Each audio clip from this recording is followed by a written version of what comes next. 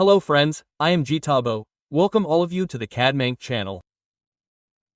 Today we are going to learn complete AutoCAD 2D plus AutoCAD 3D in this AutoCAD tutorial. We will learn AutoCAD 2D and 3D from beginner to advanced level. This AutoCAD tutorial is for civil engineering, mechanical engineering, electrical engineering, architecture students. Timestamps are given so that you can skip as per your convenience. If you want to become an expert in AutoCAD, then this course is perfect for you. In this 15-hour full AutoCAD tutorial, we will cover everything from 2D drafting to advanced study modeling, real-world projects and AI-based trends. In this course, we will learn every command, shortcuts, drawing tools and editing techniques of AutoCAD, step by step. So let's quickly know what we are going to learn in this course. First of all, we will download and install AutoCAD 2026 version. After that we will learn about all the basic settings and mouse functions. Then we will learn basic drawing and modification tools. Next we will learn advanced drawing and modification tools. In the fourth chapter we will learn dimensioning and texts. Next we will learn layers, leaders, tables, blocks, attributes as well as all the commands of properties, groups, utilities, clipboard and view panel. After AutoCAD 2D basics completion, we will learn 3D modeling and solids. In the next chapter we will learn 3D modification and editing tools. In the next chapter we will learn 3D transformation and alignment. After 3D completion, for mechanical engineering field, we will create complete screwjack assembly in 2D and 3D and finally print it in titlesheet. After that we will create knuckle joint assembly in 2D and 3D and finally print it in titlesheet. Next we will create a complete floor plan for civil and architecture students. For electrical engineering students, we will also create an AutoCAD electrical layout plan. Then we will convert the floor plan into 3D. We will create a complete 3D house and in the end we will also generate some realistic renderings with the help of AI. So after this course you will be able to create a completely professional level AutoCAD drawing. Whether you are from any field like mechanical, civil, electrical or architectural. So without any delay, let's start with Chapter 1 getting started with AutoCAD. And let's know how to download and install AutoCAD 2026 version. Autodesk has launched AutoCAD 2026 version.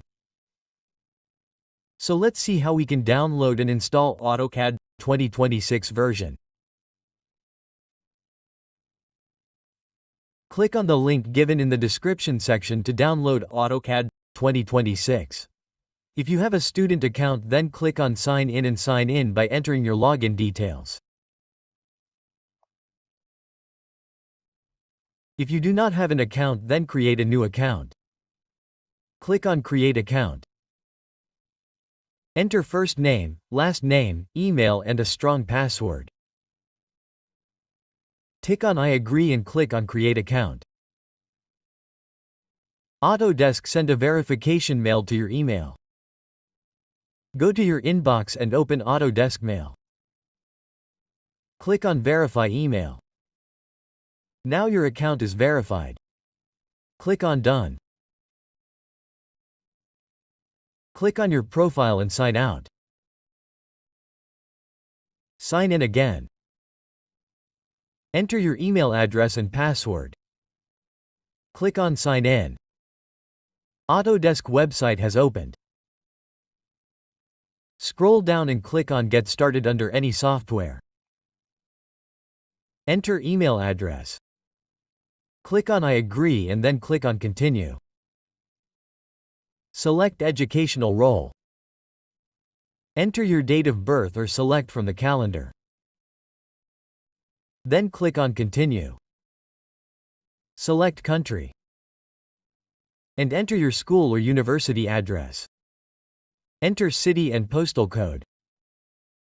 Select institution type. Enter the name of your institution and its website. Enter your graduation date. Suppose it is March 2025 and you are in second year, then you can enter any estimated date of August or September of 2027 year. Check the box and click on Continue. Click on Continue again to confirm eligibility. No need to sign in to share ID. Just close the window. Click on Continue again. Now you have to upload your document. Scroll down and click on Upload Document. Select your college ID card from the computer and click on Continue. Click on Submit. The verification process can usually take up to 48 hours. But it is completed in a few seconds. Go to your email inbox and check for Autodesk's Educational Access Approval mail. Now reload the page and you will see the confirmation. This access will be valid for 1 year, which can be renewed every year. Now click on Get Autodesk Software. Scroll down and click on Get Product under AutoCAD. Select AutoCAD 2022 version. Click on Install. Accept the terms and conditions and download the .x file. Open the file after downloading. Choose a path for installation and click on Install. Wait for AutoCAD 26 version to install. Now click on Start. AutoCAD 2026 is opened. Click on the words New section here. Click on New Features Overview. And know all the new features of AutoCAD 2026 version. Now click on New and enjoy AutoCAD 2026. AutoCAD 2026 installation and activation process is complete. You can renew it next year. After installing AutoCAD, you can see here that AutoCAD 2025 version has been successfully installed. This is our welcome screen. From here we can open our previous files. And to open any new file, we will click on New here. All our recent documents etc. are here. All our projects and insights of AutoRes are here. Here we can access AutoCAD web, AutoCAD mobile app. Customer support, community forum, online help etc. can be taken from here. And if we click on this What's New section, then whatever new features we get in this version of AutoCAD, see what's new in AutoCAD 2025.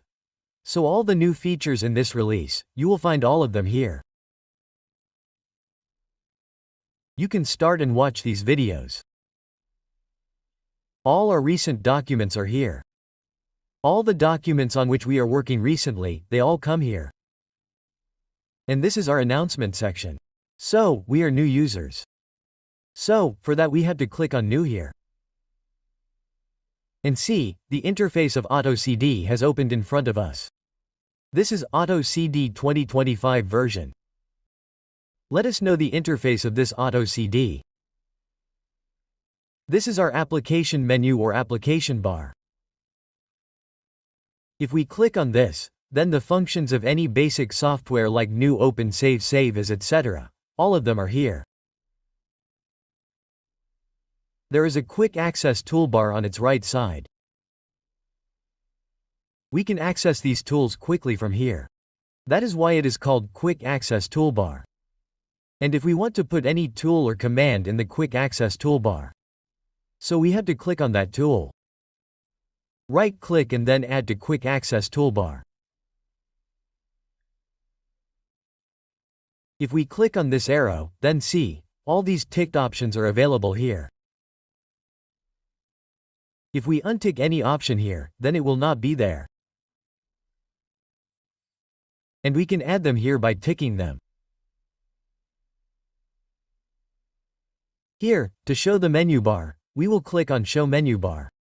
See, the menu bar has come here. And to remove it, we will again click on Hide Menu Bar. This is our ribbon. If we want to put the Quick Access Toolbar below the ribbon, then we will click on Show Below Ribbon. See, it has come below the ribbon. Click here again and make it show above the ribbon. These are our tabs. See, there are some partition lines on this ribbon. So, this portion from one line to another is called a panel.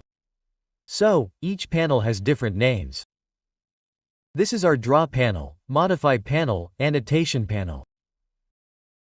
There are different panels in the ribbon of every different tab. For example, if I go to the Manage tab, then see here the names of the ribbons are different. Action Recorder, Customization, Applications, these are different panels. And whatever is present on these panels are our tools, or we can also call it command. And here if we click on this arrow, then see we can customize this portion. To enlarge the screen, we can click like this. See this and click once. So the menu option has come here. And if we click once, it will be removed. If we click again, it will be restored. This is our Drawing tab. When we clicked on New, then this Drawing tab of ours had opened.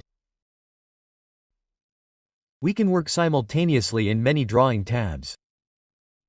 What do we have to do for that? Here we have to click on plus. And here another new Drawing tab of ours has opened. We can drag any drawing tab to the top of it. And we can also pin it by right-clicking to keep it on top. I will close it now.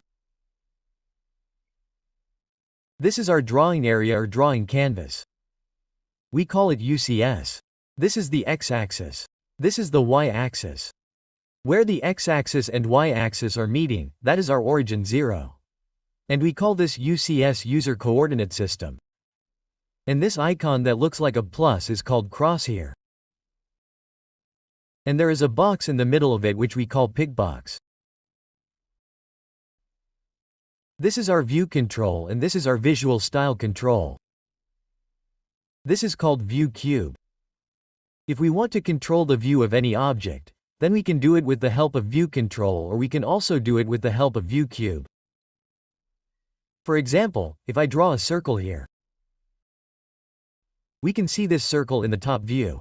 I want to see its front view. So I will left click on the view control. After that, we will click on front here. See, what is the top view of a circle? It is a line. So, we can see a line. We can again bring it to the top. Or we can also take it to any isometric view. Like, I click on Southwest Isometric here. See, the isometric view has opened. And we can also go to isometric view by clicking on this home icon. We can go to the top from here.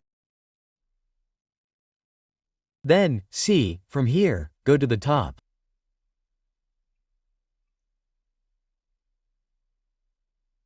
This is the visual style. We can control the visual style of any 3D object.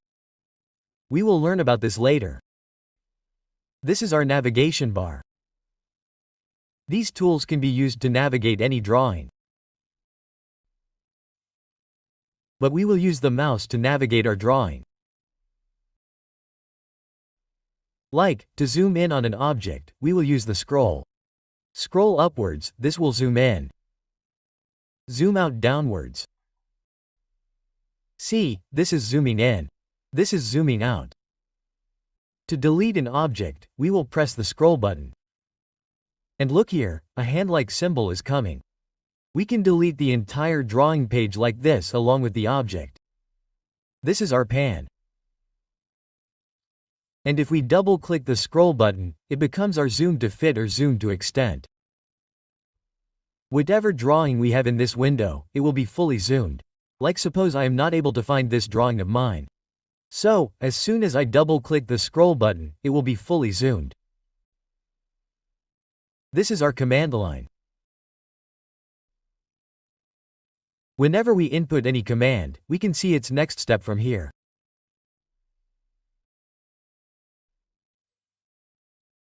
If by chance our command line gets deleted, then we have to restore it by pressing Ctrl+9. This is our model space. In this model space, we will draw 2D model or 3D model. And this is our Layout tab. We take a print out of our drawing from the Layout tab. This is our status bar below, and see here, there are some functions in the status bar which can also be done with our function keys. So we will now get information about the function keys from F1 to F12. See here, all the blue icons are on right now. And all the gray ones are off right now. So the first one is the function key F1. As soon as you press the function key F1, see, the help window of AutoCAD opens. From here we can get information about any command of AutoCAD. Suppose I type circle here and then press enter. See, this is the circle command. We will click on it. So all the methods to make a circle have been shown to me here. So if you need help, press F1. Next comes F2. F2 means command history. Since we opened this drawing one window, all the commands we have given have been input here. Suppose I make a circle here. See, now we will press F2. So our last command here becomes circle. And to cancel this we will press escape. Whenever we need to cancel anything in AutoCAD, we can use the escape key. Escape. Let's press F2 again. See, the last command gets cancelled. Next is F3. To understand F3, let's do some more drawings here.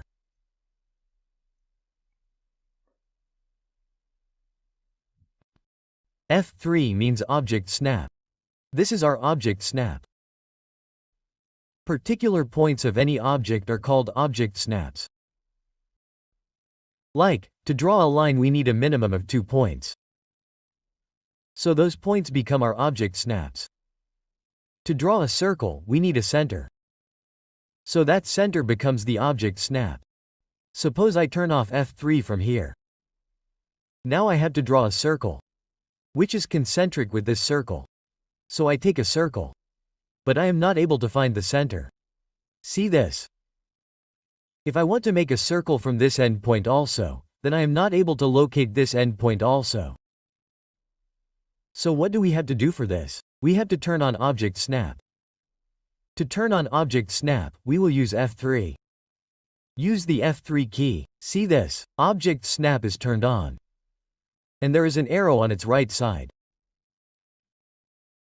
By going to this arrow, you have to tick all these except nearest. Now we take a circle command again. See enter. See this, as soon as we go over the circle, all its snaps are being shown to us. Like center. These are the quadrants. These 4 quadrants are being shown to us. See this? As soon as we hold for some time, this is being shown.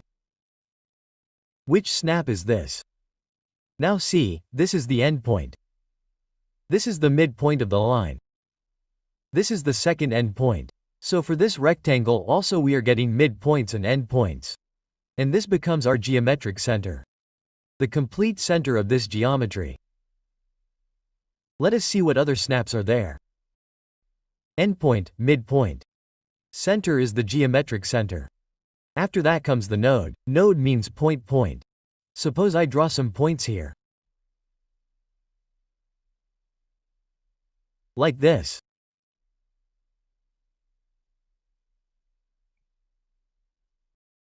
Now suppose I want to connect it with explain.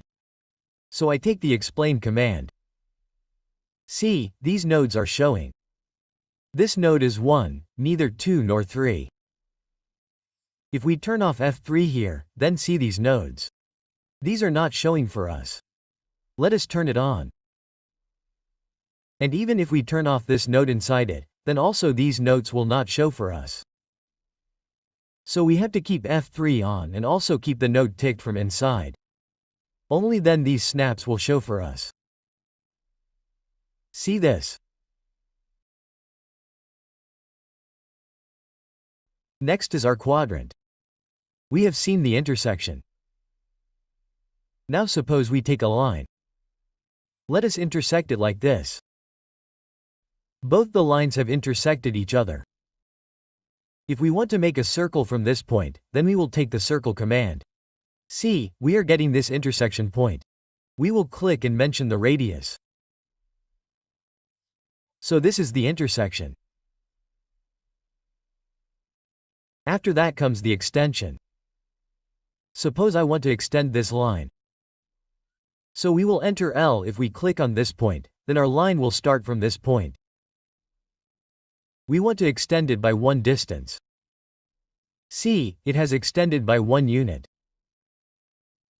Now on this side, if we enter 1, then it becomes a line of 1 length which is made by extending 1 distance. Next is our insertion. For insertion, we write a text. We will enter empty. Here we will create a text AutoCAD. See, if we copy this text, we will enter CO. See, this is the insert point. We can copy it in respect of this point. Insert point is used in text or blocks. What are blocks? We will know about that later in this video. Our next snap is perpendicular. Suppose I want a perpendicular from this point above this line. So what will we do to make it? We will take the line command. We will click on this point. After that we just have to hover over this line like this. See this? At whichever point this perpendicular is made, it will show us at that point. It has become perpendicular. So this is 90 degrees for us and 90 degrees from this side as well. Our next snap is tangent. Suppose I want a tangent from this point above this line. Suppose I want a tangent from this point above this circle. So I will take the line command. Click on this point. And as soon as it comes above this circle, see this is a quadrant. Quadrant is not a tangent. And we will move a little. So this tangent step is showing to us. As soon as we click on it, it will click on the tangent. Next is nearest. Nearest means if we turn it on, then if we are at any point, it becomes a snap. So that is why we have kept nearest snap off so that we do not make any mistake in our drawing. So we have to keep it off always. Next is apparent intersection. What is apparent intersection? Suppose these two lines were intersecting, so this point was available to us. Now suppose I draw a line like this. This line has not intersected with this line. But it can intersect at any point. So if I want to draw a circle from that point, then what will I do? I will enter C. I will take this point's extension from here. See this? And this point that we are getting is its apparent intersection. So as soon as we click on it, we can draw the circle. The next option is parallel. We will take the line command. Suppose I want a parallel line from this point to it. So just hover the mouse over it and remove it like this. See this? Whenever it shows green dotted line, it shows green extension line. It means it is going parallel with it.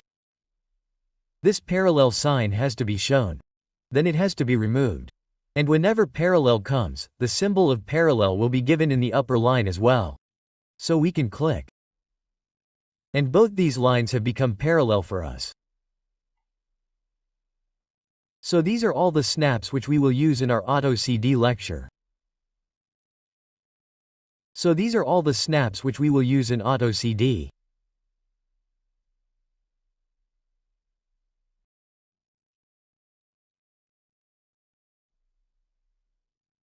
Next we have 3D object snap F4. See this F4. Suppose I make a box like this. See this is a visual style.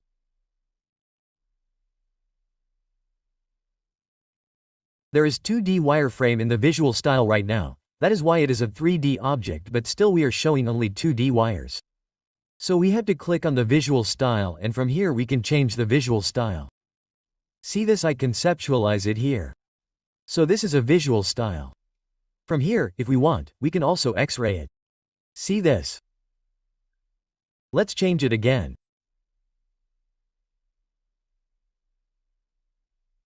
Let's make it shaded with edges. Now see, if I have to click on the center of any face, then I will need the 3D center. So, I will press F4 from here. See, as soon as I press F4, our 3D object snap is turned on. And there is an arrow on its right side. If we click on this, then all our snaps are shown. See this, it is the center of the face. So, if I have to do any drawing from this center of the face, suppose I have to draw a circle. See this. So, I can draw a circle from this center. So, we will understand 3D snaps very well in our 3D examples. Let's understand F6 a little. After that we will go to F5. What is F6? It is dynamic UCS. UCS can be changed dynamically. Like if I draw a circle. See, I have turned off dynamic UCS. Now if we click on this point of the circle, see, a circle is being formed.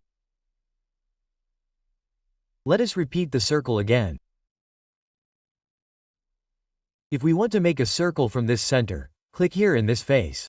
See, our drawing is not happening in this face. Our drawing is being done parallel to the XY plane. If we repeat this and click here, then also the same thing is happening.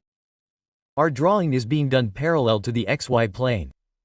But if we turn on dynamic UCS by pressing F6, see, dynamic UCS has been turned on. Now if we take a circle, then in whichever face we highlight, if we click on the face that is being highlighted, see, our circle has also changed. Let us repeat again. If we highlight this face and click on this center, then our drawing gets aligned on this face. So this is dynamic UCS, which we will understand very well in 3D example. Let's go to View Control and make it top. And we will change the visual style to 2D wireframe. So that's F6. Let's return to F5. F5 becomes isometric toggle. Meaning, while making any isometric drawing, we have to make the drawing in 3 faces. In 3 planes, isoplane top, isoplane right and isoplane left. So to toggle between these planes, we have to use A5. And for that, some settings have to be done by going to drafting settings. Like I enter DS. See here. Instead of rectangular snap, it has to be changed to isometric snap. See this. Now if we press A5. See this, our plane is changing. Here the plane is showing. And you can also see visually that all these planes are changing. Let's change the drafting settings again. We will change it to rectangular snap. We will do OK. Now if we press F5, the planes are changing from here, but we are not able to see them. So that is why we have to go to drafting settings and change it to isometric. After that we have to make isometric drawing. Next, we have F7. F7 means this grid. The grid behind the graph-like system is visible to us. This behind UCS, we can turn it on or off. Like when I press F7, see this, it is turning on or off. There is a relation between F7 and F9. Let us understand this a little. If I make lines, see, I can click wherever I want, but after pressing F9, see, I cannot click wherever I want. I can only click on these grid points. See, apart from these corner points, if I want to click in the middle of this box, then I cannot do it. See. And as soon as I turn off F9, I can click on any point I want.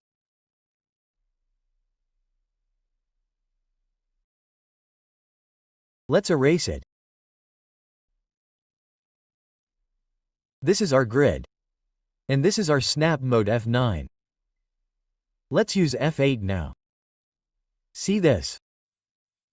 When we draw a line, if we need a dead straight line, horizontal or vertical, then we press F8. See this? As soon as we press F8, we cannot draw at any angle. We have to draw a straight line only. See this? And as soon as we turn off F8, we can again draw at any angle.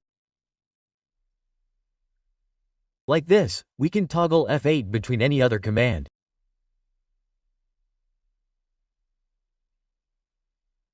So you guys have to remember that whenever you want to draw a straight line, you have to keep F8 on. Next is F10. F10 means polar tracking. Suppose I draw a circle and click on this quadrant from its center. Align.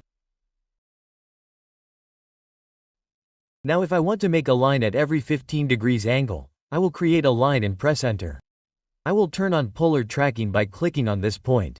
I will press F10. And there is an arrow next to it. There are many settings in this arrow. So whatever settings we need, suppose we need it at 15 degrees angle settings, so here we have to click on 15. 153045 means we have to click on 15 degrees interval. And see, at every 15 degrees interval we are being shown a green dotted line. So we can make as many lines as we want and however we want. Next is the function key F1, which means object snap tracking. Suppose I have a circle. I want to make another circle, whose center to center will be a certain distance. So I repeat the circle command. It has to be tracked from this center, the side in which we want to take the length. Suppose I enter 5 and again draw a circle. So we tracked this center to this center on the right side and gave the distance 5. So if we measure the distance, then see, from this center to this center, this distance becomes 5 for us. In this way, we can track object snaps on any side. And the last one is F12. F12 means dynamic input. Whenever we draw a line, we turn it off. See this? When we are drawing a line, then the length of the line and the angle of the line are being shown dynamically. So, if we press F12, then this will not be shown. We always have to keep F12 on so that we can see the input dynamically and make the drawing. Suppose I need a line of length 10 at 45 degrees. So if I keep 45 and enter 10, then the length will be 10 and this line will be formed at 45 degrees. So, this is all our information about function keys. After installing the AutoCAD software, we have to do some initial settings. So let's know about those initial settings. So first of all we have to open the options window. So to open the options window, we will press Op and then enter. This display tab will be visible to us only when we keep the display file tabs ticked here. So I will untick it here and show it to you. We will apply and then OK. Look, this display tab of ours has been removed. So let's open the options window again and tick this display file tab. Then apply. Look, our display tab is showing here. And here in the display, we have to go to colors. If you want to change the color of the background, then you can change the color of the uniform background from here. From here, make it black. Then apply. Those who like a sharp look can keep it black from here. Let's go to colors again. And from here we can use any color if we want. I will restore all context for this. We will restore it from here and then apply it. We have to go to colors again. If we want to change the color of the crosshair, then we will select the crosshair from here and change its color from here. Then we apply it. If we want to increase or decrease the size of the crosshair, then we can do it from here. See this? From here I will make it bigger. And to increase the size of the pick box in the middle of the crosshair, come to the Selection tab here and increase this pick box size from here. And there is a main setting which becomes very important. You people have to go to the User Preference tab. Click on Right-click Customization. And from here you have to tick the Turn on Time-Sensitive right-click. Look, I will show you by unticking it. What is its use?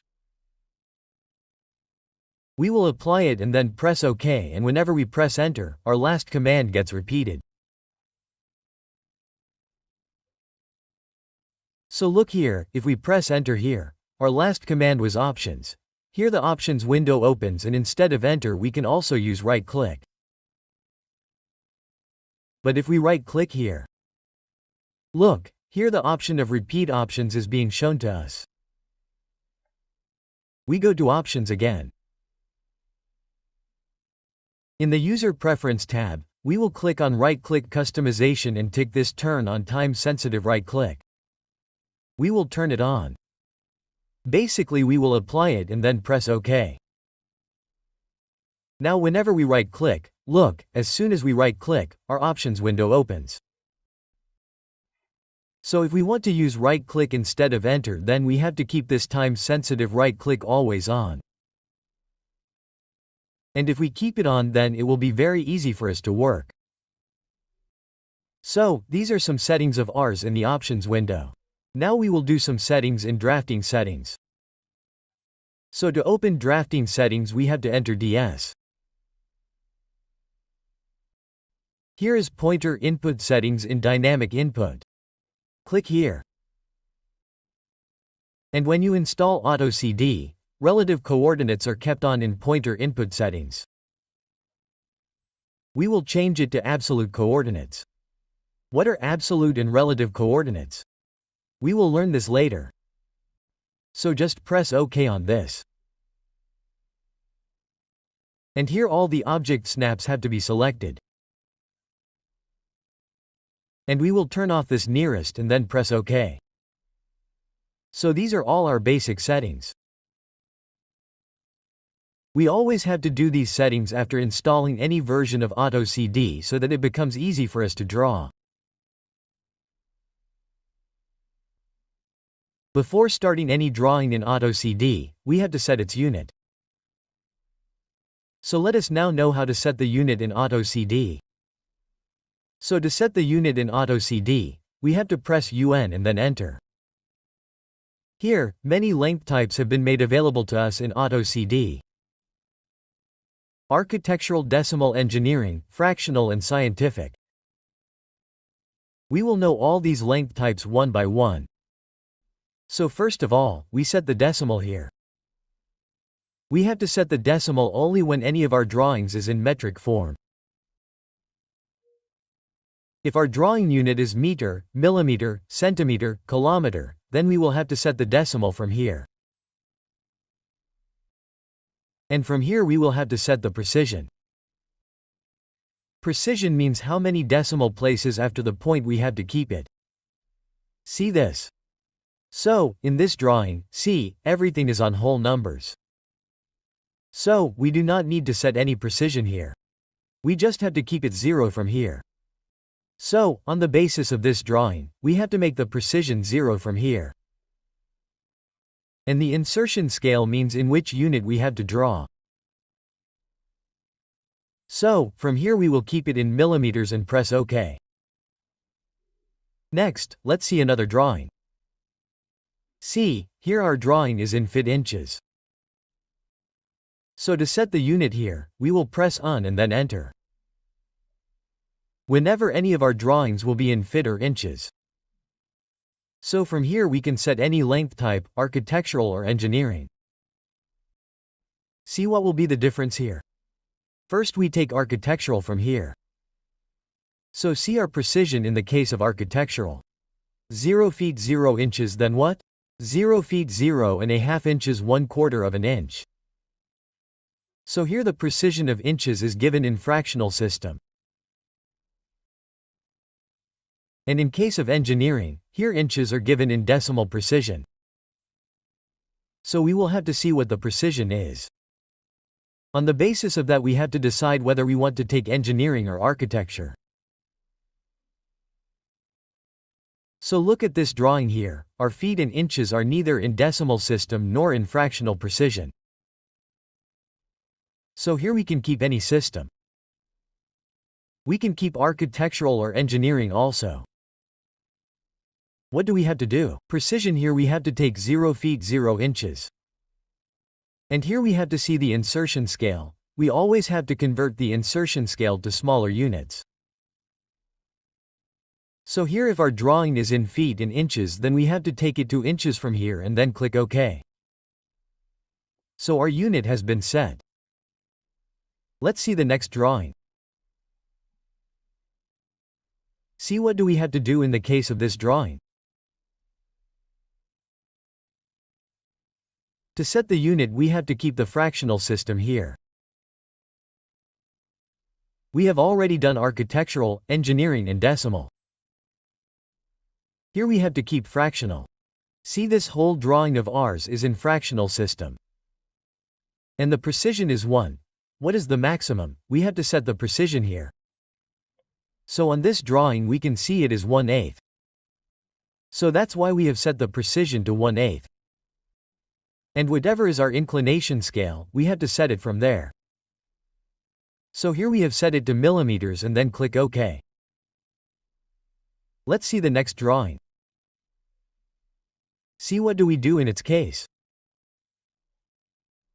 First then enter decimal and see precision is available up to 3 decimal places after the point.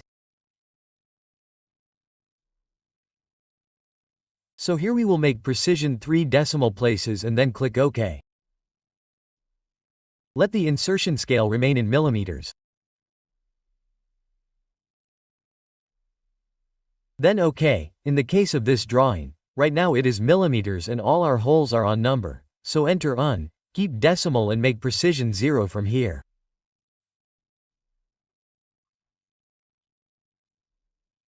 This will remain millimeters and then OK. So our unit has been set. After setting the unit, we have to do some settings in the Dimension Style Manager as well. So let's see those settings. So to open the Dimension Style Manager, we have to enter D. See, the Dimension Style Manager has been opened. Here we will click on Modify. We will go to the Primary Units tab. And whatever unit format we have set in our drawing, the same unit format has to be set here. So we will make it decimal. We will do the precision. Here we will have a period of 0 decimal separator and then we will press OK, then we will close. Next, let's see, what will we do in the case of this drawing? We will enter D, then go to Modify, Primary Unit and then see what is the precision here. If it is 000, then we will have to triple it. Otherwise what will happen? Here it will round off 1.625. See here it is R875. So it will also convert it to 87. So here we have to triple the precision and then press OK.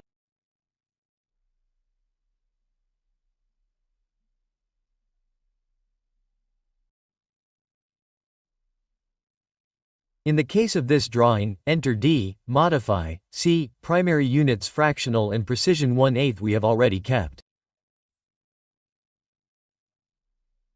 What will happen in this, if we do not keep it fractional? If we convert it to decimal and press OK.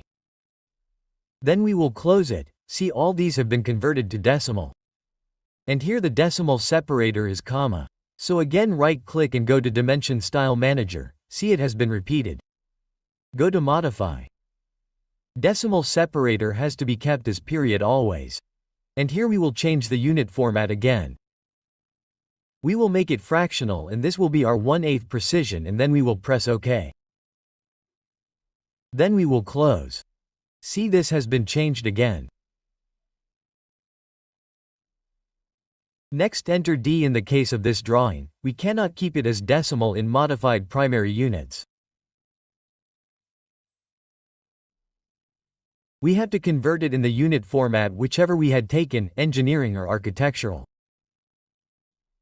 And we have to keep the precision as 0 feet 0 inches. Then we will press OK and close. And in the case of this drawing also we have to enter D after setting the unit, go to Modify again. And from here primary units, decimal precision has to be made 0. Decimal separate when precision is 0, there will be no difference. So we can keep it as anything. But get used to keeping it as a period and then click OK. Then close it. In the case of this drawing, let's set the unit and the Dimension Style Manager. So to set the unit, we will have to press UA and then enter. Look here, we can keep the length type as decimal. We will have to see the precision. How many decimal places are there after the point? So here we can see there are 2 decimal places. So we will set the precision to 0.00 from here. We will keep the insertion scale on millimeters. And look here, we also get the type of angles. So here it is on decimal degrees. So we will keep it on decimal degrees only. And look at the precision. For angles also we are getting precision up to 2 decimal places after the point. Look here, 99.46 degrees, 56.31 degrees, so we will set the precision to 0.00 from here. What will happen if we don't set it from here? Instead of 56.31 degrees it will show 56 degrees. So, it is also very important that we set the precision of angles in our drawing. And in AutoCAD, angles are always counted counterclockwise. So we will never do it clockwise. And then press OK here. Then enter T to open the Dimension Style Manager. Then click on Modify from here. See this primary units. So from here we will make it decimal. We will make the precision 0.00. And from here we have to make the decimal separator period. Otherwise it will show 0. And look here, the angular dimensions will keep the unit format on decimal degrees and make the precision 0.00, otherwise what will happen here? Instead of 80.54 it will show as 80 only. After that, just click OK and close it. So in this way we will have to set our units and some settings of Dimension Style Manager before starting our drawing. After that we can start our drawing. Now we will learn how to set limit in AutoCAD. Limit is actually an invisible boundary within which we can do our drawing. So to set limit we have to press Lim and then enter. To set limit we have to first give a lower left corner, for which we basically give 0. So you can also enter from here 0 or see here lower left corner is set to 0. You can just press enter. After this it is asking you to specify for upper right corner. So you can set upper right corner as per your requirement. If you want that we should have an A46 available like landscape mode. So here we can set upper right corner to 297,210. For that we will have to input the value for upper right corner. So we give here 297,210 and then press enter. So we have set our limit. Here we can measure the screen. There is a distance command. So we will enter D.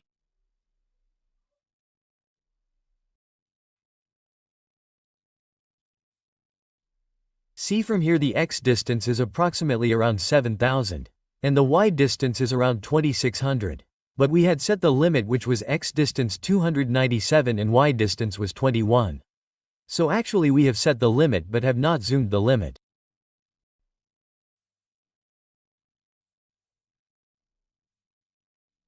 What will we have to do for that? We will have to double-click with our scroll button. See this? Now we will again take the distance command. Enter D. See this? I will measure this portion from this corner. It is showing 523 and this one is around 210. Actually this limit also depends on the screen resolution. So roughly whatever limit you set, that will become our limit. The zoom can be moved up and down a little. So, let's see a drawing. According to that we will then change our limit. See, suppose we had to make this drawing. Here we have to see what is the maximum x. So here we can see that it is 5.5 and the maximum y distance is 4. So what do we do to set the limit? I will then press enter. We always set the lower left corner to 0. So press enter. Now instead of 5.5, we will increase the upper right corner a little. Let's make it 8 commas and the y-axis instead of 4, we will make it 6 and then press enter. Now after setting the limit, we will again have to double-click on the screen with our scroll button. See this? After that we will check the distance and show it to you again. We will enter D. See, from this side to this portion it is about 15. And this is your 6. So roughly the screen is available near the limit we are setting. After this we can start our drawing. And after setting the limit, if we want, we can also check our limit. This means if we do not want to draw outside the limit. If we want to bound our limit, then we can do that as well. First let's do one thing. Let's draw a line. See, we can draw this line anywhere. There is no boundary on any quadrant right now. What do we do now? To bound the limit, there is a command called limit check. So we will enter LIMC and see here we have to enter the value 1. Then we will enter. Now see, I will take the line command again. L enter. See this from this point. Right now it is not being clicked outside the limit. It will be clicked here. But see this outside it. I am clicking, but it will not click. Actually the limit that we have set has become an invisible boundary beyond which we will not be able to draw. So, I exit. And let's erase it now. We will open the limit check again. We will enter LIMC. And we will make it 0. Now if we want, we can draw even outside our limit.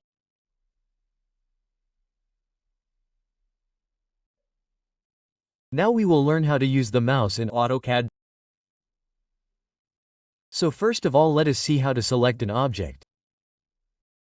So there are total 3 methods of object selection. First of all we can directly left-click on any object we want. This way this object will be selected. To get out of the object selection we can press the Escape key from our keyboard. To select any object we can simply left-click on it. And to get out of the selection we can press the Escape key. Yes. On any drawing if we want to select this line specifically then we will select this line like this and press the Escape key to deselect it. Now there are 2 more methods of selection.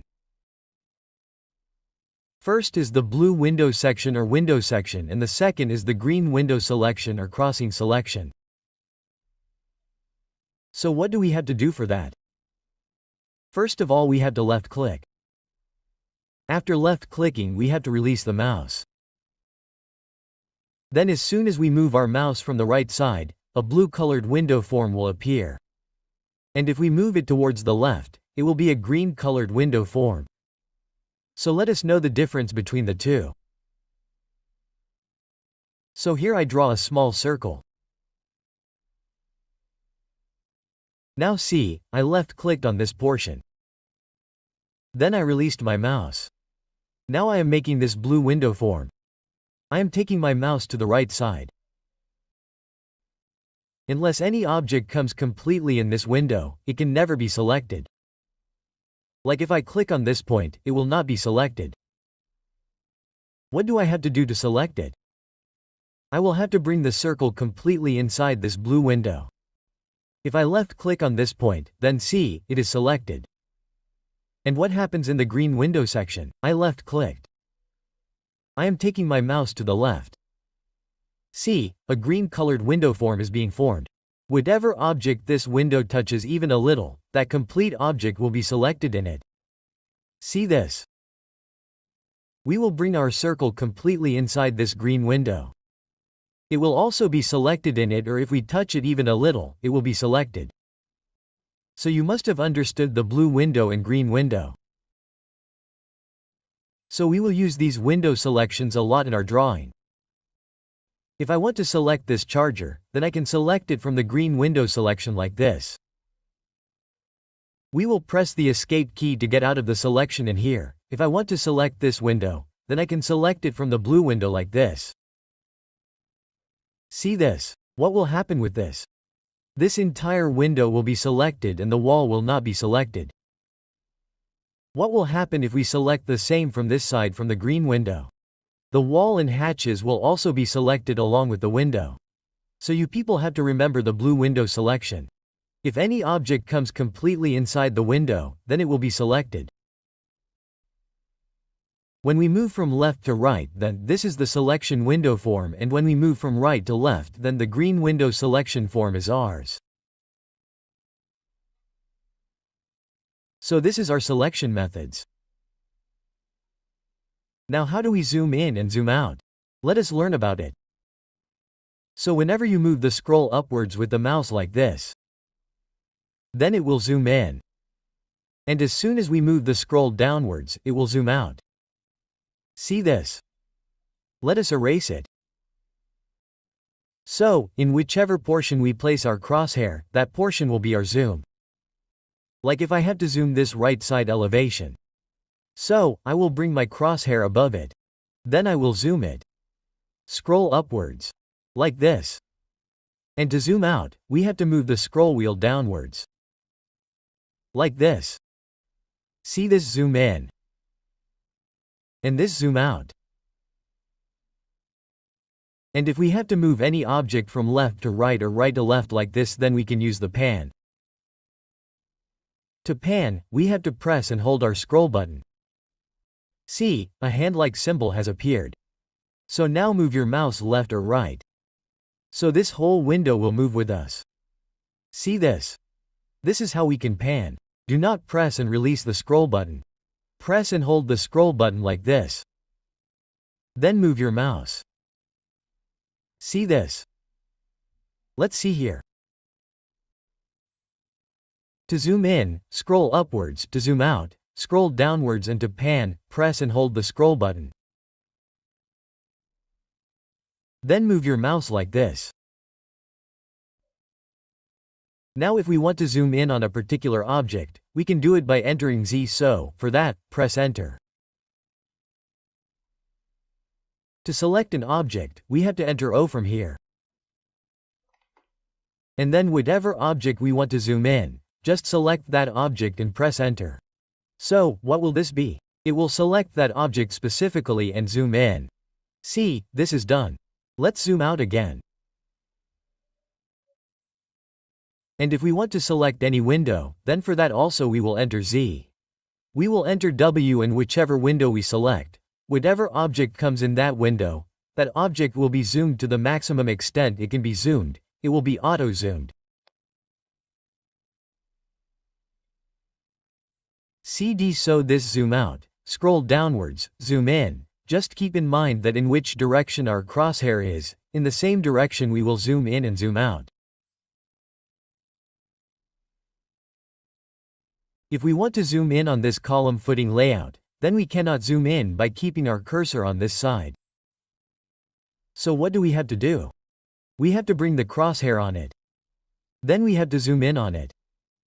And if we want, we can pan any object inside the drawing. Just press and hold the scroll button. And then remove the mouse like this. See this? This is called pan. And to zoom to fit or zoom to extend. For example, suppose we have lost this drawing. Or it has become small or very big. When we draw in the beginning, we will face this problem. So, to find our drawing, we will keep zooming in and out in any portion. But we will not find that drawing. So, what will we have to do to zoom to extend? We will have to double-click with our scroll button. See this? As soon as we double-click, our drawing is fully zoomed. See this? If we move it to one side, then double-click with the scroll button. See this? Along with double-clicking, our full drawing gets zoomed. Like, I make a circle in this drawing window and also draw a line on this corner. Now imagine, we are not able to find our drawing. So, what will we do to restore our drawing? We will double-click with the scroll button and our drawing will be zoomed in our window. So, as soon as we scroll up, we zoom in. Zooming out is done by scrolling down. To pan, we will press the scroll button and move the mouse just like this. And for full zoom, which is called zoom to fit or zoom to extend, we will have to double-click with the scroll button. See this? And we have already talked about left-click. If we left-click on any object, then that object will be selected. And to get out of this selection, we will have to press the Escape key. And suppose we have selected these three lines or all these lines. Now I thought that this line has been selected by mistake. So I will press the Escape key and then I will select all the lines again, leaving this line. This is a better method than this. I will select the whole like this. And if we want to deselect any object, then what can we do?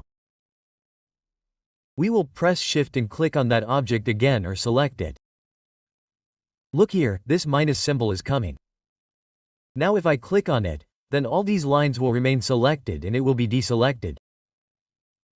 Let's press the Escape key. We can repeat our last command by right-clicking again.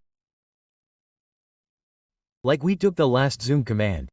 So this is repeating the zoom command for us. Let's press Escape. Here if I take the move command, enter. Then I press the Escape key. Look, here is the move command. Now if I right-click, then it will repeat the move command. So you people have to remember by right-clicking that if we ever want to repeat the last command, then we will do it by right-clicking only. And if we have to exit from any line or any command, like I have created this line. Now I want to exit from this. I have created this triangle. So to exit from any command, if we want to exit, then we can take the help of right-click. See, right-click also repeats the command. This line command has been repeated again. I have created this line. And on right-clicking again, see, our command has been exited. Let's select it and erase it. And if we select any object and right-click, then we can change its properties here. So I press Escape. So we learned how we can use the mouse in AutoCAD.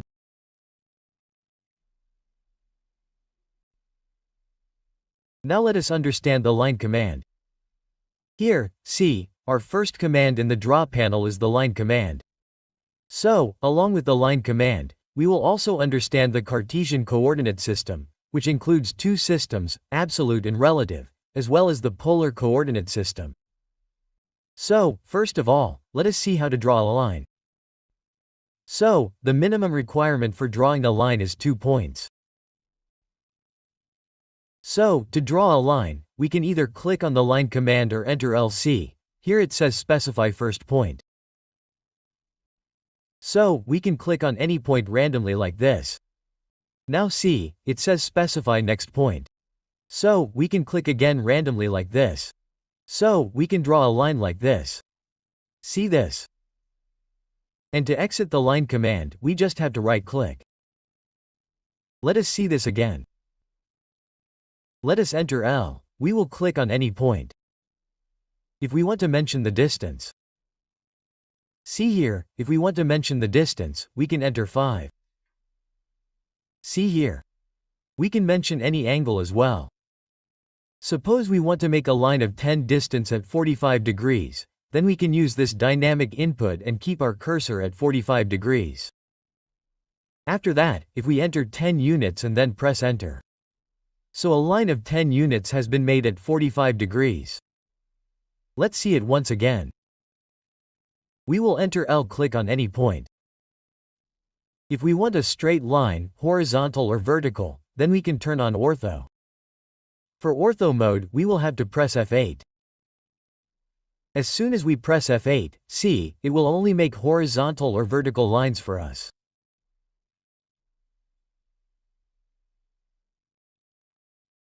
At any other point like this, we can turn off ortho if we want, and we can make a line at any angle.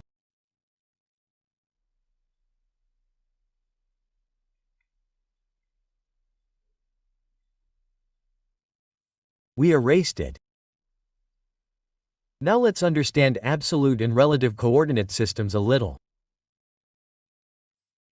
Cartesian coordinate system is basically a system in which we locate any point with respect to the distance of x-axis and y-axis from the reference of any point.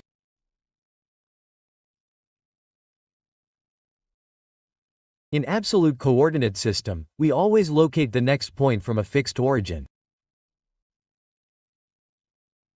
Like in this case, we can see that this is our origin where our UCS is. Where x and y coordinates are meeting, that is our origin 0, so we will have to locate every point with respect to that point. So that will become our absolute system, and the format of absolute system is xy. Whenever we input any value in xy format in AutoCAD, AutoCAD will understand that it is an absolute system. Like I have inputted a point here. 0 then 80 then 83523. So whenever we input any value, it will be an absolute system. So let's make it once and see. I will move it a little to the left side.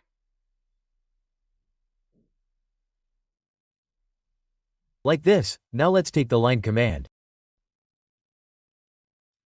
L, enter 0. We want to start our drawing. So we will locate the first point 0. Then we have to give a comma. After that again 0, then enter. See, our drawing has started from 0. So we can do our drawing in absolute coordinate system. See, from here to here we have to make a straight line. So the best method will be that we will press the effect. We will turn on the ortho mode. We will take our cursor to the right side. Here the distance mentioned is 8. So going to the right side we will enter 8. We will go up. This distance is 2 plus 1 3.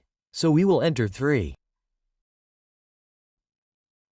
Now to mention this point we will have to mention it in either absolute or relative system. So we will first understand the absolute system. I will exit it from here. Absolute means we have to locate this point from this 0. Like from this point till here our distance will be x and this will be our y. So see here the x distance from here, if we add up these distances 2 plus 1 3 plus 2 5. So from this point till here our x distance will be 5. And from here till here our y distance will be 2. So I will repeat the line command again. From this point I press enter 5 2 in absolute system. See, Here this line has been formed. If we understand this in relative coordinate system, I erase it. Again take a line from this point till lane. Now see what is relative system. From the point where we are now, we have to go to the next point. If we press it on the point where we are, then this will not be our origin. Our origin will change. The point where we press it becomes our new origin. So if this becomes our origin, then from the origin we have to go to this side this distance in negative x-axis. So this distance becomes 3 for us. And then we have to go negative y distance because we have to go down. So this distance becomes 1 for us.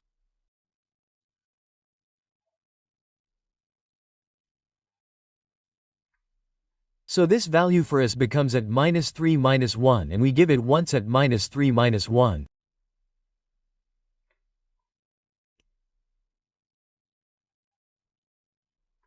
See, it is done. Now we will turn on the ortho mode again. Let's press F8. Whenever we have a straight line, we will not use all these systems like absolute relative. We will directly press F8. We will turn on ortho and then give the direction and then give the distance. So see here how much this distance becomes? This is a total of 6. This is 2. So on the top, we enter 4. Then we will go to the left side. This is R2. So enter 2. Then see how much this distance is on the bottom. This is our total of 6. And till here we have 3. So below this also becomes 3. Then enter. Now see, now we can make this point either absolute or relative. So first we will try an absolute. This point is absolute, that is, we have to locate this point from this point. So, from here to this point, our x becomes 1. And the distance from here to the top, which is 4.5 after adding 3 and 1.5, comes to 4.5. So, from here to here, x becomes 1 and this becomes 4.5. So, we can do this in absolute system as well. We just have to give that x is 1, y is 4.5. We can use absolute system only when we start our drawing from 0. If we start our drawing from any random point, then absolute system will not work there. There, we will always have to work in relative system. For example, let's see the next point. This point, if we have to do it in relative, if we have to do it in absolute, then from this point to here, that is, in y-axis, we just have to give the distance. 3x becomes 0 if we want to do it in relative, then we are coming from this point to this point, so we will have to give it at in this point. As soon as we give it at, this will not be our origin. 0 this point will become 0 for us. So, we are going in this direction, negative x and coming downwards. So negative y, so both the values x and y will be negative. Now let's see the distance. This one is -1. So to come from here to here, we have to cover -1x distance and -1.5y distance. So we will enter L. From this point it must be relative. Its format is. After that we will give -1 -1.5 and enter. See, it is ready. Now we will click on this point and to exit from the line command, we will use right click like this. So this is our drawing. Next, let's understand the polar coordinate system a little. Let's start this drawing. Actually, we take the line command, L, enter. Let's start our drawing from any point. This one is 3.1 for us. So, we will go in the right direction. We will have to keep ortho on. Then we will give 3.1, enter. After that, we have to go from this point to this point. Our x distance and y distance is mentioned from this point. So, we can do this in relative. We will give at. By giving it, this point becomes our origin. So, we will give x distance and y distance from here. Both are in the positive direction. So x will become 4, y will become 1.2, then enter. After this, the distance in the right direction is 2.3. So, we will go in the right direction, enter 2.3. Now, we have to go from this point to this point. What do we have to give for the polar coordinate system? First of all, this is the format. After that we have to give the aligned distance 1.4, this distance here. After that we have to give the angle symbol, or you can also call it less than key symbol from your keyboard. After that we have to give the angle. That too, how much angle are we rotating anti-clockwise from the positive x-axis? So here at this point, if we keep our crosshair on the positive x-axis, i.e. this one, and counterclockwise, i.e. like this, then this angle becomes 30 degrees for us. So for this we have again entered 30 here.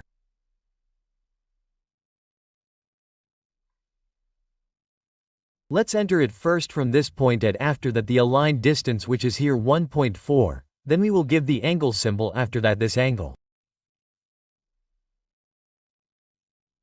So we will go in the right direction, positive x-axis. After that this angle becomes 30 degrees for us. This is given 150, so it becomes 30 degrees. So we will enter 30 again. Look, this is done. Ortho is on at the top, we will enter 2.1. Now look from this point. From this point we will go in the right direction. Then we will have to rotate at such an angle. Before that we will give it. We will give the aligned distance. This aligned distance 1.6 will be given and then the symbol of the angle. Now look, you guys can measure the angle. From this point, it is actually given wrongly here. This angle is 150. So this remains 30 and 90 should be 120. From here 90 degrees and this one remains 30 degrees. So it becomes 120 degrees. Let's change it. This angle of ours is 120. Let's change this as well.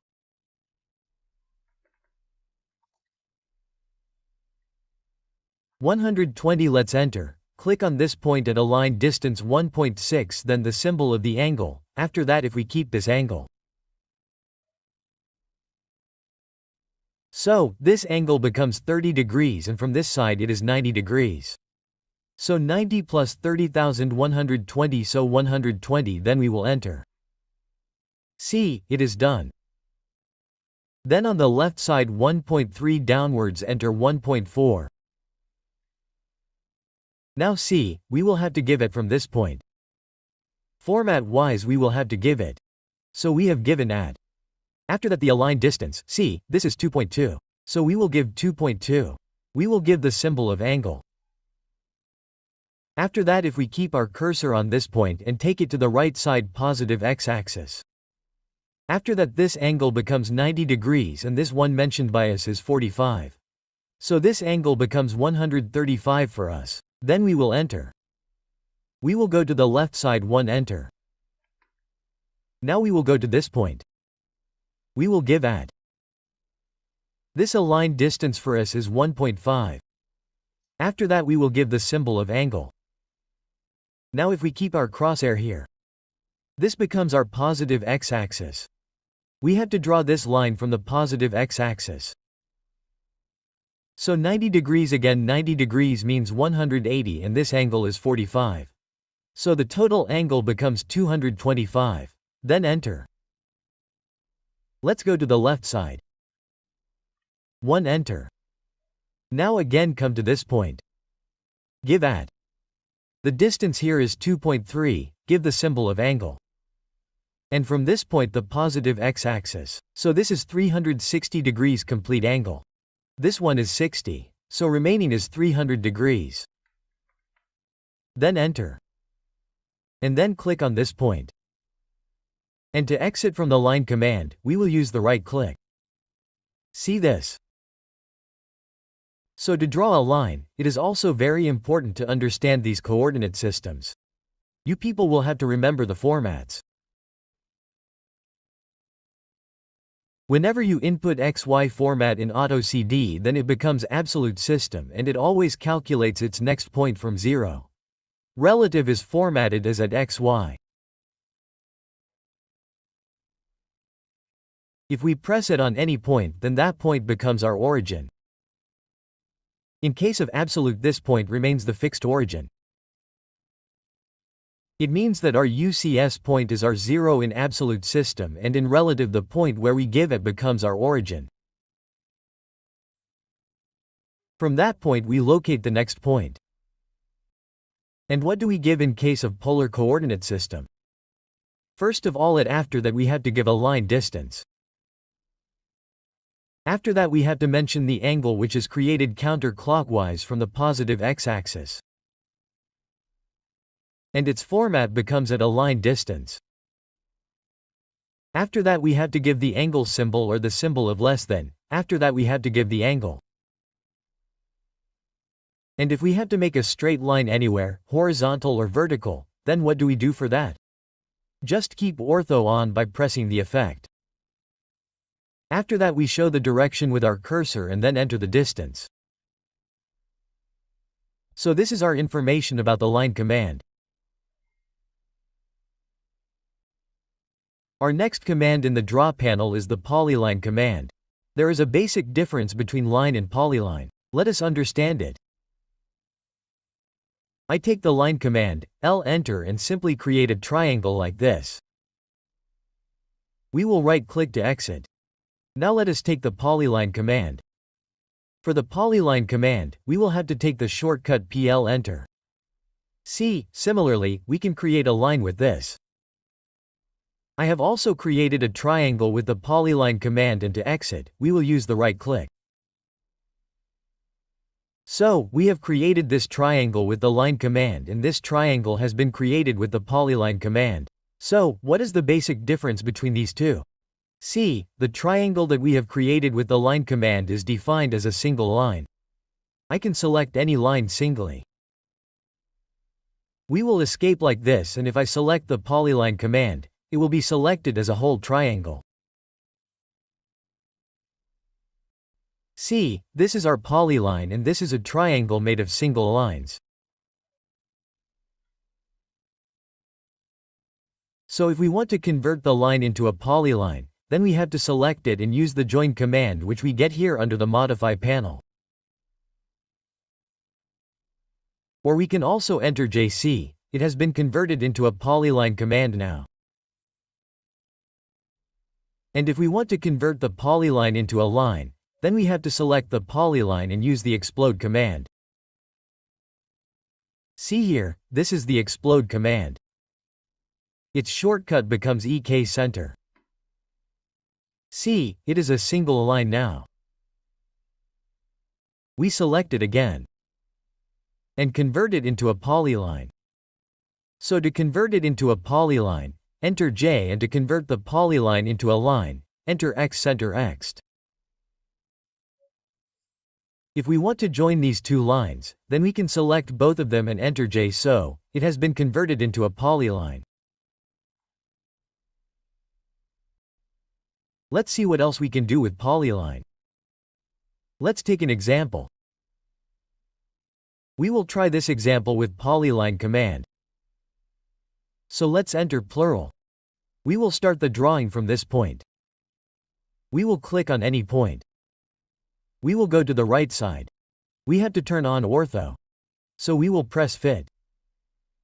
6 has to be entered as length. See, this line is continuing. But here there is an arc whose radius is mentioned as 1.5. So see here in Polyline command we have been given the option of arc in command like. So to activate this arc we can either click on the arc or enter AC. This arc is being formed and the yellow dash line is specifying the diameter of the arc. So here the radius is given as 1.5. We have to specify the diameter. So we will enter 3. See this? Now this arc is continuing. But we have to draw a line from here. So we can click on the line here in the command line. Or we can also enter L. We will go to the left side, enter 2, enter 5 downwards, again left, enter 2. The cursor just has to show the direction and then enter the value and press enter.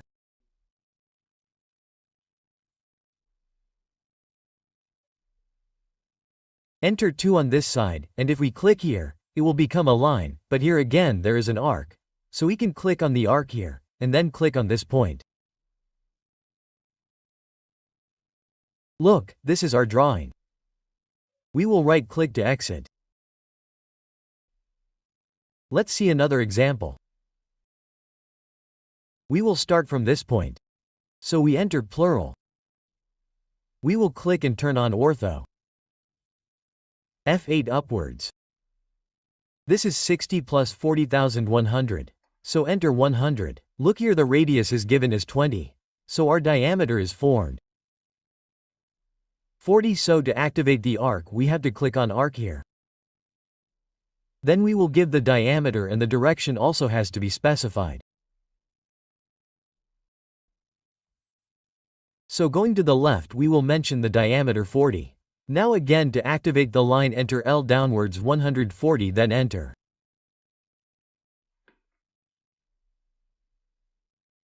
Again enter arc, see this.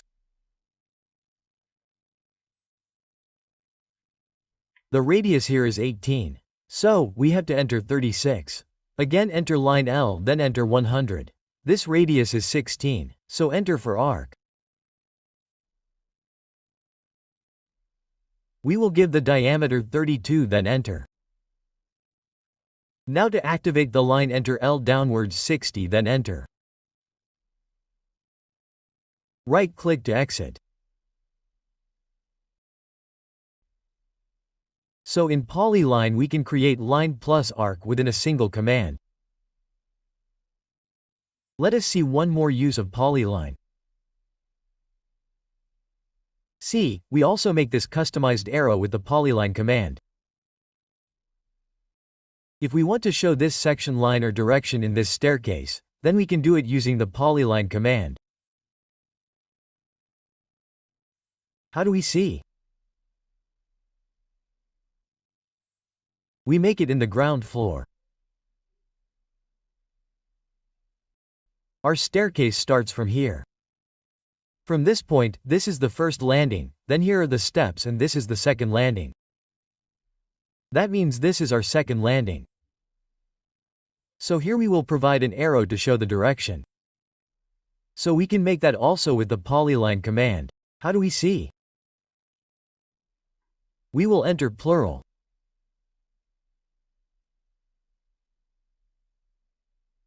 Here we start from any point. We will click here.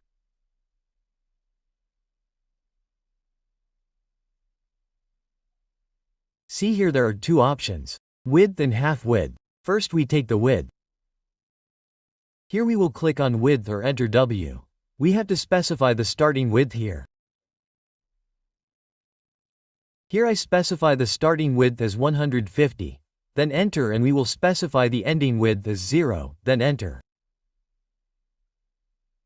Then we have to specify the next point. So here I entered 250. See this? This is our starting width. This arrow head from here to here. This is our starting width. This is 150 for us. We have given 0 as the ending width. That is why this sharp arrow is formed and 250 is the length. Let's move ahead. Let's click here. This time we take half width. You can click on half width or enter H. For half width we give 75. Then enter. For ending width we will provide 0. Enter 0 and next point we will enter 250. See, this width means from this point to this point and half width means from this point to this point. Our ending width will always be 0. Only then our sharp arrow will be formed. Let's click on this point again. Then click on the width, click on 150 starting width.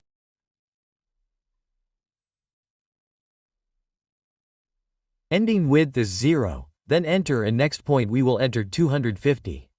Look, this is our direction arrow.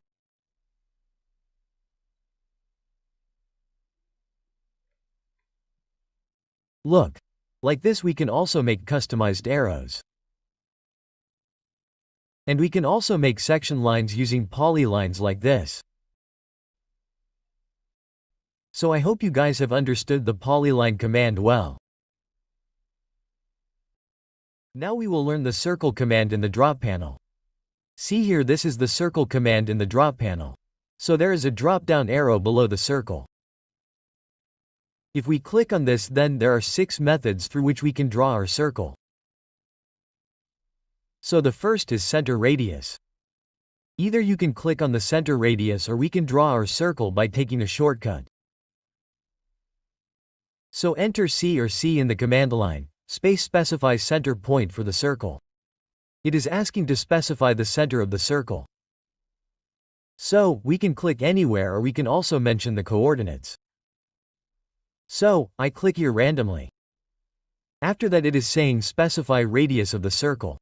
We will have to specify the radius of the circle. So, I give 100 here. Then I press enter. So, this is a circle of 100 radius. If we want, we can take it from here also. We will click anywhere on the center radius and then give 100 and then enter. See, this is a circle of 100 radius. Next, we have the center diameter, so we can also take the center diameter from here. Then we will mention the center. See, we will take our cursor over the circle. So here the center will be shown. So if we want to draw our circle in this center, then we will click on this center. After that, suppose I have to give the diameter 100, then I will give 100 here and then enter, and if we have to do it with the help of command, then we will enter C. We will specify the center of the circle. After that we will have to click on the diameter here on the command line or we will have to enter D, and then after that we will have to specify the diameter. Suppose in our case it is 100. So I type 100 and press enter. Next, we have a 2-point circle. From here we can take a 2-point circle or we can also take it with the help of command. We will enter CC here, it is 2 point. So we will enter 2 or we will click on 2 point here on 2P. After that we just have to click on 2 points. See here, I click here. And next I click here. So a circle has been drawn between the 2 points on which I clicked. And the distance between those 2 points becomes the diameter of the circle. And let's see once. By right-clicking, the circle command will be repeated. After that I will have to click on 2P here. See here, 1 click and this second click. We can take it from here also. 2 points. We will click on the first point. Then we will click on the next point. This is our 2-point circle. Next is our 3-point circle. For 3-point circle we can click on 3 points. After that we just have to click on 3 points. And a circle will be formed for us passing through those 3 points. Suppose this is 1 point, 2nd point and 3rd point. Suppose I make a triangle here. We need a circle passing through these 3 points. So in this case we need a 3-point circle. We will enter C and enter it. From here we will click on 3 points or enter 3P. After that 1 point, 2nd point and 3rd point. We just need to click on 3 points. And this circle passing through those 3 points is ready for us. Next we have tan radius and here tan. Tan means tangent here. So from here we click on tan radius. See here, it is saying specify point on object for the first tangent of the circle. Meaning we have to click on that point above the circle where we need the first tangent. So suppose I need the first tangent at this point. I clicked. Here we need the second tangent. See, this is the second tangent of the circle. And after that we are being asked to mention the radius here. So suppose I mentioned radius 250 here and then press enter. So a circle is formed whose radius is 250 and which is tangent with both these circles. Let's try again. If we want to make this with command, then we will enter C here, we will click on tan 10 radius. Or we will do TTR then enter. Click on the first tangent. Click on the second tangent. And suppose here we give the radius 400 and then enter. So this is a circle formed, which is tangent with both these circles and whose radius is 400. So there can also be a circle which goes like this. Okay? Whose radius is 400 and which goes like this and becomes tangent with both these circles. So for that also we will apply the same method. We will enter C, we will click on tan 10 radius or enter TTR. After that, we have to click outside. If the circle goes like this, then we will have to click outside these circles for tangent. I had clicked here for tangent. That's why it went from inside. Now I click it outside. In this also we will not do the same inside. We will take it outside. And then we will mention radius 400 and then enter. See this? This is also a possibility. The radius of these two circles is 400. And both these circles are tangent with these two circles. So we will have to depend on the click according to our drawing. We will get the tangent circle of the side on which we click. Let me delete these. Now suppose I want a circle which is completely inside it and is tangent with these three lines. So in this case we have to take tan from here. We will click here. We will click on the first tangent on this line, second tangent on this line and third tangent on this line. See, this is tan 10 for us. We get 3 tangents. So these are the 6 options for circles. Let's see some examples. This is our first example. So see here 2 is given. After that 52.75, this base circle diameter is 5 and this big circle has a diameter of 7. So, if we want, we can take the option of the center diameter of the circle from here. We will click anywhere for the center. Then we will mention the diameter as 2 and then enter. We will right-click. The circle command has been repeated. We have to mention the center. As soon as we come on the circle, this center will show us the center snap. So we have to click on this center snap and then we have to mention the radius. If we want to mention the diameter, then we will click on the diameter here or enter D. After that we will give the diameter 2.75 and then enter. Right-click again. Click on this center. Then mention the radius 3.5 and then enter. Let's make this small circle. Its diameter is 1. And the distance from center to center is 2.5 because the base circle diameter given by us is 5. So we will repeat the circle command. Come to this center, do not click. From here we will take the extension downwards. Mention 2.5 and then press enter. Then we have to mention the radius of the circle which is here. 5 then enter. See, this circle is made. Right now 120 degrees is given here as typical. Typical means there is an angle difference of 120 degrees between all the circles.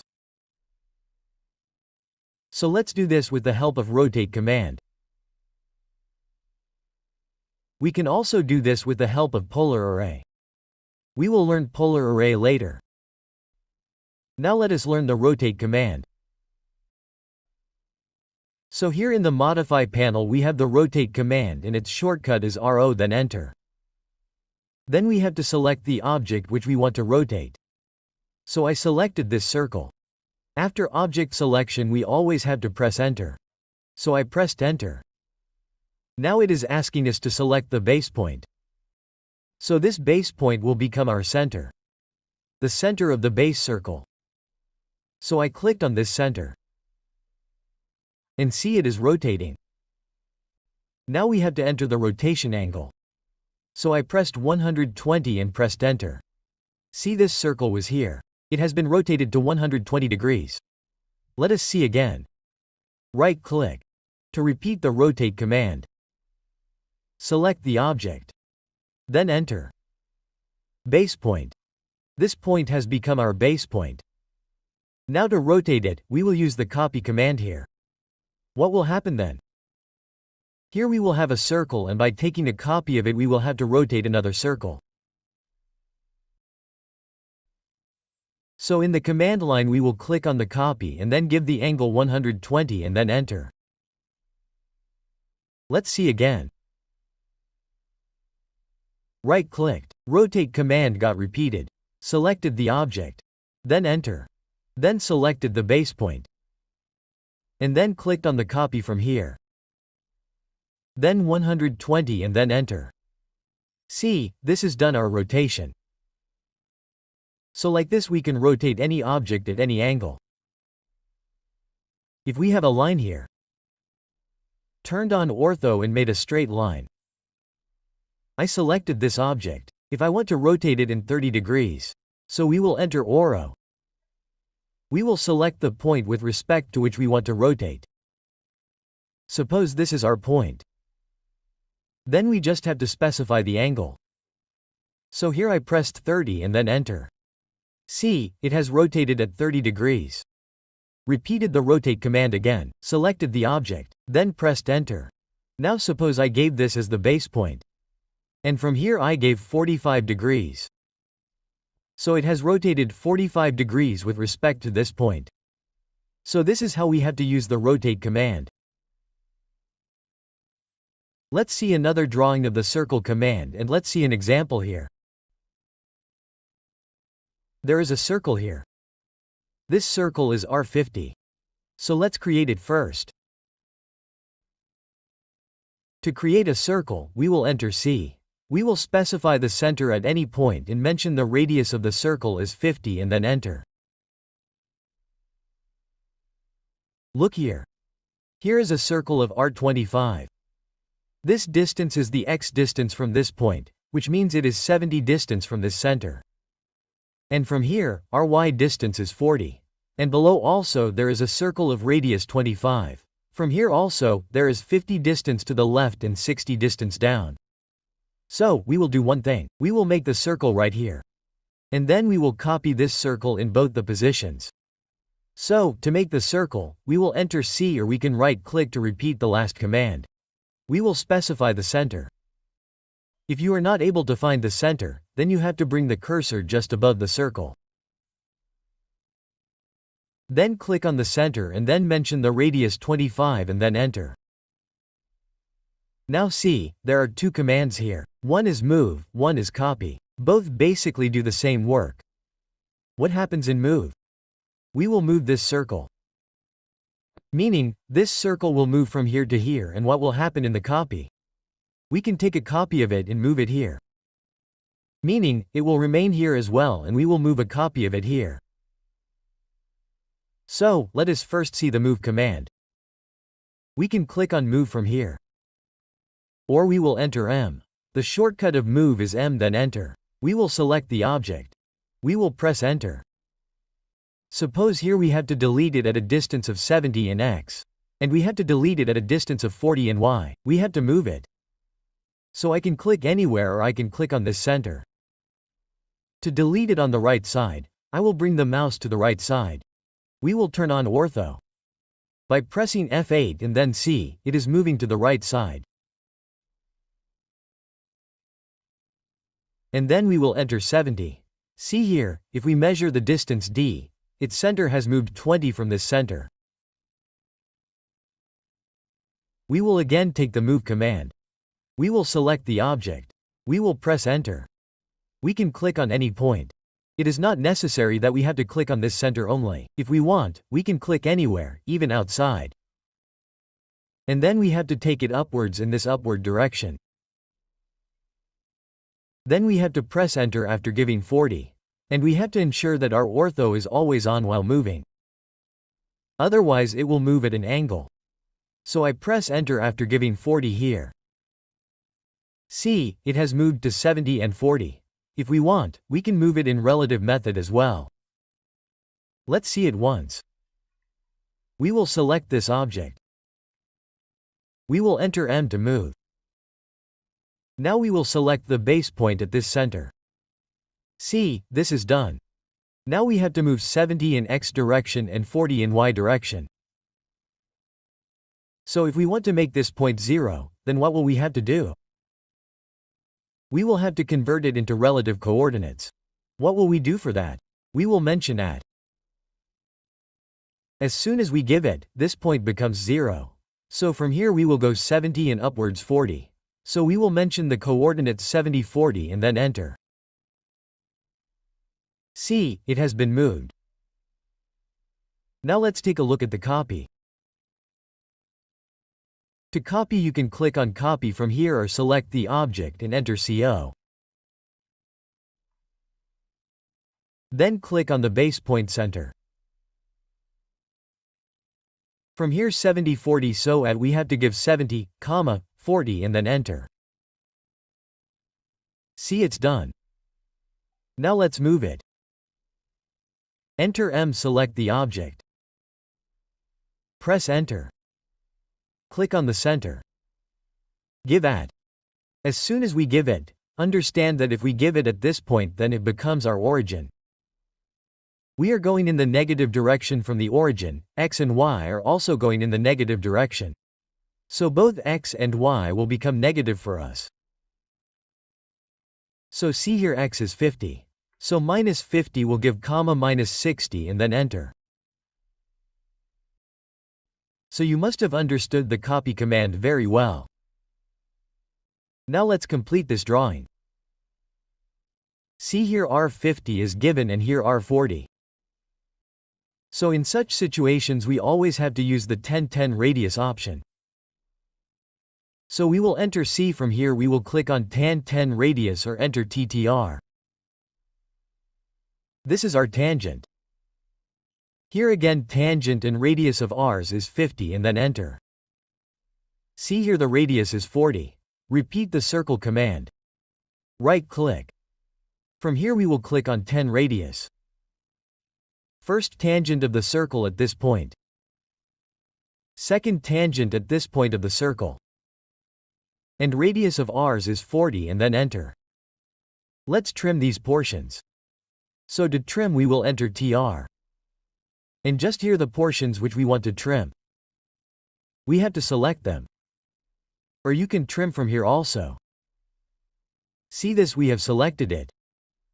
And then this point and then this part has been selected. So this part has been trimmed. Right click to exit from any command. Next, look, there are some lines here. So we will take the line command. We will enter L and these lines are tangent with both our circles. So if we want tangents of both, then we can do it in two ways. First, we will click on any point and here we will get the tangent snap on the point of the second circle. So, just click here. We will right click to exit. Then we have to select this line. This is our tangent. But we had taken this on the quadrant. So, to correct this quadrant, we have to select the line. Then click on this point and drag it. Look, this tangent snap is showing for us, so click on it. We will escape and press L once. Click on the tangent of the next circle from any point. Right click and exit. Then select the line. And drag this point and click on the snap where our tangent snap will be. And let's see another method. Take the line command, enter L, then press Shift and right click. Here we see, this is the tangent option. Click on it. Then you can click anywhere. After that, come over this circle and again press Shift and right-click. Take the tangent. And see, our tangent is rotating. So if we click on any point, wherever that tangent snaps, the click will happen automatically. Then right-click to exit. And these portions have to be trimmed. Enter TR. See, this has been trimmed. And this too trimmed. Right-click and do a good Ctrl-Z and trim once. Enter TR. Trim this one and trim this one. Right-click and exit. Make this circle. Enter C. Specify the center. Mention the radius as 10 and then enter. So with the help of these drawings we understood the circle, rotate, move, copy and trim commands.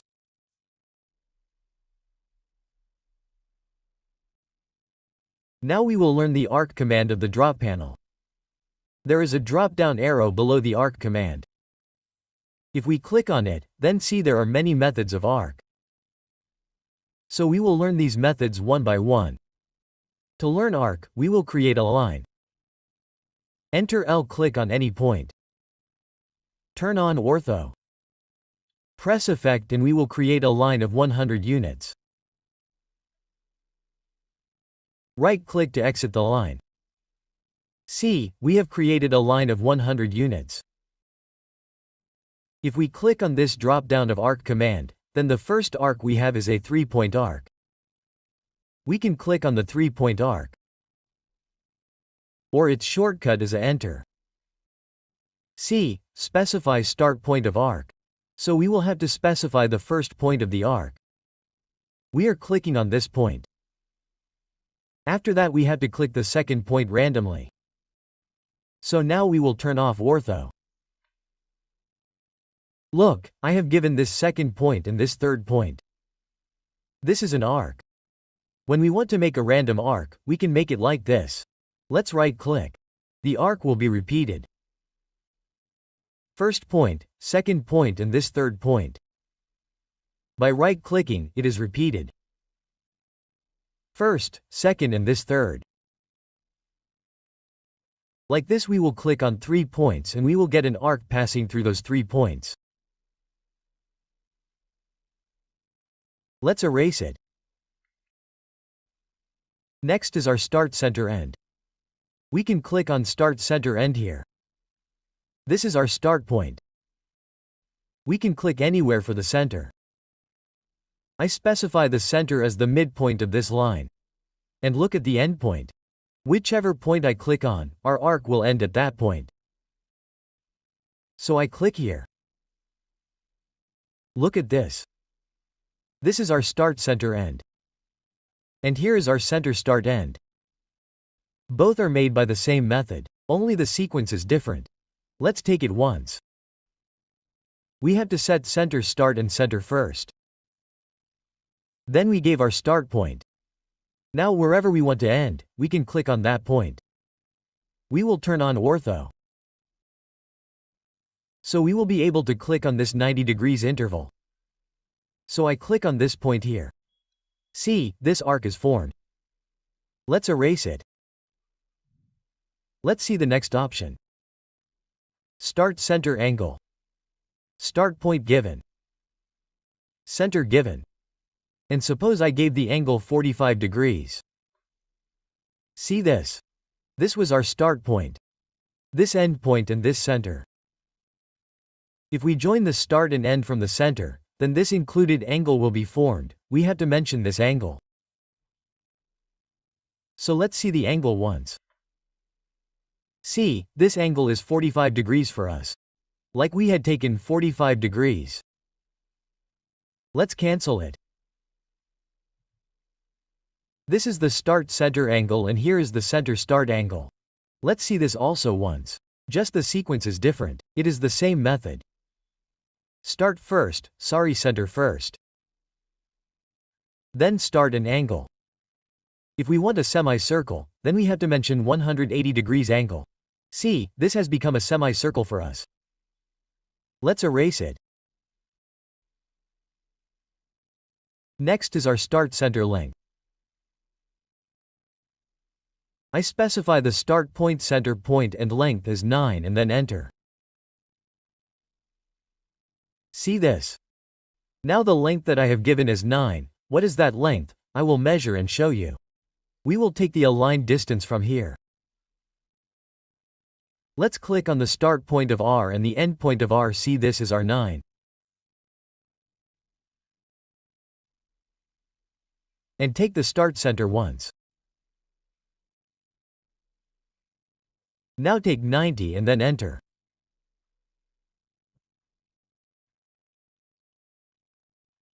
See, this will be the start point of the arc and this end point, the length between it, which we also call chord length. We will have to mention that chord length and check the dimension once. See, this is 90 for us.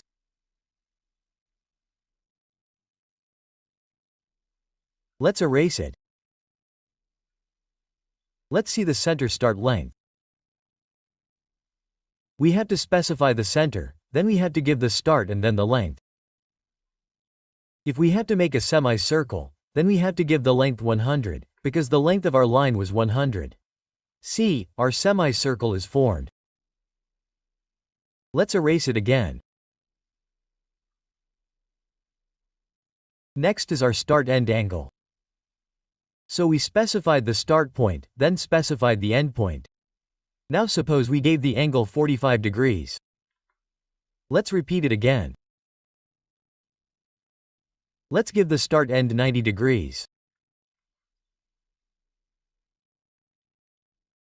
And once we take the start end and 180, then we will give the end.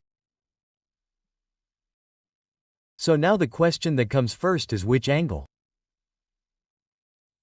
So we took this arc for which we specified the start and end and specified the angle. So if we select this arc, then see its center. If we join the start and end from this center, then the angle that will be formed will be the same angle that we had specified. So let's check the angles. See, this is 45 degrees. We had given 90 degrees. And this is obviously 180 degrees. See this? So this is the start and angle. Next is our start and direction. We will specify the start point. Then we will specify the end point. And then we have to enter the direction. In whichever direction we want the arc, we have to click in that direction. If we turn off ortho, then the angle that we will enter, you can see the yellow dash line. With this, our arc will become tangent. So if we want a semicircle, then we will have to enter this angle of 90 degrees. See this? Let's erase this. Next is our start and radius. Let's click on the start and radius.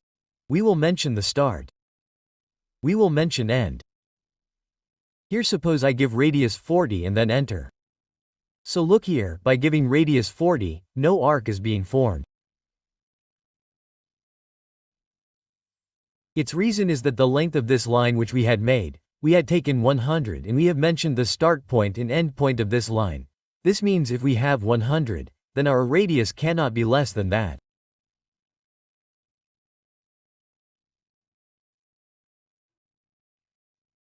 So here if we enter 50, then we will form a semicircle and take 50 once and then enter.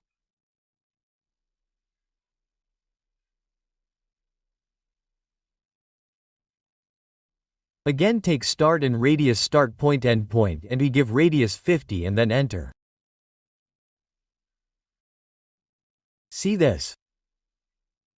Again take start. End and then we can take radius 500 also. Look, this has become an arc whose start point and end point we have mentioned and whose radius is 500. So this is a very big circle which we have made, this arc portion of which we have made. So let us close it. We have seen this. If we want to create an arc using shortcuts, then we can enter A. We can create random arcs like first point, second point, and third point. And we can also create these options through shortcuts. We can enter A or right-click. C. If we want to specify the center, then we will click on center here. This is our center. C. Again, it is asking us to mention the start point.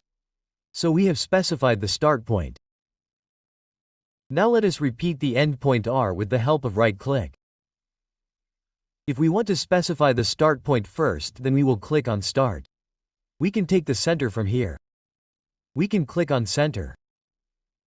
Wherever we want to mention the center, we will specify the center and after that the end point.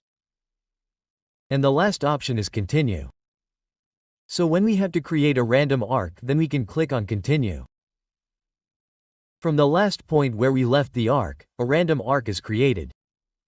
Look, we clicked on Continue again.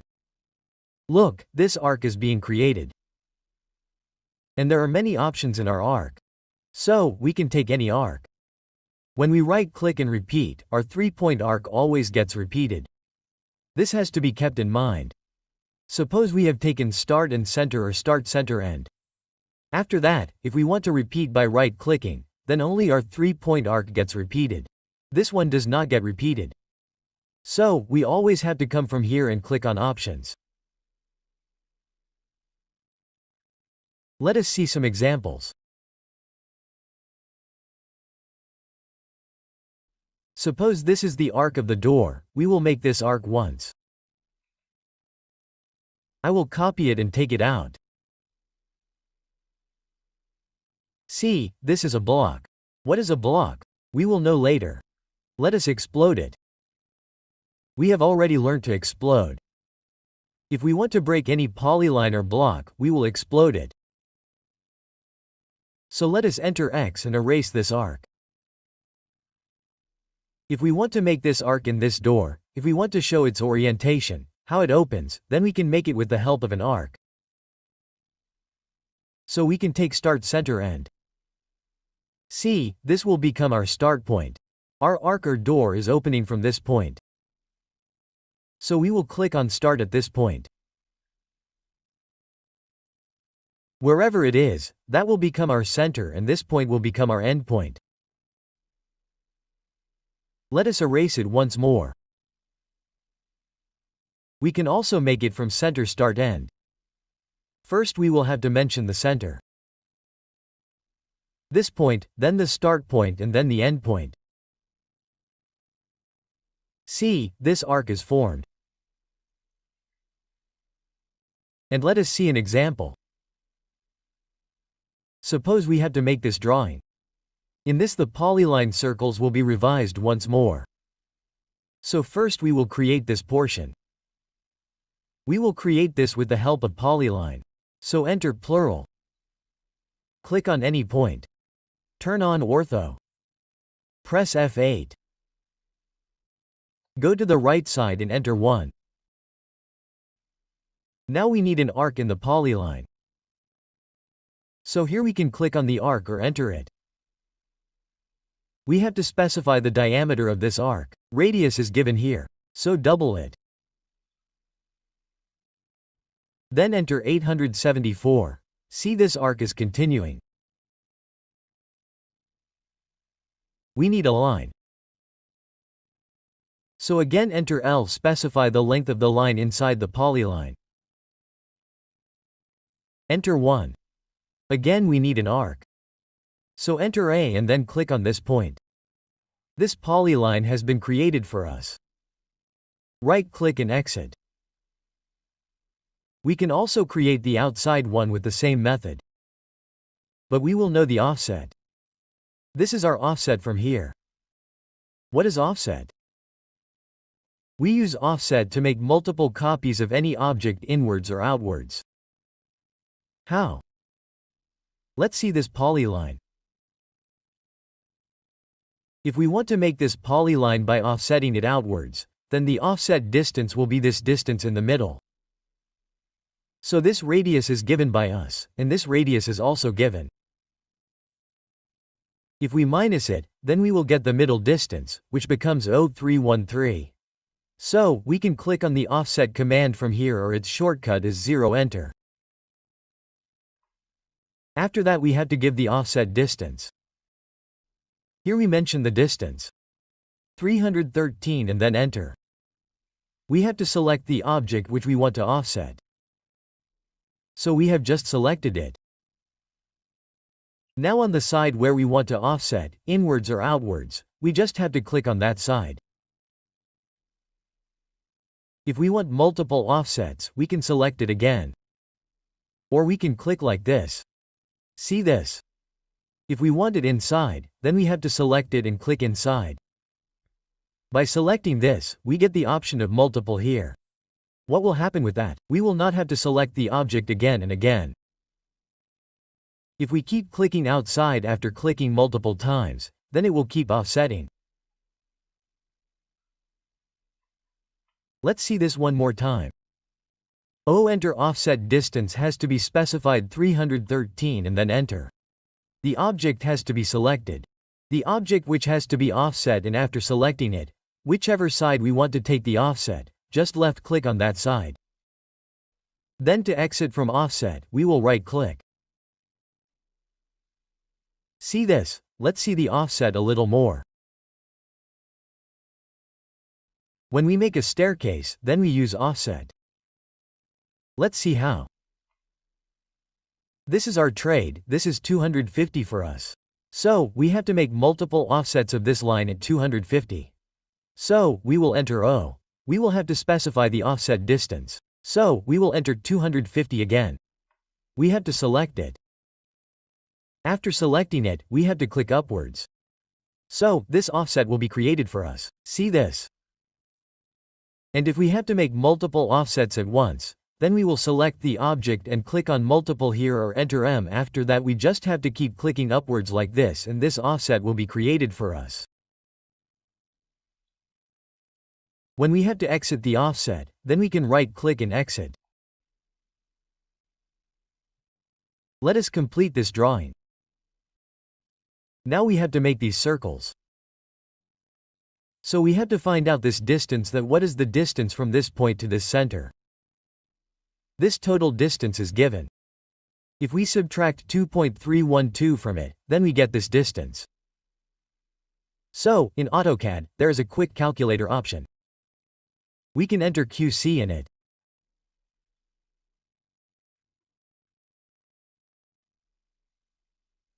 See, here we will minus 5804 minus 2.312 equals 3.492.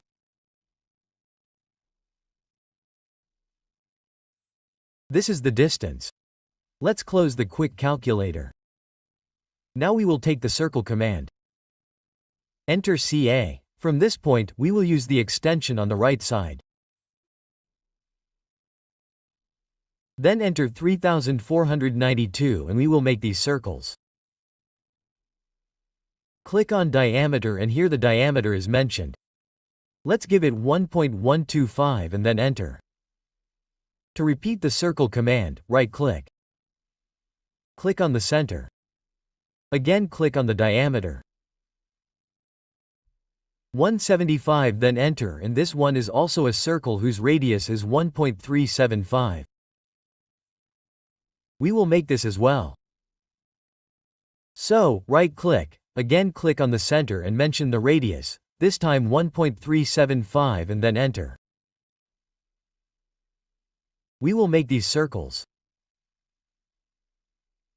This height is given as 1.875. So, we will take the extension from here. We will make these circles at 1.875. Then we will move them on the left side at a distance of 75.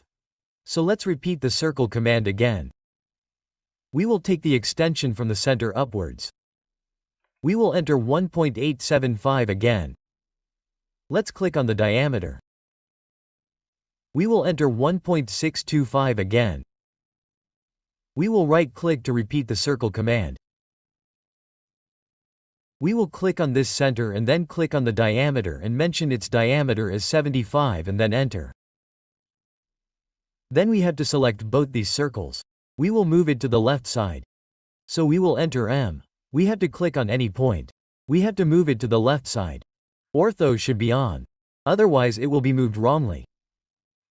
Now we will give 75 and press enter.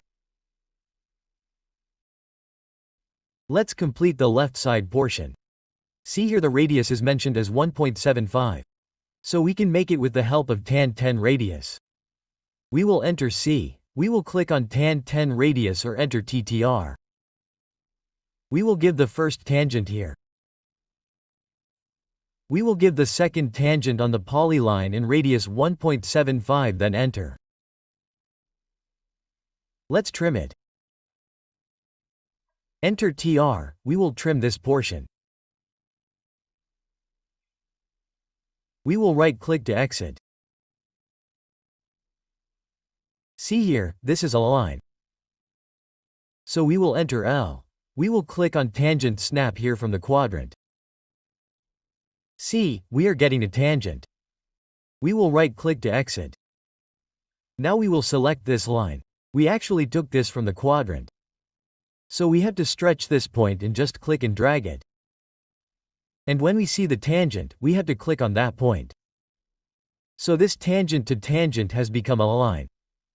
Now let's create these portions. There is an arc here whose radius we have mentioned is 2.312 and the angle here is also mentioned as 40 degrees. So we will do one thing. Let's take a line. Let's make a line at 40 degrees from this center. At 2.312. Here we will turn on polar tracking. You can press F10. And from here we will click on the downward arrow and set it to 40 degrees. 10203040. Whenever 40 degrees is shown to us, then we have to mention the distance 2.312 and then enter. Right-click and exit. Now let's make an arc. This center line arc. So for this we can take start center end or we can also take center start end. This is our center. Our start point is at a distance of 2.312 from the center. So I just mentioned 2.312 and clicked on 40 degrees here. See this? We will offset it on both sides. The offset distance given by us is R438, so we will enter O. We will enter 438. Select it and click on the left side.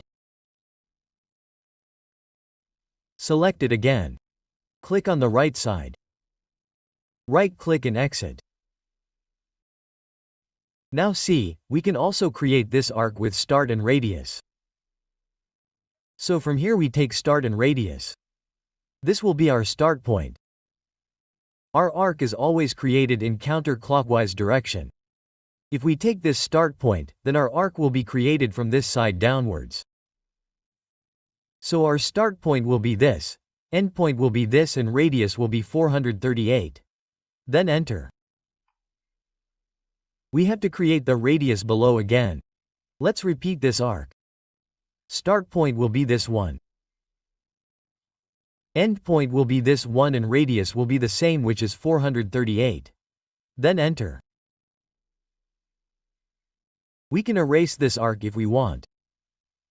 Now we will offset these three arcs towards the outside.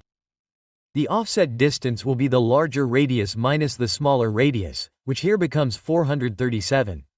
So we can offset all the three arcs separately. Or we can do one thing. We will select all the three arcs and join them. Enter J, then offset. O, enter 437, then enter.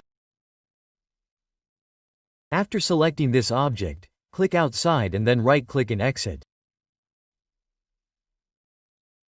See here, 2625 means we have to make circles on both sides, whose radius will be 625 and which will be tangent to both of them.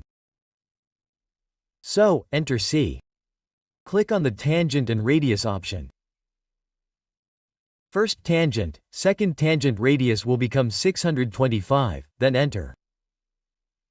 Repeat the circle command again. Click on tangent and radius. First tangent, second tangent and radius are the same, which is 625, then enter. Now we just have to trim. So whatever portions we want to trim, we just have to select those portions, like this.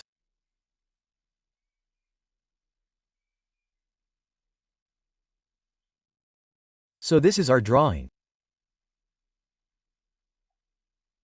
We have learned all the options of the arc command, and at the same time we have also seen the offset command. How to offset?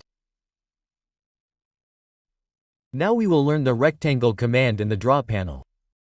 You can click on the rectangle here. Or its shortcut is rec and then type enter. To make a rectangle, we just have to click on two opposite corners. Like I have made my first click randomly here. Now I click anywhere here for the second click. See this? So we have made a random rectangle. Let's do it again. We will enter rec. One click, second click. We can repeat this rectangle command by right-clicking. We can repeat any command with the help of right-clicking. So I right-clicked. See, the rectangle has been repeated. Specified first corner. I specified the first corner anywhere. After that specified other corner. So I specified other corner like this. So you can also specify by giving coordinates. I clicked randomly. Let's erase it. Let's take the rectangle command again. Rec enter. I specified the first corner of the rectangle. Now if I want to specify the dimension of the rectangle, I can click on the dimension from here, or I can enter D. Suppose I have to specify the length of the rectangle 100. So see here it is saying specify a length for the rectangle. I have to give 100 here and then press enter. After that it is being told here to specify the width for the rectangle. Suppose my width is 80, so I will enter 80 and then press enter. See, our rectangle is made of 180. Now I am being told to specify the other corner. Our rectangle will be made on the corner on which we click. So we started from this point. So quadrant-wise we can specify the rectangle by clicking on the first quadrant, second, third, fourth, any of them. So I clicked on this quadrant. Let's see it again. Let's repeat the rectangle command.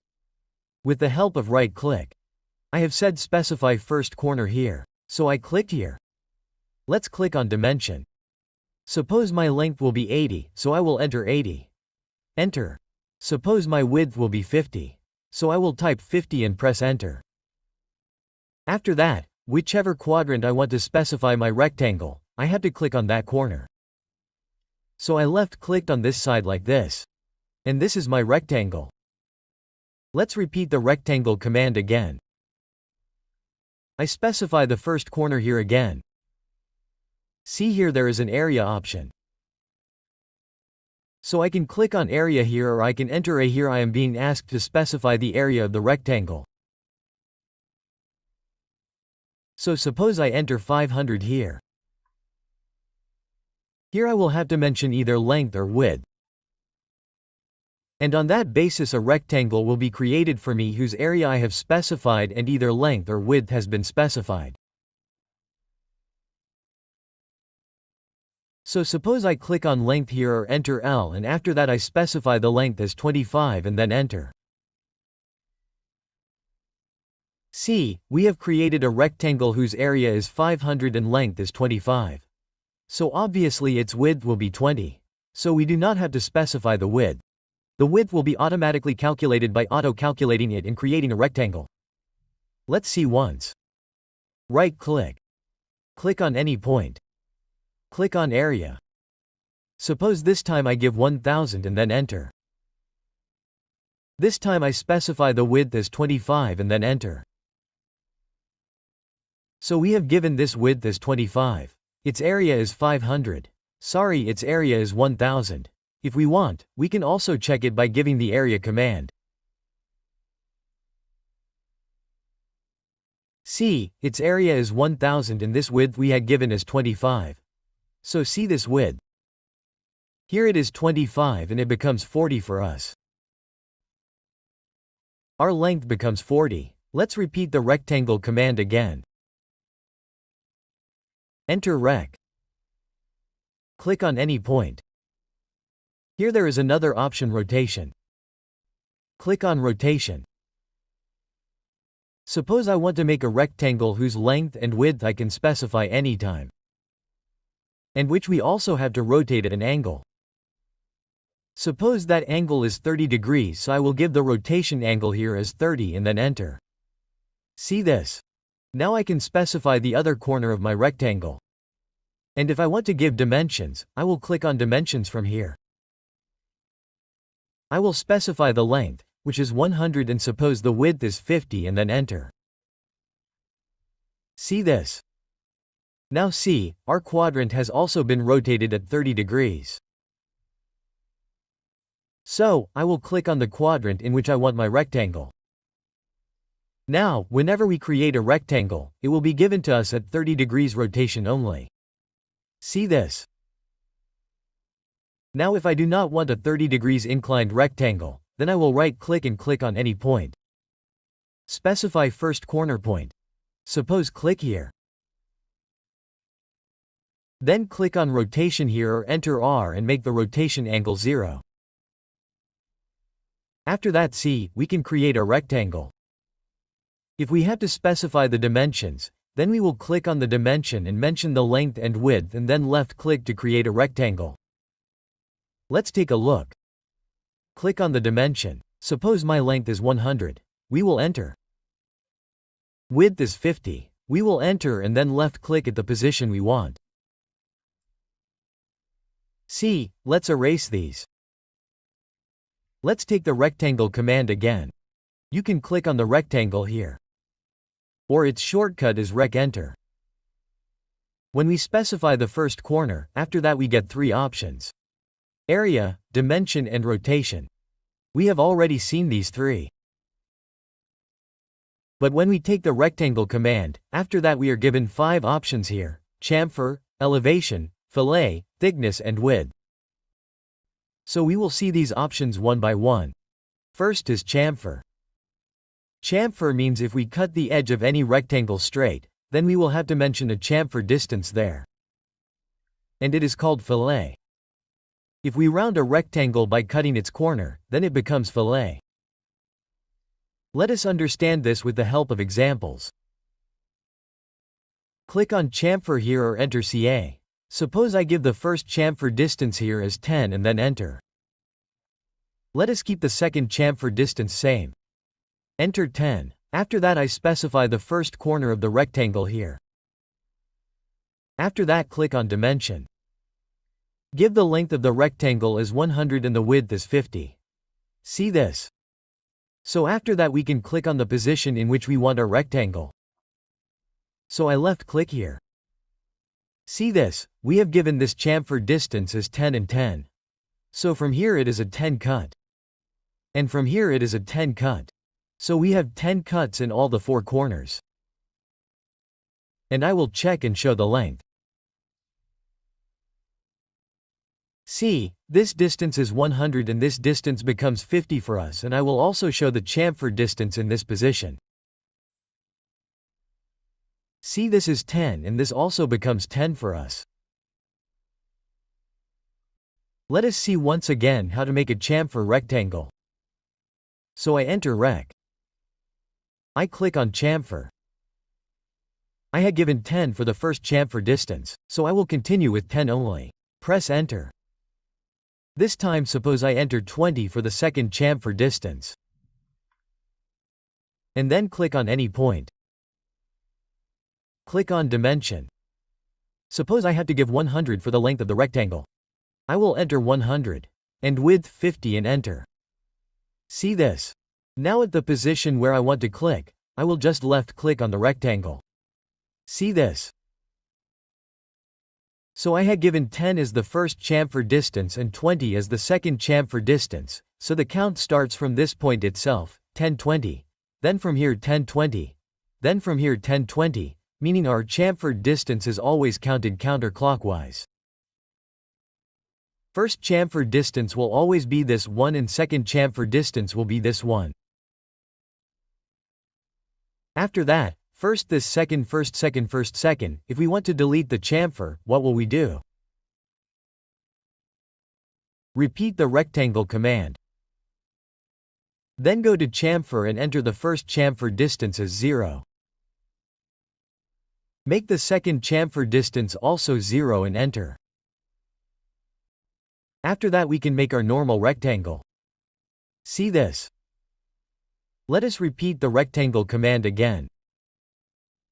The next option is elevation. Before that, let us understand fillet as well. Like we cut the edge of the chamfer straight. If it becomes round, then we call it fillet. So, for fillet, we have to give a radius for the chamfer. Like we gave this distance. First chamfer distance and second chamfer distance. So, we will click on fillet or enter F after that. See, it is asking for fillet radius. So, suppose I will give radius 15 here and then enter. We will click on any point to make a rectangle. After that, we can click on dimensions. Suppose length is 100, enter it. Width is 50, enter it. See this? Now, in whichever position we want the rectangle, we will just left click. So this is a rectangle of ours, on all four corners of which there is a fillet of 15 radius, and we have mentioned this distance as 100 and this distance becomes 50. If we want to remove the fillet, then we will repeat the rectangle command again. We will click on the fillet and after making the fillet 0, we will press enter. And after that see, now a normal rectangle is being formed for us. We will repeat the rectangle command again. After that there is an elevation option here. We will click on elevation. Suppose I give the elevation here as 100. Let's press enter. And on the first corner of this rectangle, I click on the first corner. And on its opposite corner, I click on the second corner. Now see, I did not understand what elevation is. So what will we do to understand the elevation? Here we will change this top view from the view control. Just have to left click. And you can click on any isometric. Suppose I click on southwest isometric. And see, we had drawn this on our XY plane. But this elevated rectangle is 50 degrees upwards in the z-axis and our rectangle is formed.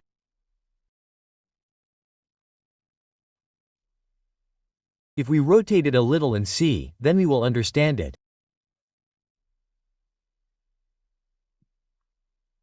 This distance is 50 degrees. We can check it if we want. This distance from here is ours. Sorry, I had given elevation 100. So this is 100 distance. Now if we draw any rectangle. See, I click on it here. First corner and second corner here. But what is happening? It is not happening on top of this. A rectangle is being formed by elevating 100 distance from here. So if we want to remove this elevation, what will we do? Repeat the rectangle command. Click on elevation and make this elevation 0. Now if we make a rectangle above this. Suppose at this point and at this point, then the rectangle overlaps over this. See, I select this. There are two polylines available here. So let's erase these. Again, from here we will go to the top view. You can click on the rectangle command or enter rect. Now see the next option is thickness. Click on thickness. Suppose I give thickness here. Enter 40. And then make a rectangle. Click on any point. Click on dimension. Suppose length will be 100, width will be 50, then enter and then left click on the position you want. Now from here again we go to southwest isometric. See, what was the thickness we gave? Let's enter distance d. See, we gave 40 as the thickness. So this rectangle has been made by making 40 thickness from all four sides. But this is not a 3D element. This is a surface. If we change the visual style to 2D and try any concept from left. So see, this is a surface.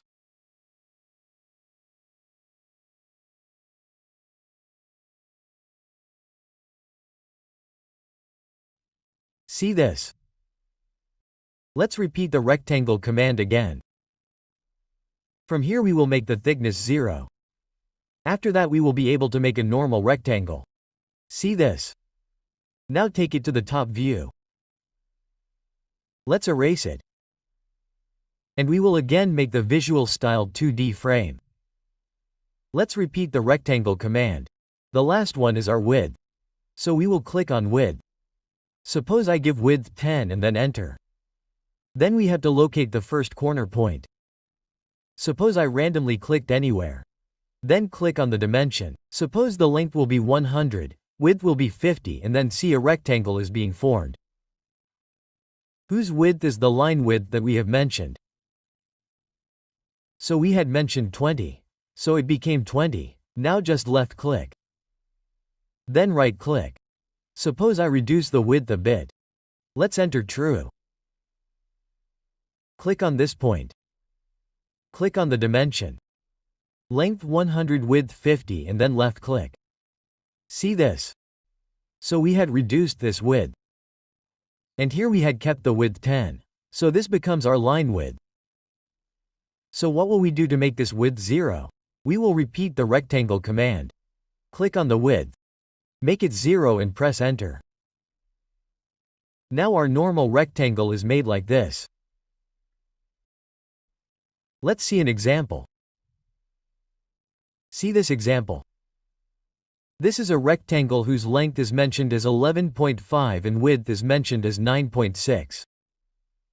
And look, there is a fillet on all 4 corners. Meaning it is round. This means it will also have a radius. So here the radius is not mentioned directly. But look at this distance, 5.8 is given center to center. So here if we subtract this distance and this distance, then we get 9.6 to 5.8, which becomes 3.8. So if we divide 3.8 by 2, then we get this radius, which becomes 1.9. So we take the rectangle command to make this drawing. REC and then enter. Click on fillet in the command line or enter F. Mention the fillet radius 1.9 and then enter. Click on any point. After that click on the dimension or enter D. Now we have to specify the length, which is 11.5, and then enter. Give the width 9.6 and then enter. And at any point, at whatever position we want our rectangle, click there. See, it is done. Now circles, we can create some circles very easily. Take the circle command from here or enter C. Click on this geometric center. Click on the diameter and mention its diameter. 4.5 and then enter. Right click to repeat the circle command. Click here. Click on the diameter. 2.5 then enter. Right click to repeat the circle command again. Click on this center. Mention the radius 7 and then enter.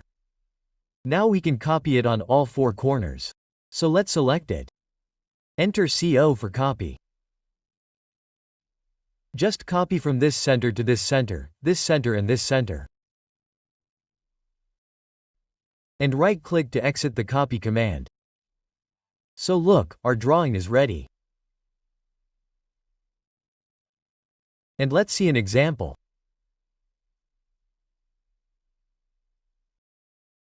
Look, while making any floor plan, we can make it very easily with the rectangle command.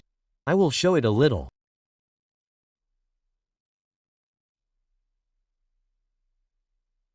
Copy it and take it out and take the copy command once.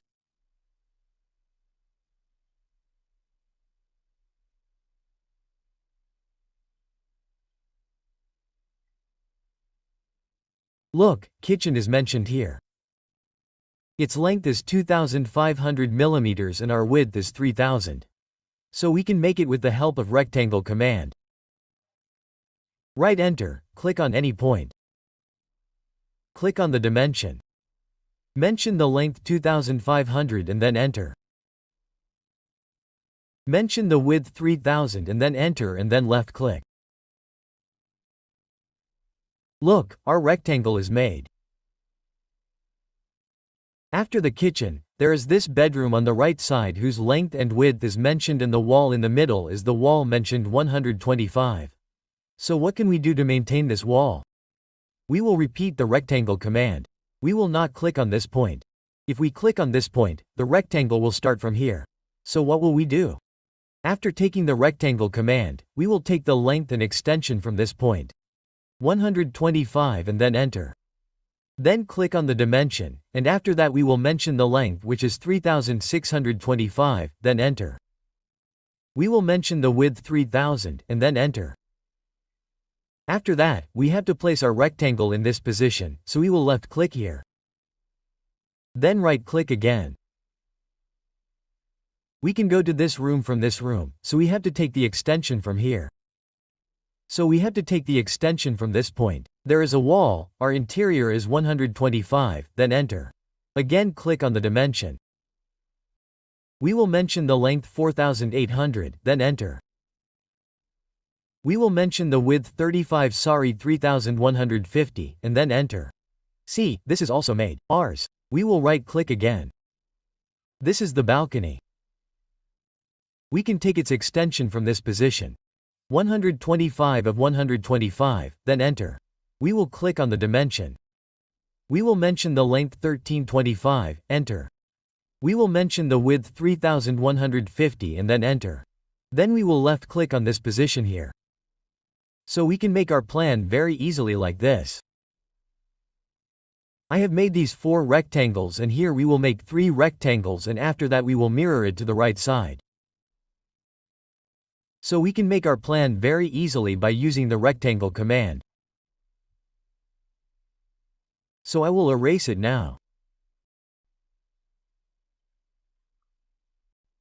Now let us see the stretch command a little. See, I had made a rectangle of 11.5 and here its width was 9.6. So suppose we have to make its length 15. So how can we make it 15? I erase this circle. We will use the stretch command. There is a difference between stretch and copy. We can take stretch from here from the modify panel or its shortcut as a center. We will always select it from the green window section. And it has to be half selected. If we try to stretch it by selecting it fully, then see, it will not stretch. It will move. Selection becomes very important for stretching. So let's see again. We took the stretch command. It has to be selected like this from the green window selection. It cannot be taken like this. It has to be taken completely vertically. See, like this. Then enter.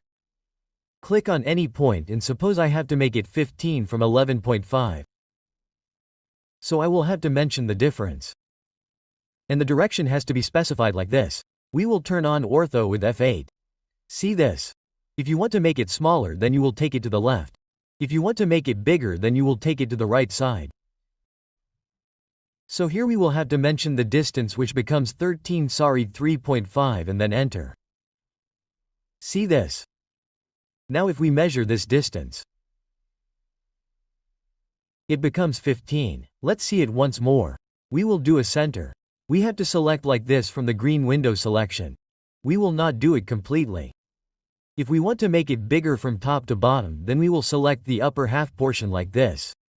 If we want to make it bigger from left to right or smaller, then we have to select any portion from the right side or the left side completely. After that we have to press enter.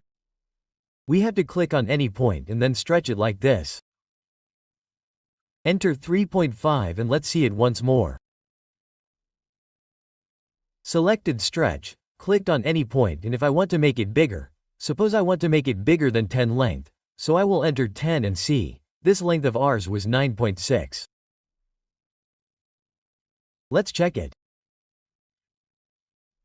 Enter distance d, enter, it becomes 19.6 for this image we had attached. Let's see how to attach this image. I will erase it. We will erase this also actually. Now to attach any image, we can go to Insert here and click on Attach here. If we want to do it with a shortcut, then we will have to enter ATA and whichever image we want to select. We have to select that image from our PC. Suppose I select it.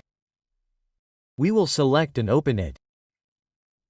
We will press OK and then press Enter twice. See, here it is being said specify insertion point, which is 0. So if we want to insert at 0, then we will press Enter, and if we want to do it anywhere, then we can click randomly. But it is preferable that you guys insert at 0 only. So I press Enter. Whatever the scale factor is, it will be 1. So I have to press Enter again. See this? This image of mine has been attached. Let's see it once again.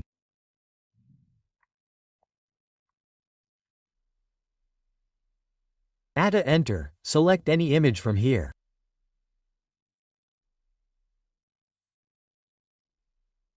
Open it. OK. Enter, enter. See, this image of ours has been attached. But after the image is attached, if we measure any distance, suppose this distance is 5, this is an image. So 5 will not show the accurate distance. So we check and enter D. From this point to this point. See, this is coming to be 50 point something. Meaning this scale factor is not correct. So we always have to scale our image after attaching it. So let us see how to scale. See, we have to make this line. So I enter LI, start from any point and go to the right side and enter 8.08. See this? So this line of ours is on a scale here. And here it is on a very small scale. So we will scale this image properly so that our drawing and image can be seen in the same scale. So what will we do to do this? Click on Scale. Here we go to the Home tab. There is a Scale command on the Modify panel. Here you can click on Scale. Or the shortcut is SC, enter. If we have to select the object, then we can click on this boundary. Or with the help of green window selection or with the help of blue window selection, we will select this object or select this image. Then press Enter. Now see, it is talking about base point. Base point means which point will remain fixed during scaling. So I click on 0, which is our base point. See, our object is being scaled with respect to this point. So we have to enter the scale factor. But while scaling an image, we do not know the scale factor. So that is why we will click on Reference here. Now see, it says specify reference length. So we can scale our object by taking any reference length. So I take the reference length here. This length is 8.08. So to take this, we have to click on this point. Now it says specify second point. So I click on this point on the right side. Now it says specify new length. The distance between the 2 points that we clicked on is our new length. So here we give 8.08 and then press Enter. See this? Now if we make this line, L, enter. Let's click on this point. Enter 8.08. See, this line and this line are similar. Let's see it once again. Attach ATA, enter. Select any image.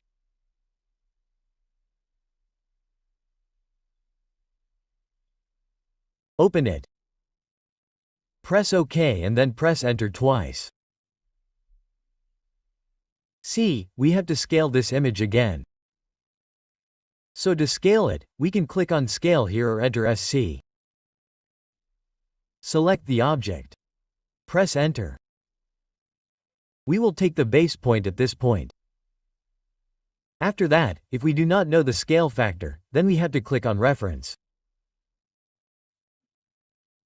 Now we will take any length, say from this point to this point, and the distance given between these 2 points, we will set that distance according to the new length. So here we will give 23 and then enter. See, our object has been scaled. Now let's learn the rest of the scale options a little. Suppose I make a rectangle here. After taking the rectangle command, we will make the fillet here 0. Enter 0. Specify the first corner of the rectangle. Click on the dimension. Give the length. Enter 50. Give the width. Enter 50. See this and left click here. So we have made a rectangle. This one has a length of 50 and this one has a length of 50. Now we will also make a diagonal with the line. Now let's understand the scale. Enter AC.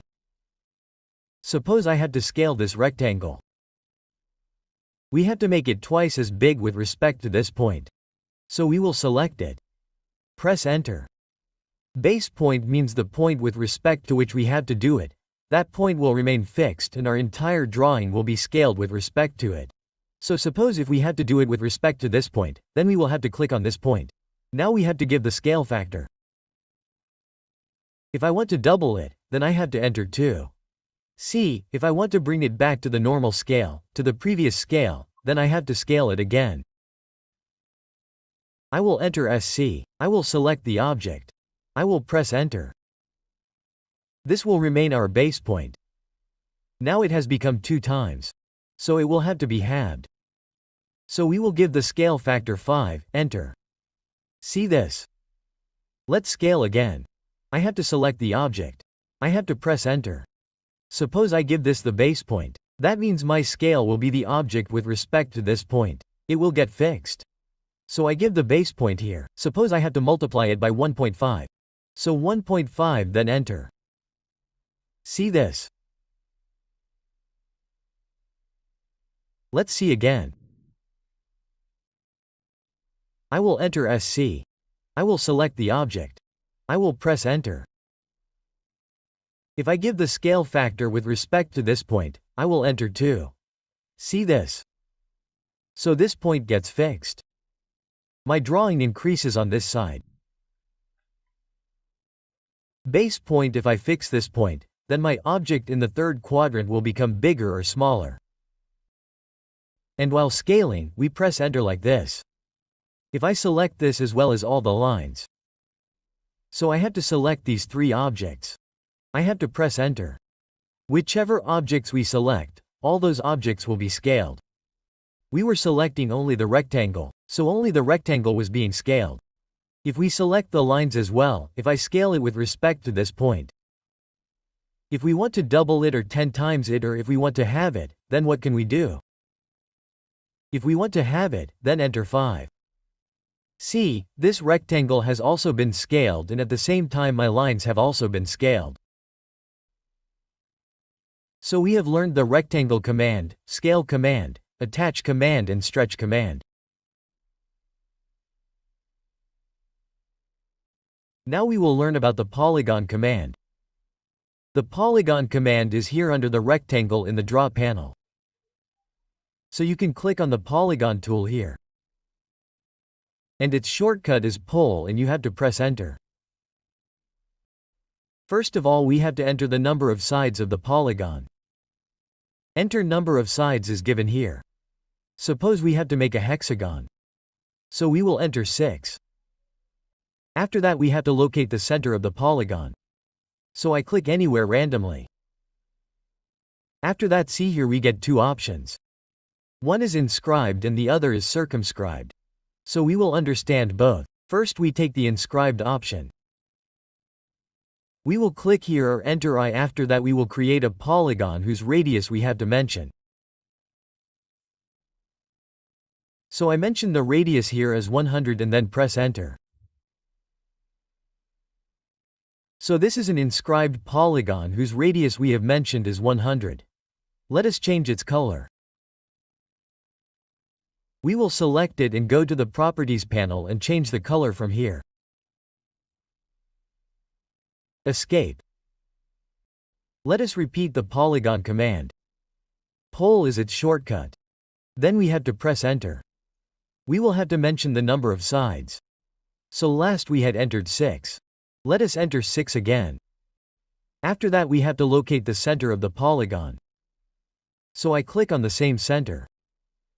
This time we will take the circumscribed option. So here we will click on circumscribed or enter C. Now we have to mention the radius of the polygon. So I will mention the same radius again, 100, and then enter.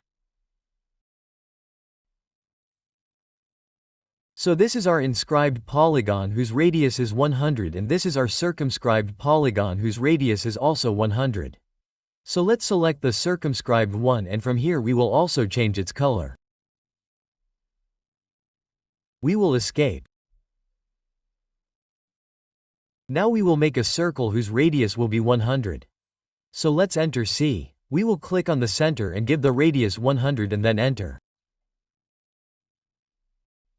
So now you guys must be getting an idea of what is inscribed and what is circumscribed. So this circle of ours is of 100 radius. A polygon is being formed inside it, which is our inscribed polygon, and its radius is 100. So see, if we measure this corner from this corner, then this is the diameter of our circle.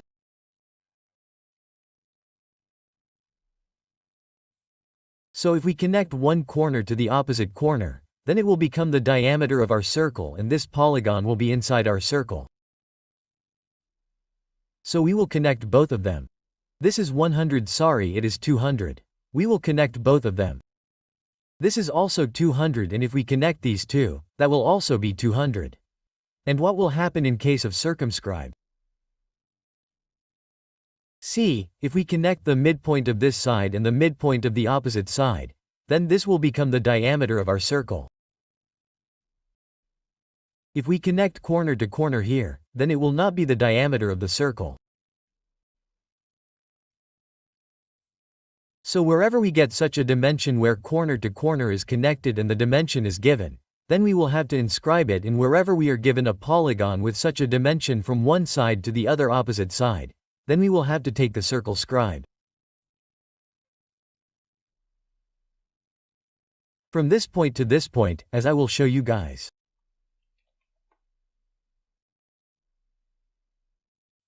Suppose if the dimension from this midpoint to this midpoint is given as 200, then we will have to take the circumscribe and give the radius of 200 or 100.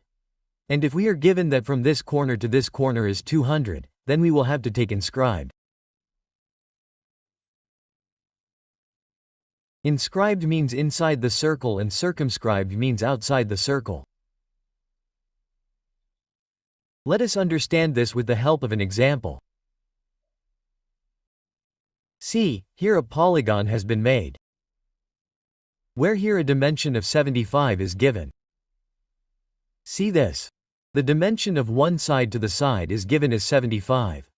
So here we will have to take circumscribed. Let us make it and see. We will enter pole. The number of sides here is 6. So we will enter 6. We will locate the center anywhere. Here we will take circumscribed. And then we have to give the radius half of this 75. Because this is the diameter. So then we have to enter 37.5. See, this is made. Now if we measure it, see the distance from this point to this point is 75. That means the circle will be made inside this. If we make a circle, enter C. Let's take the same radius from this point. Enter 37.5. See, a polygon is being formed outside the circle. Then the distance from one side to the side will be equal to the diameter of the circle. Let's erase it. Look here, there is another polygon. This one is a polygon like this. These portions are streamed. So, its diameter is also 115, and this is also the measurement from one side to the other side is 115. So, what will we do? To make a polygon, we will enter pole. We will have to enter the number of sides as 6 center. Then click on center. Click on circumscribe or enter C. Now we have to enter the radius. So this is our diameter. We will have it 57.5 and then enter. See this? Now look, let's make this center polygon. See here, this circle is a polygon inside the circle itself. We have been shown. And the diameter of the circle is mentioned as 400. So in this case we have to take an inscribed polygon. So I will create it. Enter C. Sorry, we will take a polygon.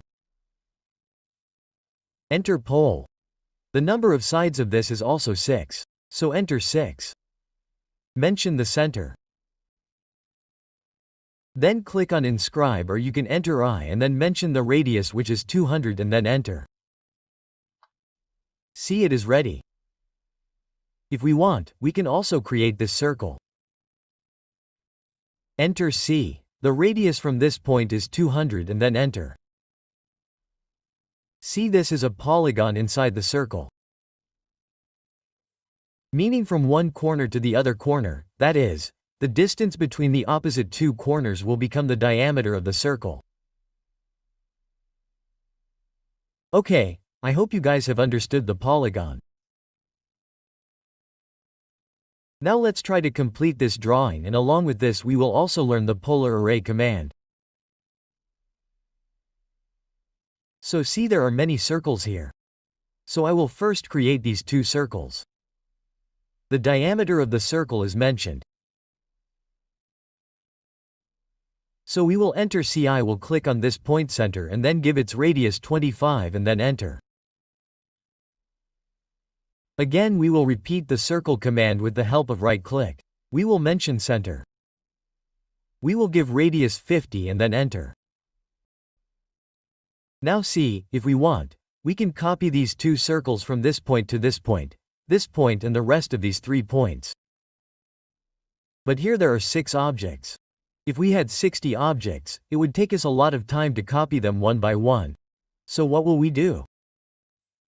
Here we will use an option which is polar array here. So we can also click on polar array, or we can type ARR and from here and then click on array polar option here. See here, there is a circle which is a table and there is a chair on one side of it. So if we want to copy this chair in a pattern, then we can use the array polar. So we will click here.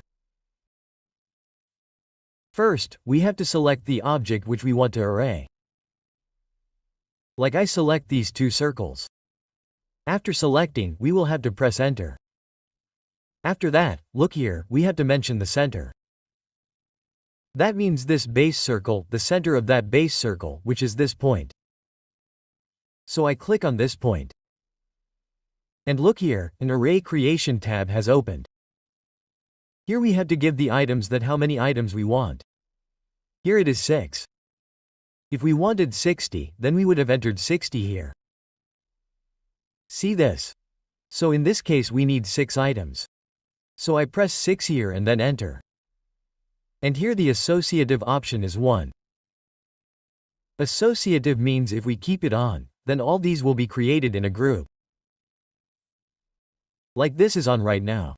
We will close it. So whenever I select it, all of them will be selected together. And our array tab will open here. But if we create it by turning off associativity, let's see once what will happen. Let's do Ctrl Z. Select the object. Click on the array. Click on the polar array center. See this? And turn it off. Then close it. So this single element will be created. See this? If we click on any object here, then the array creation tab will not open here. Let's escape again. Let's try to create the rest. Here there is an arm whose length is 20 and whose width is 20 here. We have been given a width of 20 for all these arms. So we will draw a line here. Let's enter L. We will connect these two quadrants. And we will connect a line from this point to this perpendicular snap. Right-click and exit. Now we will offset these two lines on both sides. 10. So enter O, mention the offset distance. 10, then enter.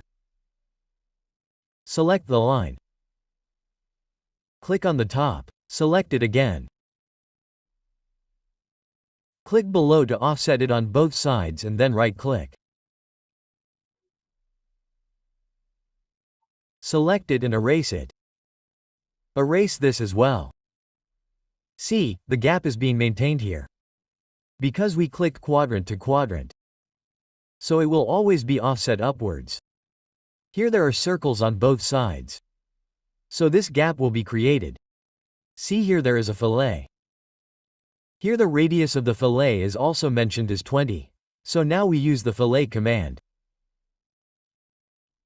Enter F, click on the radius here or enter R. The radius of the fillet is 20. So after giving 20, press enter. Here we will click on multiple option. And we will just select these objects like this. Look here, this portion is not getting trimmed. If we select this, then it is not getting trimmed here. So what will we do to trim this? There is a trim option here. Here inside trim, no trim option is activated, so we will trim this. Now again select this and this. See, it is trimmed. Same for the rest. See, all of this is filleted. Let's do this for both of them as well. And on this side, if we select this and this, then this portion will get trimmed.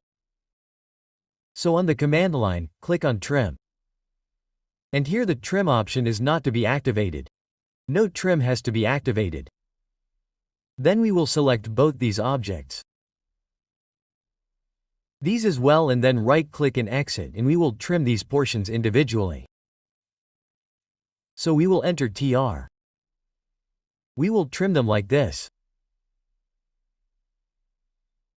See, it's done. What will we do now? We will select these arms. You have to select both the arms properly.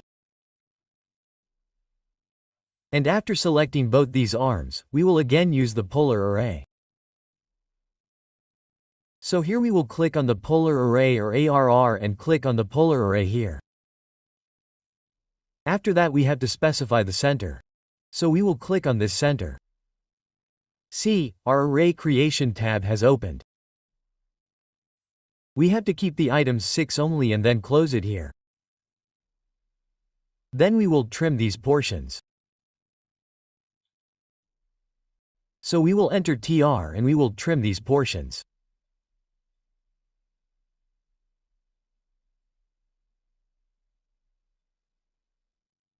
See, our drawing is ready. Let us understand array polar a little better. Suppose I have a circle here and there is also a small circle here. Now I want to array this circle here in respect of this circle. So I will click on Array Polar here. The object has to be selected. Select the object which is to be arrayed and press Enter. After that, select the point with respect to which the array will be placed. So we have to array with respect to the center of this circle. So we will click on this center. And here we will have to give items. Suppose my item here is 10. So I enter 10. See, 10 circles have been arrayed with respect to this circle. I have explained associative and non-associative a while ago. See, here there is distance between them and field angle. Here the field angle is 360. So in the whole circle, we have divided 360 degrees by 10 items. So the angle between them becomes 36. Suppose I change the angle between them here. I make it 24. See this? So there are 10 items and the angle between them is 24. So our field angle becomes 26. Meaning, from this portion became 216. And this was our starting portion.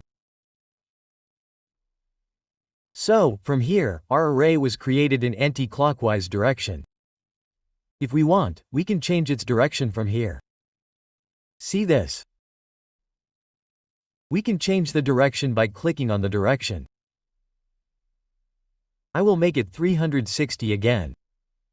See, as soon as we enter 360 here, our angle between them change. What is row? I enter 3 here. See, this row has been created for us. This array has been created in 3 rows. We can change the distance between them from here. Meaning, the distance of this center from its center. Suppose I give 50 here. See, it is overlapping. And our total distance became 100, meaning the center of the circle at the end from this center. So this center to center became 100. That means this one is 50 and this one is 50. So our total distance became 100. Now what is the level? Let's increase the level and see. Here I suppose I make the level 3 and here I make the distance between them 100. Let's close this array. As soon as we make it 100, it will become 200 here because we have given 3 levels. Let's close it and see. This is the top view. By changing the top view, we will set it to any isometric. Let's set it to southwest isometric. See this? What is this level? Our drawing has been made in 3 levels. See, this means we have made one level at a distance of 100 on the z-axis. Let's exit it. Let's go to the top view. We will Ctrl-Z now select it again. We will click on the polar array. We have to make an array in respect of the center. So we will click on this center. Here we can give the number of items. This is the in-between angle. And this is the total angle. Rows means in how many rows we want this array. We have to change the in-between distance of one row and the other row from here. And this total distance means the number of rows that will be made, which is the total distance from the starting row to the end row. Levels means how many levels do we need in the z-axis. This is our in-between distance. From one level to another level, and this total distance means what is the total distance from the starting level to the end level. Associative means when we keep the associative option on. After that, if we select any circle, then we will get the array option again. Like I close it by clicking. So as soon as I select it, my array option opened again. Here we can also edit it if we want. What is the next option here? Let's see. Base point. So I can change the base point from this point to any point. Like I changed it from here to this point. See, the base point has been changed. Now if I want to change or edit the array, then I can do it in respect of this point only. Let's change the base point again. I have to click on the base point and click on this point again. Let's see this option here. Edit source. So we will click on Edit source. I will select this circle. We will do OK. And I will edit it a bit. I will make a circle. A small circle from its quadrant and trim it. This portion like this. Well, this source of ours has been edited. See, as soon as we edited it, all our objects which were inside the array have been edited. Here we can save it. As soon as we selected it, see, all these changes were done and the array option opened here. What is rotate items? If we turn it off, then we will get all the objects in this array on the same alignment. See this? And if we keep this rotate option on, then this array will be rotated array-wise. See this? Let's turn it off and turn it on. Let's close it. Let's select this array again. Here is the replace item. So to replace the item, we will have to create an object first. So what do? Let's create a rectangle. Press enter, a small rectangle like this. Now click on this array. Click on replace item here. Select this item. Press enter. And then from its center, we will click this center. And then whichever object we want to replace, as soon as we click on that object, this object will replace that object. See this? Let's close it. See, it has been replaced. And if we want to reset it, then it will reset again as soon as we do reset array here. So I have explained all the options of polar array here. I hope you guys must have got the polygon command and array command clear through these drawings.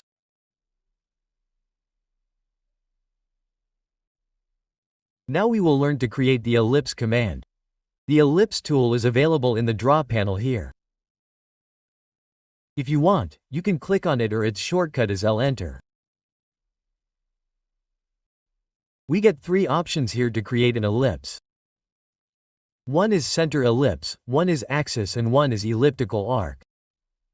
So first we will see how to create a center ellipse. We can click on the center ellipse here.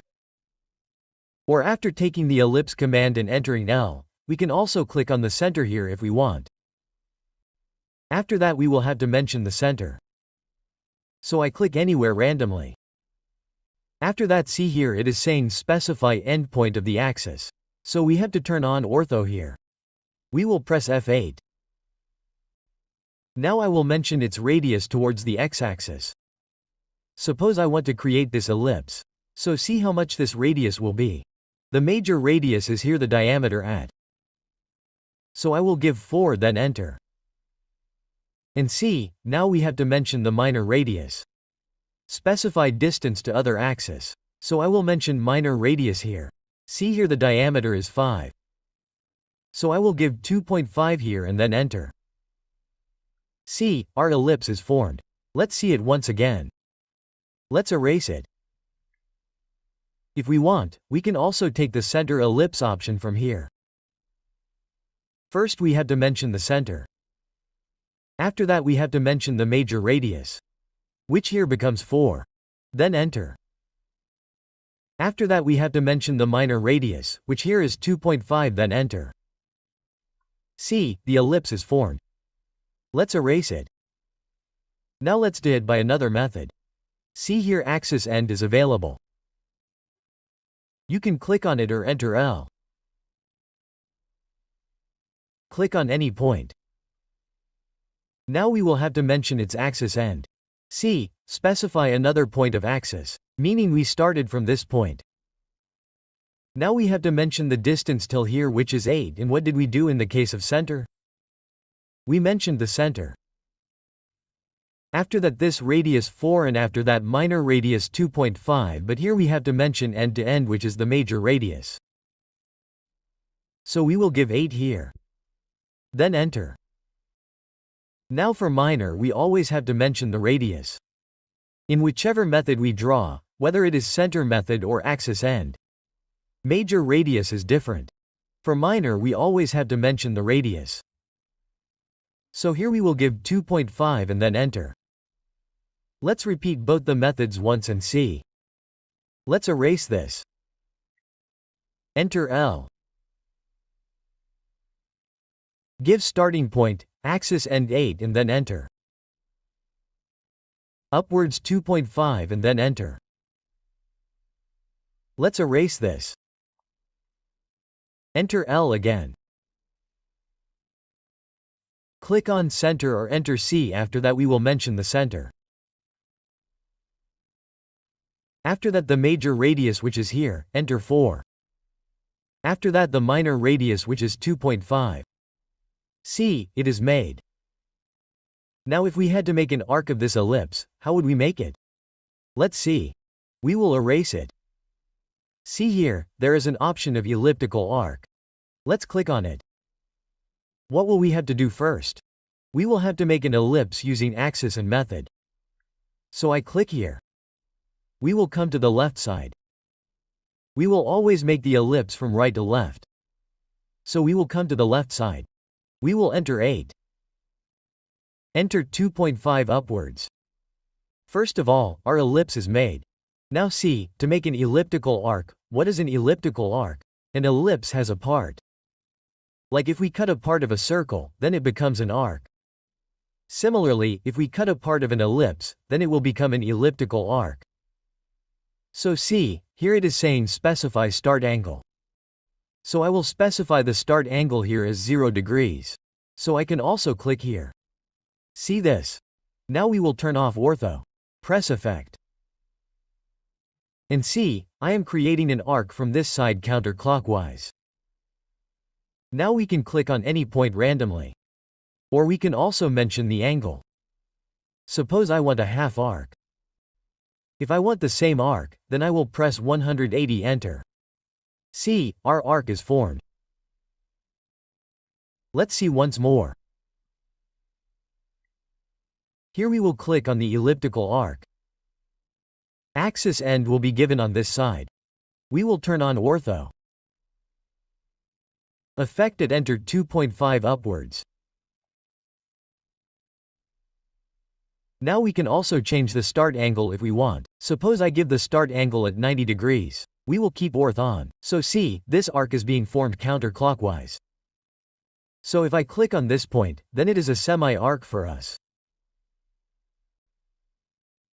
So let us try this example. To make an ellipse we will enter L. Click on any point. Come to this side and enter 8, 2.5 on the top and then enter. Here is a circle whose diameter is mentioned. So we can also enter C from here or we can take the center diameter.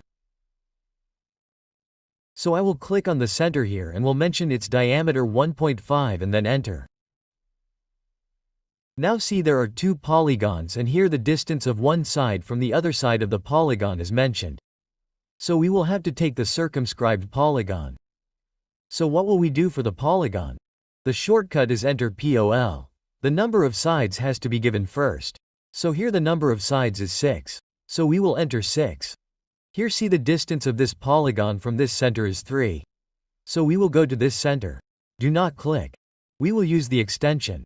We will enter 3. Now the polygon is inscribed or circumscribed here. This option has to be clicked. So in this case we will take circumscribe and mention the radius here. See, the diameter is 1.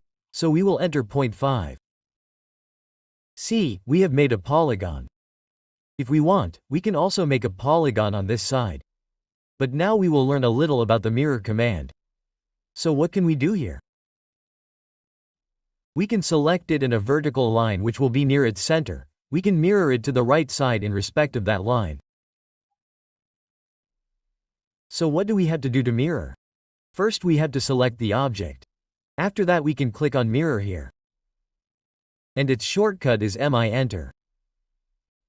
After that we have to mirror in respect of a line. So we click on this point. And see, a vertical line, we have to click anywhere. If we turn off ortho, we can mirror it in respect of an inclined line. But in our case, it is being mirrored in respect of a vertical line which is passing through its center. So what will we do? We will keep ortho on and click on any point on the top or bottom. After that, see it says erase source object. So if we click yes here, this source object will be erased and only this will remain. So we have to set it to no, so by default it is no here. We will enter it. See, this mirror is made. Now we will try to make this part.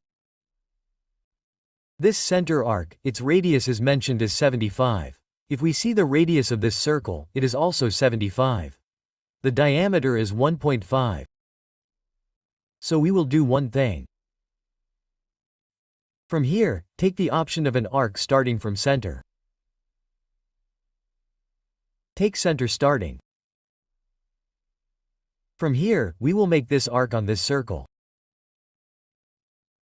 After that we will move it. So first we have to mention the center, after that the start point is this one and the end point is this one. So this arc is formed for us. See, we have to move this arc from this center to this center. So in the x-axis we have to move 1 and in the y-axis we have to move 0.75. So to move it we will enter M. We will click on this center. We can also move it by relative method. So what will we do? We will make this point the origin. For that we will have to mention at. Now on the right side we are going 1. So we will give 1. We will give a comma and in the y-axis we are going downwards 75. So downwards our y-axis will become minus. So minus 75, then press enter. See, this arc has been moved. 1 from this center and 75 downwards. Now this arc will be offset on both sides. What is the offset distance? Look here, this radius is 25. So the offset distance will also be 25 for us. So to offset we will enter O. We will have to mention the offset distance. So enter 255. Let's select it. Click upwards. Select again. Click downwards. Right-click to exit. Now look, there is a line after this arc. The distance of this line is mentioned as 255.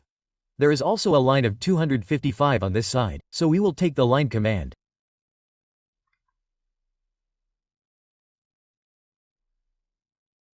Enter L and make a line of 255, same here also.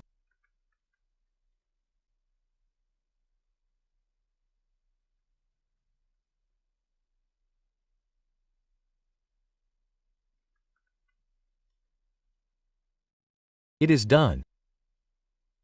Now what will we have to do? We have to make this arc whose radius is mentioned as 25. So we can also put the start and radius here. So let's make it. We can also take the start and radius from here. We have to mention the start point. Mention the end point and give the radius 0.25 and then enter. See, this arc is formed. We can make it here also with the start and radius. But let us try mirroring a little. So how to mirror? First select it. Then we can click on the mirror command here. Or we can enter MI. Now see, if we click on the center of this arc from its midpoint, this line, or if we make a line at 45 degrees from this center, then we can mirror it with respect to it. Let's see how. So first of all we will click on this center. We have to mirror with respect to a line. See here, specify first point of mirror line. So let's click. See, if there is a vertical line, then a copy of it will be made on this side and on this side. If we take a horizontal line like this, then our mirror will be made above and below. But we need a mirror at 45 degrees. So even if we click on this midpoint, it will be created. Or we will turn on polar tracking from here and set it to 45 degrees from here. Now see, whenever 45 comes, the green extension line is showing, then we can click here. After that we will press enter. Erase source object will remain there. Enter. See, our mirror is created. Now we will erase this arc. We will try mirroring again. Select it. Mirror. Click on MI, enter center. Mirror in respect of a vertical line. Turn on ortho. Press Effect and C, you can click on a vertical line downwards or upwards. Then enter. Now repeat the mirror command. We will select both these objects like this. Then enter. Click on this enter again. Now we have to mirror in respect of the horizontal line like this. Click anywhere on the right side or left side. Ortho must be on, otherwise it will be wrong. And then enter. See, our drawing is ready. Let's see another example of mirror. Suppose we have to make this drawing. So first of all we will make this line. A line of length 15 at 54 degrees. So we will take the line command. Enter L, click on any point. We can make this drawing by polar method. At 1,5 after that give the symbol of angle and then enter 54. See, this line is ready. Now we can make this line. It is at 158 degrees and its distance is 12. So to repeat the line command we will right click. Click on this point. At 12 give the symbol of angle 158 and then enter. See, this line is also ready. Now we will make this circle. The diameter of this circle is 6. So we will enter C. We will give extension to this point upwards. We will enter 3 at 54 degrees. Its radius will be 3. So enter 3 and its radius is 3. This is our circle. Now we will select these two lines. We will mirror them. This circle will have a vertical line from its center. We will mirror it in respect of that. So on the right side, our two lines will be mirrored. So, click on its center and turn on ortho. Press Effect. Click on any point above or below. Then enter. Now we can trim it if we want. Just select TR. This is trim. Right click. To exit, we will again use the mirror command. Enter MI. We will select the entire object. Press enter. See, here this red line is given 135 degrees from this side. So if we mention it from 0 degrees, then it becomes 45 degrees. So this red line is at 45 degrees. With respect to which we can mirror these objects. So how will we do it? We will click on this point. See, if we keep it vertically like this, then right and left will be mirrored. If we keep it horizontally, then up and down will be mirrored. But what do we want? We have to mirror it at 45 degrees. So we will turn on polar tracking. We will press F10. Here we will go to angle settings and set it to multiple of 45 degrees. Now see, whenever 45 degrees comes, a green extension line will be shown. See, mirroring is happening. We will just click on the second point of the mirror line and then press enter. We will right click again. Mirror is repeated. Select the object completely. Then enter. Now we will click on this point. Mirror line and click on this point. So what is happening? The portion that we had on this side, the entire object is getting mirrored. So let's click here and then enter. So this is a perfect example which we have created completely with the mirror command. We just made two lines and a circle. After that we have created the whole object only with the mirror command. So the ellipse and mirror command are ours. Now we will understand the hatch command very well. To understand the hatch command, let us make some circles.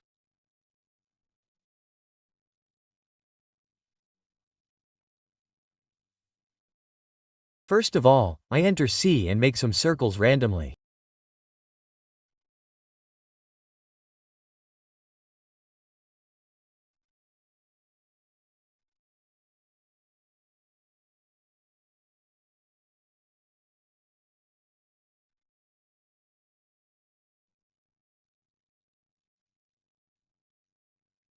Now to get the hatch command, we can either click on the hatch tool here or enter H after that. Whenever we take our cursor inside a boundary, we can see that this is becoming a hatch.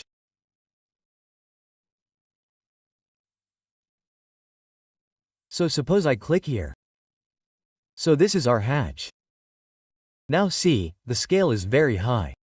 So we can increase or decrease the scale. From here we will change the scale. So here instead of 10, I enter 1, then I press enter. See this? I can make it 2. Enter 2. So from here we change the scale of the hatch. Now see, if I take the hatch inside any boundary like this and click, then it will become our hatch. So we will close it here. I will delete this hatch again. I will again take H enter. Now see here the option of pick point was the same as before. If we take the pick point and click inside any boundary, then our hatch will be created in that boundary. And there is an option of select here. If we click on select from here, after that we select any boundary. Suppose I select it. So our complete hatch will be created inside this boundary. If there is any boundary inside it, then it will not have any effect. Our hatch will be fully created inside our outer boundary. Let's close it. I will delete this hatch again. I will again take H enter. From here we will click on the pick point. Suppose I click inside it. And this is our hatch pattern. We can take solid from here. Or any hatch that we require. From here we will take the hatch. If we scroll down we will find many hatches here. Or what can we do? We will click on this arrow and from here we will take whatever hatch we need. Suppose if I want a solid hatch, then I will click on the solid hatch like this. See this? See here, this is our solid hatch. If we want a gradient, then we can take a gradient from here. We will click on the gradient. See, this is a combination of 2 colors. From here we can change it. If we want, we can also use a pattern. So there are 3 options here. By taking solid gradient and pattern gradient, we can also make the ash transparent if we want. See, we are increasing the transparency. From here we will close it like this. We will erase it. Again we will repeat the hatch command. H enter. Suppose I click here. Let's take North Carolina 131. From here, if we want, we can change the angle. See, the angle is changing. In this way, we can also change the origin. We will click on Set Origin from here. Suppose I change the origin and click on this quadrant. So this will become our origin. We will close it. Now see, by selecting this hatch, whenever we change the angle, it will become our fixed point. Our angle will change in respect of this. See this? Here there are various options of origins. We can use it. Or by setting origin from here, we can again align it to the center. We will escape and then erase this hatch. Again we will repeat the hatch command. H enter. Suppose I click on this point. See here, there is an option associative. So by keeping associative on, we will close it. What will be the benefit of this? Whenever we select this hatch and extend it, suppose the circle will also extend with it or vice versa. But if we select it and turn off associativity. After that, suppose I remove the circle like this. So see, our circle remains the same and our hatch becomes smaller. So we will always keep it associative. Let's select it. See here, there is an option of remove. Let's see it. Let's click on remove. Select it and keep it selected. Then enter. See, our hatch has been removed. Let's do Ctrl Z. Let's select it again. Click on remove. Now suppose if we select only the outer boundary and press enter, then this hatch will shift to the inner boundary. Let's do Ctrl Z again. Now suppose I select this hatch and take 2 copies of it. Now on this side, we will select this add. See here, there is an option of recreate. Let's click on it. We will select the polyline and then press enter. So, see, our outer boundary is formed. Now we will select this area. After that, we will click on recreate again. And from here we will take the region option and then press enter. So, both of these look similar. But now we will change the 2D view frame from here and make it conceptual. See, this was our region. So, this has become a surface for us. Let's select this area again and see what options are left for us here. See, this is the color of our hatch. From here we can change the color of the hatch. Suppose I change it from here.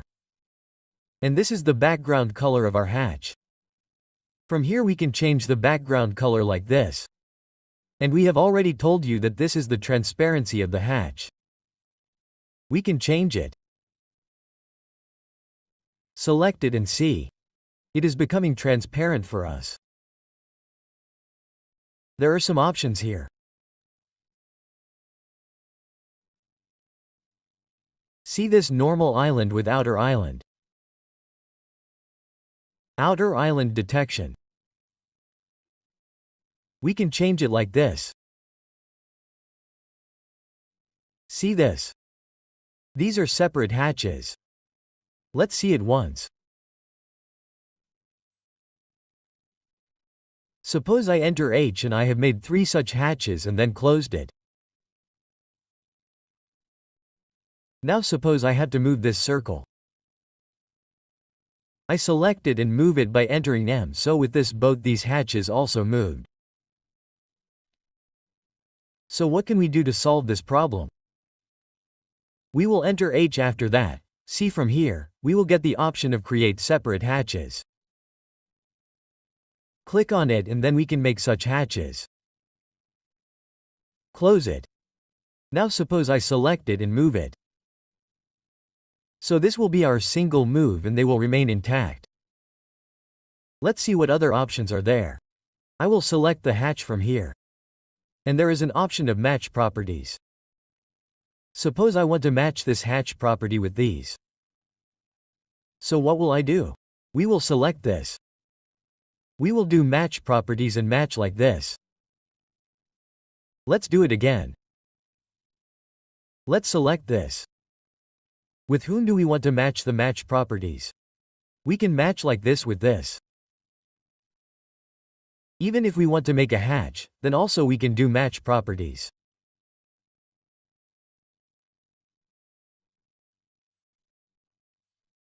How will we select this, match properties, and then see this like this?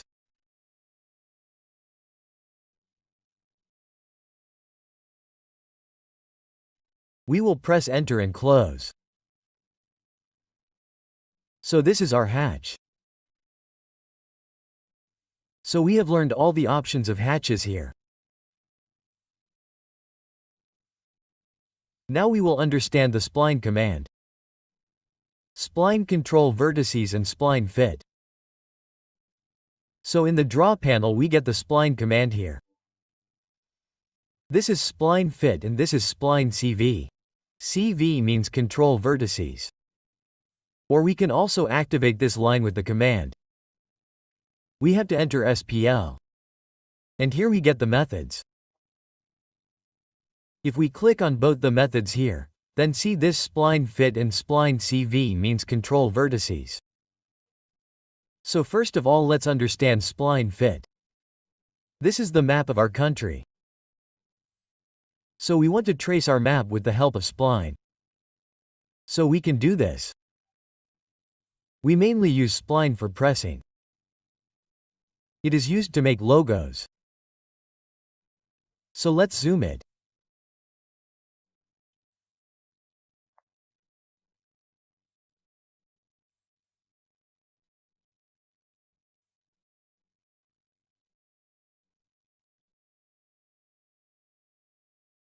And just like we draw with a pencil, we have to click in small steps like this.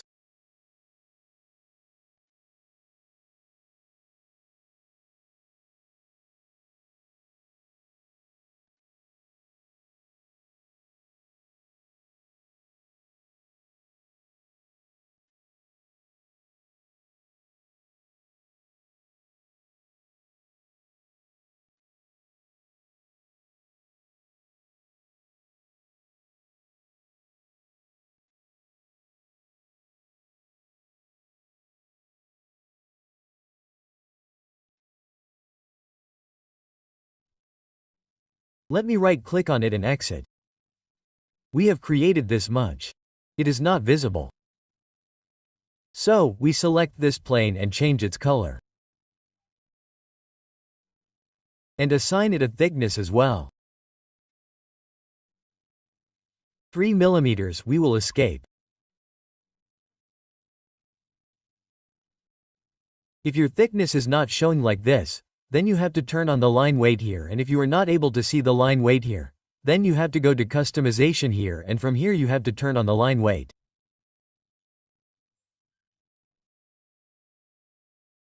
See, we have created this with the help of spline fit.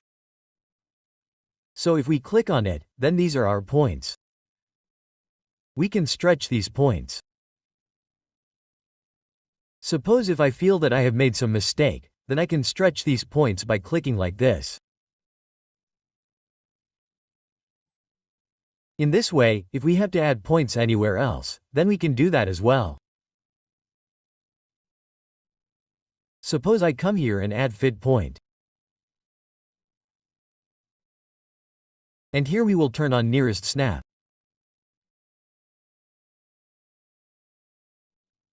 See, now let's click on this point. So here one more figure point has been added. So by going to any point we can stretch it. We can add fit point and also remove it. Suppose I do remove fit point here. So this fit point has been removed. And if we click on this point, this triangle is the starting point. On clicking here it was fit for us. We can also change it into control vertices. Before that let's understand the control vertices a little. I will drag it a little.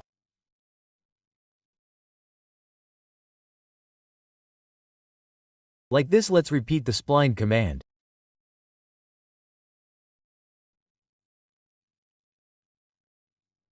We will enter SPL and go to method here. After that we will click on the control vertices here. In fit, as if we were clicking on the point, our spline was being formed at that point. It is not like that. What is there in it? We have to click a little away from the control vertices. Look, our point is rotating. Look, let's do Ctrl Z and move it a little away.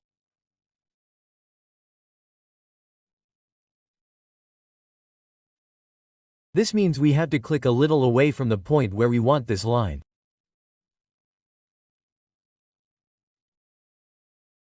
Let's right-click and exit. Let's change its color. Let's give it thickness from here. 3. Now look, this is our control vertices.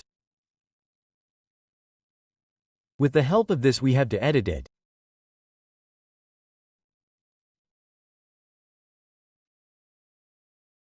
Like this we can add vertices here also.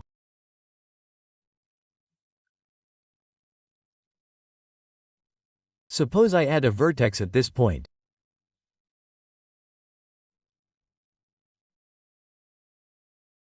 We will stretch it.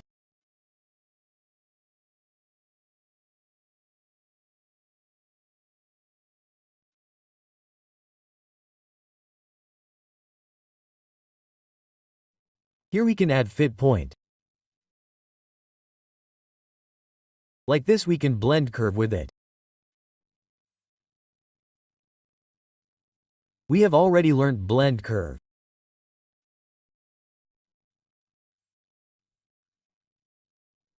So in this way we can trace any object and digitize it by using spline fit and spline control vertices.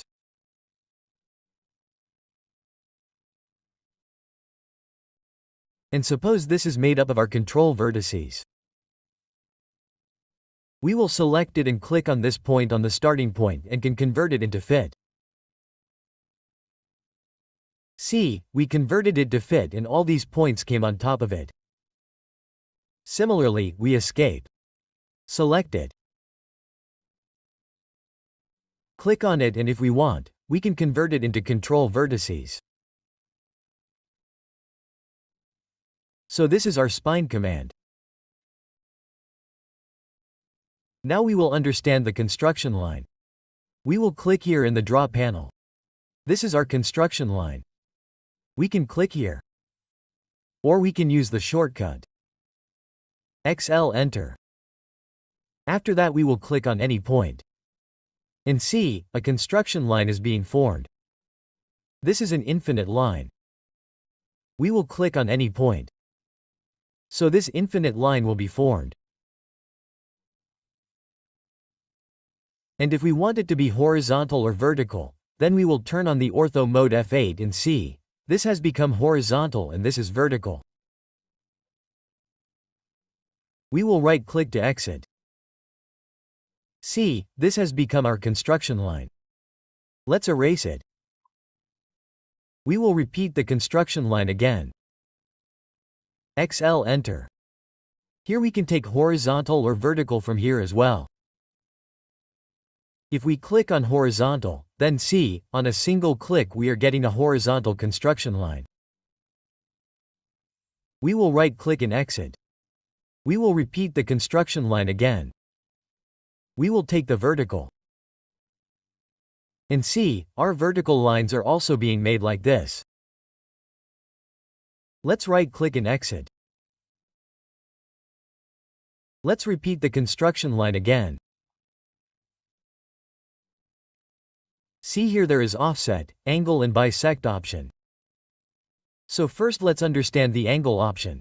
Let's click on angle. Suppose I need a construction line at 30 degrees. So I enter 30, and see, our construction lines are being made at 30 degrees. Let's right-click and exit. We will again right-click to repeat the construction line. See here there is bisect option. So suppose I have to make a construction line by bisecting these two construction lines. So I will click on bisect. After that first of all I have to click on the vertex. So this is our vertex. My starting angle is at this point on this line and my ending angle is on this line. So see, our bisecting construction line has been made. We will right-click and exit. Now let's take a drawing for offset. Let's go to the submission drawing.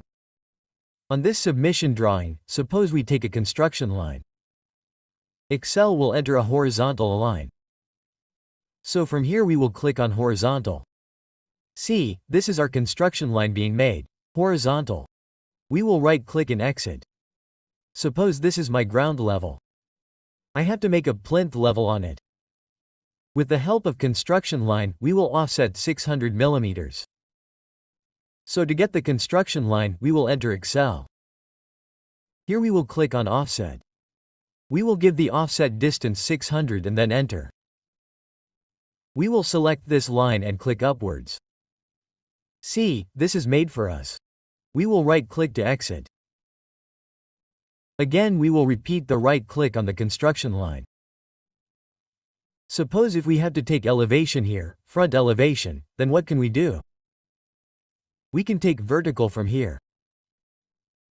We will click on the vertical or enter B, and like this we will project these lines.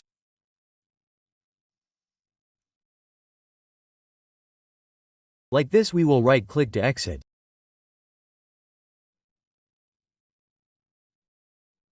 So this is how construction lines are used in our elevation. We will erase this. We will erase this too. Next is our ray. Ray command. So construction line and ray are basically the same. For ray we can click here or we can give the command ray. What is this?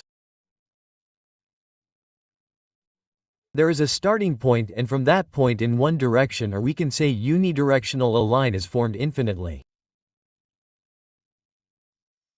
It does not go in the other direction.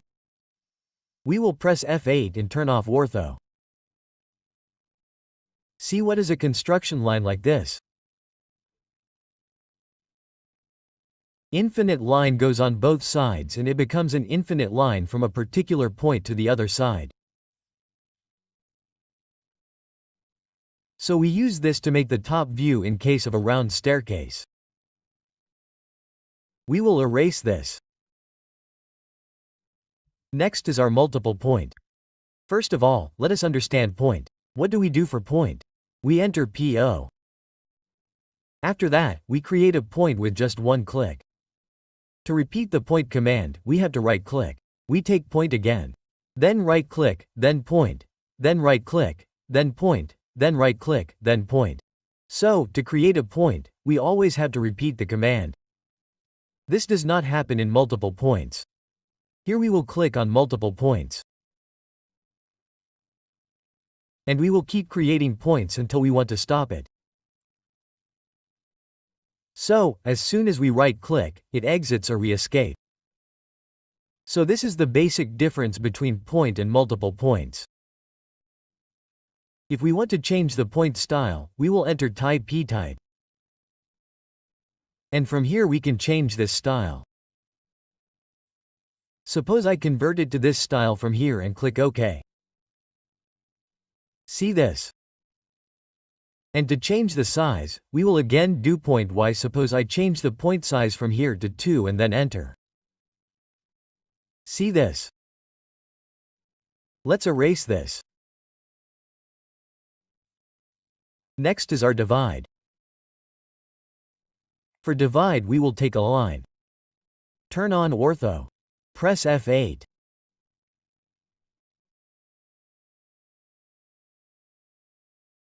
Take a line like this.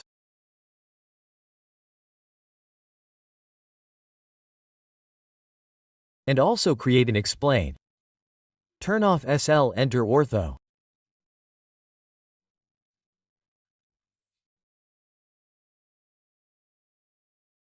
Right-click on explain like this.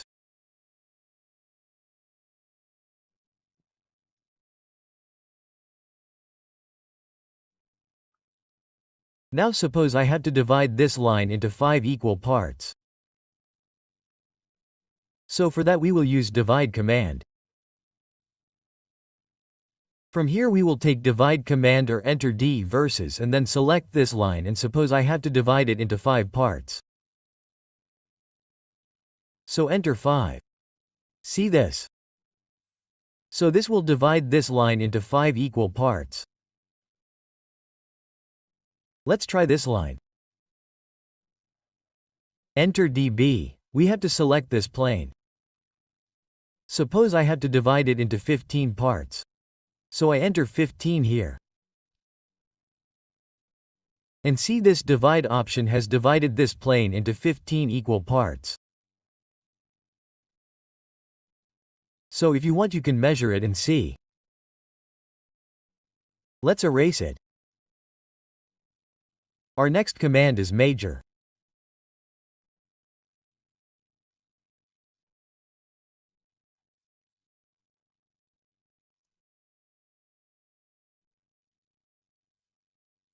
Suppose I take a line, enter L, from this point I will turn on ortho, F8. Suppose I give a line 500 and then enter, right-click and take explain as well, again enter SPL, turn off ortho, F8.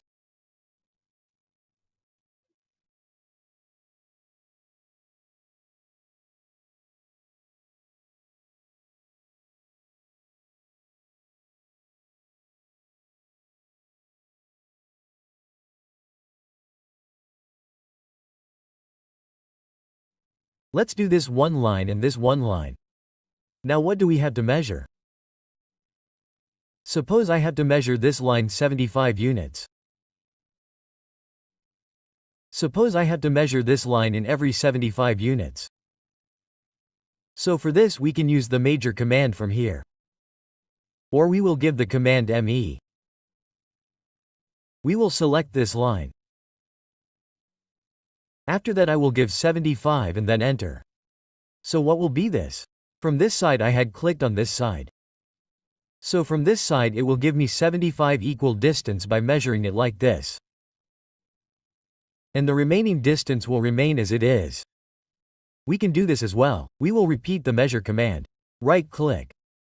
Select this plane. Suppose I give 80 and then enter. So it will measure our distance of 80 and whatever distance is left at the end will be left as it is.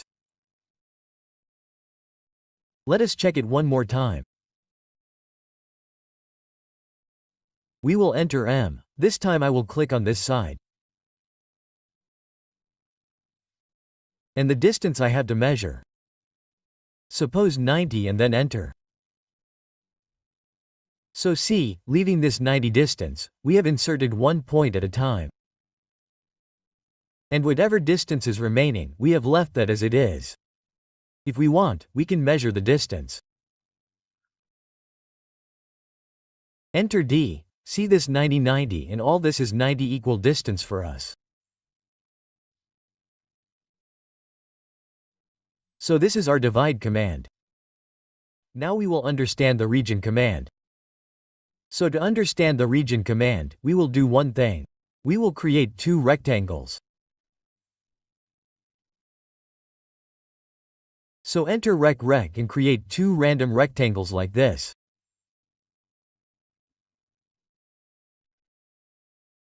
Now what will we do with these two rectangles? We will explode them. So enter X. See, it has been converted into lines. What will we do after selecting it? We will join it. So enter J and it has been converted from line to polyline. See this? And what will we do with this? We will try to convert it into polyline with the help of region command. So enter reg. We will select it fully and then enter. So see, this is also a polyline and a region has been created. We are not able to understand the difference between the two. So what will we do for the difference? We will change the visual style from 2D wireframe to conceptual. So see what actually happened. When we did join, it got converted into a polyline. But when we region a closed object or a closed boundary, it gets converted into a surface.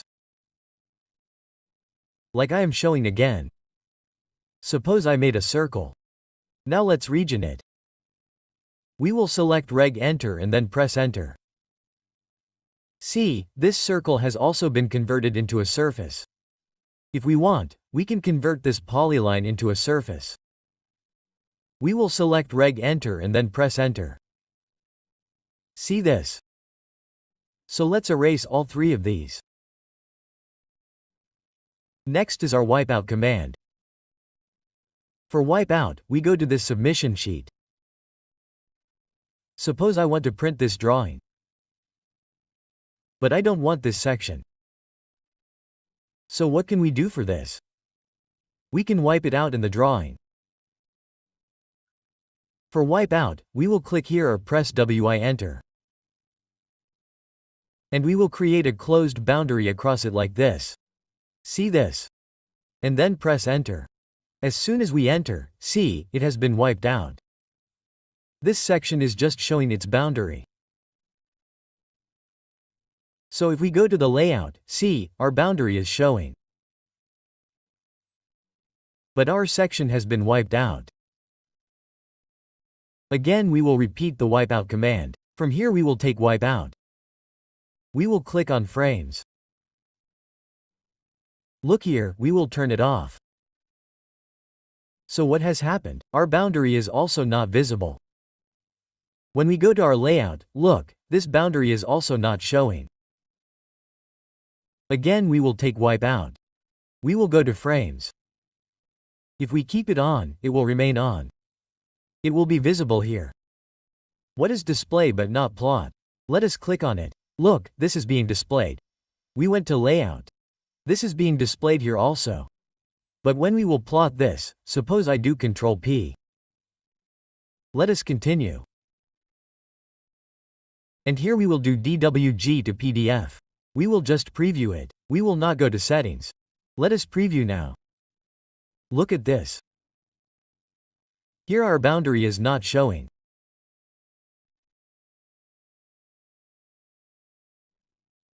Let me select it and erase it. Now we will take the wipeout command again.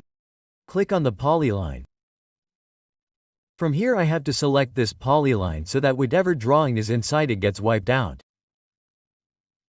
So I select this polyline. What will happen by clicking yes? This drawing will be erased. That means this boundary will be erased.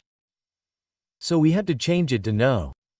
And see, whatever was inside this boundary has been wiped out. We will go to layout. See, everything inside it has been wiped out. So in this way we can use the wipeout command. We will select it and erase the wipeout again. So our drawing has become as before. Let us see what is next. This is our 3D polyline and this Alex. When we will create our 3D series, then we will cover both of them there. Next is our donut command. For donut, we can either click on donut from here or enter do. What do we have to do for donut? First we have to give the inside diameter. Suppose I give 5 and then enter. Now I have to give the outside diameter of the donut. I enter 1. See, our donut is being made. Just click and our donut is ready. We will right-click to exit. Suppose I want a donut which is fully filled. What do we do for that? We will repeat the donut command. We will make the inside diameter 0. We will enter. Whatever outside diameter we want, we will keep it. Suppose enter 1 and then just by left-clicking, our donut is ready. We will exit by right-clicking. So, this is our donut command. Let's erase it. Next we have revision cloud. There are 3 options in it: rectangular, polygonal and freehand. So first of all let's take a rectangle. We make revision cloud to show the details of a small part. Suppose I want to show this beam.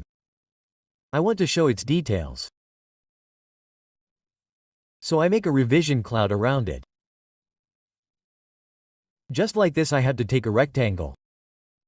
And if we want, we can also change its arc length. Suppose I erase it. We will again take revision cloud. We have to go to arc length. Suppose I make it 100. And then enter. After that just make a rectangle. Like this we have to click on the 2 opposite corners. And this is our revision cloud. We can go and show its detailing here.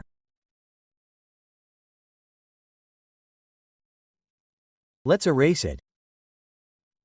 Next is our polygonal revision cloud. So let's click on it and we have to make a polyline like this. It exits by right-clicking randomly. We made it like this. And there is also freehand. For this, we will click on Freehand from here. And randomly, just like we use Freehand, we can create revision cloud like that. So let's erase them. This is our revision cloud. Now we will learn fillet, chamfer and plane curve. First of all, we will learn fillet command. For that we will make two rectangles.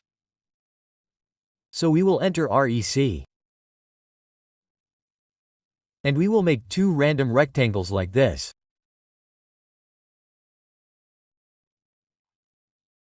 Now to take fillet command, either we can click on fillet here or we can use its shortcut F enter. What is fillet? Here if we make a round edge, then it becomes fillet. And if we cut a straight edge like this, then it becomes chamfer. So for fillet we always have to mention radius because it is a round curve like an arc. So for radius we can click on radius here or we will enter R. Suppose I mention radius 25 here and then enter. After that, what do we have to do? We have to select two lines between which we have to put fillet. So suppose I select this line and then select this line.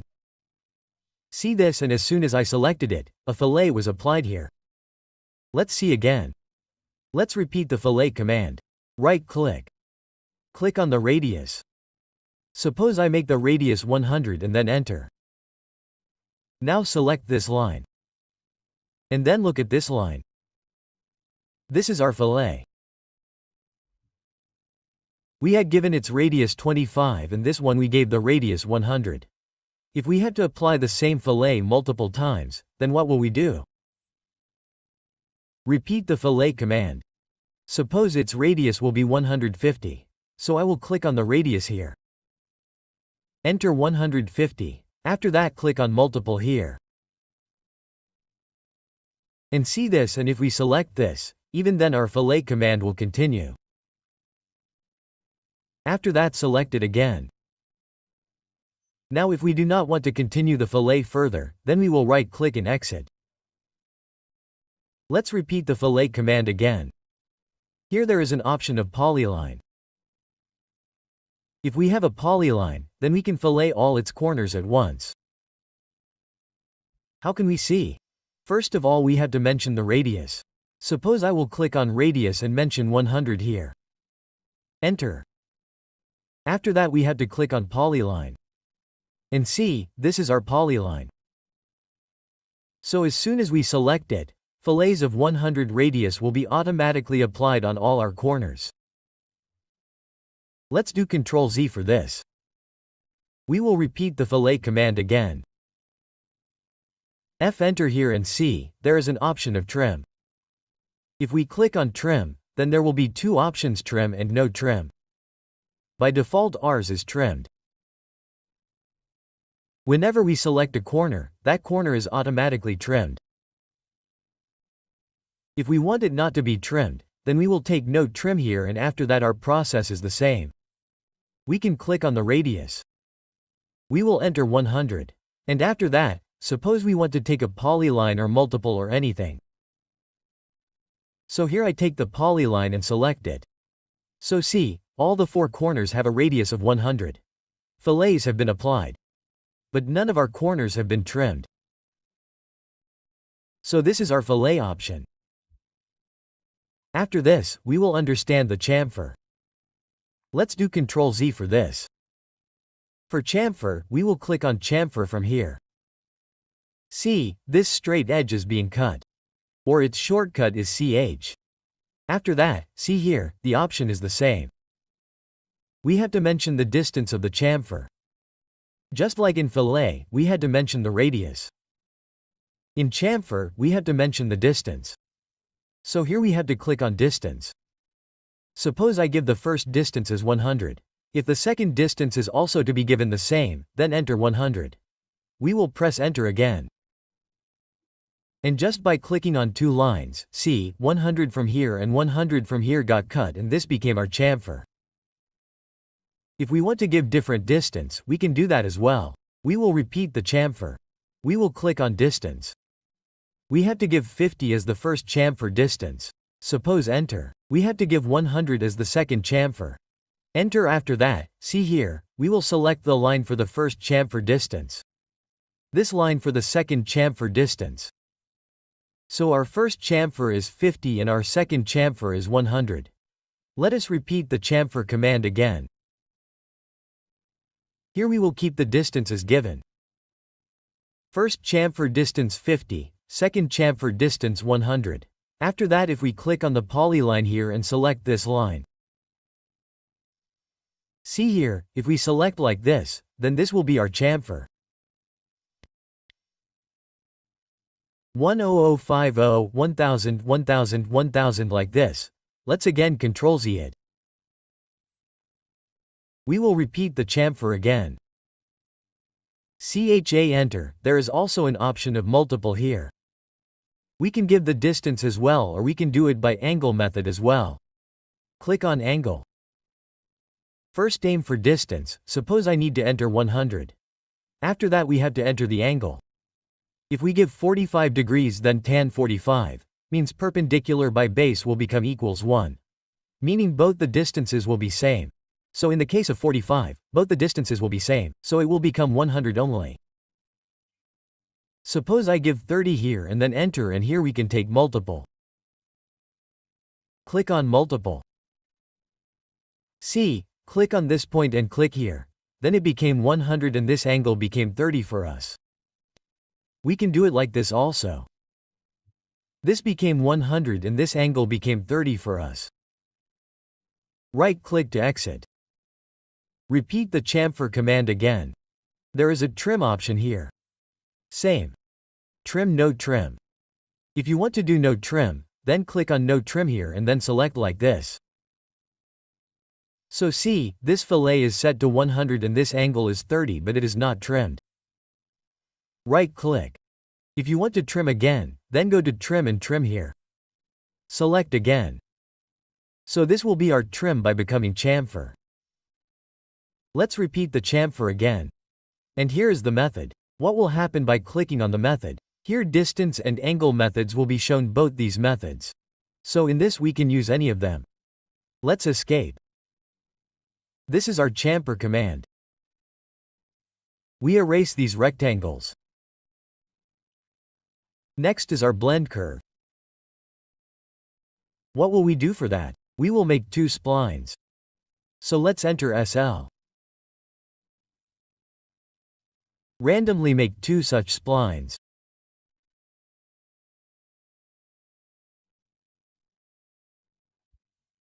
Now if we want to blend these two splines, we can do it. With the help of blend curve, we can click on blend curve from here. Or we can give the command BLE enter. After that we just have to select two curves like this and they will be blended. Let's do Ctrl Z again, take blend curve BLE enter. If we click on continuity here, we will get two options here. Tangent and smooth. So let's do one thing. First take this and then take a copy. Select CO enter. Take two copies and try both the methods. So let's enter BLE, click on continuity. Our first method is tangent. So click on tangent. This will blend both our curves by tangent method. Just select both of them. Again repeat the blend curve. Click on continuity. After that click on smooth. And this will blend both our curves by smooth method.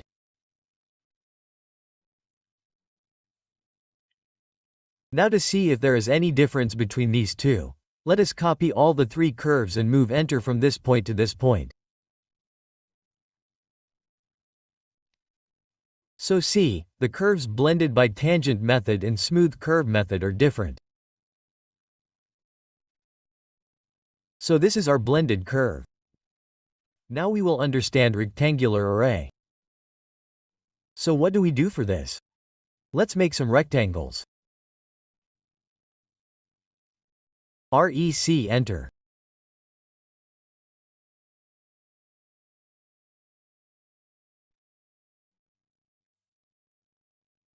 Now to get the rectangular array we can either click on the rectangular array here or we will give the command ARR and from this drop-down menu we will click on array rectangular. After that we have to select the object which we want to array. So suppose I select it. Enter and see our array is being created. Here there is an option associative. Let's understand this first. So now see this associative is off. So by turning it off I close this array which has 4 columns and 3 rows. So to close it we can click on Close Array or right click. After that we will repeat the array again. Right click. This time let's select this object. Enter. See this is also becoming an array. 4 columns and 3 rows. Now what will we do this time? We will turn on this associative option. So, we will click on it and after that we will close the array. Right now this is our associative array. Whenever we select it, see this is an array. By selecting it we can also edit this array. Let's escape. But see this array has been converted into single elements. We cannot edit it right now. So this is non-associative and this is associative. Let's escape and if we want, we can also explode and break the associative array. How? We will select it. We will enter X. Now see this has been converted into single elements. So let's again Ctrl Z. Let's erase it. Let's take the array command again. Arranged by, after that click on the array rectangular. We will select the object, press enter. See, here we are showing 4 columns, 1, 2, 3, and 4, and there are 3 rows. 1, 2, 3 and this is the distance between them, the center to center distance between the columns. This one is here, and the total distance, that means the distance from this center to the end center, is this one. So suppose I make it 1000 here. As soon as I make it 1000, if we come here, see, then it will be converted automatically. So let's do one thing with this. Let's make it 900. See, this distance has been converted. 300, this 300, 300 and 300 and this is our row. So we can change the distance between rows also. Here, suppose I make it 450. And see, as soon as we click here, it will be converted automatically. See this? And with this middle arrow, we can change the distance between us. We can increase or decrease it like this. What will we do with the arrows on this side and at the end? We can increase the rows or columns of the array with this. Like this. See this? Let's close the array. Well, we had made it non-associative. That is why we are not able to edit it. Let's do Ctrl Z again. We will take the array, again an array or rectangular array. We will select it. We will enter, and here suppose we can increase the columns, 5. Enter, and here the distance between us suppose we give 400, it will be adjusted automatically. And we will make the rows 4. Let's make it 250, and it will be adjusted automatically. See this, and if we keep it associative like this, then this will become a complete array, which we can also edit later. Let's close it. See, and coming to this point we can increase the column count or we can also increase the spacing. We can change the axis angle from here. Suppose I click here. See, the angle is changing. Similarly, we can change the axis angle here as well. In this way, let's do Ctrl Z. We will select it again and see what options are there here. See, there are levels here. So I will make the levels 3 here. Suppose I make the distance between them 500 here and it will adjust automatically. We will close this array. Now see, this is in our top view. We take it to southwest isometric or any isometric. And as soon as we orbit it, you will see that we have added 2 levels in the Z direction. If we select this, see, this distance of 500 is the distance of this point from this point. And the total distance from the bottom to the top is 500. We can check this if we want. Enter distance by. See this. From this point, this is 500, and this is 1000. We will close it, select it. We will make the levels 1 again. We will enter and close it. Let's take it to the top view again. We will select the array again. See, we can change the base point. The base point is currently in the center. So, if we want, we can change the base point from this center by clicking on the base point. See, this has changed. Now this will become our fixed point. Our array will change in respect of this. I will again shift the base point to the center. See, this has happened. Let's go. The next option is our edit source. Let's see it. We will click on edit source. This is our source object. We will select it. We have to press OK. Now we can edit it if we want. Suppose I make a circle here. See, enter from this point to this point. See this. Whatever changes we make here, these changes will be applied to all the objects in the entire array. So I also make a line here. See this, and from this side, our changes have been applied to the entire array. Let's Ctrl Z on this. We will select the array again. See here, there is an option of replace item. Let's see it once. Suppose I make a circle. Like this. Now I have to replace this circle with a rectangle. So for this, the array has to be selected. Here, click on replace item. Now this circle has to be selected. Press enter. After that, the base point has to be selected. Suppose I want to replace this rectangle with this circle. Center to center. So I will click on the center. Now whatever object I want to replace, just select it. See, whatever object I select here, all of them will be replaced. See this. Let's close this. Now we will select this array again. And here there is an option of reset array. By clicking here, our entire array will be reset. So this is our rectangular array. Let's close it. Now we will understand path array. For this I will make a rectangle. So we will enter REC. Let's click on this point. We will give it a rotation. Let's click on rotation. And let's rotate it by say 30 degrees. And we will make such a rectangle randomly. See this. Now here we will draw a line.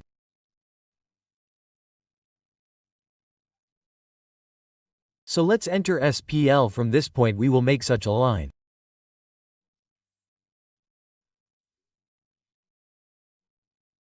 Right-click and exit. Now to get the path array we will click here. We can click on path array. From here what will we do? ARR, and from this drop-down we will click on array path. First of all we have to select the object which we want to array. So I will select this rectangle here. Then enter. After that we have to select the path. In respect of the path we want to make the array. So I select this plane. And see, our array is being made. Here we can change the distance between them. Suppose I give 50 here and then enter. So the distance of this center from this center will be 50. And here if we want to change the items, then see here there is an option of measure. We will click on this arrow and convert it into divide. So what will happen with this? The box of items will open and the other two will be locked. So here I can change the items. We will enter 10 and with that our distance between and total distance will be adjusted. We can make it 20 also if we want. See, this is overlapping. So I put it here and enter. And these two other fields will be adjusted. Associative is on. If we turn on associative and close it, we can edit this array again later. Just click on it and this array tab will open. Now look here, we had given the items at the distance between us and the total distance was adjusted automatically. We can change the distance here. Suppose I give the distance between us as 2. Then enter. Look, we can change the distance between us from here if we want. Suppose I give 50 here and then enter, and if we enter 3 here, then this total distance becomes 100.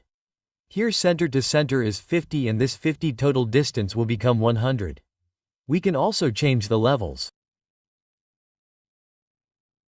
Suppose I make the levels 3 here and make the distance between us as 100. Our total distance will adjust automatically. Just click here. Look at this and let's close it. Whenever we orbit it, look, our array has been created in 3 levels.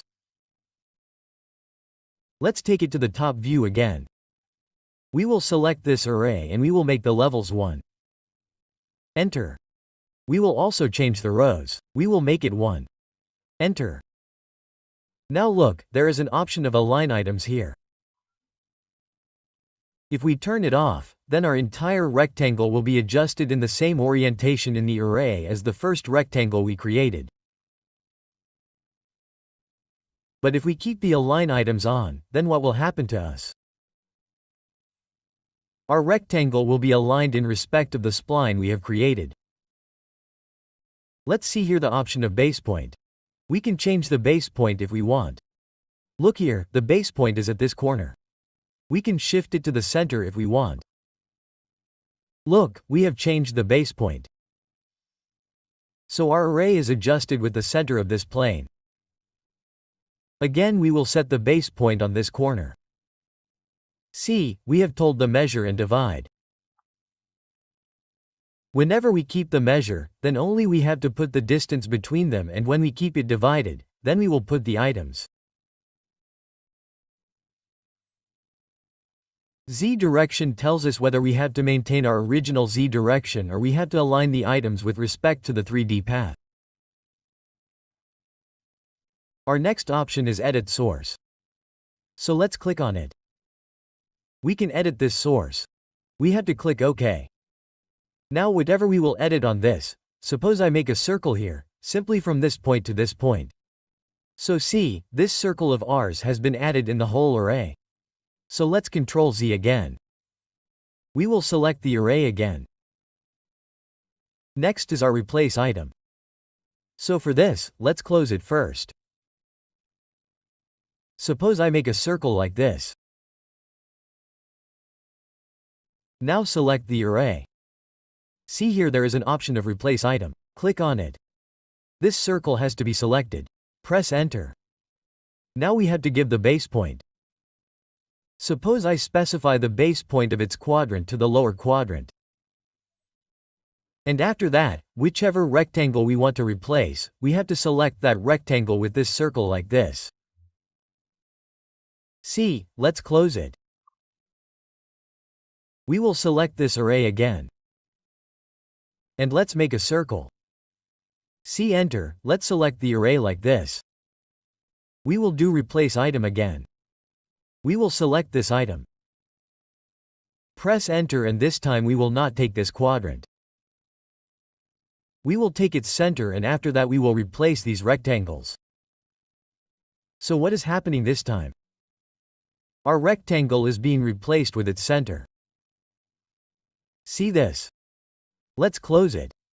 We have to select the array again. And as soon as we reset here, our entire array will be reset. So this is our path array. Let's close it.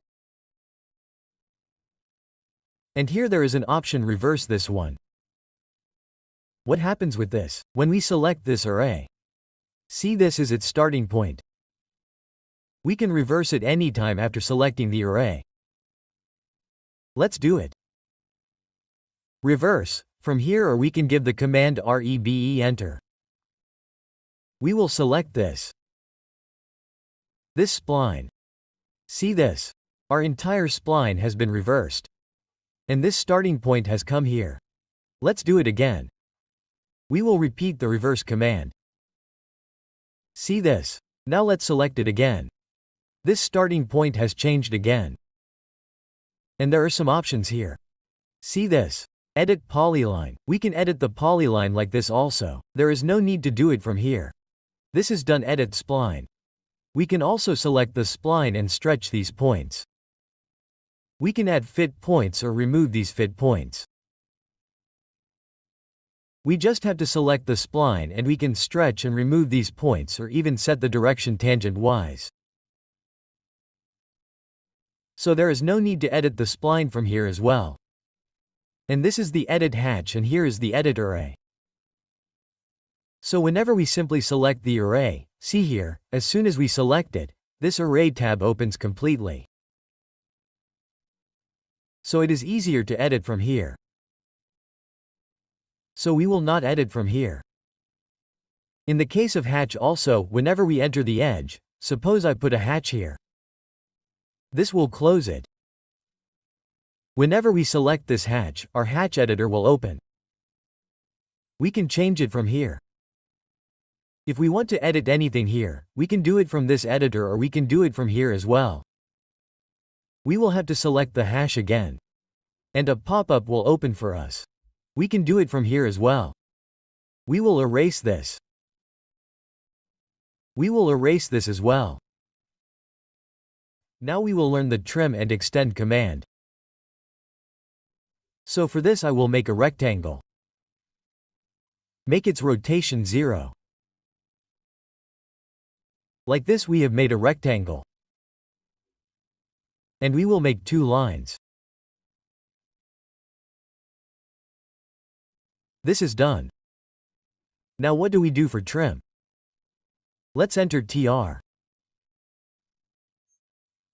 Now if we want to trim any portion, then see, the part on which we click will be trimmed. Like if I click on this point and click on this, then both these lines of ours will be trimmed. Let's do Ctrl Z. Same for extend. We will enter EX. Now whenever we select this line, see, it will be extended till the next boundary.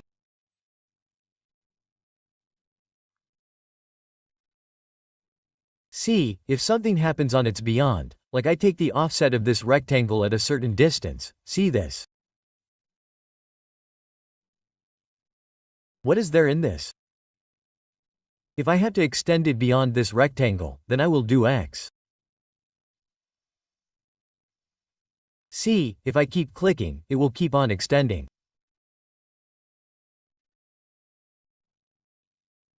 And if I had to extend this line to the last rectangle at once, then what can we do? Suppose I delete it. Or let's do one thing with it.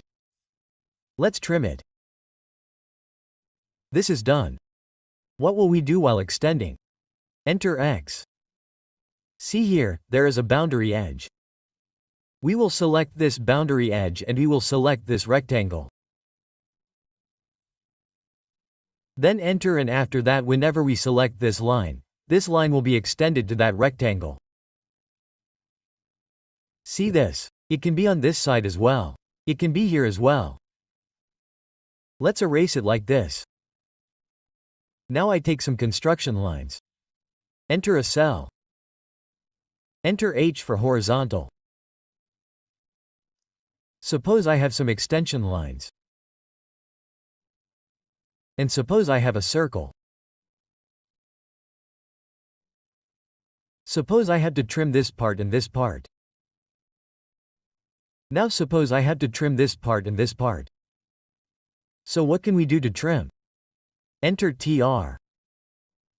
After that we can select it like this, or we can do one more thing. We will select the cutting edge. Here we will click on the cutting edge. Then we will select this circle. We will press enter.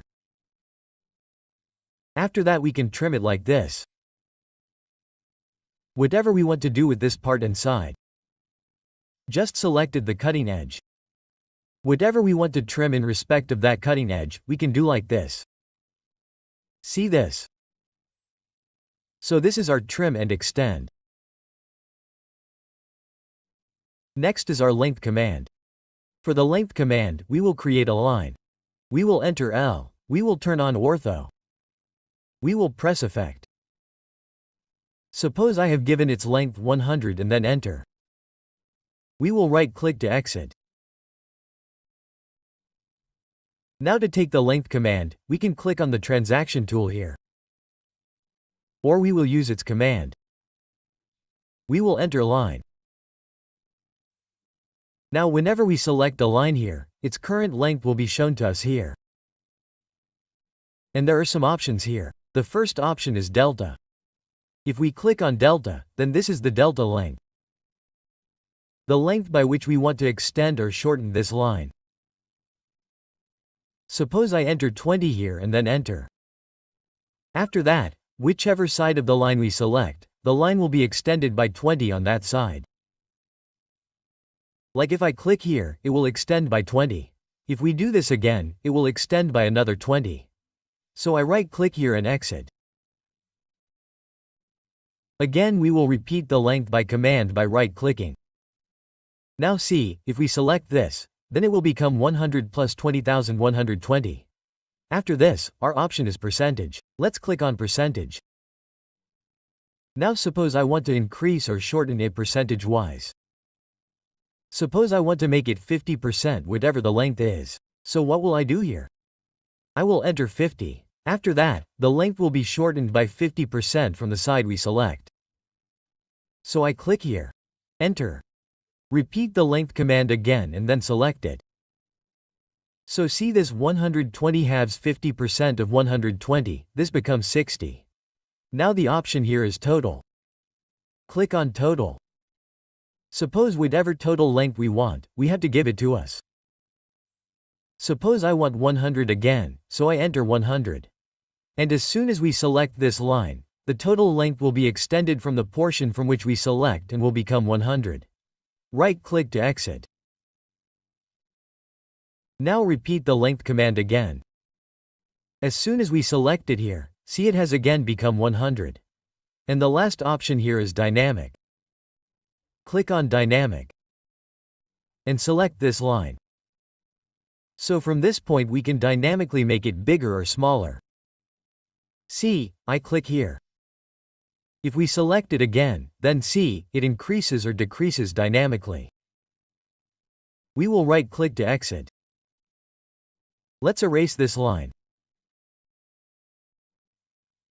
Next is break and break at a point. For this, we will take a rectangle. We will enter rec. We have taken such a rectangle. Now suppose I want to break it. So for break, we can click on the break command here. Or we can enter BR. If we click on any point, the line break will start from that point. See this? And the length at which we leave the point will be our break. This is done randomly. If we want to break from a particular point, we can do that too. For that, we will have to repeat the break command. We have to click on any point. After that, suppose we have to specify the first point. For that we will click on the first point here. Suppose I have to take the break from its midpoint. So I click on this point. After that, suppose I have to break at a distance of 50. So I enter 50 here. So see, from here it has broken at a distance of 50, and let us see break at a point. For break at a point we will click from here. Suppose I have to break this polyline with respect to a point. So I select it. Suppose I have to break this polyline with respect to this point. So I click here. Now see, it has separated and it has separated. Both have become separate lines. Let us see once again. Break at a point. Clicked here. If I have to break it with respect to this point, then I click here. See, both these lines have separated. Next is our align. So I will draw a triangle here. With the help of Polygon we will draw a triangle. Enter pole. Number of sides will be 3. Enter 3 inscribed from any point and we will draw such a triangle.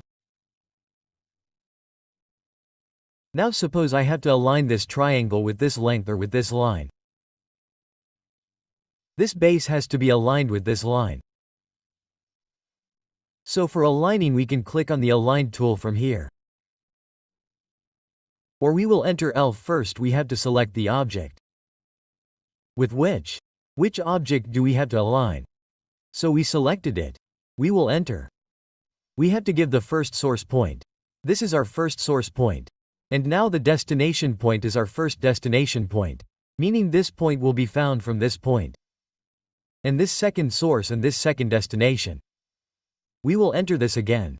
Now see, there are 2 options. It is asking whether we want to scale or not. So if we keep no and press enter, it will join this point with the first source and it will be aligned. Let's do Ctrl Z again and see once again. L, enter object, select, enter first source, first destination, second source, second destination.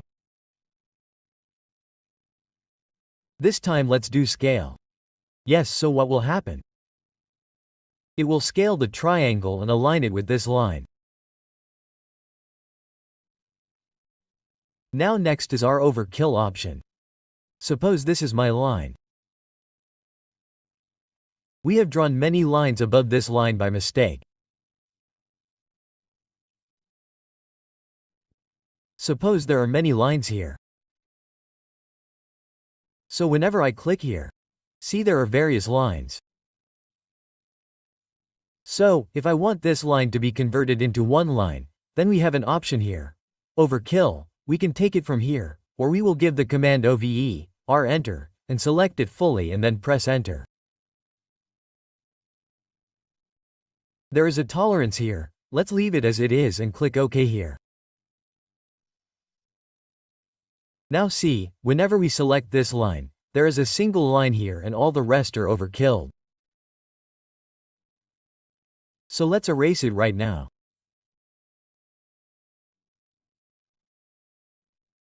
Now we will learn 2 by layer chain space and these draw orders.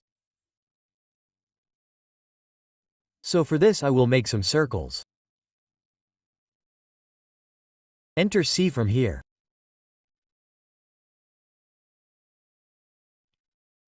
Now we will put some hatches in it.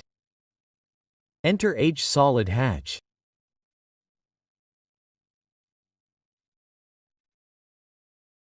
Let's put 3 colors here.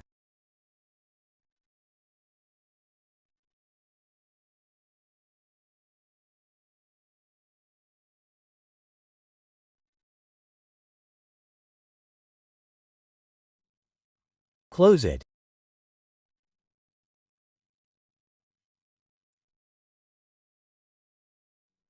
Now I will move it a little above it and also like this, and we will also write a text here.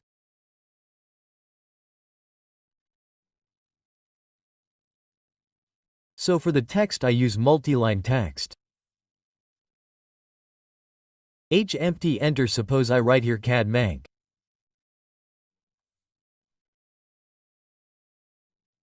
After selecting it we will make it bold and adjust its height a little.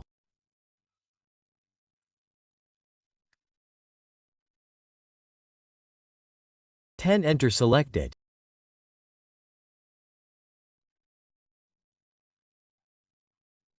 Let's move it also like this. Now first of all, what will we do? We will understand these draw orders. So see here there is a bring to front option. If we select it, suppose I want to bring this yellow circle and hatch to the top. So I select it. Enter. See, this has come to the top. Let's repeat similarly. From here, I selected ring to front. Enter. See, this has also come up.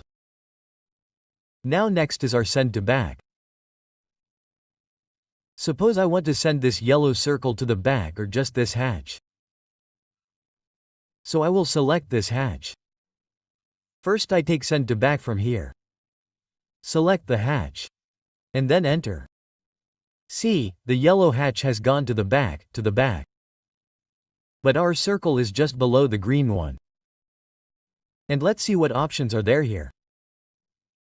Bring above object. Suppose I want to bring this red circle above the green circle. So for that, we will do bring above object here. We will select it. Enter. And we will select this. After that, enter. So see, the red circle has come above the green circle. Next is send under object. Suppose I want to take the red circle below the green but above the yellow one. So what will we do in that case? We will send under object. Let's select it. Let's enter. Then select it. Enter. So it came below green but above yellow. Bring text to front. So select it and whatever text we have here will automatically come to the top. So there are some more options here. See, bring dimensions to front, bring leaders to front, bring all annotations to front. So all these options, be it dimensions, leaders or annotations, they will all come to the front. Like our text has come. Now see here the last option is send hatches to back. So if I select this, then all the hatches will go to the back. See, the circles have come in front of us. So this is our draw order. Now see here there is an option of set to by layer. What do we do for this? Let's take some lines or some circles like this.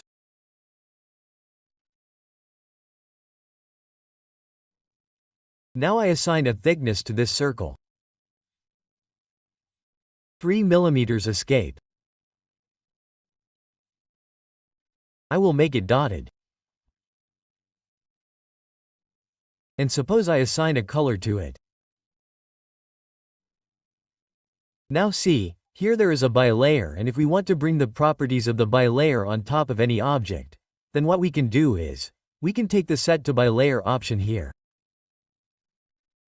After that we have to select the objects which we want to put in the properties of the bilayer. After that we will press enter. Now see, if there is any block, then in that case we will say yes. We do not have any block here. We can do anything here, yes or no. I simply press enter here. See here, enter. So see, these bilayer properties have been assigned to all our objects.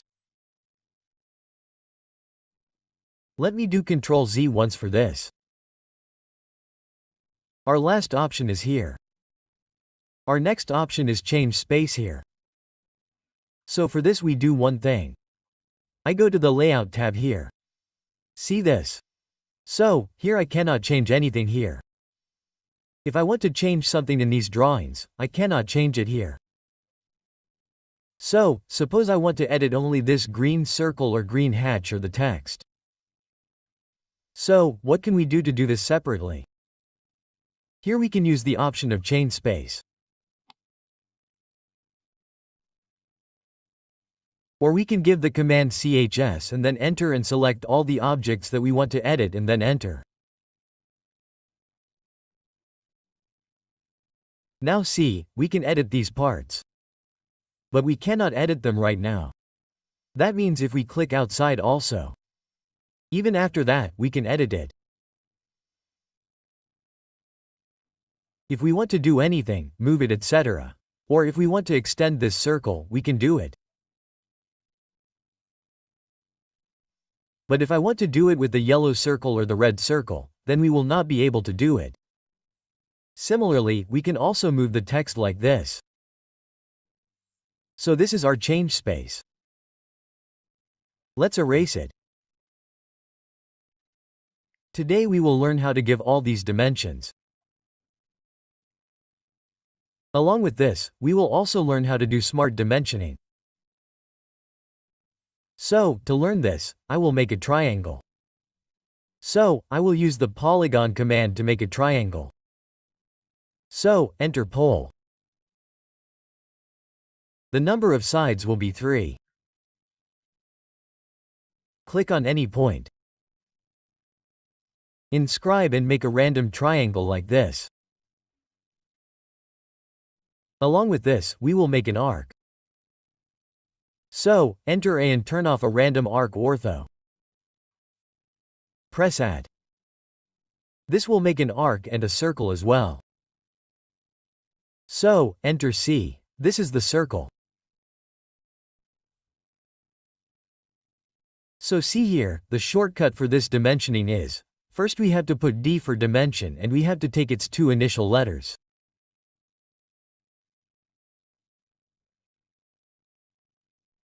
Meaning DLI for linear dimensioning, DL for align, DL for angular, DN for arc, Dr. C for radius, draw for diameter, DDI, and so on. So we will first learn how to do linear dimensioning. Whenever we have to give any horizontal or vertical dimension, we will click on linear dimension or its shortcut is DLI and enter. After that we just have to click on both the points between which we need the dimension. So we click on both the points here. We will come down where we have to place the dimension and just left click like this. See, if we zoom in on this, we can see this dimension. It is very small and here a comma is showing in place of 1097 points. It should be 65. So let's fix this first. So we will go to the Dimension Style Manager. For this we will enter D. Here we will click on Modify. We will go to the Fit tab. And here you will see Use Overall Scale. We will have to increase it. Suppose I will make it 10 here. We will click OK. We will close it. See, it has become a little bigger. Again we will enter D or right-click to repeat the Dimension Style Manager. We will go to Modify and I will make it 15 and go to Primary Units. See here, this is the decimal separator. Meaning here instead of 0.00 there is 0. So in place of this comma we have to put a period. Then we will click OK and close it. See, our dimension has been set correctly. Now if we have to give its vertical dimension, then what will we do? Again we will enter DLI. We will click on this point and here we will click on the midpoint. See, this is our vertical dimension. See, we can click on it anywhere. Or we can do this without doing this. Enter DLI. Click on this point and click on this point. Even then we will see the vertical dimension like this. And if we want horizontal then we will have to go upwards like this. So we can give both horizontal and vertical dimensions like this. See this? And if we do not want decimal places then what will we do? Enter D, go to Modify. Here in the Primary Units tab, we will make the precision 0. What will happen with this? All these will be rounded off. Then click OK and then close. See, they have been rounded off. Enter DLI again. Click on both these points again and we give this dimension here. Let's see, both these dimensions are overlapping. To correct this, we will go to the Annotated tab here. Here we will get the option of Dimension Break. Whichever dimension we want to break, we will first select it. After that we will select this dimension. See, it is broken. Let's close it. We will right-click. So this is our linear dimension.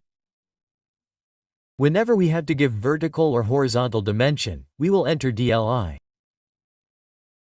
After that we have align dimension. What will we do for this? The shortcut is to enter DLI. Suppose I want the dimension between these 2 points. So just click on both the points and after that we will place the dimension by left clicking. It is placed. It is aligned. After this we have angular dimension. What will we do for angular? The shortcut is to enter DN. After that we have to select these 2 lines. We want the angle between the 2 lines. So I select here and select this. See, this is showing the angle. This will show us in all the quadrants. Whatever dimension we want to give, we will just left click on that side. See, it's done. Let's repeat again. Let's give it to this. It's done. Next is our arc length. What will we do for arc length? We will enter DAR. See, let's select it. And this is our arc length. Just left click. So if we convert this arc into a straight line, then its distance will be 1418. This is our arc length. Next is our radius. So the shortcut for radius is DRA. Let's select the arc. We will find its radius.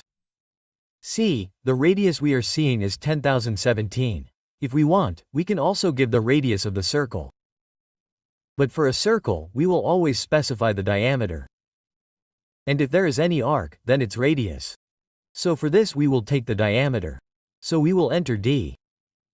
Let's take this. See this? We can put it inside or outside. This is done. Let's see what is next. Here is the coordinate. Coordinate means we have to find the coordinate of any point from this origin. Suppose I want to find the center of this circle from this coordinate. So I have to enter the coordinate. For that we will enter DOR. See, this is our center. Let's click on the center. This is our vertical. Let's take DOR again. Let's click on the center again. And this is our horizontal dimension. Meaning this distance from the y-axis is 1089 and this distance from the x-axis will be 1748. Let's see what is next. This is the job dimension. What will we do for the job? Suppose this is my paper space. I have to put the radius inside it. This center of mine is going out. What will we do for this? If our printable area is this much, then we will give a dummy dimension. For that we will use chalk dimension. So we will enter DJO. We have to select the arc. After that we have to specify the dummy center. Suppose I click here. Then see, wherever we have to give dimension, we will just left click. It is done. So this is our dummy dimension. Its center is this one. We can erase it. So these are all our dimensions. And this is the smart dimension. We can give any number of horizontal, vertical or aligned dimension or even angular dimensions with the help of smart dimension. Meaning, there is no need of these 3. We can insert all the 3 dimensions with this. Let us erase it. Let us click here for smart dimension. Or the shortcut is to enter dim. Now suppose I want this horizontal distance, then we can click on both these points. Or just hover the cursor over this line. See, it is showing the dimension. Just click and place it.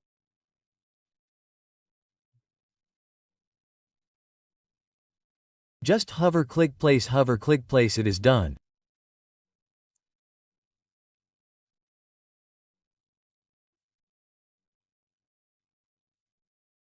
And if we want, we can give it like this or we can also mention point to point like this.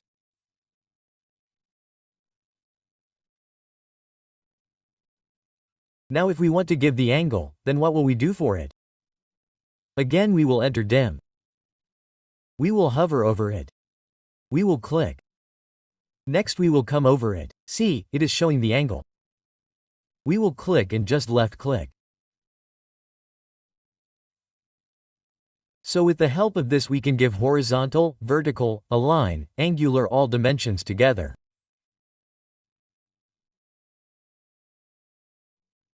Let's escape and we will erase these. Now we will learn some extra dimensions in annotated tab.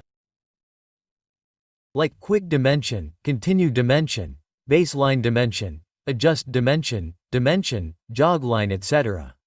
So first I will create a rectangle. So we will enter REC. We will create a rectangle like this. And we will also draw some lines. Let's enter L some random lines like this. This is done. Let's first have our quick dimension. For quick dimension we can click here. Or we will use the shortcut. We will enter QD. After that, suppose we have to insert all these dimensions from this point to this point. This one, and then this one. So, what will we do? We will select it like this across. We will enter and then below where we have to place the dimension, we will click there. See, all these dimensions have been placed automatically. If we want to make these dimensions a little bigger, we will enter D, click on Modify.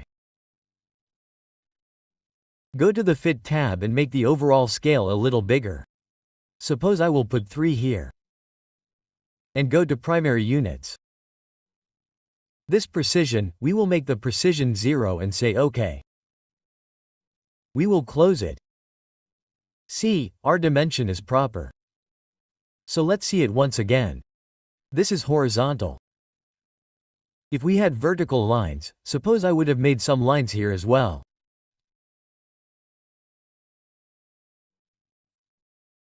So let's enter QD for quick dimension. We have to select it. We have to press enter and just below where we want to put the dimension, we have to click there. See, this is done on this side. Again we have to enter QD to select it like this. Now it's time to enter and left click here. See, let's erase them. Next is our continuous dimension here. For that we will have to give a linear dimension. Suppose I enter DLI. And I give this dimension here. Now here I have to click on Continue Dimension. Or I have to enter DIMC. See this? Now our dimension has started from this point. It is continuing. Now wherever I suppose I do not want this dimension, I have to click on this point. So I will do it here. Then I will do it here. See, this is done. We can do this on this side also. Enter DLI from this point to this point. After that enter DIMC. See this, the dimension has started from here. Now wherever I want the dimension, just click there. I will right click to exit. So this is the continue dimension. And below this is the baseline dimension. Let us understand the baseline dimension once. So for this we have to click on the baseline dimension. Or I have to enter DIMB. And let's take it once, let's enter DMB. Okay, it starts from here. Let's do one thing. Let's erase them. Let's erase these as well. Let's just keep this. Now let's take DMB, enter. Now it is saying select base dimension. I want this dimension as base dimension. So let's click on it. Now see, taking dimension has started from here. This is done. This is done. This is done. If this dimension does not remain, or close it and take it once more. Let's enter DMB. See this from this point. This time this is done. Click. So what happens in continue dimension? It continues from this point. Then this one in baseline dimension means starting point remains same. And wherever we click, the dimension from that starting point to that point. So let's erase this. Now suppose we take some linear dimensions from this point to this point. Like this, and suppose this one is from here to here. Now see, this distance is the average distance. So we can adjust these distances. For this we have to use adjust space dimension here, whose shortcut is dims enter sorry, and let's take it once. We have to apply dims phosphorus monoboride. Then enter dimension space. Let's select the base dimension. After that we have to select the dimensions which we want to adjust. Like I select both of these. Then enter. After that we can enter the value. This distance, or we can also leave it on auto mode. Just enter. And see, this has been adjusted automatically. And what is here? See, this is job dimension. So for job dimension we can click here, or we can use dimension job. Enter dim J, and at whichever point we want to apply jog symbol we will click there. So to take the dimension jog line we have to do DIMJC. Dimension jog is separate and jog line is separate. To take this we will click here. At whichever point we want to put the symbol of dimension jog, we will click on that point and just left click. See, this is done, our symbol is placed. Now we can also adjust it. If we want, we can take it to any other point from this point. See, these are some of our dimensions. Let us erase them.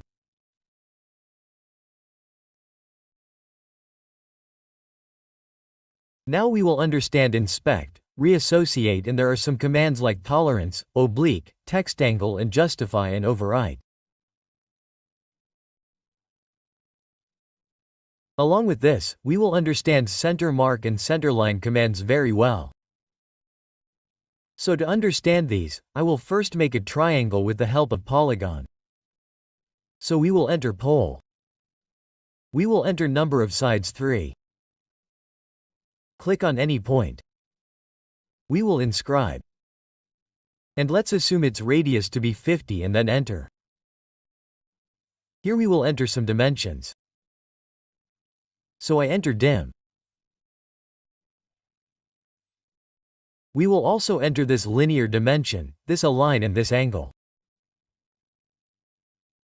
This is done. We will right-click to exit. Let us first understand the inspect command. What is inspect actually? How frequently will we check our manufactured products? We use inspect to check whether its values and tolerances are intact or not. To get this, we can click on inspect here, or we can use the shortcut. We will enter dimin. See this? These are the shapes here. Round shape, angular shape, or none. We can select any of these. And this is our inspection rate. We can put the inspection rate here. Suppose my inspection rate here is 100%. I will put 100%. And here we can keep the level off. Or if we want the level, we can keep it. And after putting all the inputs here, we will click on select dimension here. Suppose I want to select this dimension. We will select it and enter. See this? And after this we will do OK. So see, our inspection rate has been put here. Let's right-click and have a look. So this is our label. This is our text, which is the dimension, and this is our inspection rate. So let's close it. Next, let's reassociate here. For reassociating we can click here. Or we can use the shortcut. We will enter DIMRE. Suppose this dimension of mine, I want it to be end to end and not end to midpoint. So we will select this dimension. We will enter. And after that if I click on the midpoint here, then it will be reassociated. Let's do Ctrl Z on this. Next, here there is tolerance. So here we can click on tolerance. Or the shortcut is to enter TOL. Here we have to insert a symbol. Let's click on the symbol here. See, those who have read limits and tolerances will know the meaning of all these symbols. This is position tolerance. Suppose I take position tolerance. Let's click here. As soon as we click here, we can see that our position tolerance is being applied on the diameter. Suppose I give tolerance 1 here and this is the material condition. We can click here. Suppose I apply maximum material condition here. So I will click on this. Second tolerance, if we have to enter something, then we can enter it here. This is datum. See 3 datums. Datum 1, datum 2, datum 3. This is primary, this is secondary and this is tertiary. Datum means our position from a particular reference point. So suppose I enter datum here. Let's enter it A, datum 2B and datum 3C, okay? So this position tolerance is our tolerance over the diameter. Our material condition is medium and we have entered 3 datums. That means our position from these points. So let's do this, okay. See this. And wherever we want to insert this tolerance, we can click there. So you people should have knowledge of limits and tolerance. After that I have shown you how to insert it. Let's see what's next. Here is the option of oblique. So we can click on the oblique here. Or we can give the command. We will enter dimension, edit dimension. See here there is an option of oblique. Let's click on it. Suppose I want to rotate this dimension at an angle. So let's select it. We will enter. We have to enter the angle. Suppose I give 80 here and then enter. So see, it is aligned at 80 degrees. Let's again make it Ctrl Z. Next we have text angle here. So we can click on the text angle here or we can also go from demerit. I will click here. Suppose I want to rotate this text at an angle. So I will select this. I will put the angle here. Suppose 5 degrees and then enter. See, it has rotated 5 degrees. What else is Ctrl Z? Let's see here. This is justification. Justify left, justify center and justify right. So if we select this and justify the left. See, it has gone to the left. This has gone to the right. See this and this is the center. Okay? So like this we can justify the dimension. And lastly see here, this is our override. Override means we can go to our previous position. If we do clear overrides then see this again, it will go to the center. Let's see there are 2 more things here. Center mark and center line. So for this I make a circle and a rectangle. Suppose I have to put a center mark here. So I can click here on the center mark or enter CM. Just select the circle. And see, our center mark has been placed. If we want to edit it, if we don't want these extension lines then we will double click on it. And the show extension which is showing, instead of yes, we will change it to no. Let us close it. And this is the center line. So for the center line we can enter CL.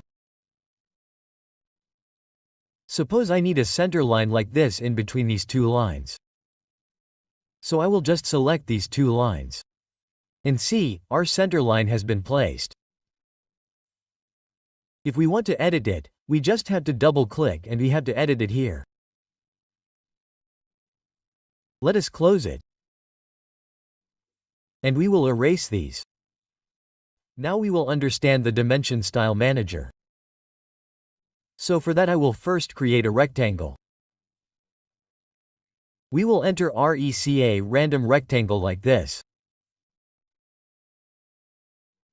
And I will put some dimensions here. So from here we will click on Smart Dimension. Suppose I will give its length and its width. Let's right-click and exit.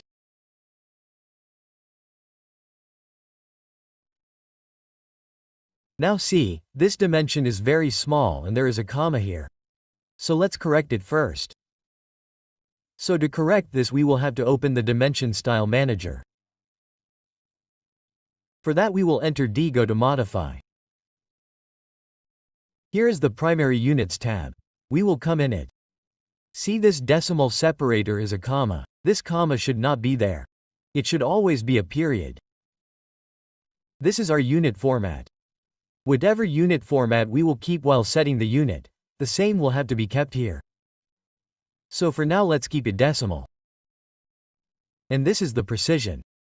We have to set the precision according to our drawing. So for now I keep it 0.00. This is round off. It rounds up the measurement of our dimensions except angular dimensions. This is the scale factor of our drawing. It should always be kept 1. If we give any dimension and change the scale factor here, then our dimension also changes according to that scale factor. And if we tick here, then this will be applied on the layout dimensions as well. See, this is 0 separation. This is leading and this is trailing. What is the difference between leading and trailing?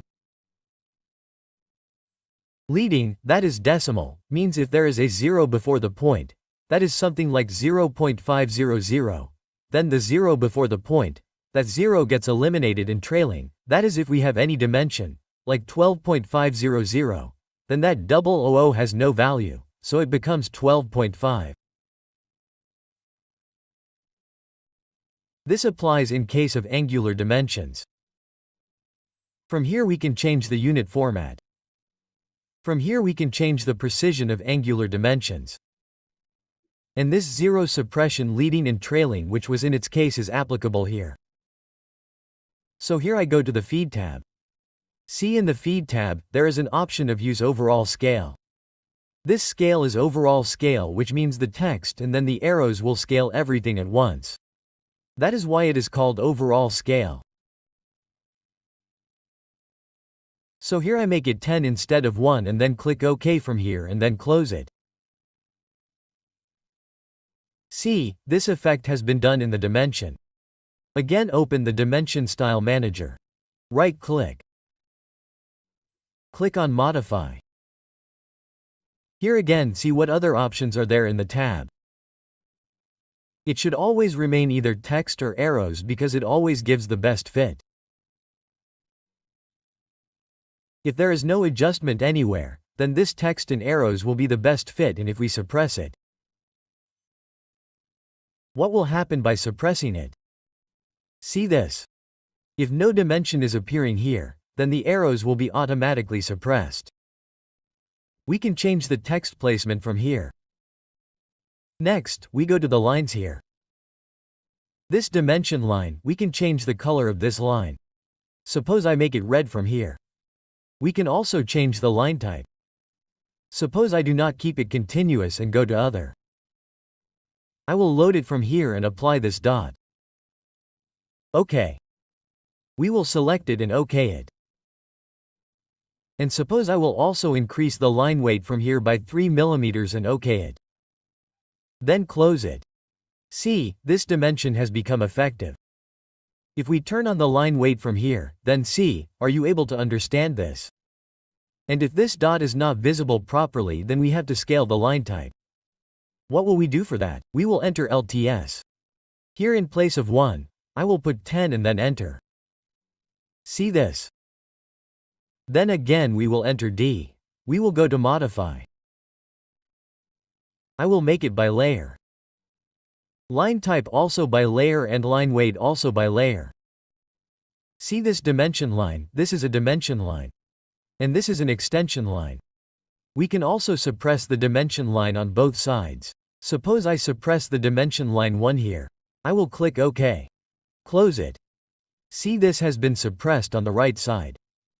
Again we will right-click. Modify. This time I will suppress it. I will untick it. OK. Close it. See, this time it has been suppressed on the left side. Again we will repeat the Dimension Style Manager. We will go to Modify. I will untick it. This is our extension line. Let's try changing this as well. Color yellow. The extension line is on both sides. Hence the line type of the extension line is different for both sides. Suppose I make one side dotted. And also increase the line weight. 3 OK. We will close it. See, it has become dotted on this side. Let's repeat it again. We will go to Modify. We will do this by layer. By layer and line bit by layer as well. We can suppress this as well. Suppose I suppress both the extension lines and OK. Then close. See, our extension line has been suppressed. We will right-click. We will go to Modify. We will untick it again. Let's OK it. We will close it. Repeat the Dimension Style Manager. We will go to Modify. See, here there are some options. Extend by dimension line. So this is the dimension line.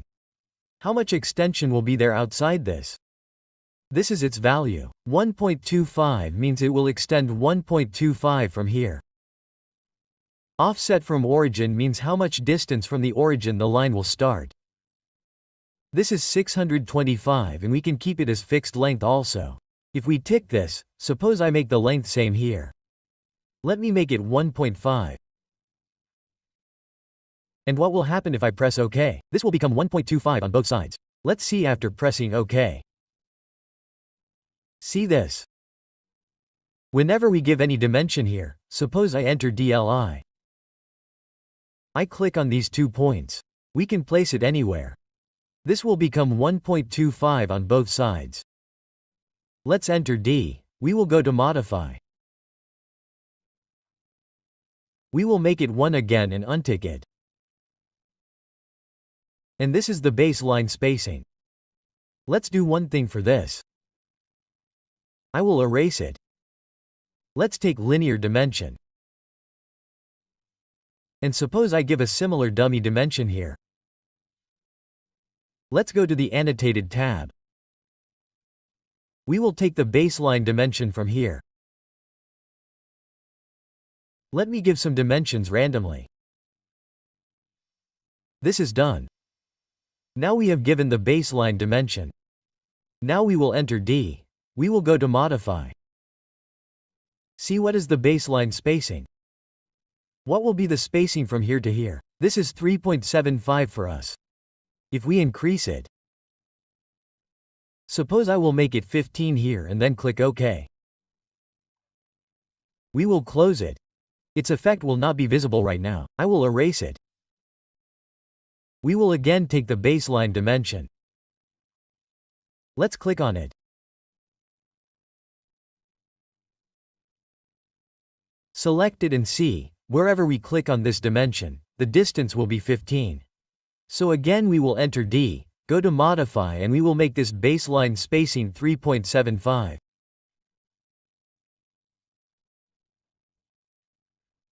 Let's click OK. We will close it. Let's erase it. We will again enter D. We will go to Modify. And here look at symbols and arrows. From here we can change the arrows. First arrow, second arrow means left side and right side. Suppose I put a dot here. Let's make it architectural or oblique. We can change it in case of leader also. Arrow size means we can make the size of the arrow bigger or smaller from here. This is the center mark. If we keep it as none, then it will not be there. This is the size of the center mark, and line means it will become the size of the center line. Let's close it by pressing OK. See, this has changed. We will enter D again. We will go to Modify. I will again make this a closed field and this also a closed field. Next is break size. Let's see the break size. Here it is 3.75. Let's press OK. We will close it. Suppose I give 2 linear dimensions here.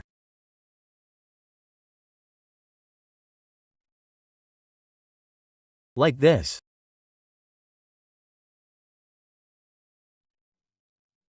Now here we have to make a dimension break. So look here. So from here we will take the dimension break. Let's select it. After that we will select it. This dimension has been broken. So this distance, we can make it smaller or bigger. How? Let's enter D, click on Modify.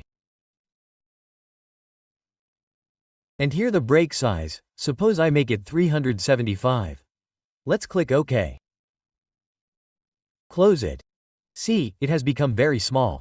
It has become 375. So again enter D, go to Modify. We will make it 3.75 again.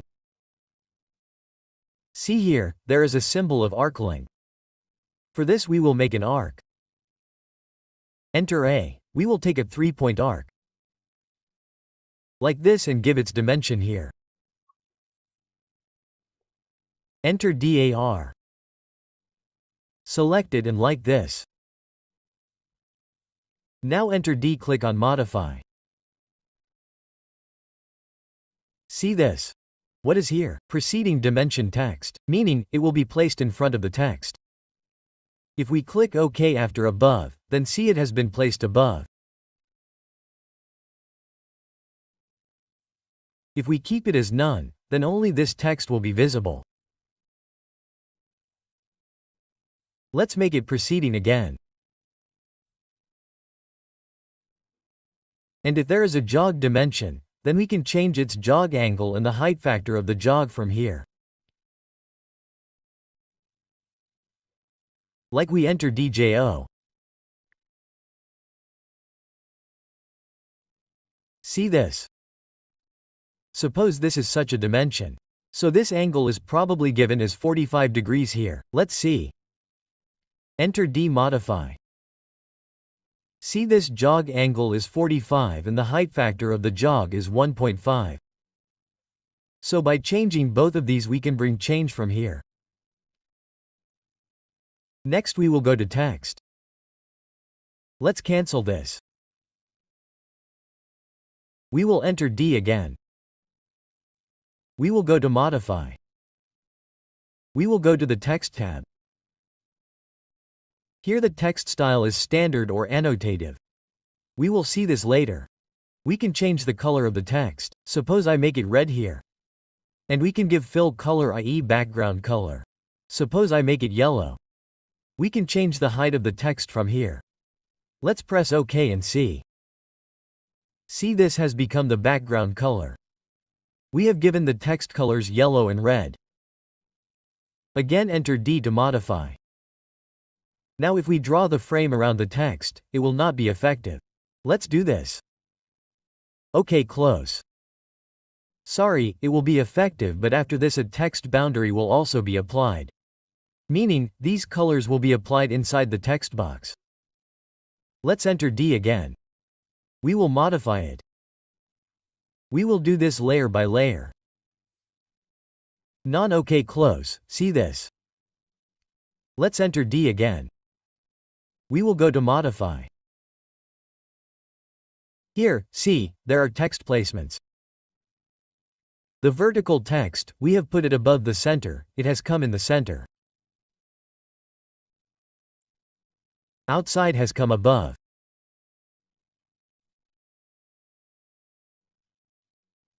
We can change this below from here.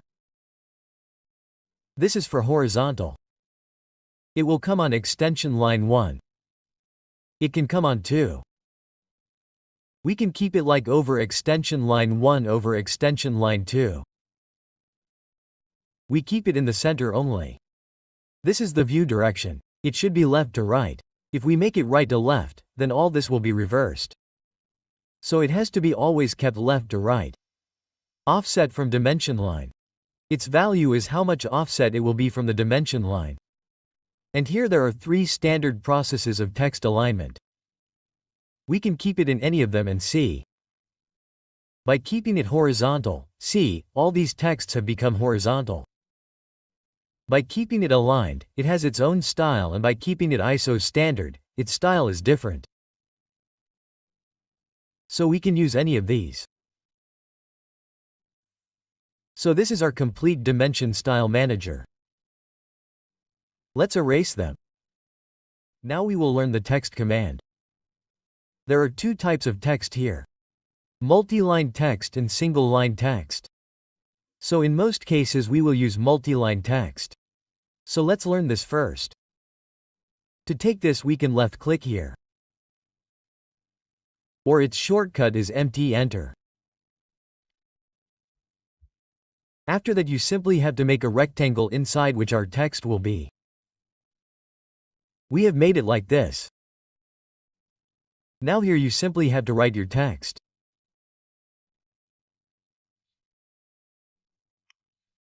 Suppose I write here "Welcome to CAD Mank."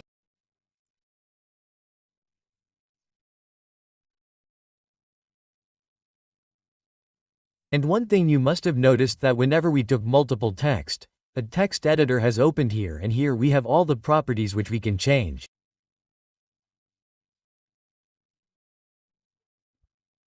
So after writing the text we have to left-click outside and this text will become ours. So what will we do to edit it? We will left-click on it. See this?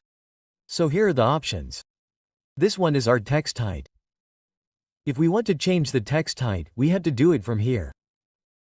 First we have to select the text like this. After that we can change the text height from here. Suppose I will give 5 here and then enter. So see, it has become bigger. And we can change this text box like this. We can manipulate it like this. Let's see, the next option here is of mask.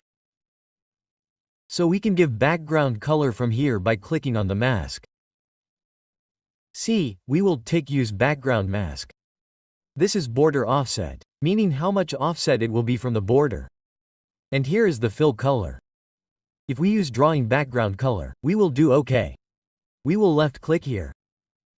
So see, the box is made, but the box we have made is of the same color as the color in the background. So to change its color, we will double-click here. We will select it again. We will click on the mask. And this tick has to be unticked. And here we will change the color. Suppose I make it yellow here. And then I click OK. See this? We can make it bigger or smaller. Then we have to left-click outside like this. It is done. Let us double-click here again to edit it. Here we can change the color of the text. Suppose I select this. And from here we can keep the text color in the layer also. If we have created a layer, we can keep it by block also. And if not, we can change the color from here. Suppose I make it purple color from here. This is the font of our text. We can also change the font from here. This is a layer. If we have created any layer, then we can put the text in that layer. See, this is the bold option. We can make it bold if we want. Suppose I want to make only the CAD main bold, so we will select this. We will make it bold here. We will make it a little bigger. This is italics. Strike through, this is the irregular line, over line, so I will remove these again.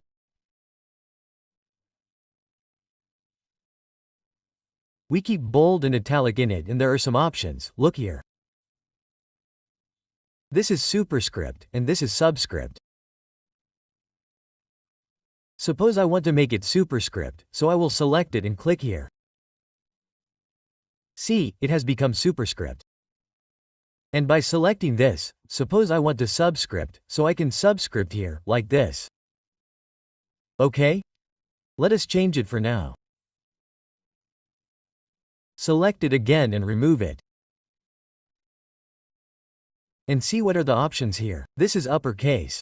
If we want, we can make it lowercase. Suppose I want to make this to lowercase.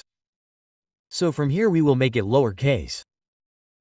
And if we want to make it uppercase, then we will simply keep it in this. Come on and look here, there is an option of match properties. If we want that its properties should come in it, then what will we do? We will select it. We will click on match properties and after that we will select it. So this also became bold. And italic has been applied on this also. This is justification. Top left, top center, top right. Okay? Middle left, middle center, middle right, bottom left, bottom center, bottom right. We can justify it from here or we can do it from here as well. This is line spacing. If we want to increase or decrease the spacing between two lines, we can do it from here. We can give bullets and numbering from here. If we want to insert numbers, we can insert it like this from here. Let us remove it for now. We will turn it off. This is columns. If we want to add columns in the text, we can add columns from here. See this? Suppose I put 3 here. So 3 columns are added here. I will again make it no columns. Let us insert symbols from here. See this? Various symbols are here. We can add any symbol from here. This is field. Suppose I want to add any field. I want to add a date here. So what will I do? I will click on the field here. And from here, suppose this is the date. We need any format of the date. Suppose I take this one. If we click OK, this date is applied. This is spell check. If you want to check the spelling, you can do it from here. This is dictionary edit. From here you can edit the dictionary. Find and replace. If you want to find and replace any word, you can do it from here. This is the ruler. This ruler that you are seeing, if you turn it off, then this ruler will not be visible. And this is undo redo. We can do this undo redo simply with Ctrl-Z Ctrl-Y. So this becomes our multiple text. We will close it. Now let's see a little bit about single line text. For single line text, we can click from here or simply text. We can take text from here. Now first of all we have to specify a starting point. I simply click on any point. After that we have to mention the height. Suppose I give 5 here. Then enter. After that if we have to give rotation to the text, we can give any angle or by default it is 0, then enter. After that we have to write the text. Suppose I write CAD Mank here again. See, it is done. And what will we do after writing? Let's put something else here. Welcome to CAD Mank. See, it is done. Now after completing it, our problem here is that no text editor is opening from where we can change it. So after writing this, simply left-click outside and then escape. See, it is done. Now what is the problem in this? In this, we can change anything by double-clicking. Suppose I delete it. I make it smaller. Or if I want to change anything from here, then the text editor opens up for me. It has become very easy to change it. But in this case, see, the first thing is that there is separate text in both the lines. Suppose I remove it from here. Like this, I move it here. So what will we do to align it with this line? We will select it. We will go to its properties. We can press PR enter from here to change any property of this text. So here we will see, the position is X. We will simply copy this position X. We will close Ctrl-C. We will escape. We will go to Escape Properties. We will select it and enter PR. And we will paste it at its position here. Then we will press Enter. See, it has gone there, and if we have to make any changes here, we can do it from here. Let's double-click on it. We will double-click Escape. We will remove its masking. We will untick the mask from here and click OK. And we will change its color by layer. See this? If we select this text and go to its properties, press Enter. There is one more thing here. Come down here. See, there is an option of text frame. It is no here. If we enable it, press Yes. So the frame of this text is placed here. We will close it. Let's see what other options are there in single line text. We will enter TEC here. If we click on Justify, then we will get a lot of justification here, which we had seen in the case of multi-line text also. There is one more thing here, Fit. Let's see this. We will click on Fit here. Click on any point. See this? This is the boundary of our text. We will not go beyond this boundary. So we will click here. Now we will give the height of the text. Suppose I will give 3. Enter 3. And here I write suppose welcome to Catmank.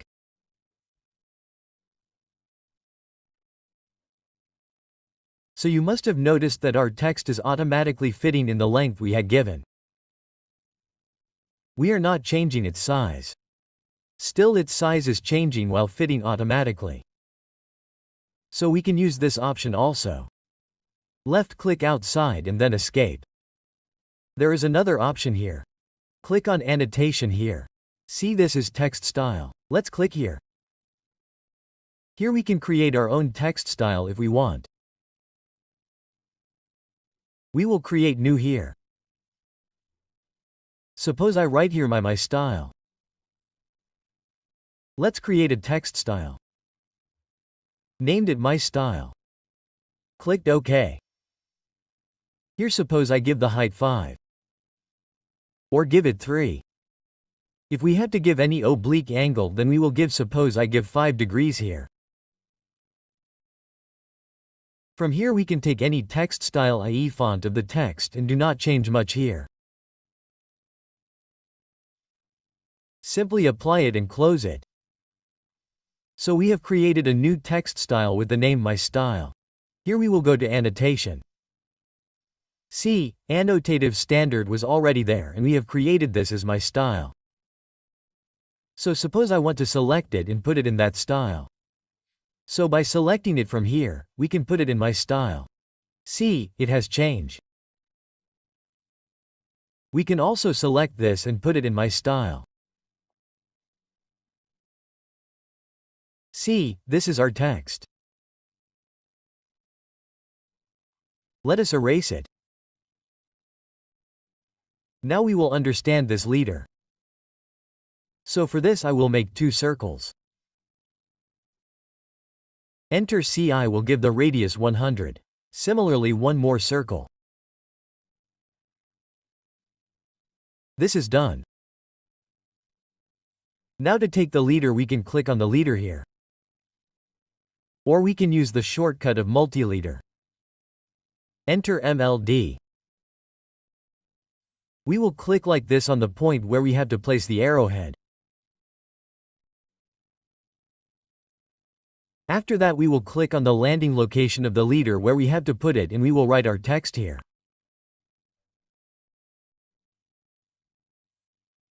So suppose I write here circle, let's make it circle 1. And after this is done, we will left click outside this text box. Look, it is done. Now look, this text is looking very small. And this arrowhead is also very small. So to resize it, just like we used to resize our dimensions. We used to enter D. We used to go to Modify and after that go to the Fit tab and change the overall scale from here. So it will be effective in case of dimensions, but in case of multi-leader it will not be effective. So let's close it. We will have to open the multi-leader style manager. For that we will use the shortcut. Enter MLS. Here we will go to Modify. And here in the leader structure, see, there is a specified scale. Here we will increase the scale. Suppose I make it 3 here. We will press OK and then close. Look, this scale is done. Or what can we do? We can select it. We can go to Properties. We will enter PR. After that, look here, there is an option of overall scale. We can change from here also. Suppose I make it 2.5 and then enter. Look, it's done. Let's close it. We will press Escape, and if we want to edit this text, then simply double-click on it and look, this text editor will open. From here we can edit the text. Let's see the next option of Add Leader here. So here we can click on Add Leader. We will select the leader that we want to add. After that we will click on the arrowhead location where we want to place it. See, it is done. It can be multiple. So here we will right-click and exit. And we can also adjust it later. See, it is done. So in this way we can add a leader. Our next option here is Remove Leader. Suppose we want to remove this leader, so we will click on Remove Leader from here. We will select this leader. After that again we will select the leader that we want to remove and then press Enter. See, it is removed. Let's next option is Align. For that we will insert a leader in it. So for that we will enter MLD. Suppose from any point we click here and insert a leader here. Suppose we write circled 2 here. We will left click. See, and we can do one thing. We can also match the properties of one leader with the properties of another leader. Suppose I want to put its properties in it. So for that there is a Match Properties option. We will enter MA. We have to select it. After that we have to select it. See, its height has been adjusted. We will right-click to exit. Now let's go to our next option. Here, of Align. So here we will click on Align. We will select the multi-leader. This is done. We will select this as well. We will press Enter. Now we will select the one with which we want to align it. So suppose I want to align it with this. So we have to select it. See, this is getting aligned. We will turn on Ortho. We will press F8. See, this is getting aligned vertically. And on this side we can also align it horizontally. So as I want to keep it, I will just click like that. See, this is done aligned. Let's see the next option. Here it is of Collect. We can collect both of them and keep them together. But for that, we click on Collect here. But whenever we select them, there will be no selection here. So to use this Collect, we will have to take the multi-leader from the tool palette. Let's see how we erase them. Let's enter TP to open the tool palette. After that, we have to left click here. See, here we are getting leaders. We will click on leaders. There are many leaders here. Let's take the leader circle for now. We will add a leader here. We will turn off Ortho. We will press Effect. Suppose I give the tag one here. Let's do OK. To resize it, we will select it. We will select it. After that we will go to its properties. So we will enter PR. And from here we will change the overall scale. Suppose I make it 5 here. We will enter. See, it is being resized. And let's make it a little bigger. Let's make it bigger. Let's enter it. Okay, let's close it. Let's escape. Here we will use another leader. So for this we will again click on the leader circle. Let's select it. And suppose here I will enter its diameter. D100 and then let's press OK. We will enter its properties in it. So for that we will use match properties. MA enter. We will select it. After that we will select it. We will press enter. Let's edit it as well. Let's double click it. Let's go outside the circle, no problem. Let's just see this example first. See, this is the option of collect. So we will click on collect here now. We have to collect both of these. So let's select it. Then we will select it and then press enter. See, this is the collected result. Wherever we have to insert it, we will just left click there. See this? And if we want to add it with this, then we can use add leader here. We have to select the leader and then click here.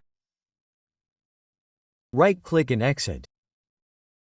So by resizing it, it will come in the circle. Or we can make the circle smaller or bigger. So this is our leader. We will close it and erase it. Now we will learn about table. So to get the table we will either click on the table here or give the command table and then enter. See here there are two options for insert. Start from empty table and from data link. Data link means if we have any existing table, Excel sheet, then we can import it. And start from empty table means we can create our own table here. So see here it is showing its preview. If we turn it off then the preview will not be visible. We will keep it on. See here there is title, header and then data. From here we can also change it. If we do not want that we do not have header then we can convert it into data. And here if we do not want that there should be title also then we can also convert it into data. For now we will keep it as title only. And suppose I click OK here. There are 5 columns. See here. Let's click on it. And this has become a table for us. Let's press escape. Let's erase it. Let's take the table command again. Let's click here. Let's see here, there is specify insertion point. Let's keep it ticked. What will happen with this? We will define the columns and rows. See this, let's press OK here. It is 55. Here there is title, header and data. Let's press OK. And as soon as we simply click on this, see, there are 5 columns and 5 rows, along with that we have title and header. So we can write anything here. Suppose I write data here. And what will we do to manipulate them? To go down, we will press enter. Like this, and to go right left, we will use the arrow keys. Like this, to exit, just right click or left click. Let's repeat the table command again. See here, this is the specify window. Here we can insert our table by taking the insertion point, by inserting columns and rows. If we want to manipulate it, we can also specify the window here. This column and row height will change and both of these will be fixed automatically. See how we click OK. Let's click anywhere. See, this width is adjustable. And as soon as we click here, we will input our data and close it. Let's see once more. And if we want, we can turn this on as well. What will happen with this? Both of these will become automatic and both of these will be adjustable. Let's click OK. See, if we go to the right side, our column is getting added. If we come down, our rows are getting added. Wherever we click, we will get the same table. Let's close this as well. We will right-click again. We will repeat the table. Let's see how to bring data from the link here. So we will click on the From Data link. Here we have to click on this point for launch. Here we have to create a new data link. So we will double-click here. We will give the name. Suppose I will give it here as my data. Let's do OK. And from here we have to go to the place where we have saved our Excel file. So here we have to click on the 3 dots. See this? Let's select it. Let's open it. This will take some time. This is an Excel sheet. Suppose ours is from A1 to J20. Let's see its preview. If we want to define the range, then we can define our range from here also. Or if we want to take the entire sheet, then we can take the entire sheet from here also. So in this case, let me define the range and show you people how to do this.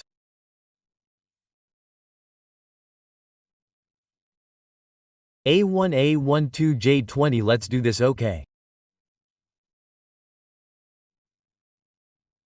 This preview will become available. After that we will do OK.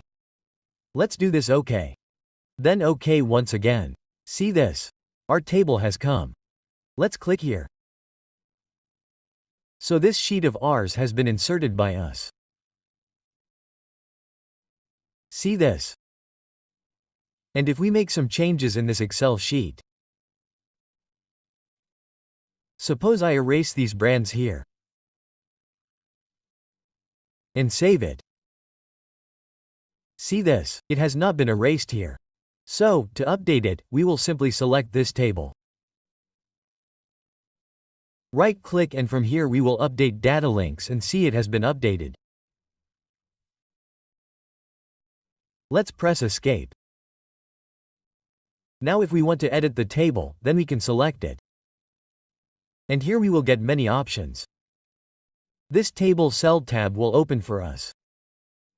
Let's say this is Insert Above and Insert Below. By selecting this, if we insert above, then a row will be inserted above it. Look at this, if we insert below, it will go down. If we want to erase, then select it and delete the row. Select it again and delete the row. This is Insert Left Right. Suppose I write something here. I will make it 1. Let's select it. See, it has become top right. This is the alignment. From here we can change our alignment. I will make it middle center. Now see, if we want to insert a column on its left side, then insert left. If we select this and insert right, then it will become insert right. If we want to delete, then we will select this. Delete column like this, we will select this. Delete column, and if we want to merge cells, suppose I write here 2, we will make this also middle center.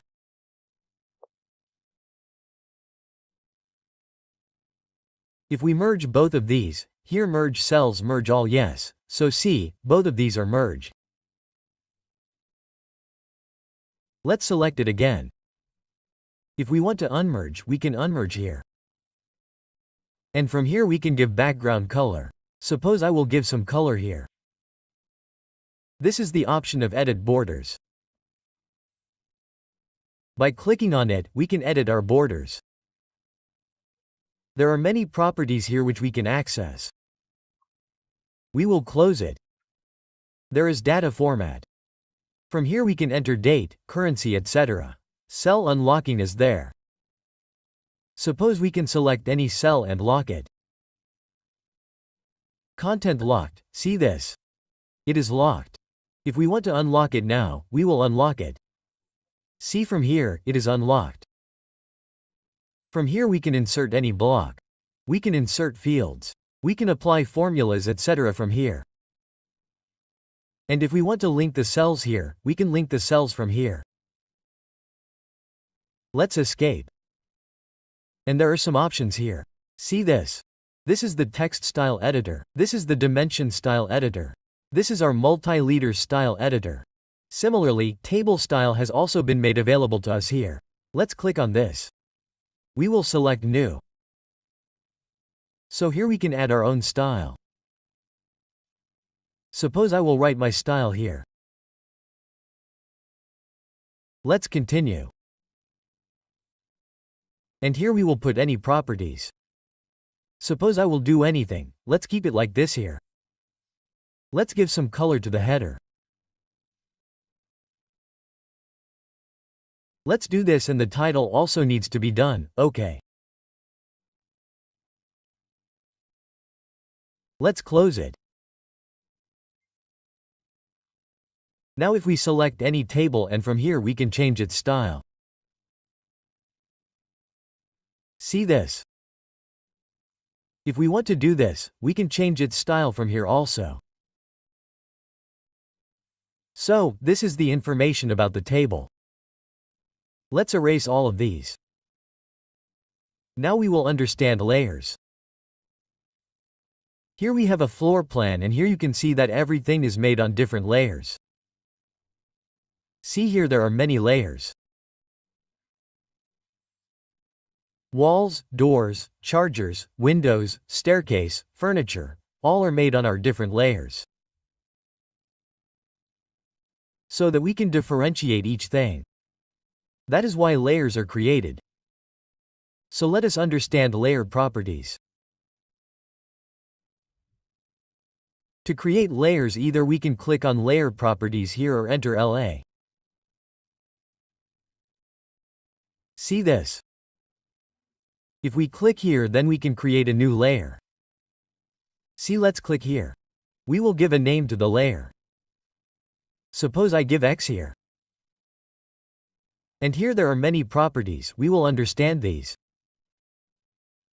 First of all, we can assign a different color here to differentiate the layer.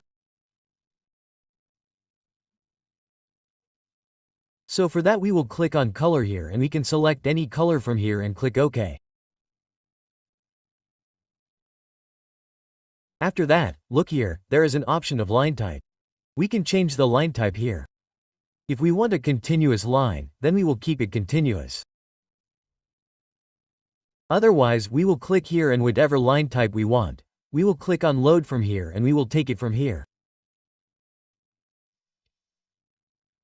Suppose I want this hidden line, so I will select the hidden line from here and click OK. This is our line weight. Line weight means the thickness of the line. We will click here. If we want normal, then we will take the default. If we want a thick line, then we can take any from here. Suppose in this case I take 3 mm here and click OK. Let us close it now and try creating some object. Suppose I create a circle. I enter C and create a circle like this. But look here, we had created a layer. The color of that layer was green, and this one is becoming white. The reason for this is that we have to see which layer is active here. Our current layer right now is the 0 layer. We don't have an X layer. So how will we convert the X layer to the current layer? We will click here, and from here, see, this is the X layer. We will click on this. Our current layer right now is X. And there is another method. We can go to the layer properties here. Enter. After that, we will just double click on the layer that we want to activate in the current layer. Like I double click on the text layer and close it. So see, our text layer has been activated. So we can do it like this, or we can activate it directly from here. See this. Let's erase it. Again, we make a circle. Suppose enter, and I made a circle. See this. All the properties that we had given in the X layer that we had created, all those properties came in it. Now we can scale this line type to increase it a little. So LTS is its shortcut. Enter LTS. Line type scale, and here suppose I make it from 20 to 30 and then enter. See, it has increased a little. And one more thing, when we went to layer properties. Here we had put line weight 3, but look here, our line weight is not visible. So for this we will have to turn on the line weight here. Look, as soon as we turned it on, it became thick. Let's see what is the next option. We will go to layer properties again. Enter Li will make it a little bigger.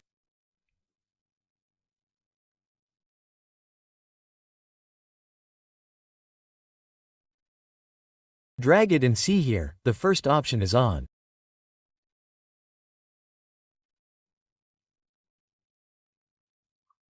Meaning we can turn the layer on or off anytime. How will we do it?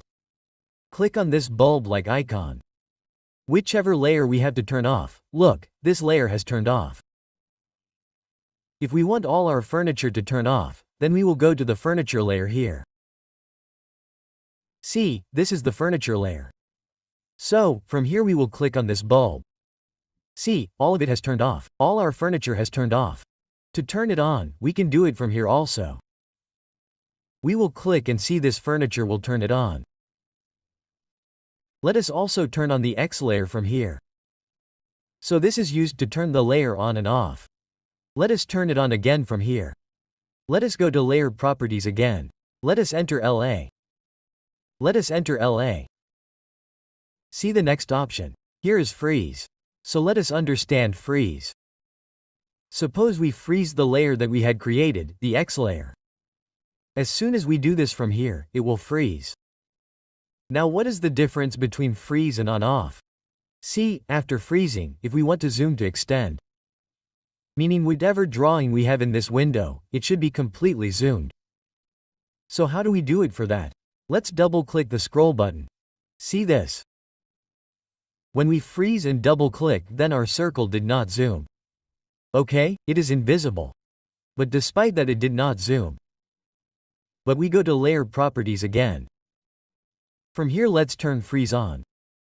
And here to turn the layer on and off, turn off the X layer from here. Let's close it. Now again we double-click the scroll button. See this? Now it zoomed like there is a circle here. This zoom happened with that circle. Now let's see, after doing one thing, let's go to layer properties and turn it on again.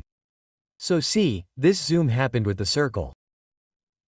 So, this is the difference between turning the layer on and freezing it. Let's go, the next option is lock. We can lock any layer. Suppose this is my window. I want this window not to be disturbed. When I am working on this plan, no one should disturb it. So what can we do for this? Suppose this is the window layer. We will lock it. As soon as we lock it, we will not be able to do anything to it. We will not be able to edit it even by clicking on it. We will not be able to do anything. All these are locked. So this is our lock. From here we can lock and unlock it. I unlocked it again. See the next option here is the plot. Suppose I click on our furniture here in the plot. As soon as I clicked, a minus symbol appeared here. Let's understand this. Now we will cross. See here, there is no effect here. All these furniture are intact. But whenever we go to the PC layout, suppose I go here. See, we have come to this layout. Now suppose I want to print this one. Here the furniture is visible, but I want to print this one. So I press Ctrl P. We will continue. And from here, we do not have to change anything in the settings. Just have to see the preview. Look at this. Now see in the preview, all our furniture is missing. So this is it. It will be visible in our drawing. It will be visible in the layout as well. But when we print it, the furniture layer will not be printed because the plot is off there. Let's close it. We will close this as well. We will go to the model space. Let's see what the next option is. We will enter this. This is our color line type line weight. This is the transparency option. Suppose here we have a wall hatch. We can make it a little transparent if we want. We will click here. We have to enter the transparency value between 0 to 90. Suppose I make it 60 and then OK. See this? It has become transparent for us. OK? We can change it again. Suppose I increase it a little more here. I will make it 90. We will press OK. So see, it is becoming fully transparent. Now again we will make it 0. We will press OK. Look here, it has become open again. Let's see here, there is another option of new view. See this? OK? Look here, freeze new view. There was an option of freeze here. There was an option of plot. Here there is an option of freeze new viewport. So, let's see it once. Suppose I go to any layout. I go to this layout. And erase it. Whatever it is, erase this also. Now here we will turn on layer properties. Enter L. See this? Let's increase it a little.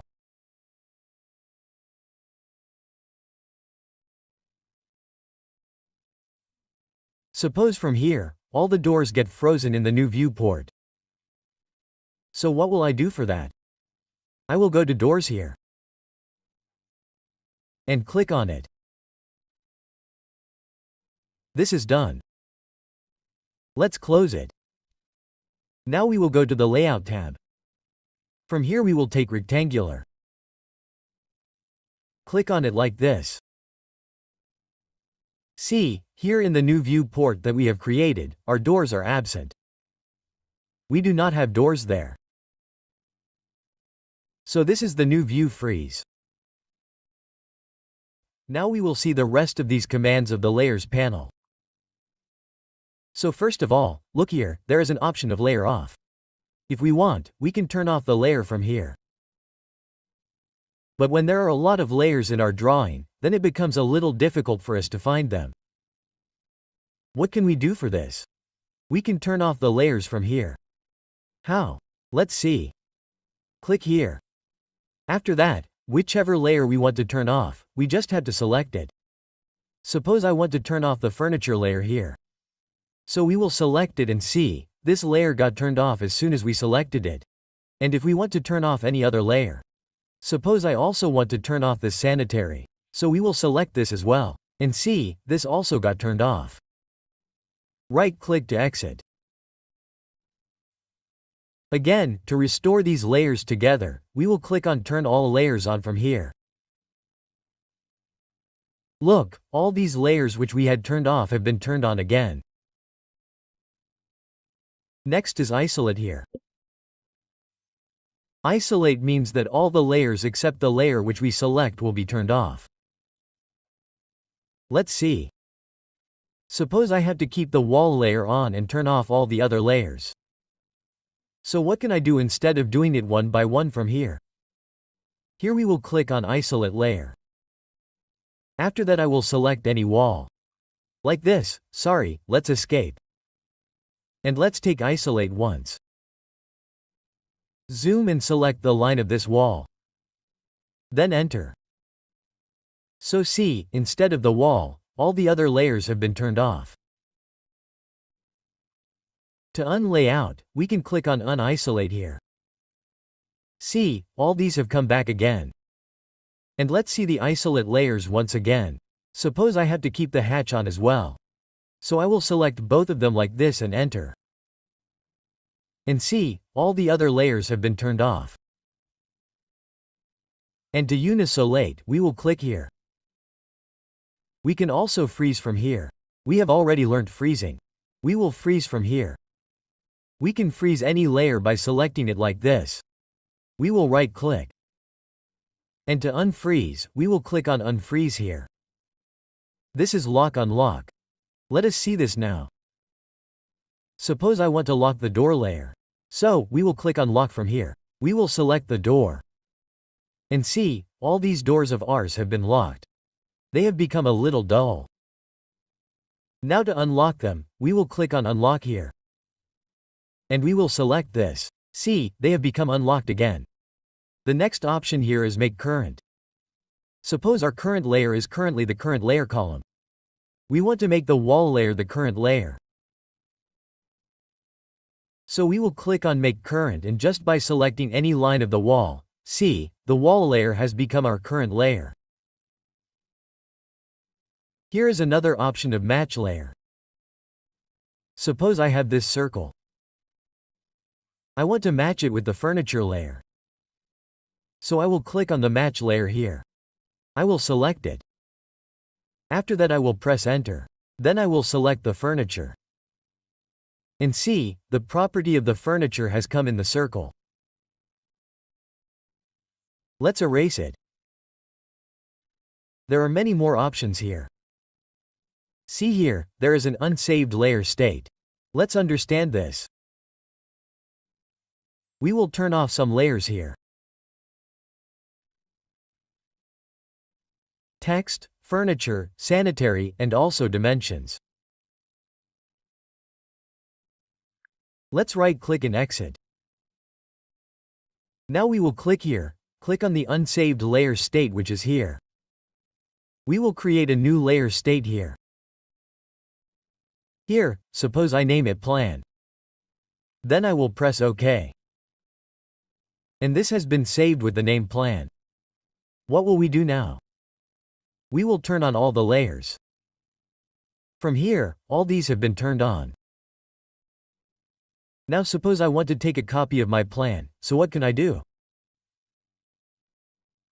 I can take a copy of it very easily by selecting the plan from here. I have taken this. After that I turned it on, so see here we can make our furniture layer or sanitary separately. Next let's see what option is here. Here there is a previous option. As soon as we click here, it keeps undoing our work. See this? Next is our change to current layer. Before that let's do one thing. Let's erase it. Suppose I have to put it in the column layer.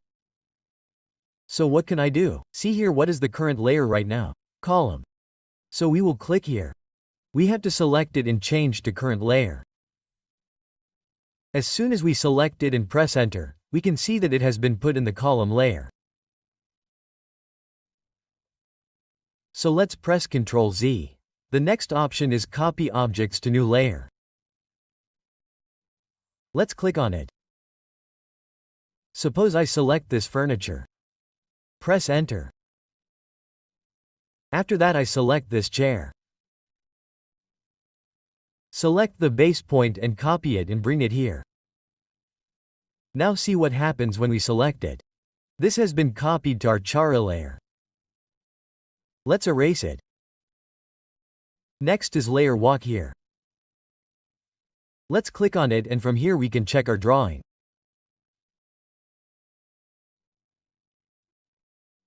We can see different layers from here and check that the thing of one layer has not been put in another layer. So we can see it separately like this. Let's close it. There is an option of Merge. Merge means we can merge 2-3 layers together. Suppose I click on Merge here. After that suppose I selected it with this. We will press Enter. So with that I want to merge this Chara with text. As soon as I press Yes here, see, all these have come in our Chara layer. So I Ctrl Z it from here. And here is the option of Delete. If we want, we can also delete any layer. Suppose I click on Delete here. I select this door. And we will press Enter. We will press Yes. After this you can see from here that our door layer has been completely deleted. Let's do Ctrl Z. And there is an option here of layer fading. Suppose I lock any layer. I click on the lock from here. And suppose I want to lock this text layer. So I have selected it. See, it is done. So it's fading, we can increase or decrease its fading from here. See, we can fade it more or less from here. See, it is fading. See this? The more we go in the percentage, the more it is fading. See, let's reduce it like this. Let's unlock it again. So this is our layer properties. Let's erase it. Now we will understand blocks. So to create blocks, we can click on Create Block here. Or its shortcut is Enter. After that, first of all we have to define the name of the block. Suppose I name it Car Back Elevation. After that, look here, we will have to select the object. We can specify on screen by clicking here. Or we can select the block like this by clicking here. Then enter. After that we will have to pick point. That means with the reference of which point we will create the block, so we can also do this on screen. Or we will click here. And suppose I will create this block in respect of this point. So let's click here. This means that when we insert, we will insert it in respect of this point. Let's click here. See, we got its coordinate. Here the unit of the block got set automatically. There are 3 options here. Let's see the first one. Here retained to block. We are converting it to a block. So we will keep it retained to block. If we keep tick on allow exploding here, then we will be able to explode the block even after it is converted, and this is the option of scale uniformly. This prevents the block reference from non-uniform scaling. So keeping all these settings like this, we do it OK. Now see, it has been converted to a block. If we want to insert this block, then we will click on Insert here. We can click on Recent Blocks from here. And look, here is our car back elevation. Or what can we do? We can insert I enter. And from here we will be able to insert this block like this. See, it is being inserted in reference to this point. So we will click here. We will close it. See this? Let's see it once more. So to create a block, we will enter B. Let's name it as Car Front Elevation. Let's select the FE object. Let's select it. Let's enter. Pick point, in respect of this midpoint, we will pick it. And here, we will retain. Let's retain it this time, what happens? And we will keep the rest as it is and click OK. So, what will happen? See, this has not been converted into a block. When we did this, we converted it into a block. But it has remained here as it is. It has been retained. And our block has been created separately. And if we want to insert that block, what will we do? Let's enter, see, Car Front Elevation. So we can insert it like this. Let's close it. Let's see the next option. Let's enter B again. Here, suppose car side elevation select object, we will select it. Enter pick point, in respect of this point, we will pick it. What will we do here this time? Let's delete it and click OK. So this side elevation of ours has been deleted. But our block has been created, and what will we do to call it? I enter. See, our car side elevation has been created. So as soon as we left click on it, our block will be inserted. Let's close it. Now see, if we want to take any block to another window, how can we do that? We will select this block. We will do Ctrl C. We will come here. We will do Ctrl V, and by clicking, it will automatically convert into our block. See, as soon as we select it, it is showing us the car side elevation here. So this block has been inserted here. As a block, it will be inserted here. And if we want to insert it with a specific reference, suppose I want to insert it at this point. So what will we do? Suppose I select it. We will not do Ctrl+C. We will do Ctrl+Shift+C. Suppose we copy it in respect of this point. Come here. We will do Ctrl+Shift+V and C. Suppose I had to paste it in respect of this point, so I clicked here. Let's erase it. And one more thing, when we open a new window and insert it here, I enter. So see, the blocks that we created, we are not able to see those blocks here. So what do we have to do to bring it here? We have to write the blocks. How? Like we converted it into a block. After that we will write the block. For that we will enter WB. We will keep the block here. See here, whatever we want to take. Suppose I take the car front elevation. We will select it from here. And this is our file name and path. This file name is our car EF and this is the path.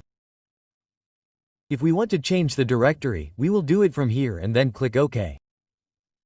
What will happen with this? This block will become right for us. Now whenever we go to a new window and insert it there, press I enter. See, our car F drawing, our car front elevation block has come here. So we can insert it like this now. We will close it. Now if we want to edit any block, suppose I convert it to a block first. We will select it. We will enter D here, suppose we name it Scarol. We will make an isometric ISO pick point. Suppose in respect of this point and convert it to block and click OK. So this is our block. If we want to edit it, then how will we do it? We will select it. We will go to the right-click block editor and here we will get a lot of options. With the help of which we will be able to edit this car and save it. I will simply show you guys by applying a parameter on it. Here we will come in parameters. Suppose I had to flip it. So I will use flip parameter here. Click on flip. Suppose I click on any point here. I will take a vertical line, with respect to which I have to flip it. Now I will apply the label of flip here. It is done. Now if we have to apply action, then go to actions. From here we will flip again. We have to select the flip parameter. We will select it. After that we have to select the object. So we will select it completely and then press enter. So our flip parameter has been applied. Action has also been applied. Now we will close it and save it here. Now see, whenever we select this block, here we are getting an arrow, we can call it the level of flip. See this? As soon as we click on it, it is getting flipped. So this is how we can edit our blocks. So this is our blocks. Let us select it and erase it. Now we will understand these attributes. For that, first of all we will create a title block. So let's start. So to create a title block, first of all I will take a rectangle command. So enter rect. Click on any point. Click on the dimension.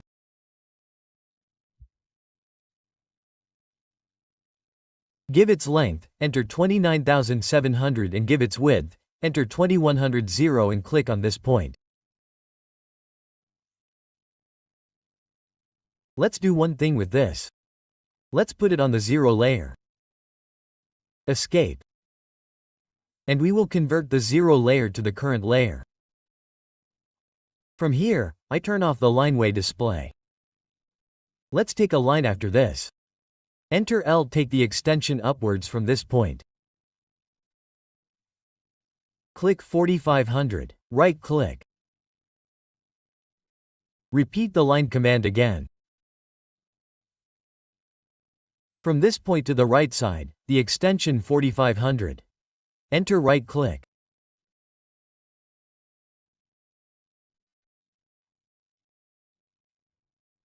Again right-click, from this point, the extension 8000, and the same is done from here as well.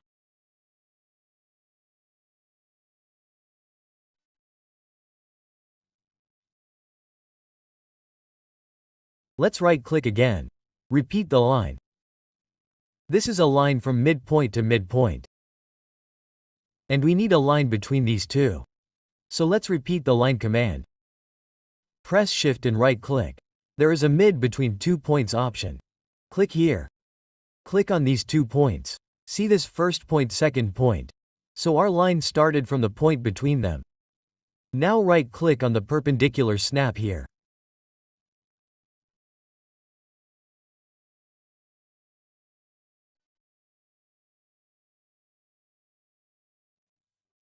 Same below, right-click here to exit.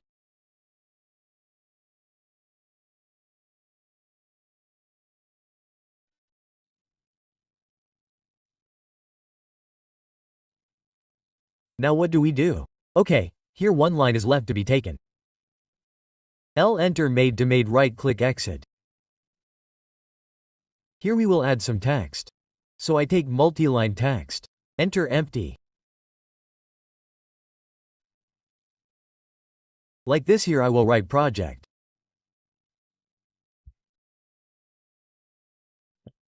We will increase its size a little. Left-click outside. This is done. Let's make it a little bigger. Let's make it 400, enter. Here we will give a colon, semicolon, left-click. This is done. Now we will copy this. CO, enter from this point like this.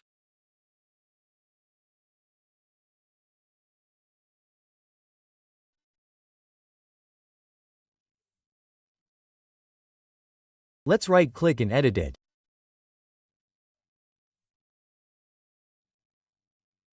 We will make it title.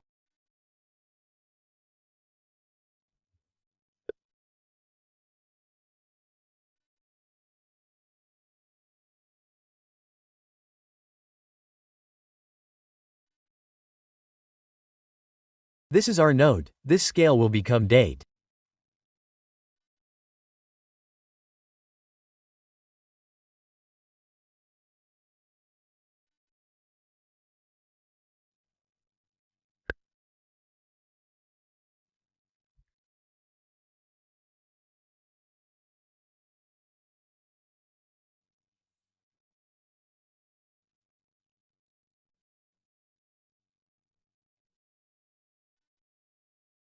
Created. This is drawn by just double-click and edit it and check it and it's done.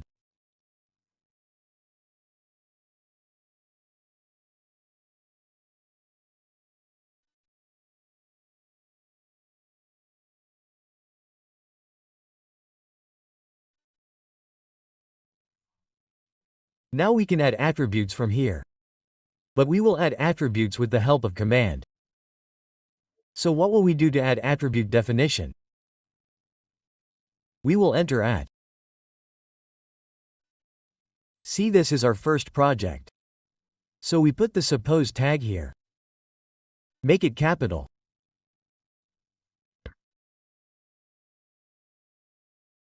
Put this in the project name prompt.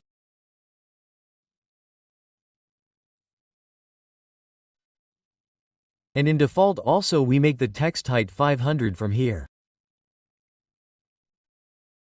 If we want to change the suppose and text style, then we can do it from here.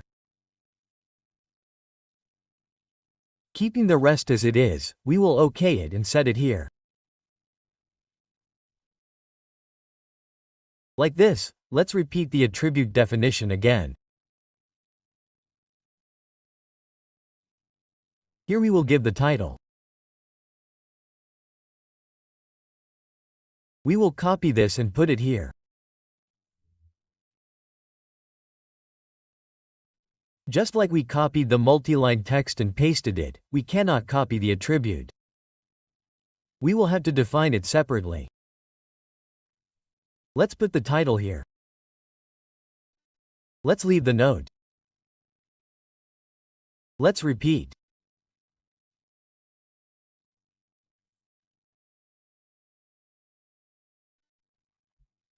Let's put the same in the scale print here and in default. Suppose I put here 1100 OK. We will repeat like this.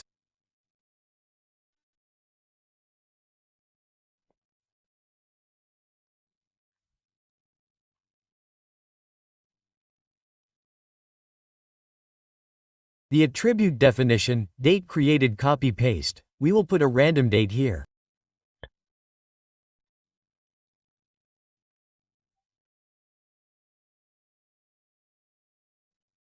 Like this, or we can also select the date from here by inserting the field. Let's do OK. Let's put it like this. It has become like this big. We can tick this. Let's repeat again.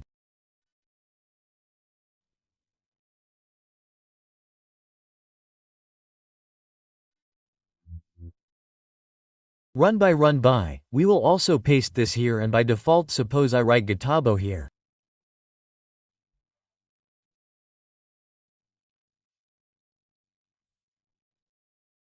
Let's do OK. We put it here. Let's repeat the attribute definition.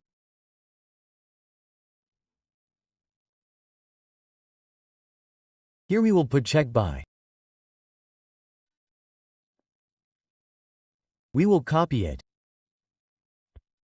Paste here, and suppose I put CAD here.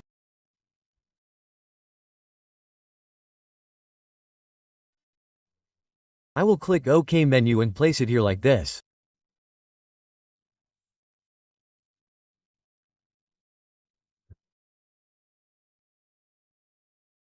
Let me go to its properties and adjust its height a little.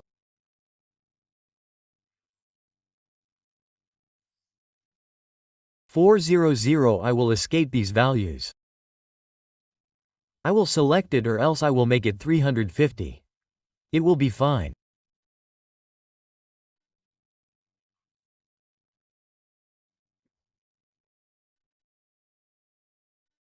I will select it by escaping this 350,350,350, enter, then escape. Then I have to select this. I will make it 350, enter, escape, and I will also make this 350, enter, escape.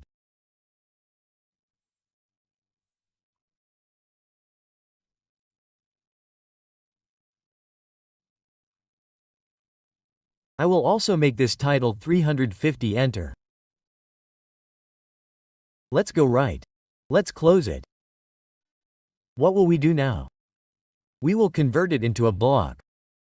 So to convert it into a block, we will select it completely. We will enter B. Now suppose I will give it a name here. We will name it title locked pick point. I want to insert this block in respect of this point. So I will click here. Let's go right, everything else is fine. We are keeping tick on, also excluding. Here it is, convert to block. We will click OK. Now see, we can change our data from here. See, here it is checked by, name of the academic, date created, scale, title. Suppose I change it from here. I will change it.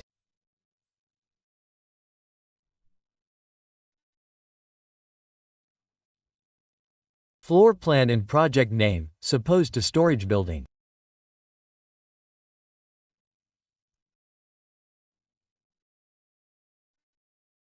See, it is done. Now we click OK and see, our change has become effective. And like this also, by double-clicking on it, whatever change we want to make, we can do it with attributes. We do not even need to make a title block for each drawing. We have converted it into a block. We will insert this, and from here we will change the data through attributes. Otherwise, what would have happened?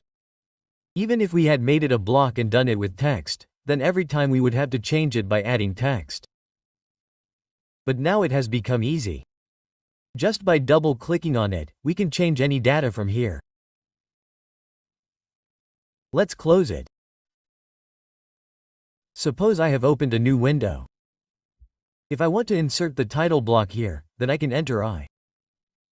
See this? No block is visible to us here. None of our blocks has been saved here. So we will close it. This block that we had created, we will have to write it and save it somewhere. So how will we do it? Select it. Enter WB for the right block. Now let's name it title block. And it is being saved on the document. So we will make it OK. Now see, now I go to this drawing window. This time I enter I. See, my title box has come here. Just click on it and insert it like this, and we can make changes from here also, or else after closing it, just double click and from here we will be able to change the data.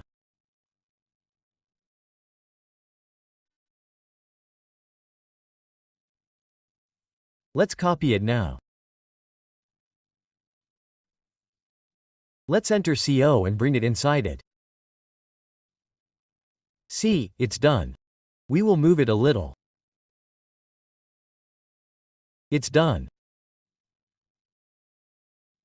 Now if we want, we can print it.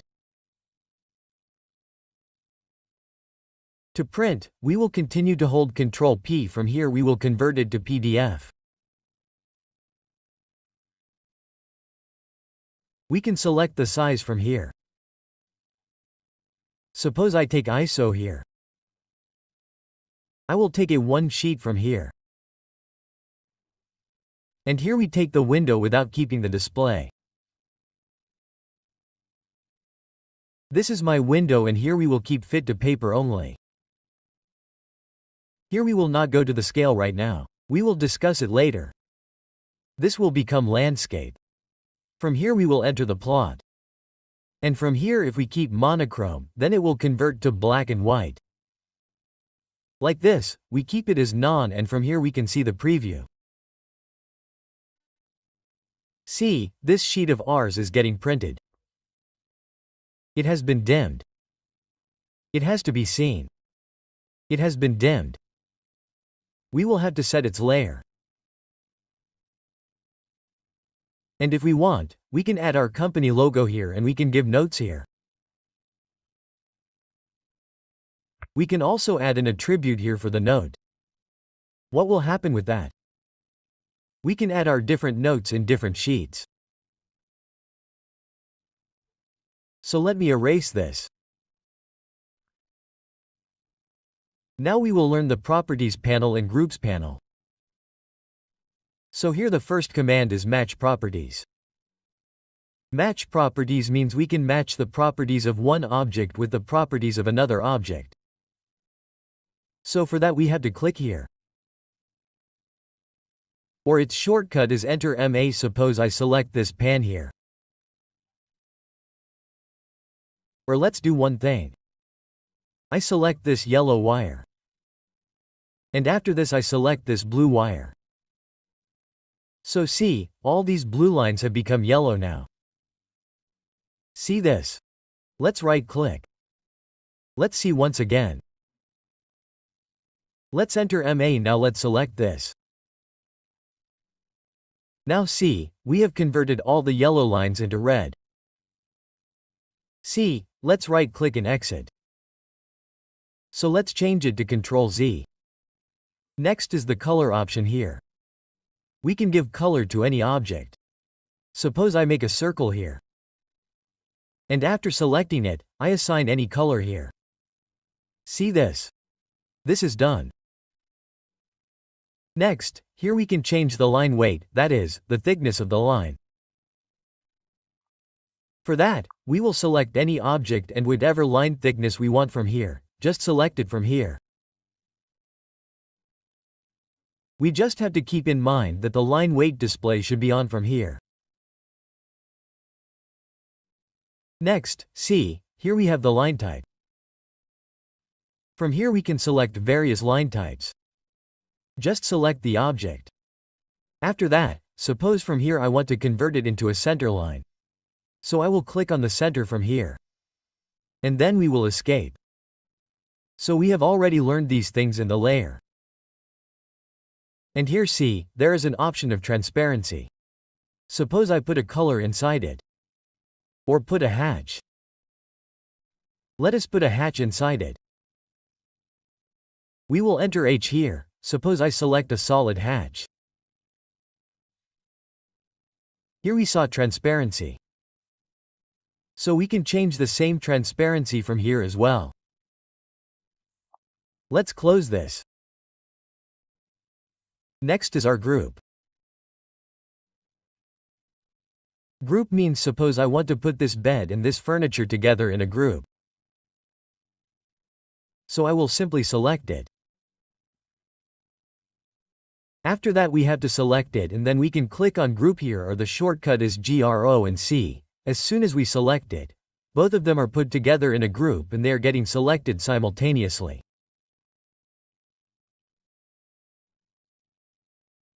If we want to ungroup the grouped object, then there is an option of ungroup here or its shortcut is UAG and then enter. See, it has been ungapped again. The next option here is group edit. So for that we again group both of them together. Enter GRO enter. Now see, there is an option of group edit here. Let's click on it. Let's select the group. Now what can we do from here? We can add any object. Suppose I add this TV as well by clicking add object here. Then enter. Now see, all three have come under one group together. We can remove them from here. How? Select it. Click on Group Edit. We have to remove it here. Suppose I remove this wardrobe. Select it and enter. So what will happen with this? See this. As soon as we select it, this bed and this TV are being selected together in one group. And this is our group selection on off. If we turn it off. Now see, this is a group but we have to do the selection separately. We will keep the group selection on. Only then will we see all the groups like this and we will also be able to select them together as a group. Next is the Group Manager here. Click on Group Manager. Suppose I give the group name Bed TV here. And from here, if we want, we can also add some description. This is already selectable. Let's click on New. Select it. Press Enter. See, this is Bed TV. Now, we have created a group which we have named. Now what can we do from here? We can remove any object, add it, rename it, change the order. We can add a description. We can also explain it. And this is already selectable. Let's do this. OK. And here is the group bounding box. Whenever we are selecting this, only then we are able to see this box. But the group bounding box is invisible to us. But if we turn off the group bounding box from here like this. Now see, by selecting this, our group bounding box is not visible. Let's see, here is the group bounding box. Let's understand this. Here, whenever we are selecting any group, then see, this bounding box is visible to us. The reason for this is that the group bounding box is on here. If we turn it off, we will press Escape. After that, whenever we select this group, see, the bounding box is not visible here. We can only see the objects in our group. So this is our group panel. Let's erase it.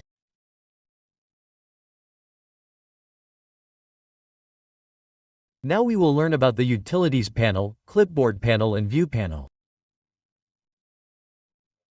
So the first command here is Measure. Under Measure, we get many tools here. First is Quick. Let's click on Quick.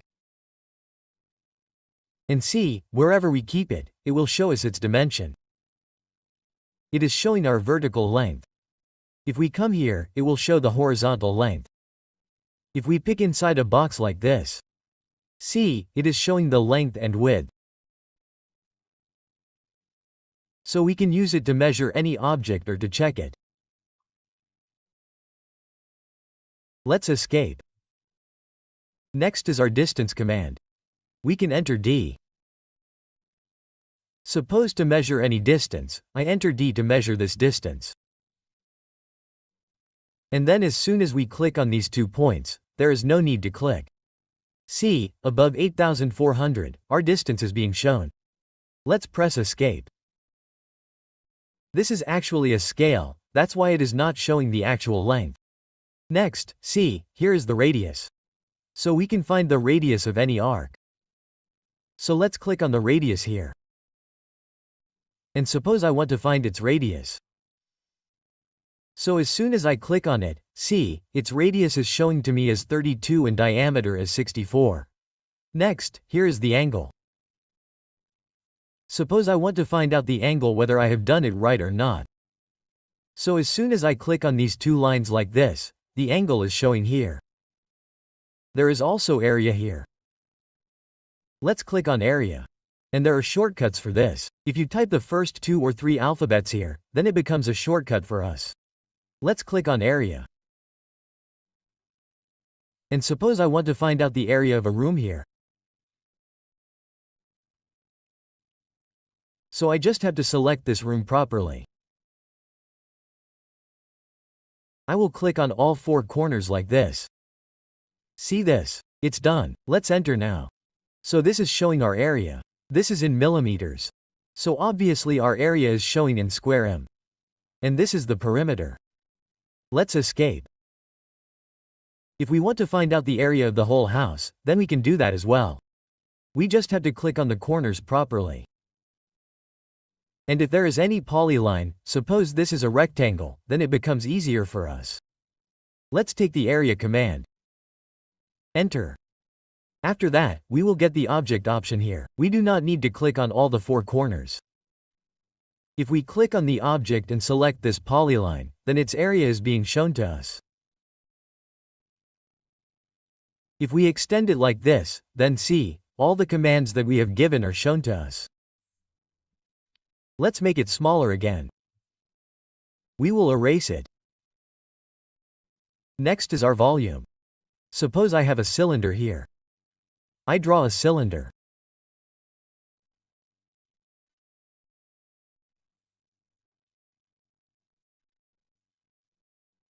CLC by L, we will enter center radius height. This is cylinder. Let's do one thing. Let's change it to conceptual, its visual style. Now for its volume we will take volume, enter volume, select it, enter, and we will get to know its volume.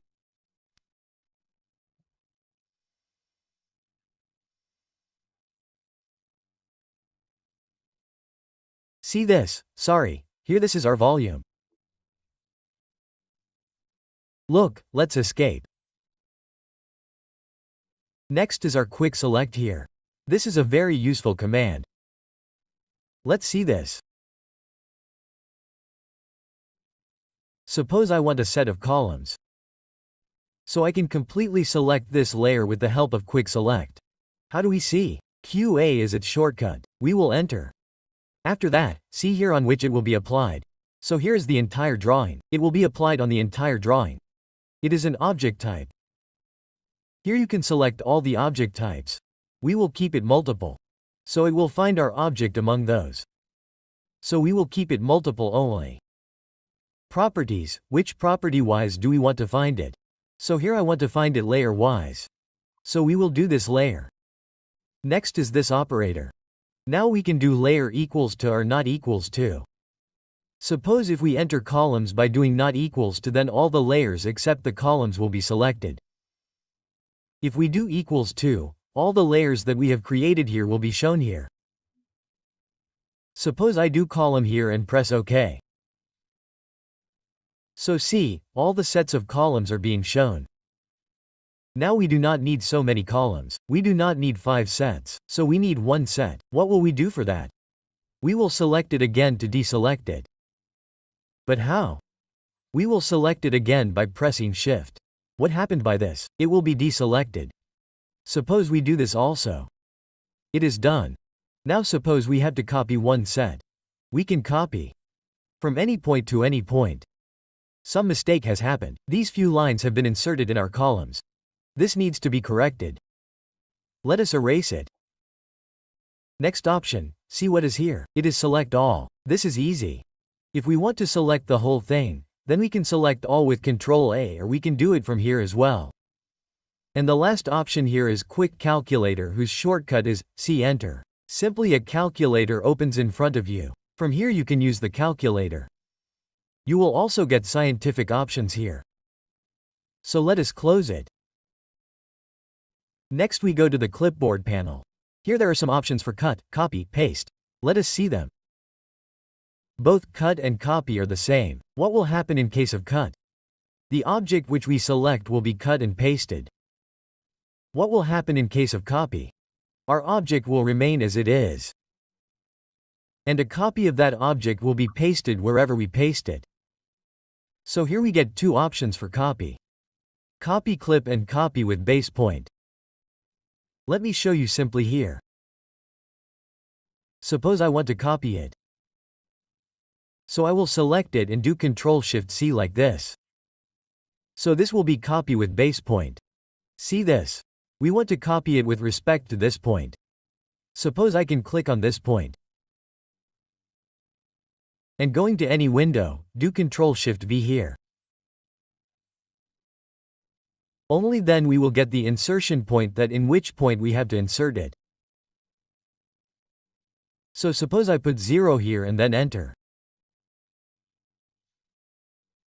So see, it gets copied with respect to that point. And if you want to copy simply, you can also do Ctrl-C, Ctrl-V. There are many options here for paste. If we paste any object, simply see this is not a block. So if we want it to be pasted block-wise, then we will select it. We will also do Ctrl-C. We will go to another window and paste as block here. See this? So, what will happen? It will become a block and will be pasted here. Let's erase it. Next, see, there is paste as hyperlink here. Suppose I want to link this car with this car set through hyperlink. So what will I do? Wherever this car is, we will copy it, Ctrl-C. After that we will come here. We will select this car. Or we will do paste as hyperlink here and select this object. After that we will press enter. Now see, will there be any difference between this and this? We click here. Nothing is happening by clicking. Press Ctrl and click. So see, this hyperlink has been created. As soon as we click on it, Ctrl-click, this window opens. Next, the paste option is paste to original coordinate. This means suppose I make a circle here at any point like this.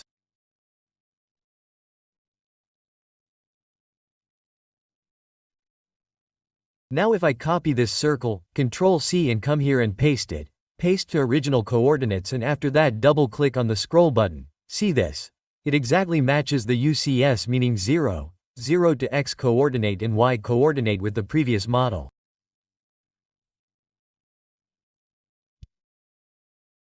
What is the next option? Paste Special. In Paste Special, suppose this is my Excel sheet. I copy it. Ctrl-C. And come here and see, there are many options of Paste Special. Click here.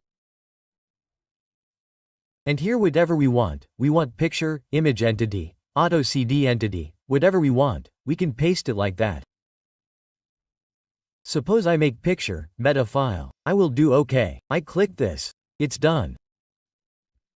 See, from here again paste special. This time we will do AutoCAD entity. I will do OK.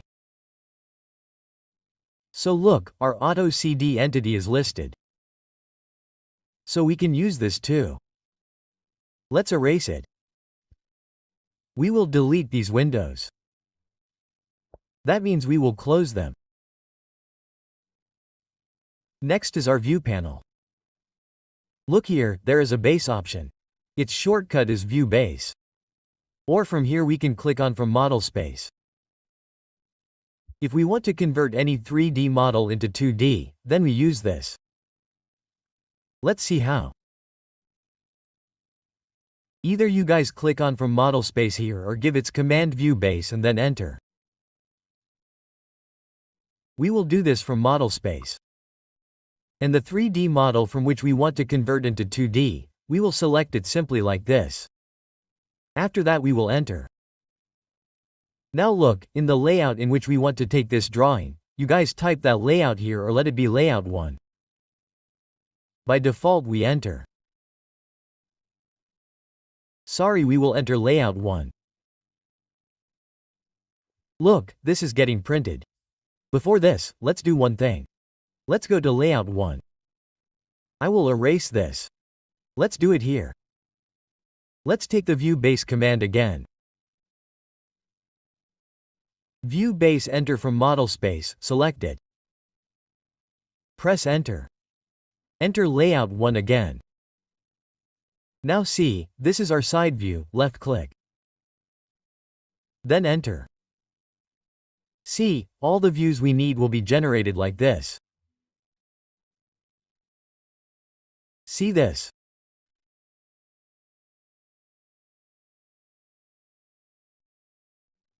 We can click in any isometric we want. Let's right click on it and exit. And what will we do with it? We will adjust it a little. Move it and press enter and bring it to the center. Below. Now see, all the hidden lines are visible to us. So we will select the one we brought earlier. We will double click on this boundary. What can we do after that? From here we will convert it from hidden line to visible lines. And what will happen with this? All these views will be converted to our visible lines. See this? And if we want, we can convert any isometric view into shaded with visible lines. In this way, we can keep whatever we need here. We can delete the rest. No problem. If we need any section, we can take that too from here.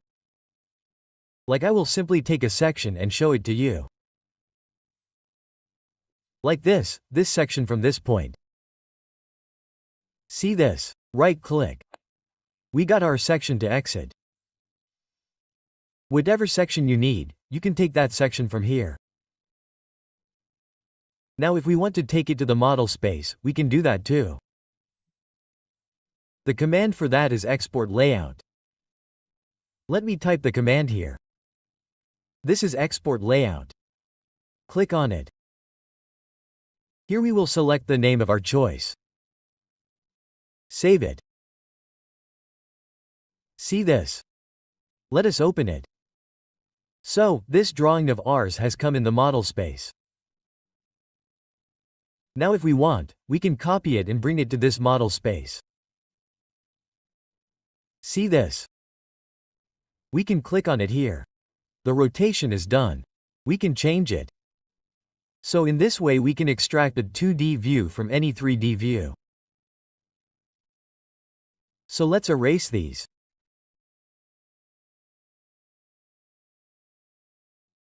So we have completely understood this complete interface of AutoCAD 2D. So here our AutoCAD 2D ends.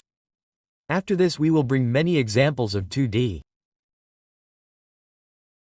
To learn and understand AutoCAD 3D, we will have to understand the 3D workspace. And let us first know how we will shift from 2D workspace to 3D workspace. So, this is our 2D workspace. Call it workspace or call it workbench. Look, this is a settings like symbol below. We use this for workspace switching. So here if we click left click, we are currently in drafting and annotation workspace. That means our 2D workspace is called drafting and annotation workspace. So we are getting two workspaces to create 3D. 3D basics and 3D modeling. So first we click on 3D basics here. What will happen with this? Here we will get all our basic 3D tools. But we will not work in 3D basics workspace.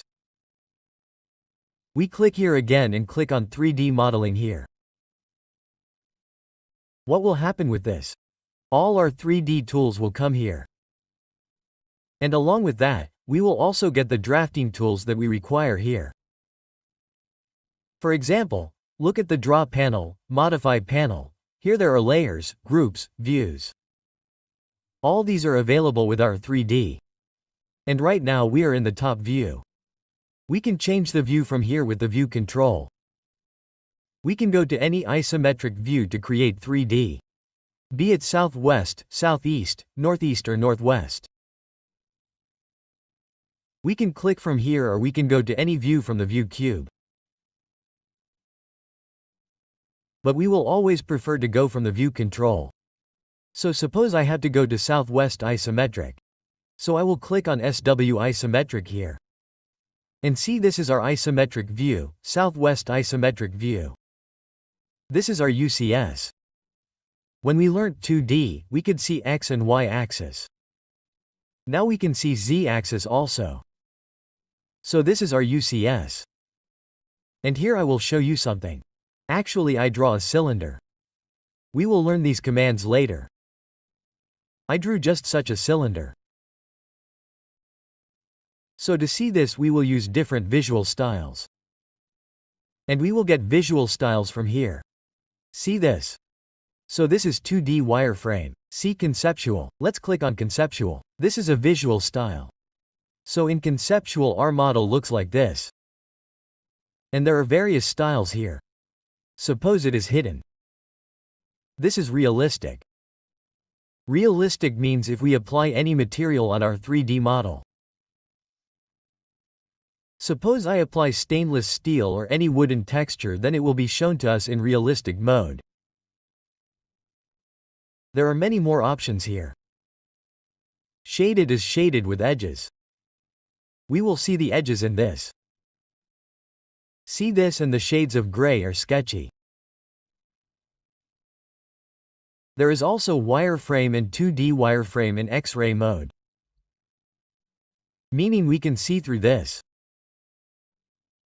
So from here we can change our visual styles. So this is our view control and this is our visual control. Visual style controls. Let's see in 2D as we used to zoom in and zoom out objects. It is the same here. Scroll upwards to zoom in, zoom out downwards. And to pan, keep the scroll button pressed. And then move the mouse like this. See this? And if we want to zoom out any 3D object, zoom to fit, then we will double click on the scroll button. See this? What will happen with that? All the 3D models in this window will zoom. We just have to double click on the scroll button.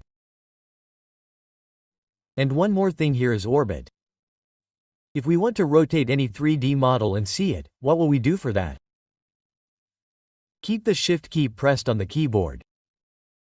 After that, keep the scroll button pressed on the mouse as well.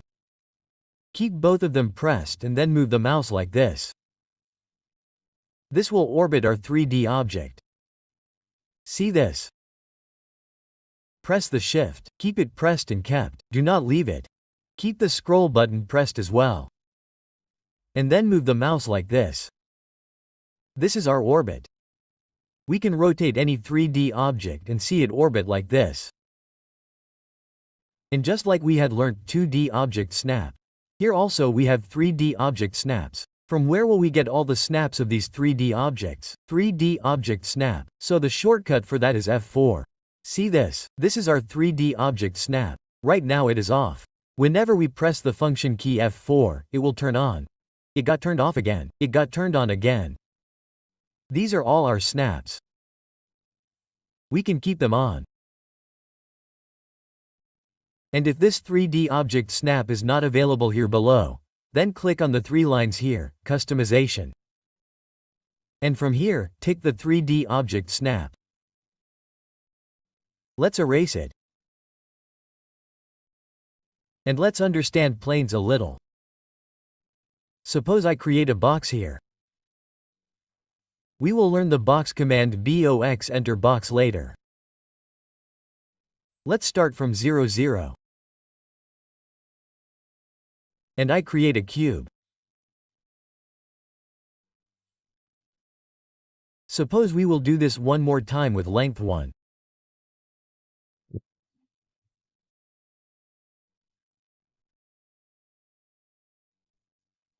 Box 0 cube will create it on this side, enter 1.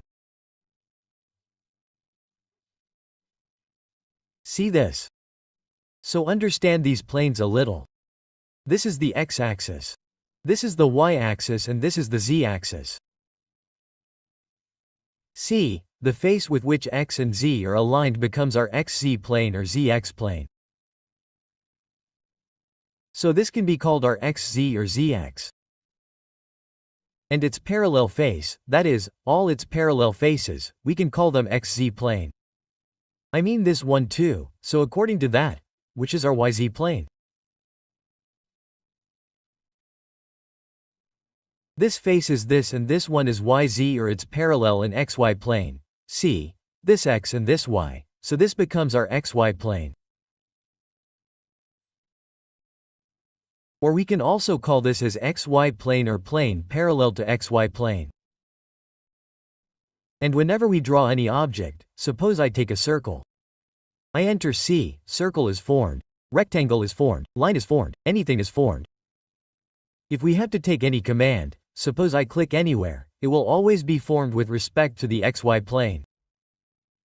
See, this is being formed. If I have to make it in this face, even if I click on this center, it will still not be formed in this face. It will always be formed parallel to the xy plane. See, wherever we make it. But if we want to draw on some other face or on some other plane, like I want to draw an xz plane or yz plane, then we can set UCS like that. That means we will make this itself an xy plane. We will rotate UCS and make this itself an xy plane. Or wherever we want it. Or there is a function key F6. What happens with that? F6 is called dynamic UCS. So by pressing F6 dynamic UCS gets activated. What happens with that? Whichever face we highlight, that face will become our xy plane and we can make our drawing there. Like I enter C now, see if we click here then it is being made in respect of our xy plane. But again let us enter C now, I pressed F6. See, dynamic UCS has been turned on. Now we will take our cursor to whichever face. See, it is getting highlighted. As soon as it is becoming blue, it means that if we click here, then see, a circle is being formed in respect of it. Look, let us take it again. When we highlighted this, it got formed here. When we highlighted the one above, it got formed like this. See this? If we have to draw on any face, then we can use dynamic UCS.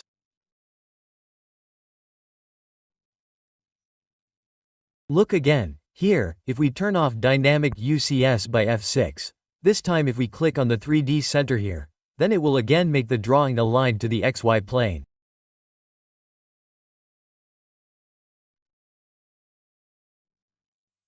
So this is our basic interface of AutoCAD 3D. After this, we will start our 3D command with the box command.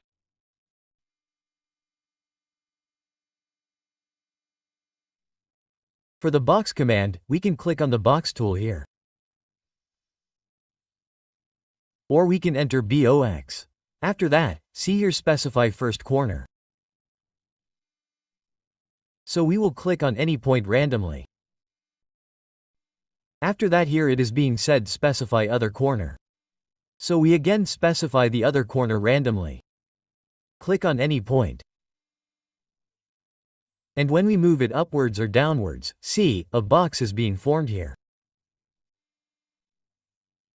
So click here and a box is formed randomly. I delete it. Again we will repeat the box command. Click here.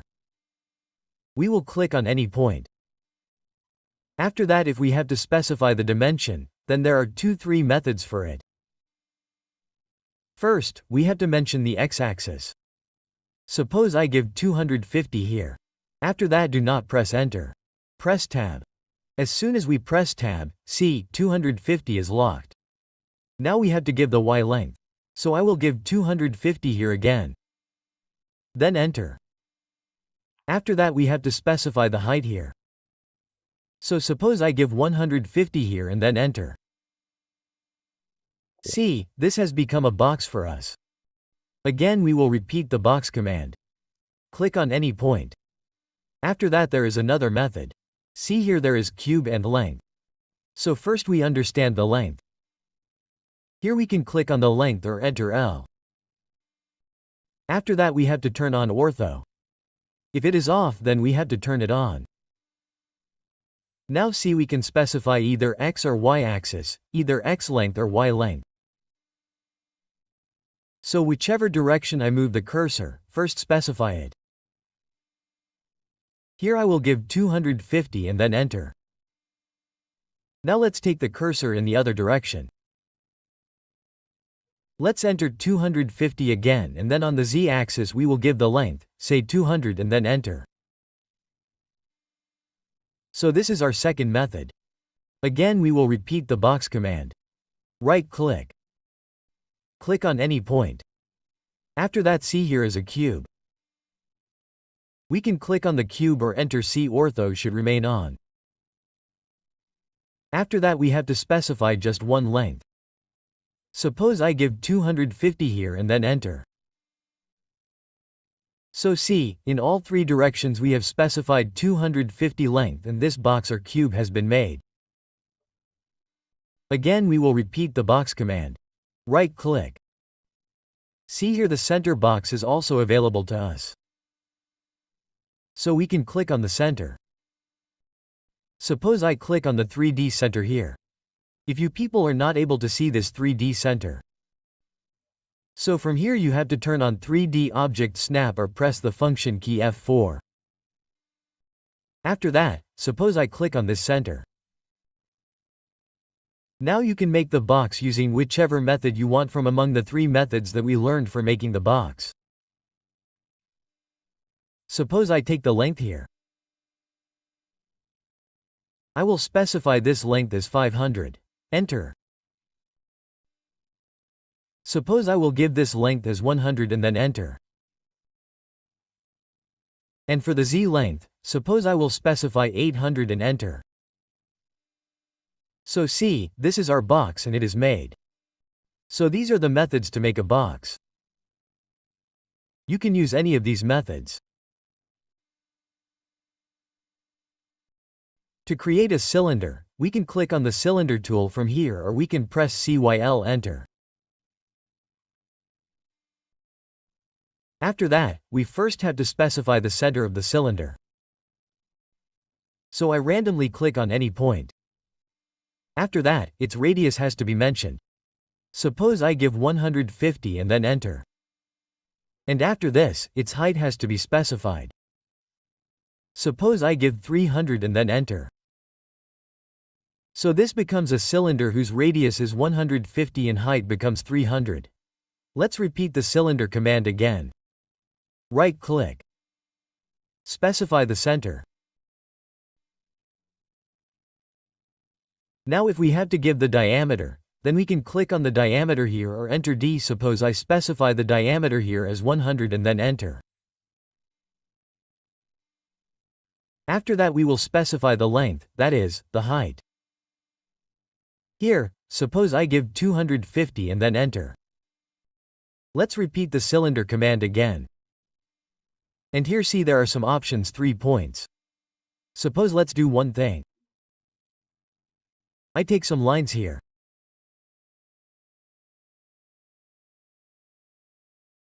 I have drawn these 3 lines. Now suppose I have to pass a cylinder from these 3 points. So what will I do? Let's take the cylinder command. CEL enter. After that we will click on 3 points here. And we will click on these 3 points like this. See, 3 points are done. 3-point circle as we had made. Now suppose whatever height I have to give. Suppose I have to give 250 and then enter. This is done. I erase it. And let's see once more. CYL enter. Now we can click on 3 points again here.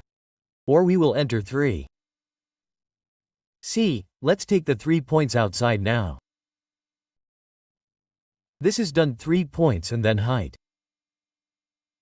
Let's repeat the cylinder command again. So I can also click on the cylinder command from here.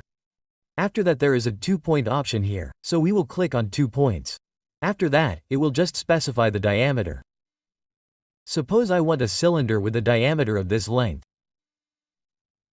So just click on this point and then click on this point and then specify the height, whatever it is. Suppose I give 250 here and then enter. Again repeat the cylinder command. After that, see here there is a radius option of 10. Suppose I want a cylinder which will be tangent to both these cylinders and it will also have a specific radius. So for that I will click on the tangent and radius option here. I specify the first tangent. Now see the tangent is not showing to us here. So there is a trick for this. You guys turn off the 3D object snap. Press A4. See, the 3D object snap is turned off. Now we can see the tangent. This is one tangent. This is the second tangent. And suppose I give the radius here 500 and then enter. So this is becoming a cylinder. Look, let's rotate it. Look, it is tangent with both the cylinders. And its height can be whatever we want to mention. Suppose I give it 250 and then enter. See, it is tangent with both the circles and its height becomes 250. Let's repeat the cylinder command again. And here there is another option, elliptical. So we will click on elliptical here. We have to create an ellipse first. So we can click on any point. Now we have to specify the endpoint, which is its major diameter. Suppose I give it 500 here. So this major diameter is formed. Now we have to give the minor radius. Not the diameter. Suppose I give it 100 here and then enter, and whatever will be its height, we have to give it. So let's enter 250. Look, this is an elliptical cylinder. Let us repeat the cylinder command again and see once. Click on the elliptical. Click on any point. Major diameter 400, minor radius. Suppose we give 150 here and then enter, and then whatever the height is, suppose 300. Let us repeat the cylinder command once again. Click on the elliptical. See here there is another option, center. You can also click on center. Click on any point.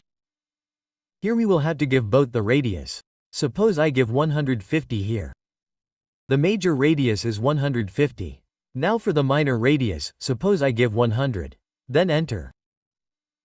And then whatever the height is, suppose 250 and then enter. Let us repeat the cylinder command again and see how to make it. We just have to specify the center, specify the radius and enter the height. So while entering the height, look here there are some options: 2-point and axis endpoint. What is 2-point? Suppose I want a cylinder with the same height as this elliptical cylinder. So I can click on 2 point here. And then as soon as I click on both its ends, see its height will be assigned to this cylinder. And let's see once. Right-click. To repeat the cylinder command, take the center. Give whatever the radius is. After that, click on 2 point here. Suppose we want this height. So this is the first point and this is the second point. Let's repeat the cylinder command again. Click on any point. Whatever the center radius is, we mentioned. Just left-click randomly. After that, look here and there is one more thing, axis endpoint. Now what is axis endpoint? If we click on this, then see we convert 2D objects into 3D only by excluding the z-axis. But what can we do with axis and point? Z-axis, x-axis, y-axis. We can control any axis with the mouse. Suppose I want to create a cylinder on the x-axis. And suppose its height will be 500 and enter. See this? Let's see it once more. Right-click. Center radius and then axis endpoint. Now we just have to show its direction with the mouse control and enter the length. See this? So this is the cylinder command. To get the cone command, we can click on the cone tool here. Or we can type cone and then press enter. See this? Now what do we have to do? We have to specify the center of the cone. So I click anywhere randomly. And after this we have to mention the radius. Suppose I give 100 here and then enter.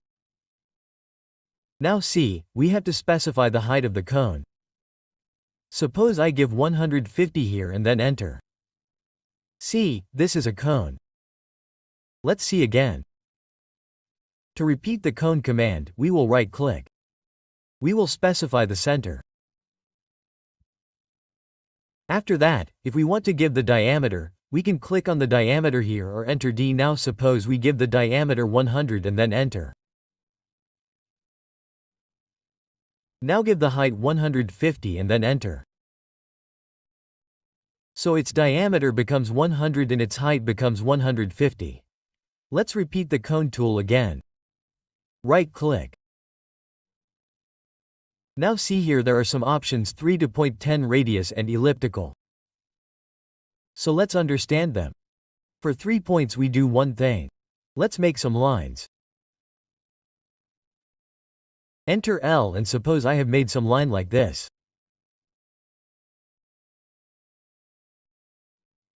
Now suppose I need a cone which is near these 3 points. So let's take the cone command. Enter CON here. We will click on the 3 points and see this first point, second point and this third point, and after that we have to specify the height.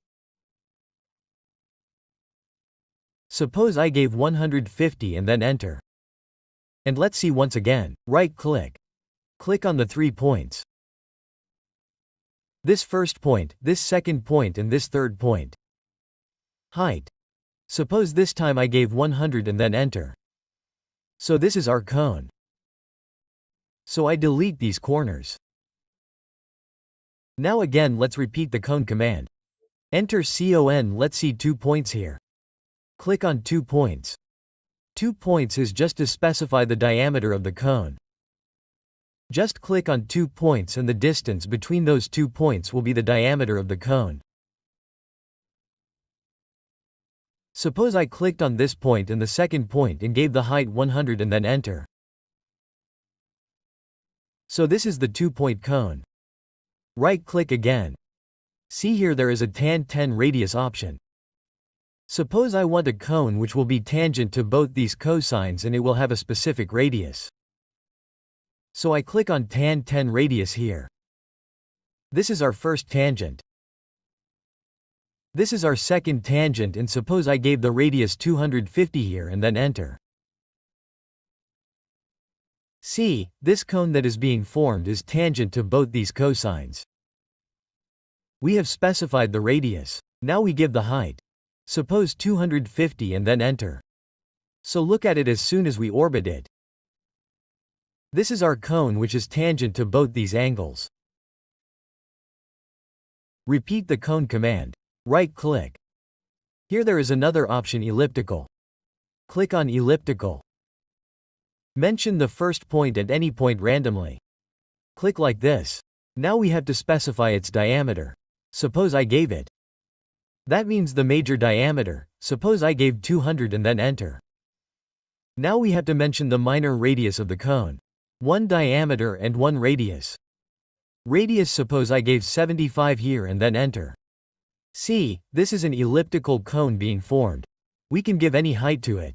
Suppose 150 and then enter. So this is an elliptical cone. Repeat the cone command again. Click on elliptical again.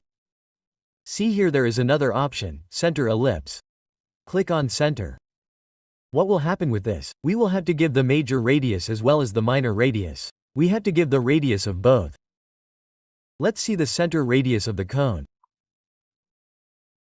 Let's give the major radius as 100 and then enter.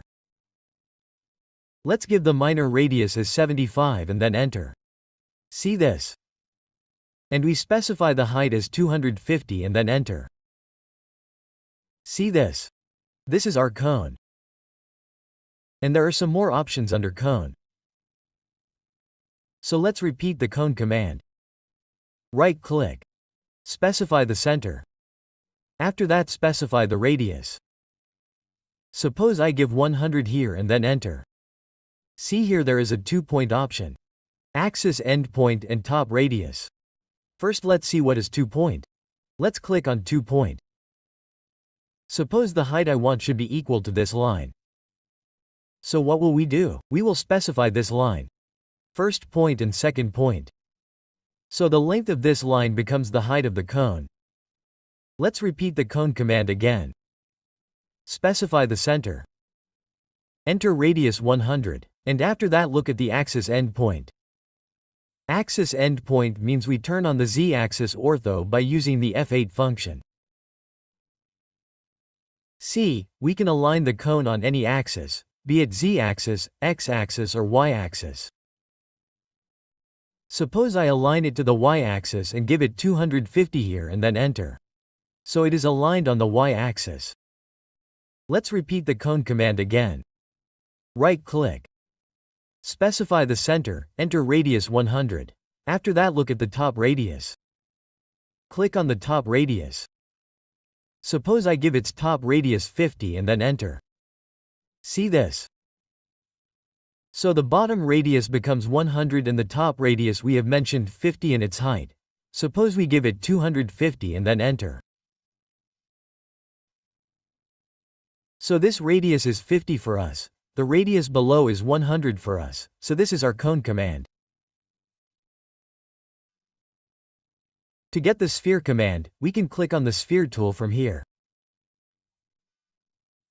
Or we can enter SPH. After that, look here, we have to specify the center first. So I specify the center at any point randomly. See this? After that, we just have to specify the diameter. So I give 100 here and press enter. So this is a sphere of 100 radius. Let's repeat the sphere command. Right-click. Specify the center.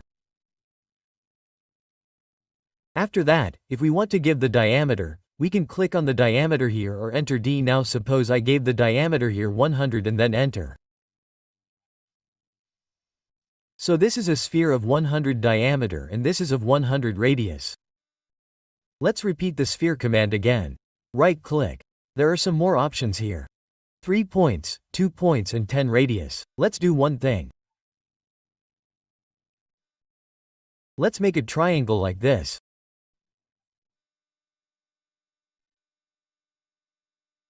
Now let's take the sphere command again. Enter SPH. Here we click on 3 points.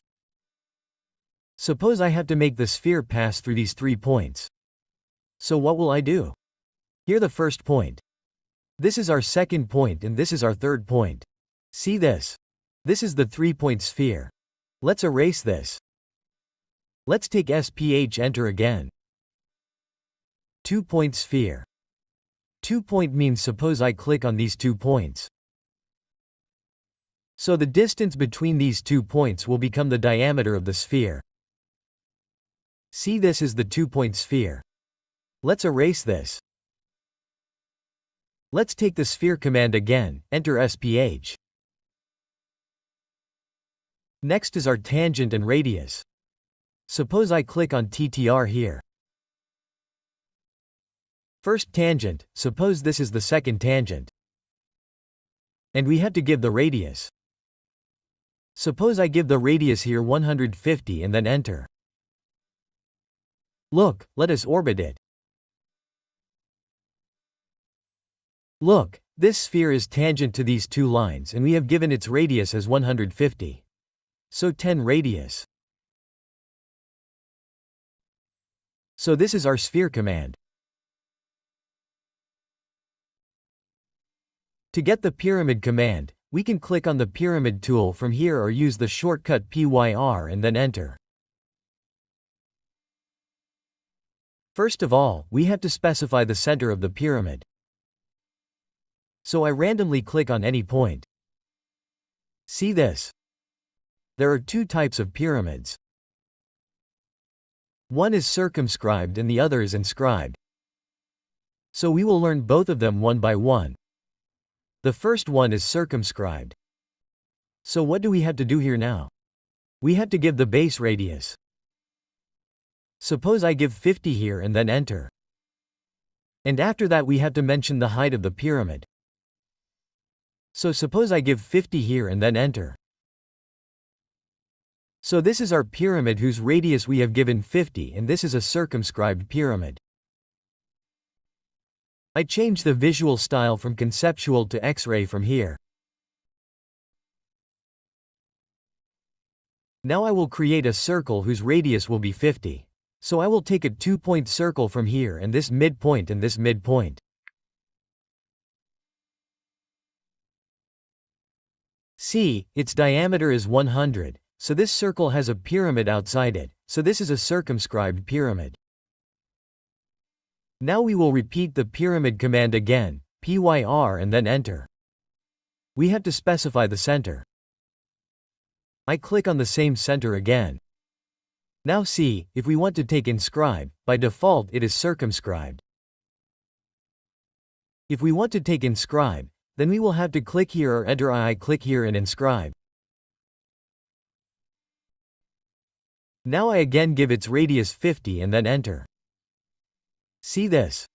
This time see what is happening? It is made inside the circle. I give its height. Suppose 75 and then enter. So see, this pyramid is inside the circle. So it has become inscribed.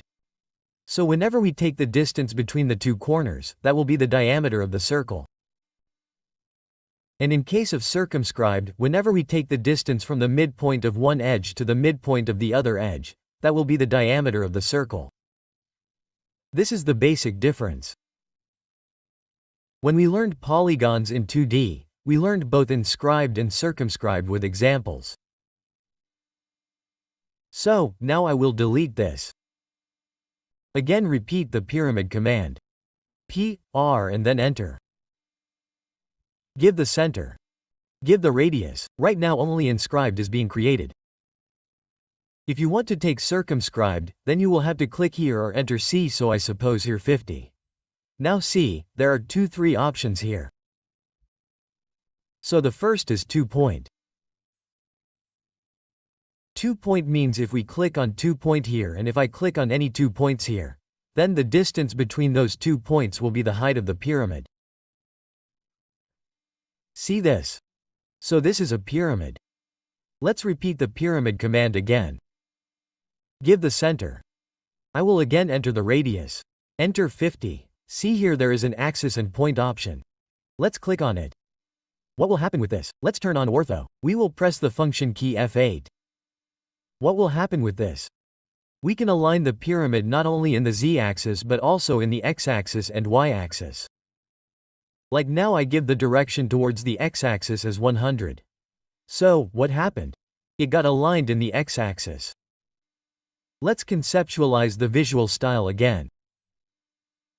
Let's repeat the pyramid command again. Enter PYR, specify the center.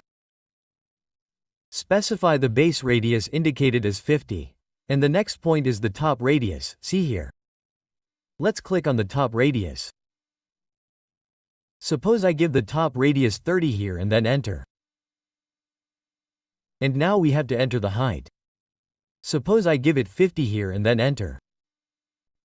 So, when we were giving the base radius at the bottom, if it is inscribed, then the top one will also be inscribed. If the base radius at the bottom is made in circumscribed, then the top one will also be circumscribed. Let's see once. I repeated the pyramid command. Specified the center. Now suppose I circumscribe it here. I will enter the radius as 50. Enter. Now let's click on the top radius again from here. And above, I will give 30. Now take it up and enter 50. See this? If we check this distance from midpoint to midpoint, then it is 60 for us. And in this case, in the case of inscribe, corner to corner, see, this is 60. Let's repeat the pyramid command again. PYR, enter. There are some more options here. See this? If we click on the edge, what will we do? We can define the edge not from the center. How? Let's see. Suppose I clicked on this point and see, if I want this distance edge, then I click on this point and give whatever I want in the height, enter 50. So we can define the pyramid by edge also. Let's repeat the pyramid command again. And here is the option of sides. Let's click on the sides. This was like 4, our number of sides. We can increase or decrease it if we want. Suppose I want a pyramid with a hexagonal base. So I will enter 6. We will specify the center. Give whatever radius we want, enter 50. Right now in what is this 50 happening? It is happening in the circumscribe. If we want inscribed, then we will have to click here. Let's enter 50. Above, we will give whatever distance we want. If we want the top radius, then we can click here. Suppose I give 25 here, then enter, and for height suppose I give 30, enter. So this top radius becomes 25 and the bottom one becomes 50. So this is our pyramid command. To take the wedge command, we can click on the wedge tool from here or enter we. See, we have to specify a corner first. So suppose I click here. Now we make the second corner like we make a rectangle. This is done. Now we have to specify the height. So the point from which we start, our height will be excluded from there. So see, I click randomly on any point. So this is a wedge for us. Let's erase it. Let's take the wedge command again. Enter we.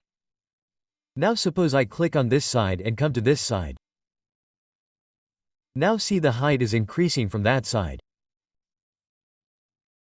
So we have to click the first point as per our requirement and after that specify the height. Let's repeat the wedge command again. Suppose I specify the first corner here. After that, if we have to enter the length, then we will first give the x length. Suppose I give 100 here.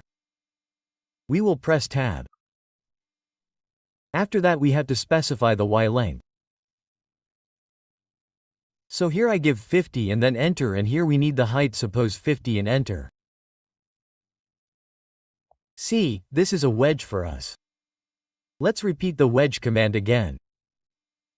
Click on any point. And see here there are two options. Length and cube.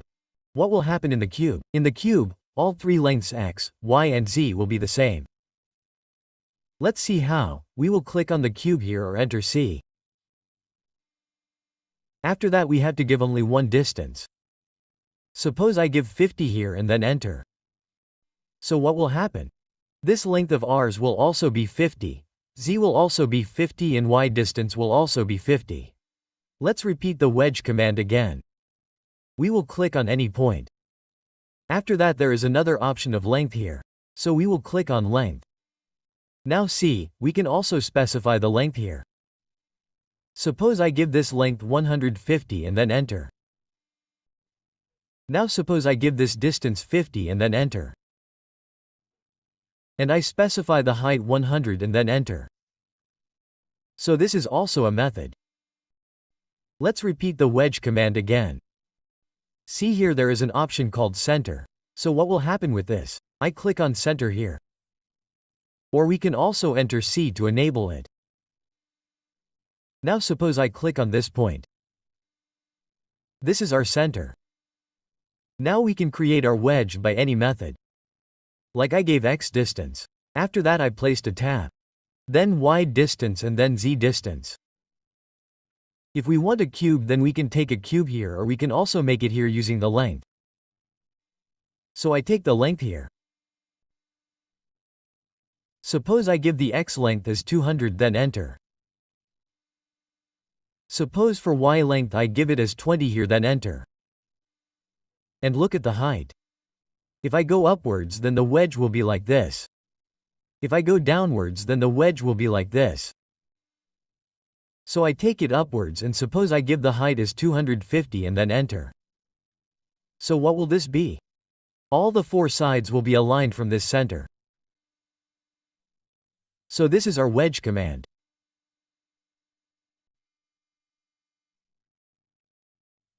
To get the torus command, we can click on the torus tool from here or press Tor and then enter. After that, first of all we have to specify the center of the torus. So I click randomly on any point. After that we have to specify the radius of the torus. Suppose I give 250 here. Then enter. Now we have to mention the radius of the tube. Suppose I give 25 here and then enter. So this is our torus. Let's repeat the torus command. Right click.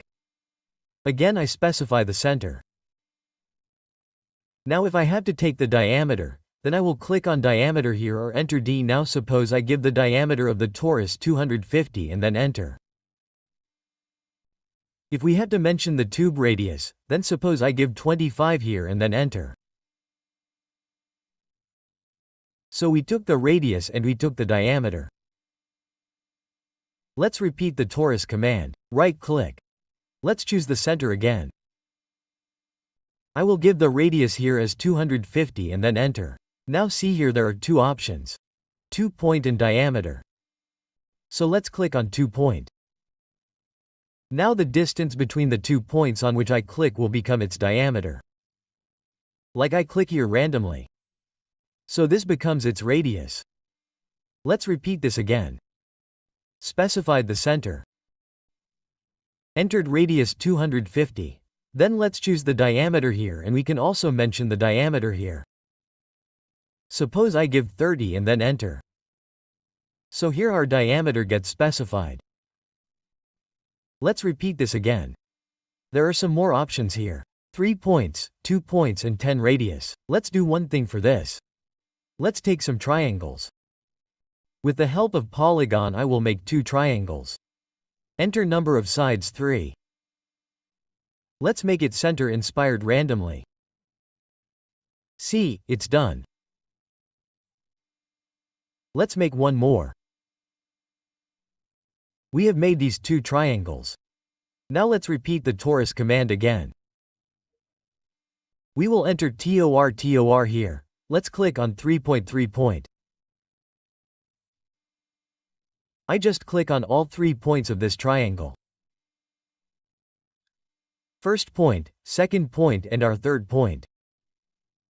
See, a torus is being made. What will we do now?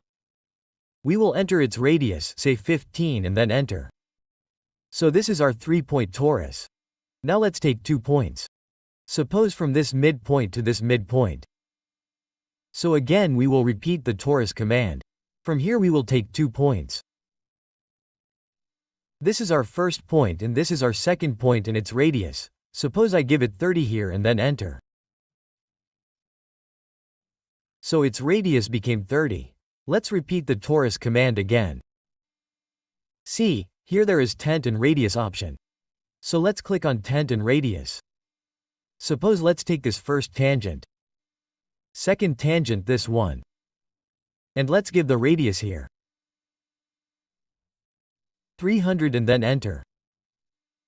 Now we have to give the tube radius.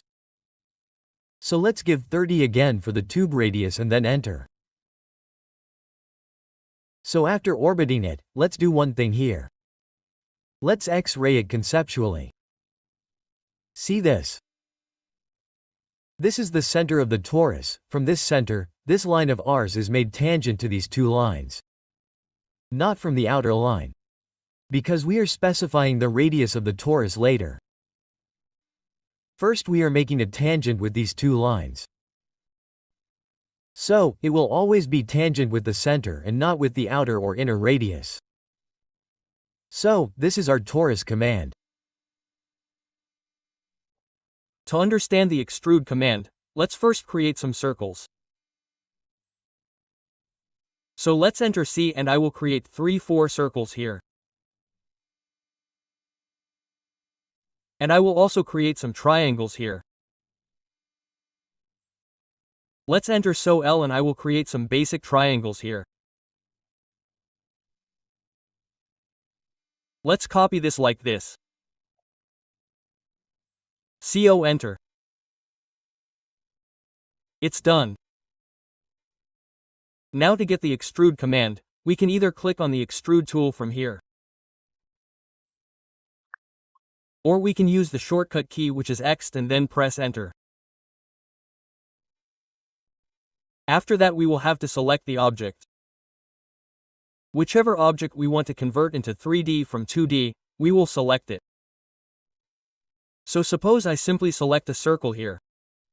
Then enter. And see, we can give the direction as per our wish. Up or down. It is extruding in the Z direction. So I will take it up here and give the height of the extrusion. Suppose 20 and then enter. See, it has been extruded. Let's check it once again. We will enter X or right-click to repeat the extrude command. After that we just have to select the object. We have to press enter and in whichever direction we want the extrusion, upwards or downwards, we just have to give the height by going in that direction. Suppose I give 30 here and then enter. Then repeat this extrude command. After that, see here there is an option called mode. So what can we do here? Before selecting this, we can go to the mode here. When we extruded it was in solid mode, so it became solid. If we want a surface, then we can also take the surface from here. So here I click on the surface. And then select it. We will enter this circle. Now see, this circle which we are extruding is becoming a surface. It is not becoming solid. Look, there is a hollow in the middle. See this? So here, suppose I give the height 15 and then enter. So we can exclude both solid and surface from any 2D object. Let us repeat the exclude command again. Now suppose I select this triangle. See, this is single lines. So if I select all the 3 lines singly, suppose I select one line at a time, then enter, then only this single surface will be extruded. And even like this, if we repeat the extrude command and select all the 3 lines together, then enter. Still, see, only our surface will be extruded. What is the reason? The reason is that this was not a polyline. It was a line. We have already learnt the difference between line and polyline in our 2D series. So, if we extrude any object only after converting the line into polyline, it will become solid. Otherwise, it will always become a surface. So, let's see this. This is also our single line.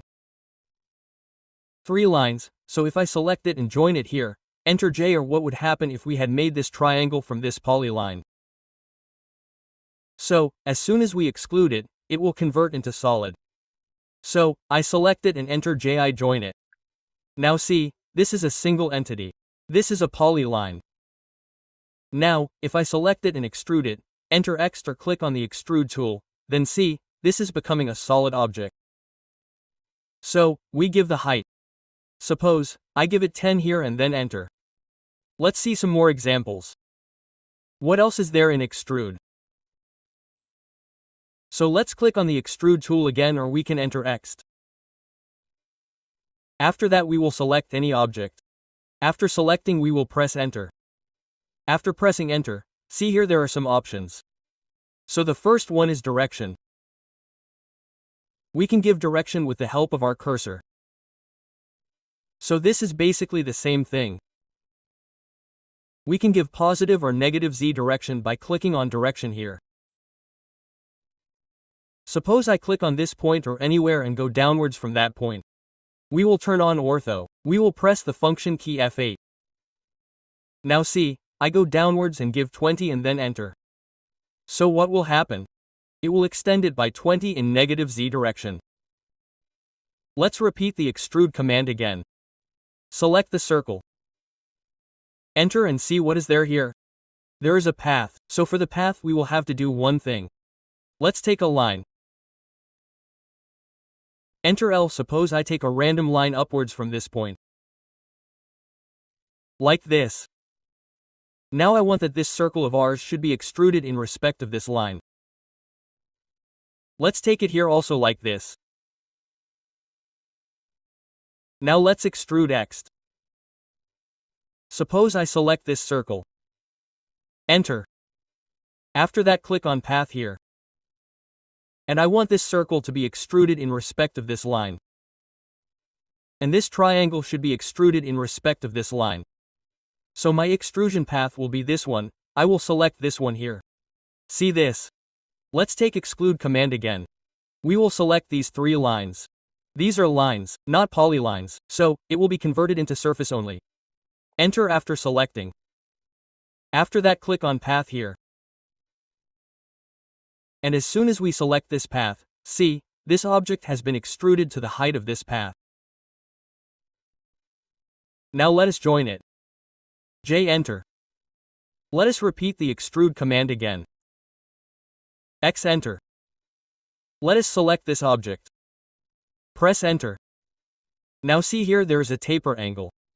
So let us click on the taper angle here. After clicking, we will give an angle. Let us give the taper angle here as 15 degrees. So let us enter 15. Now see, my triangle has been tapered to 15 degrees.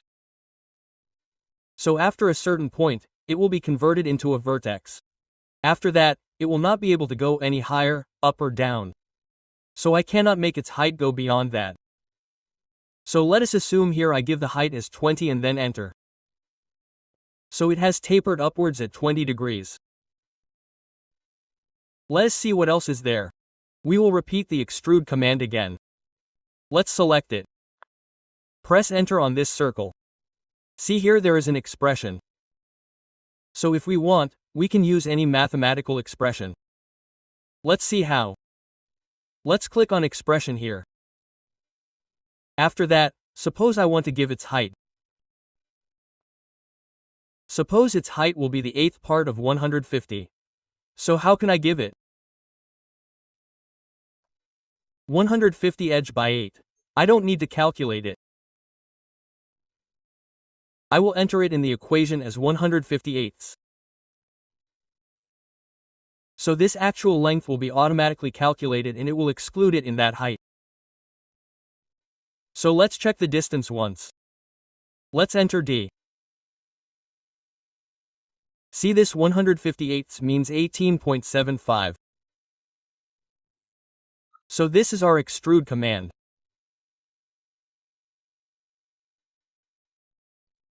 To take the Loft command we can either click on the Loft tool from here or we can give the command low F and then enter. But before that we will create some circles and some polygons. So I use the Polygon command to create a polygon. Enter pole. The number of sides I will take 4. Enter the center. We will give it to any point.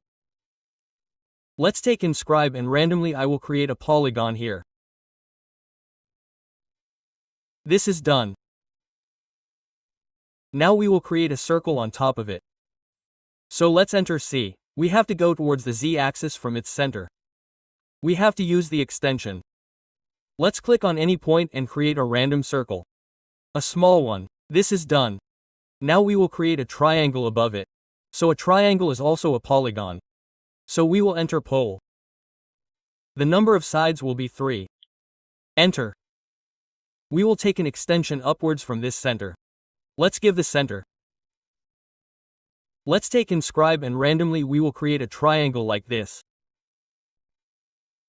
Now we take the loft command. So to take the loft we will enter loft. After that look here, select cross sections in lofting order. So we have to select the order. In which order we have to loft. Suppose I select this square first.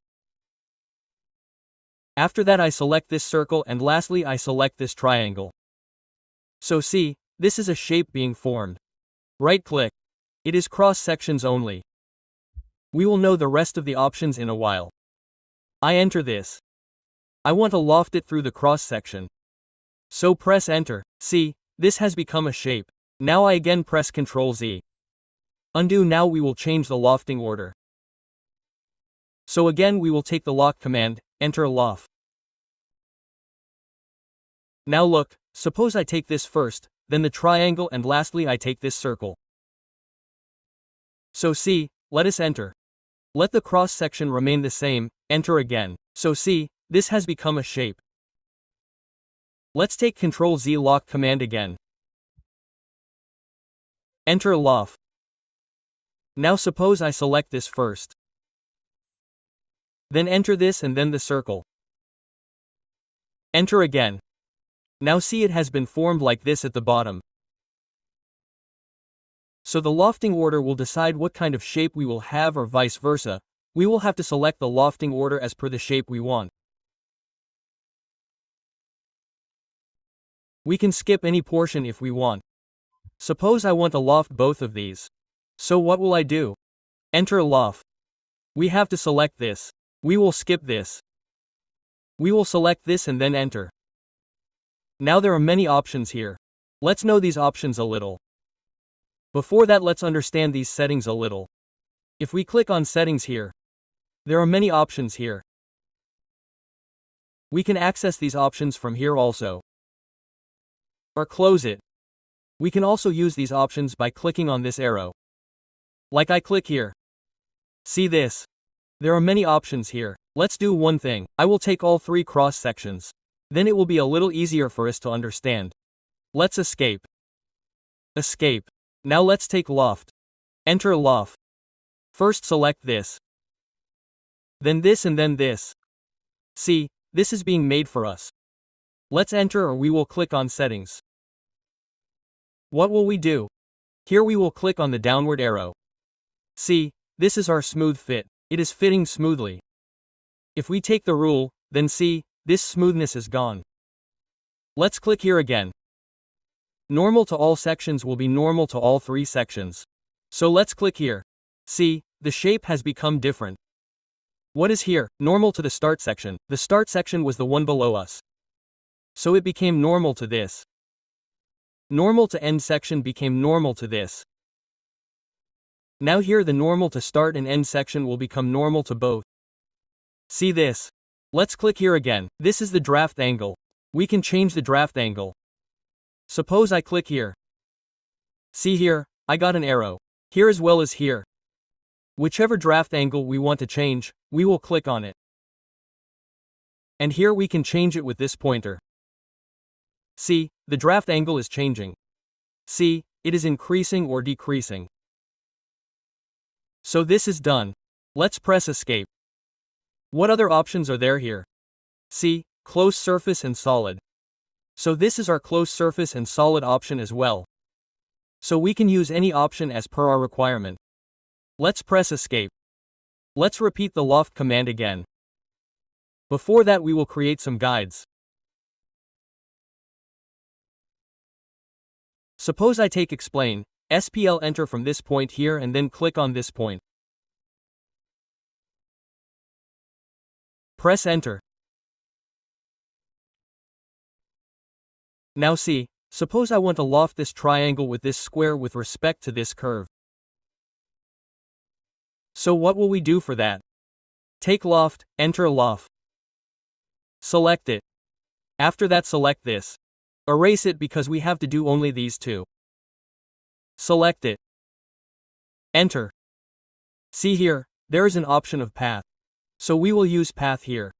Path means there will be only one path and guide means there will be multiple paths. So take path here. Select this path. See, this has become a twisted 3D element for us.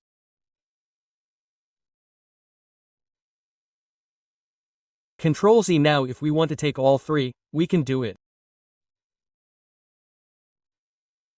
Suppose take loft command from here. Select it. After that suppose select this. Next enter it. Take path and select this path.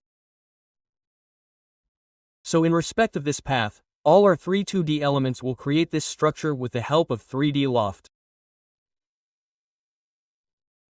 Let's take a guide here. Suppose I take a line. From this point to this point. Right-click. Now again take the loft command. Let's click here and select it. I have to loft in respect of these two guides. So enter. Select the guide from here. After that this is our first guide. We have selected the first guide. And after that we will select the second guide as well. So see, with the help of both the guides, a different structure has been created for us. Right-click. Exit. Let's see what other options are there. Enter loft in the lock.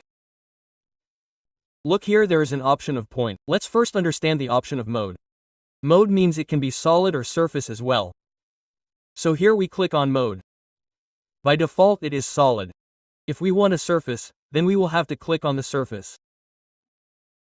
And from here I suppose select these three elements as 2D elements and then enter. Double enter. So see, this has been converted into a surface for us. See, let's do Ctrl Z again in the loft command or we will click on the loft tool. Here there is an option of point. So let's click on the point. I have to give a starting point. From where will the loft start? So suppose I give its center as the loft point.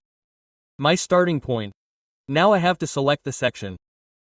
Suppose I want to do it in both these sections or from the top one or I want to lock both these objects. So let's select it. After that enter it again and then enter once again. See, this is our starting point of the loft. You guys can understand it. So all the complex shapes, we can make these shapes with the help of loft. Let's do Ctrl Z, let's see what other options are there. Let's take loft again. Enter loft. Well, here one option remains which is of join multiple edges. So for this we will do one thing. What will we do with them? We will extrude both these objects. So I select both these objects. Extrude X enter. And with a certain lens I extrude both of them so that it converts to 3D and an edge can be formed for both of them. What do we do now? Let's take the loft command. Click here again. Click on join multiple edges. Suppose this is my first edge. So we will select it. Press enter. After that, again click on join multiple edges. It is done. And suppose this is my second edge. Then we will press enter. See, this is joining these two edges. So this is our join multiple edges command. With its help we can create such a surface. With its help we can generate such a complex structure. Press enter double. See, this surface has been developed for us. Again press Ctrl Z and take the loft command once. Let's select LOF enter and we have completed all the options that were left for us. So this is our law of command. To take the Revolve command, we can click on the Revolve tool from here. Or we can enter Rev. But before that we will create some 2D elements. After that we will take the Revolve command. So I press Escape here. I set the UCS to the front from here. We will understand these coordinates later. For now, just understand this much that look here, the X and Y axis or the X and Y planes which we can say are aligned with the top here. Here the Y and Z planes, the YZ plane is aligned with the left. And the XZ plane is aligned with the front. So I want this to become X and Y and align with the front. That means our XY plane should be aligned with the front. So what will we do here for that? We will make it front from this point. Look, this grid of ours has also been rotated. The XY plane has come to the front of us. So here I will do one thing. I will turn off the grid. The function key is F7. Its shortcut key. After that we will simply take the Polyline command. From here we can click or enter PL and create anything randomly.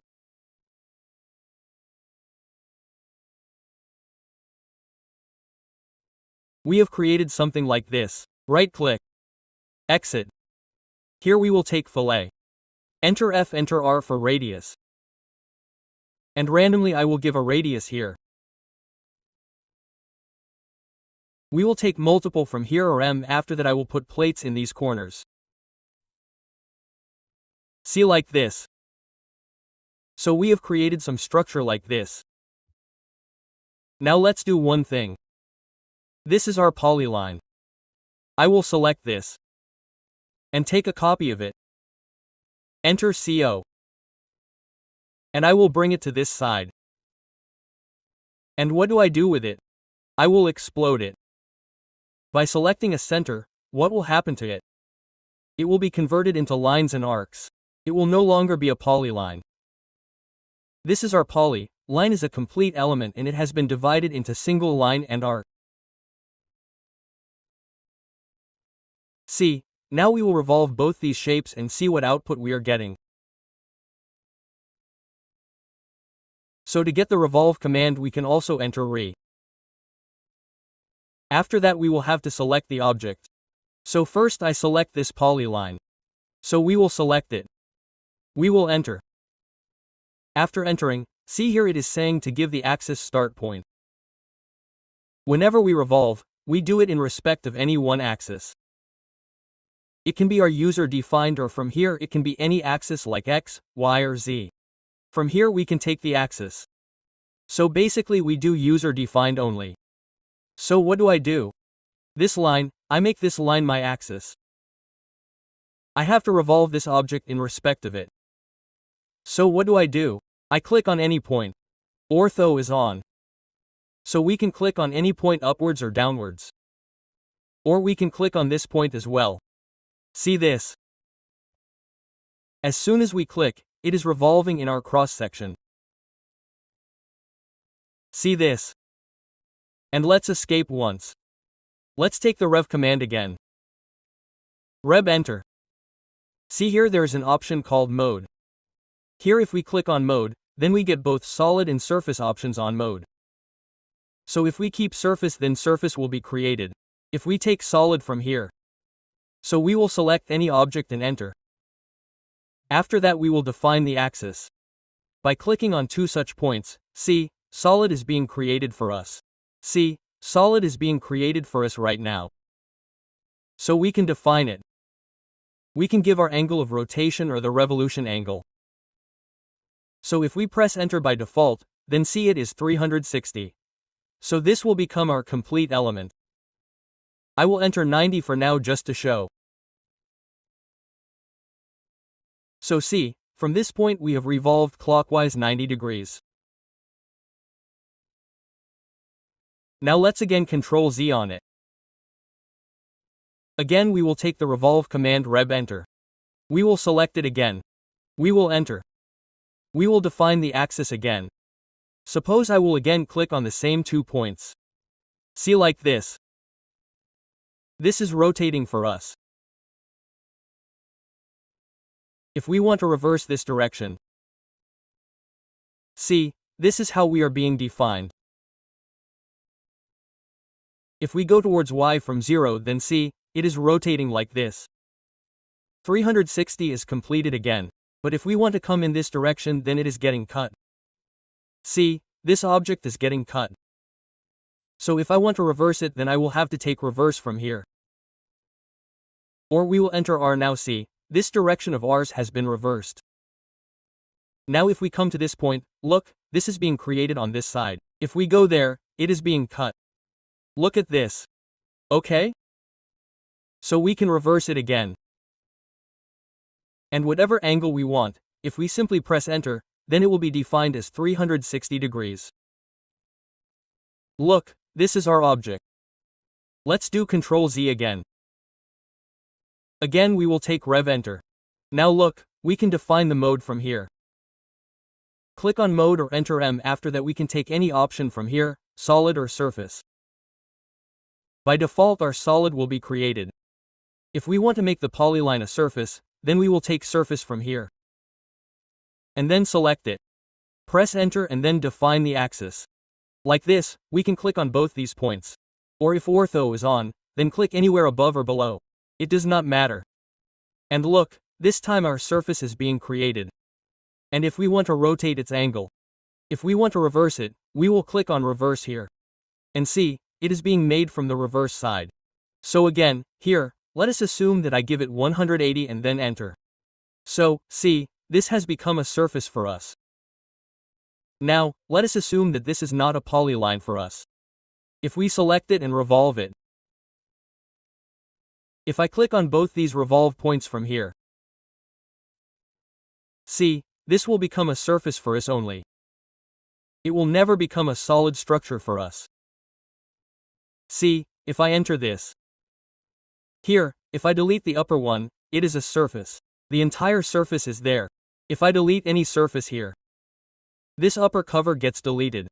So, see, this is a hollow object. We will Ctrl Z it. Again, we will repeat the revolve command. After that, let us go to the mode here and try to take a solid from here. This is not a polyline for us. Now, for a solid, we will select it and enter. See, this. After this we have to define the axis. So I will define its axis from here. So it will not become solid for us. Reason is this is not a polygon at all. So there will be no chance of us becoming solid here. It will work in solid and surface mode only when we are working on a polyline. Let's escape. We will make it Ctrl Z. Now suppose I take a line. Let's take a line like this. Now if I want to revolve this object in respect of this line, then see what happens. This will become our cross-section. And the distance between this line and this gap will become our hole.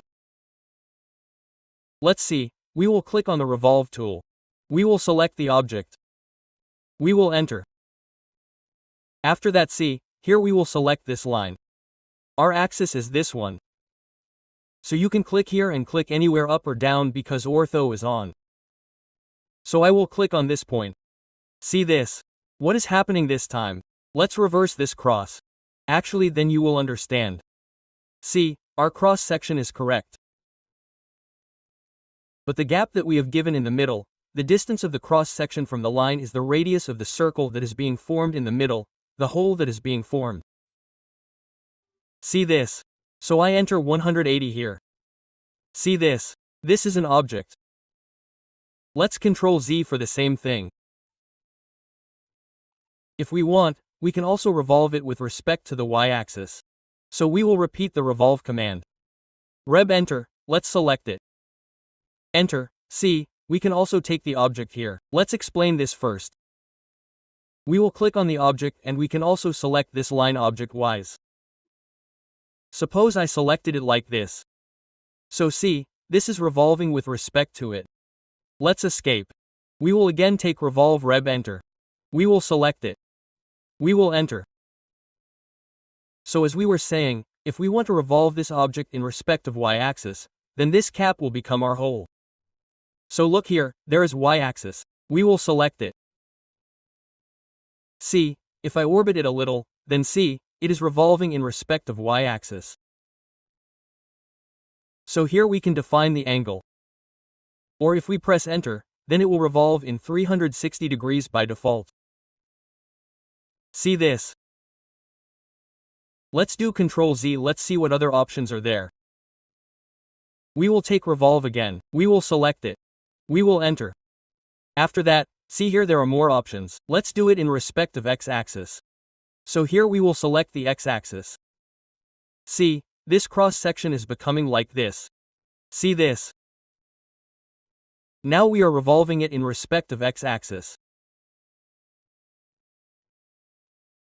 We will again do escape and let's see once if it also happens in respect of z. Revolve, we will select it, enter. We will select the z-axis from here. It will not be in respect of z because it is not aligned with z, so it is okay. Let us see what other options we get in revolve. Here we will click on revolve. Let us select this object. Enter, then we define the axis. Suppose I click on these 2 points. And one option here is start angle. So see, from where is our starting angle? From here, from the x-axis. See, this angle is being formed.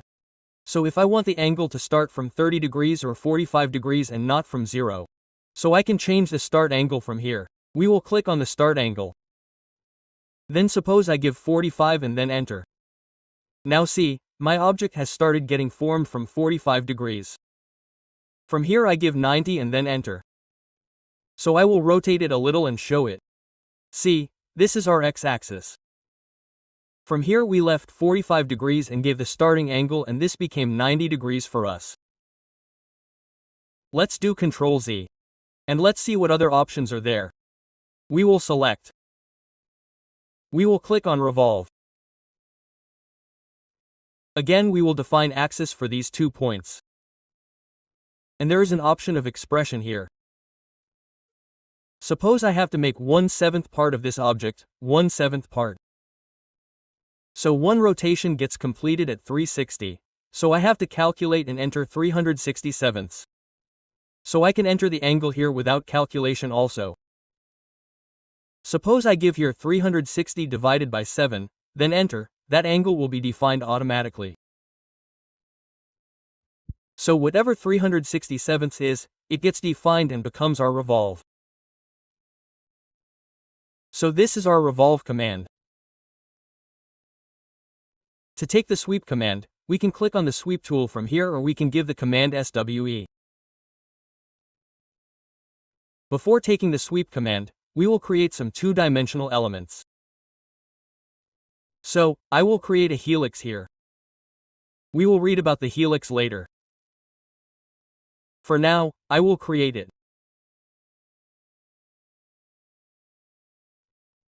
We will create a random helix like this and a rectangle. So, enter rect. This is also a small random rectangle. Let us create a helix and a rectangle. Now, let us take a full copy of this. So, we will select both of them. We will enter CO and take the base point, and after that, we will take a full copy here like this. See, it is done. We will right-click to exit. Now, we will take the sweep command. So, for sweep, we can click on the sweep tool from here. Or we will enter SWE. See, to take the sweep, first of all, we will have to select an object. The object which will become our cross-section. So in this case we will take this rectangle as an object. So let's select it. We will press enter. Now see, we have to decide the path of the sweep. We have to select this path. So this will be our path. So we select this path like this. See, the rectangle we took is this cross-section. It has been swept through. It has been swept through this path. Let's try again. We will repeat the swipe command again. We can right-click or SWE enter. We will again select this object. We will press enter for sweep. After that, see here there is an alignment option. So we click on suppose alignment here. Earlier our alignment was set to yes. So our object became like this. Now we will make the alignment no and see what difference will be made. So let's make it no. Now see, let's select it. So see what difference happened. We had created a rectangle in the XY plane. So what happened in this case? It became normal. It became perpendicular and we swept it. But when we set the alignment to no, it created a different shape. See this. See, this rectangle is above and this one is below. So we had set the alignment to no and this alignment was yes. Let's repeat the sweep command again. We will select the object. We will press enter. After that, see here there is an option of base point. Before that, let's do one thing. I will press escape. Let's repeat the sweep command again. First, let's tell it the mode. Now we will click on the mode. See, there are two options here, solid and surface. So this was solid by default. If we want our 3D element to become a surface, then we can take the surface from here. Suppose I took the surface from here. We selected it. We will press enter. After that we will select the sweep path from here. Look, this has become a surface for us. Look, this is our hollow object. This is our hollow object. This is our surface. This is not solid, and both these objects are solid for us. Let's escape. Ctrl Z. Take it again and once again. We will keep the SWE enter mode as surface. Again select the object. Enter. After that look at the base point. Now we will not change the base point. Let's select it like this. Look, this has been created for us. Now you guys have to see one thing from here. Look at this. I will do one thing first. Turn off the grid. F7 look at this. This is our helix. If we X-ray it. Let's do the X-ray mode. Look at this. This is a surface and this is our helix. So this helix is our center helix. Okay? Our 3D object has been swept from all sides. Let's see the next case. We will take sweep again. SWE enter select base point. Now what do we do with base point? We will take this point. Not the center. We will click on this point. After that we have to take sweep path. So what do I do here? I will select this path. And take sweep once again. We will select the object. We will enter base point. This is our base point. Now our sweep path is this path. See this. This time see, this helix of ours is from this point because we had taken this base point. So it is from this point and in this case it is from the center, so this is it. We can change the base point as well. Let's see what other options are there. Let's take helix heel again. Let's repeat the sweep command again. SWE enter select object. We will enter. Here we have both the options of alignment and base point. Now let's take scale. We will click on scale here. Now see, I suppose here I take scale too. Then enter. Now we have to select the sweep path. So we will select it. We have to wait a little. Look here, this was our cross section, our rectangle. We started from here, we selected it here. So this is our scale 1 and here on this side the scale has become 2, which means it has doubled. Let us conceptualize it a little. Look at this one and on this side, look at this, it has become double. Which means the X length has doubled. The Y length has also doubled. This is becoming something like a coil. Let's do Ctrl Z. Let's change Ctrl Z to 2, 3. Let's take the sweep command SWE enter again. Selected the object. Pressed enter. From here we will take the scale again. Let's see once more. Let's do one thing. Let's do this in solid mode. We were surfacing. So SWE enter mode, this time solid is selected. Okay, let's select it, enter the object. Here we take the scale to enter. Then select this path. See, solid is being formed.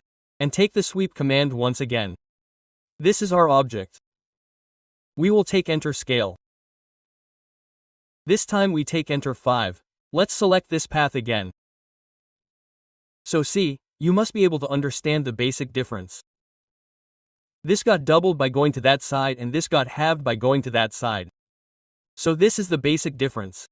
Let's take the sweep command again. We will select the object. We will press enter.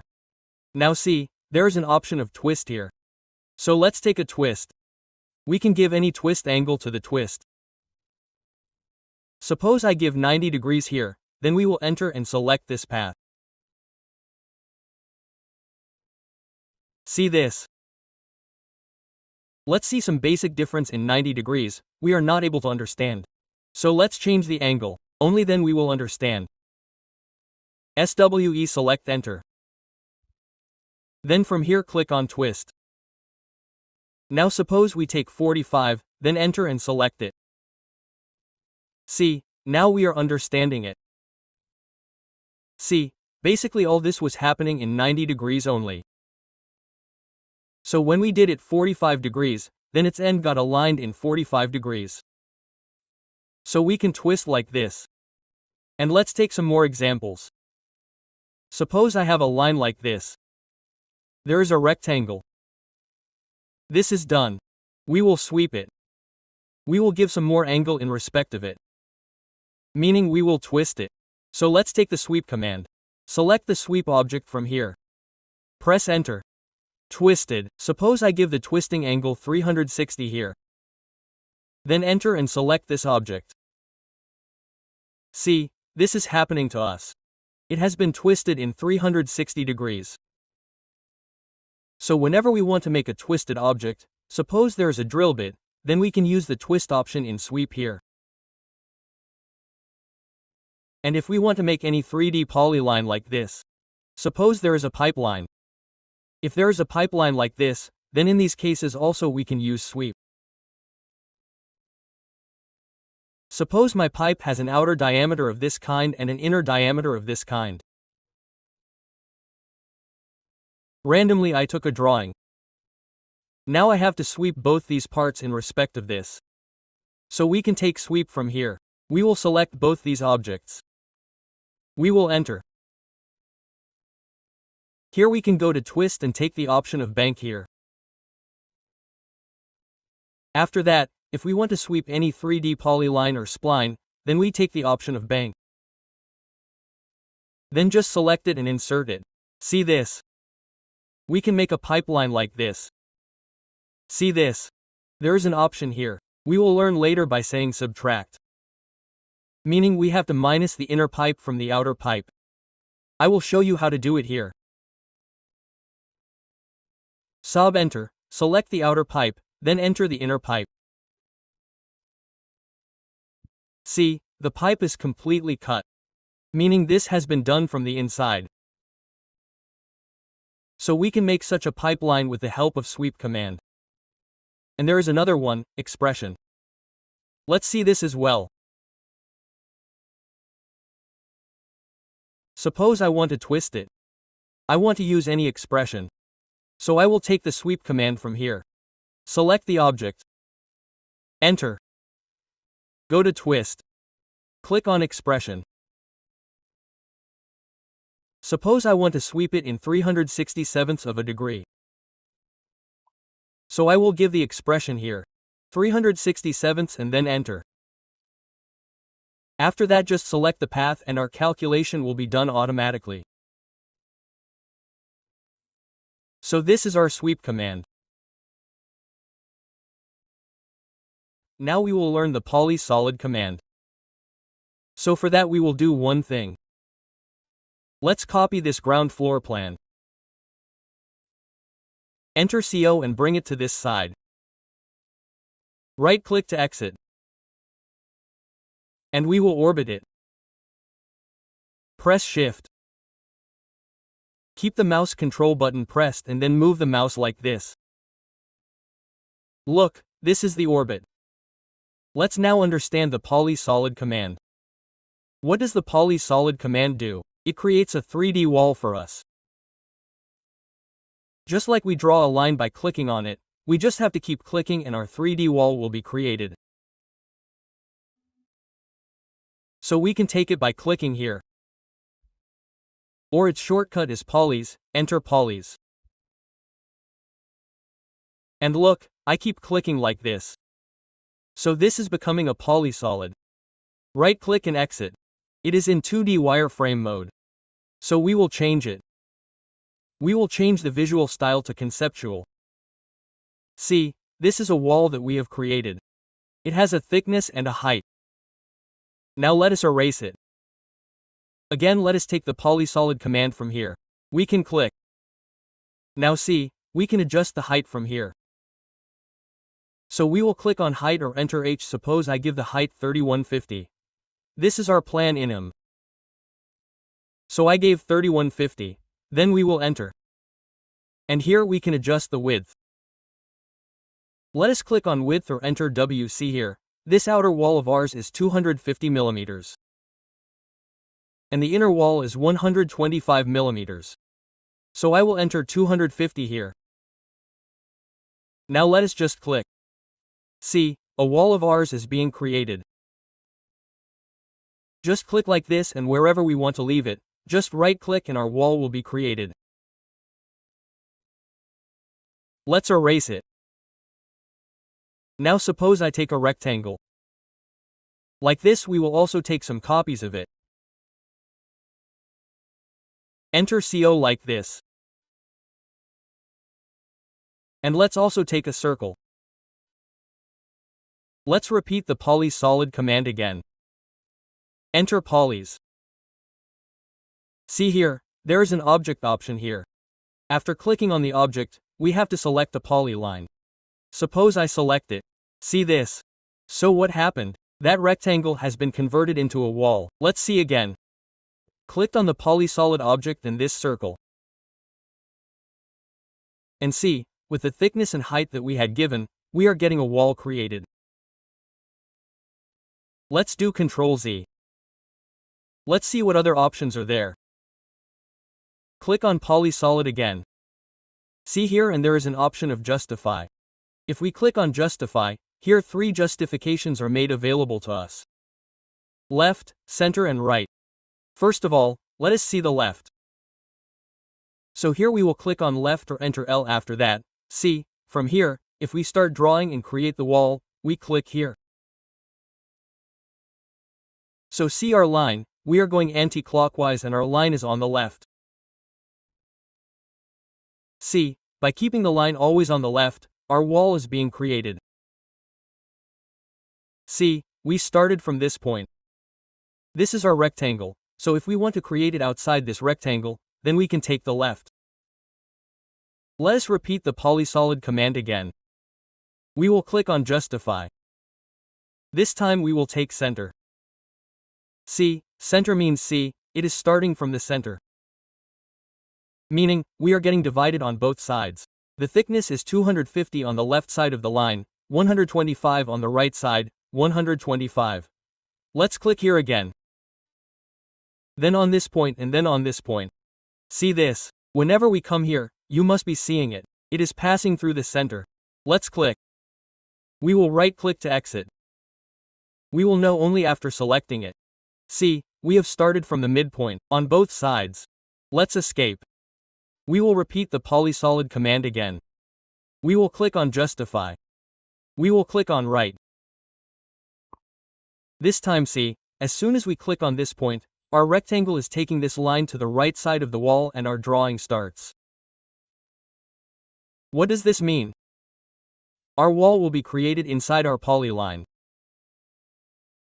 See, in the case of right, the rectangle is outside. Our wall is inside. In the case of left, our wall is outside the rectangle, and in the case of center, our wall has passed through the center. So let's try this plan a little. Let's take the Polysolid command. We will enter EOLYS. We will start from this point.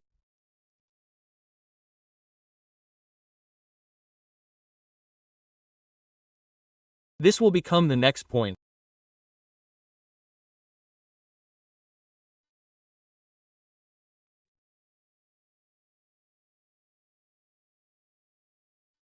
We will keep clicking inside and inside.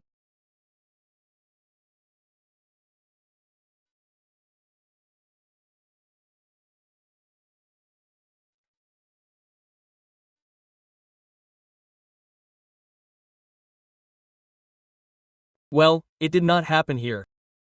Let's create it once more. Let's take a Polysolid.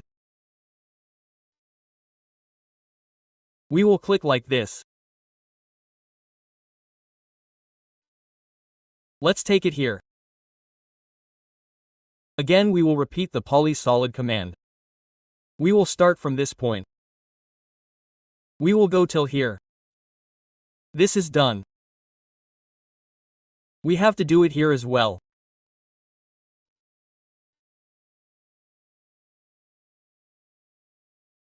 This and this, see, there is a wall inside.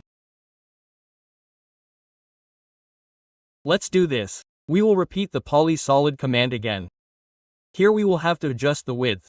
So we will click on the width. The width of our inner wall is 125 millimeters. So we will enter 125, and then we will click on this point. This is done. By orbiting it, this is done. We will right-click to exit. So see, in this way we can create our 3D walls with the help of Polysolid. So we will close it. Now we will learn the Presspull command. For that I will go to the southwest isometric view. After this we will create a rectangle here. REC enter just a random rectangle like this. And inside this we will also create a circle. Enter C. From this center a random circle is created. And we will take some copies of this. Enter CO. Turn on the ortho. Effect and take some copies like this. This is done. Right-click and exit. Orbit a little more. Like this. To take the Presspull command, we can click on Presspull from here or we will give the command PRES. This is exactly like Extrude. We just have to select the object. We will select any object like this and after that we will give the height. Suppose I give 10 here and then enter. Right-click and exit. And from here I suppose I change the visual style to conceptual. See this. So this 10 lens has been extruded in the Z direction. Let's do Ctrl Z. We keep the visual style as X-ray from here.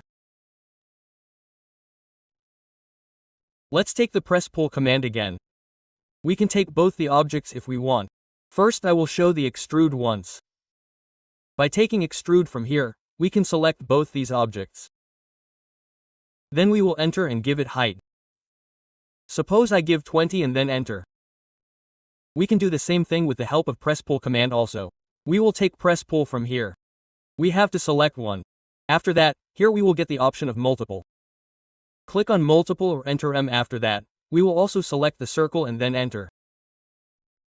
Now in whichever direction we want to go, we will go and give the height, suppose enter 20. So see, both these are the same objects. This is made with the help of Extrude and this with the help of Presspull. So what will be the difference in this? Let's see. Let's take the Presspull command again.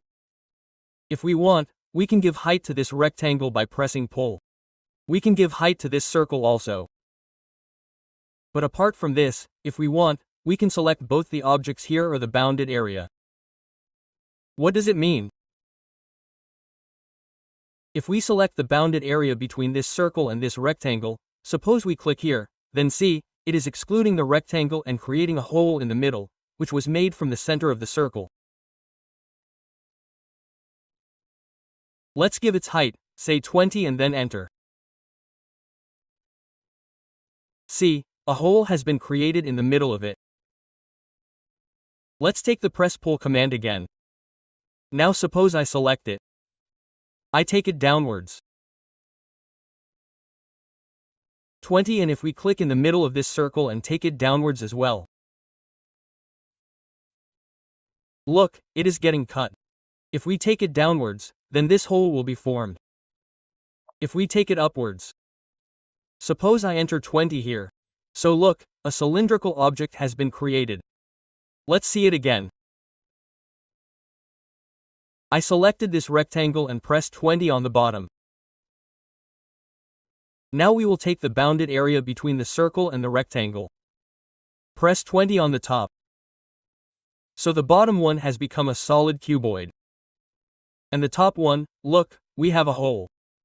Actually, there's some mistake here. Let's take it once more. Let's Ctrl Z on it. Presspull command.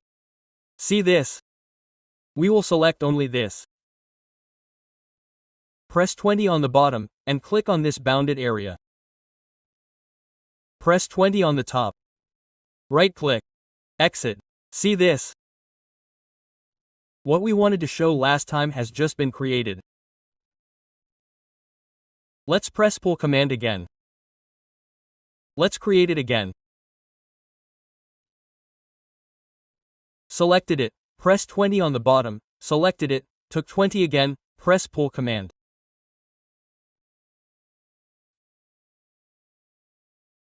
Selected it again, press 20 on the bottom, and if we select it inwards. See this? Now if we move completely downwards, then this hole will be formed. Suppose I enter 10 here. So see, it has been extruded downwards from 10 height, or we can call it Presspull cut. We will right-click to exit. Let's see what else we can do. We can click on the Presspull command here. We can select any face like this. And if we come to this side, then it will exclude our object. And if we go towards the object which has been created, then it will exclude cut the object, or we will do Presspull cut. Suppose I click on the midpoint here. See, this is created. Let's see this object.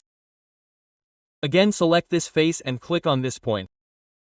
See, this has also been Presspull cut. So from here, if we conceptualize it, then we can create such various models with the help of Presspull.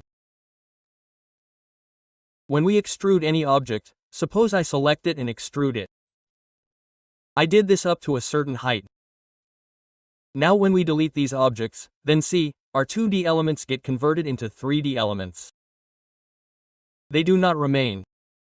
But at the time of Presspull, if we suppose I click here. I take this rectangle here. I Presspull like this. And I delete this 3D element. So see, these 2D elements remain with us forever. So this is our Presspull command. We use it a lot for 2D to 3D conversion. So let us erase it. Now let us see the commands like union command, subtract command, intersect command, and interfere command. So I go to Southwest Isometric View. Here I will create a box. So to create a box, we will enter box. We will create a random box like this. This is done. We will X-ray the visual style from here. And along with this, I will also create a cylinder. So we will enter psi L. From this point, we will give random radius and its height like this. Now what will we do with these two 3D elements? We will select them. And we will make some copies of them. So we will enter CO and take some copies like this. This is done, we will right-click to exit. Let us first command as our union. Just like we used to use join to join 2D elements.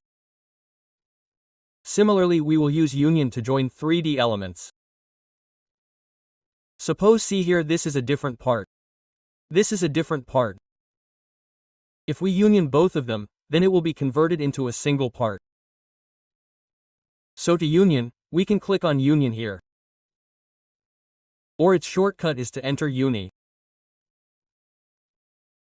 Sorry UAI enter. Select both the objects and then enter. Now see, it has been converted into a single part. So this is A plus B. Now see, next is subtract. Subtract means to subtract AB from 1. So here to subtract, we can click here. Or its shortcut is sub B enter. Now suppose I select this part first. Enter for minus. This is our second part and then enter. So our cylinder got minused from the box and it became our part. Let's see the subtract command once again, sub enter. Now we are selecting the first object, this cylinder. Enter. After that, select this box and then enter. So see, this time the box got minused from the cylinder. And this is how we became a 3D element. Let's turn off the grid. F7. Let's go to the next option, intersect. Intersect means that the part which is common in A and B, we will make that part separately. So let's see how to do it. For intersect we will click here. Or we will give the command, enter in. First object this one, second object this one and then enter. See, the common part of both our objects has been cut separately. The part which was our common part is the one we are seeing here. Let's control it to Z. Here we do one more thing. Here we will make a sphere. So we will enter SPH for sphere. Let's take a random sphere like this from this point. Now let's intersect all the three 3D parts. So we should get the common part of all the three. So we will enter in. We will select all the three objects one by one. After that enter.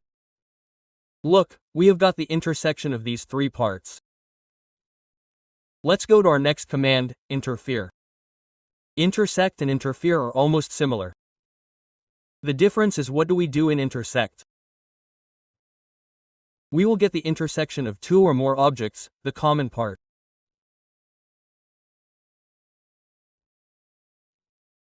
And in the case of interfere, our main objects will remain and along with that, we can move or copy the intersecting parts separately if we want. That means it is like cut and copy. So let's look at interfere. We will give a shortcut once. Enter F enter. We will select the first set. This is my first set. Let's enter. The second set is this one. Let's enter. Now see, this is showing our common part.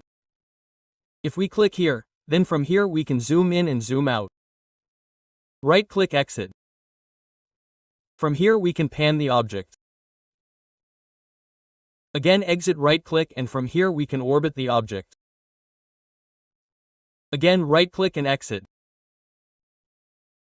If we tick delete interference objects, it means that the interference object that is being created by intersecting will be deleted. So there is no benefit for us from this. So if we untick this, let's first delete and see what happens. We will close it.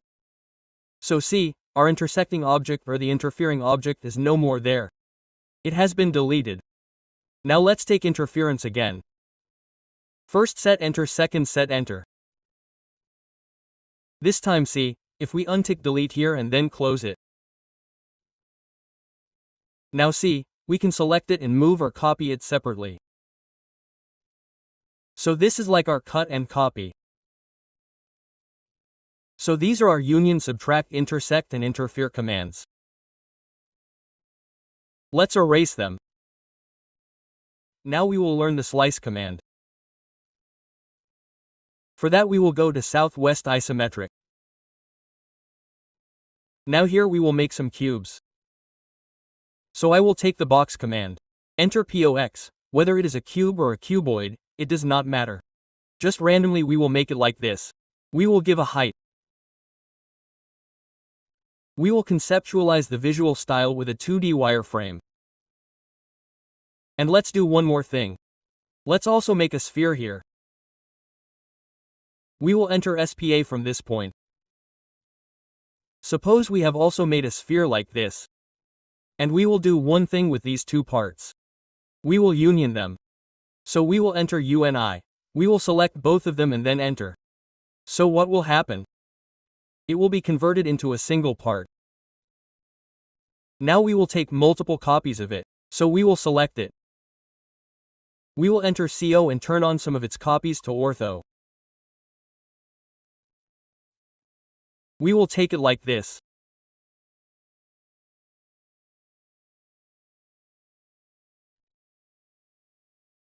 So let's see, slice means we can cut any object in respect of a plane or surface.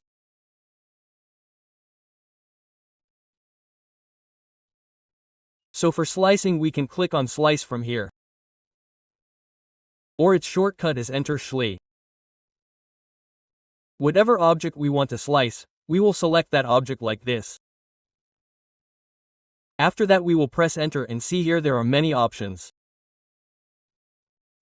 Through these options we will slice that object. So by default there are 3 points here. See 3 points. Meaning we will define a plane of our own. As you all know, a plane is defined with the help of 3 points. A plane will be defined only when there are minimum 3 points. So we will define a plane of our own by giving 3 points. And in respect of that plane we will slice any object. So here we will click on 3 points. I suppose click the first point here, second point here, and third point here. Okay, after that we will get 2 options. If we want we can keep any one side. Then we will have to click on one side. And if we want, we can keep both sides. So for that we will simply press enter. See, our slice has been done. So our plane was taken like this. So that is why this object has been cut diagonally in the middle. Let's see once again. We will enter SHLI. This time we will select this object. We will enter. From here again click on 3 points. This time I will take this point. First point, second point, and third point here. Then we will enter. So see, our slicing plane has become like this. Because I clicked on both the points here and the third point here. So this became one part and this became one part. Let's repeat the slice command again. Enter SHLI, we will select the object. Then we will press enter. And see, here is a planar object. Let's do one thing. We will make a rectangle. Here suppose I change it to front view. And we will create a rectangle like this here. This is done. We will change this view again or we will leave it as it is. Let's press F7. We will turn off the grid. Now let's slice. This object is selected. Enter planar object, and this is our planar object. If we want to click on any side, if we want to keep one side then we will click, or if we want to keep both the sides then we will enter. See this, if we erase it. So, see this, it has become a part. This has become a part. So, this is planar object. Let's do one more thing now. I will draw a circle. We will take the UCS before this point to the void. We will take the circle from this point. We will take a circle like this. We will exclude this circle. Enter X, or we will put it in surface mode. Enter X. From here we will click on the mode. We will take the surface. We will select the circle. Enter. See, this has been converted to surface. Now we will take the slice command. We will enter Shli. We have to slice this object. Let's select it. Press enter. See, what is it this time? It is a surface. So let's click on the surface. This is our surface. I have to slice this 3D object in respect of this surface. So let's select this surface and then press enter. Let's erase it. See this? As our surface was, in the same respect our object has been divided into two parts. Let's erase this circle as well. Let's see what other options are there. Again we will take the slice command Shli and enter it. We will select the object. Press enter. See, here there is an option of Z-axis. We will define the Z-axis, and as we define the Z-axis, our object will be cut in respect of the XY plane. Let's see how. Let's take the Z-axis from here. Suppose I click on this point and click upwards, that this is my Z-axis, then our plane will become like this. The XY plane will become like this. Let's press enter and see what happens. Well, this did not happen. Let's do it once more. Select Shli, enter. Click on the Z-axis. Click here. Then click up here and then enter. See this? So, this is how we defined Z. So, our XY plane will become like this. So, we got cut in that respect. Let's see this one more time. Repeated the slice command, selected the object, pressed enter, took the Z-axis. Now suppose I first click on this point. Now I say that my Z-axis is here. Okay, let's click here. So if this is the Z-axis, then this plane that is visible will become our XY plane. Press enter. See, our object has been cut in respect of this plane. Let's see what other options are there. Repeated the slice command again. Selected the object. Press enter. Now there is a view option here. Click here. Suppose I click from this point to this point. Okay, let's take it once more. Select slice, enter. Here, we have to click on view. Simply click on this point and then enter. So what will happen with this? See, from this point, this length and this length became the same. This object of ours got cut in respect of the same length. So, let's delete it. And let's take a look at this option once more. We will take slice. We will select the object again. We will enter. We will take view from here. And suppose I take an extension from here and click on this midpoint here. And then enter. So see, this is a similar distance. It is the same distance. Sorry, all these three got cut in the same distance. So we can erase it or we can keep it. And this planar cut is happening. It is not that only this is getting cut. This is also getting cut. Okay? Let's erase it again. Let's see what other options are there. Slice Shli, enter, select the object. Enter. Now there are three planes here. So we can cut any object in respect of these three planes. The XY plane is telling. So suppose we have to define the XY plane. We have given the first point. This is done. It means that our XY plane is flat, so it will be cut from the middle like this. Then enter. See, it is cut. Let's take a slice again. Select the object. Let's do the same, select the object. Enter. Now suppose there is a YZ plane here. So I click on this point. And enter. So see, it is cut in respect of the YZ plane. Let's take a slice again. Let's select the entire object. Enter. Take the ZX plane. Now suppose I take a point anywhere here. Then enter this point. So see, this ZX plane is visible, ZX, so our ZX plane will be formed directly like this. The YZ plane means this plane is the face. Parallel to this face is the YZ plane. Parallel to this face is the XZ plane, and parallel to the face above or below is the XY plane.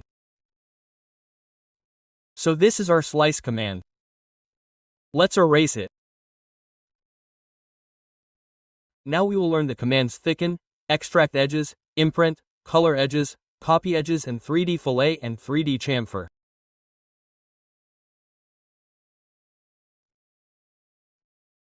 So first of all, I convert the view to southwest isometric. After that, here we will create a box. So let's enter box. Let's click on any point and create a box randomly like this. I make the visual style conceptual. And here we will also create a spline. Let's enter SPL. Let's create a spline normally like this. And create a surface. So what do? I also create a line like this. Or what can we do to get a surface? We can go to the Surface tab. After that, here is a planar surface. So I can click here. Let's click on any point. And see, this is a planar surface being created. Let's do one more thing. Let's go to Solid. Let's take a circle in the Solid tab. See, enter such a circle. Now we will extrude it. Surface extrude. So enter X. Let's do one thing. First take the command X, enter. Only then we will be able to change the mode. So here let's go to mode. Let's make the mode surface. We will select it and create a surface like this. Again we will go to extrude. Go to mode. Surface and convert this also into a surface.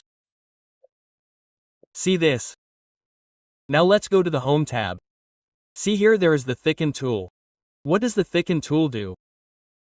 It gives a thickness to any surface and converts it into a 3D solid. So, how will this happen? Here you can click on the Thicken tool.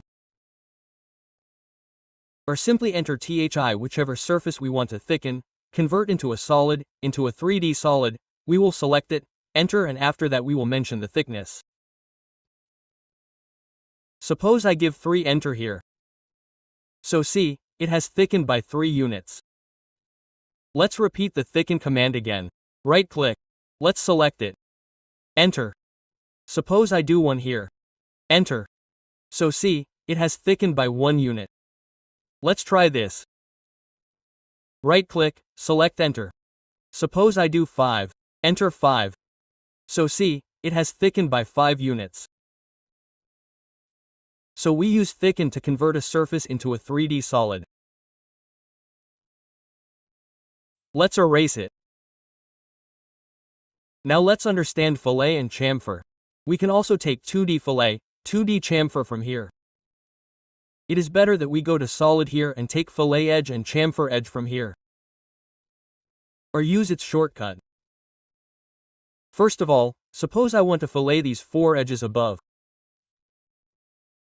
So for this I will give the command, for fillet edge, fillet enter. Now I have to simply select the edge. The edge for which I need to put a radius, I need to fillet it. So suppose I select it like this. I have selected all the 4 edges. Then we will go to radius. And suppose I mention radius here. 5 and enter. Enter again and enter once. So see, we have applied fillet of 5 radius in all the 4 edges. Now let's see the chamfer. For chamfer we will enter E for chamfer chamfer edge. Suppose I select the 4 edges below. Like this we will select it by orbiting. Then from here we will go to distance. We will have to give the distance for chamfer. For the first distance suppose I will enter 2. And for the second distance suppose I will enter 3. Then enter and enter once. So see, this is our model. Where we have put this chamfer. We have put 2 chamfer distances 3 and 2 and the upper fillet is of 5 radius. Let's see what other options are there here. There is an option of extract edge. We will click on extract edge. What will happen with this? All the 2D edges of any 3D model will be extracted. How do we see it? We will take extract edge or we will take the X edge command. After that we will select the object. Then we will enter the 3D object. Now if I select this 3D object and move it, I will remove the enter on this side. We will add and turn it on. See, all the edges of this object of ours have been extracted here. Let's see the next option. Here's the option of imprint. Suppose for imprint I create an explain here. So we will enter SPL. Suppose we click here in this space. We will turn off ortho. Effect randomly I create a spline like this. This is done. We will right click to exit. This spline is not visible. So from here we will change the conceptual to shaded. See, it is visible now. So we want to imprint it on this object. So what will we do for that? From here we will click on imprint, or take a shortcut. We will have to type imp R, then we will enter. So what will we have to do first? The object on which the imprint will be done will have to be selected. 3D solid or surface. So I will select this object. After that, the object which is to be imprinted will have to be selected. So I will select this surface. Yes, as if there is some problem in the selection. Let's enter. Okay, let's do one thing. Let's turn on selection cycling from here. Let's do it again. Imprint 3D object. After that we will select this spline. This one. Now see, now we have the option of delete the source. If we click yes here, then our spline will be deleted. If we click no, then the spline will remain. So suppose I want to delete this spline. We will enter Y and then enter. Now see, our spline has been deleted. But whenever we select this object, the imprint of that spline has come on our object. See this? There is no need to just click on it. Just hover. See this? Our spline has been imprinted on it. Let's see what other options are there. See here, there's an option of color edges. We can color any edge. So from here, suppose I take the option of color edge. And suppose I simply select one or two edges from here. Suppose I selected these two edges. Press enter. After that, suppose I gave any color, and then pressed OK. Then enter and enter once again. Now see if we zoom it or do one thing, let's convert it from shaded to realistic. You must be able to see it very lightly. It has been converted to green color. Let's see it once more. Let's take a dark color. Color edge, we will select this edge. We will enter and suppose I will take this color from here. We will press OK. Enter. Now see this. Now you must be able to see that this is a green edge. It is green or yellow and this has become a brown colored edge. Let's see what other options are there. There is an option of copy edge. So we can copy any edge. So we will copy the edge from here. Suppose I select this edge. Let's rotate this edge here. I will select this edge and this edge. We will enter. We will click on any point and turn on the option ortho and click here. Then we will enter and enter once more. See, this is our edge. We have copied the edges that we had selected.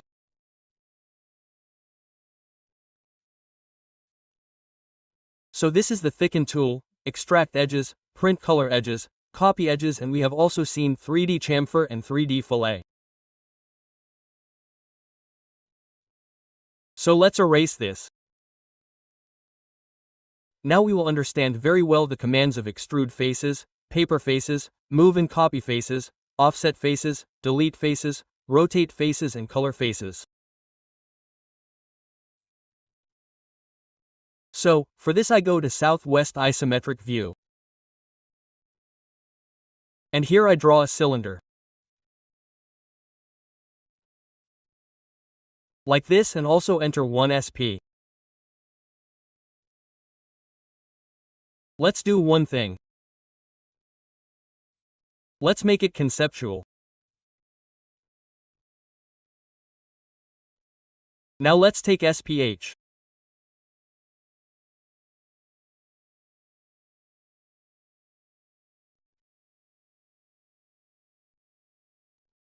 And draw a sphere like this. Suppose enter 30 radius, and from this we will subtract the sphere. So sub-enter, we will select this. Enter, we will select this, enter. See this? It's done, and let's do one more thing. Let's make a box also.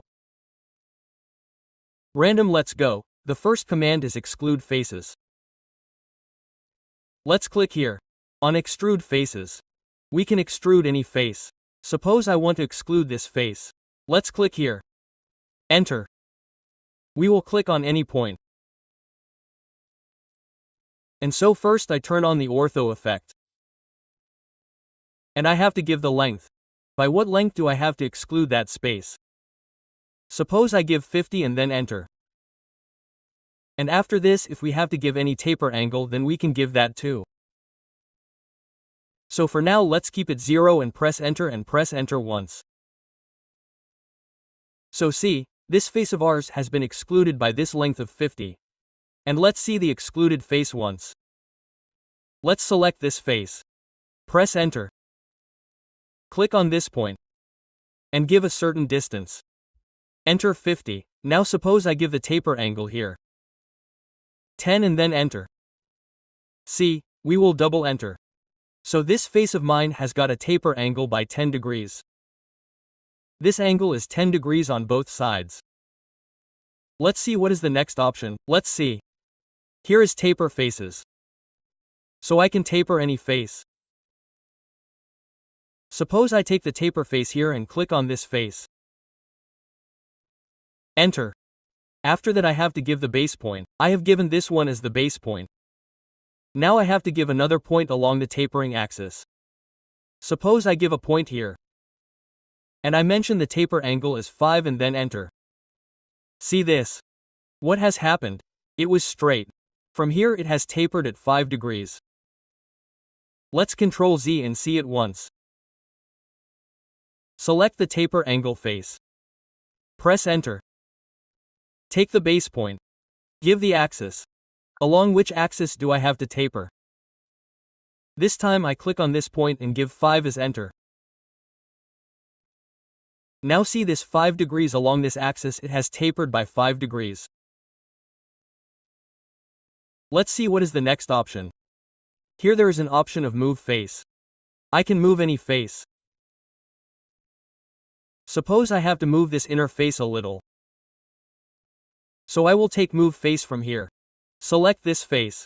Let's enter. Suppose I click on any point. And on this side, I have to move it by 10 length in Y direction. So I enter 10, and see, the length has increased by 10. It has moved out. So it has moved by 10 units to the right side, that is, towards the Y-axis. Let's Ctrl Z it. And let's move it once. Let's select it. Let's enter. Let's click on any point, and here suppose I press enter.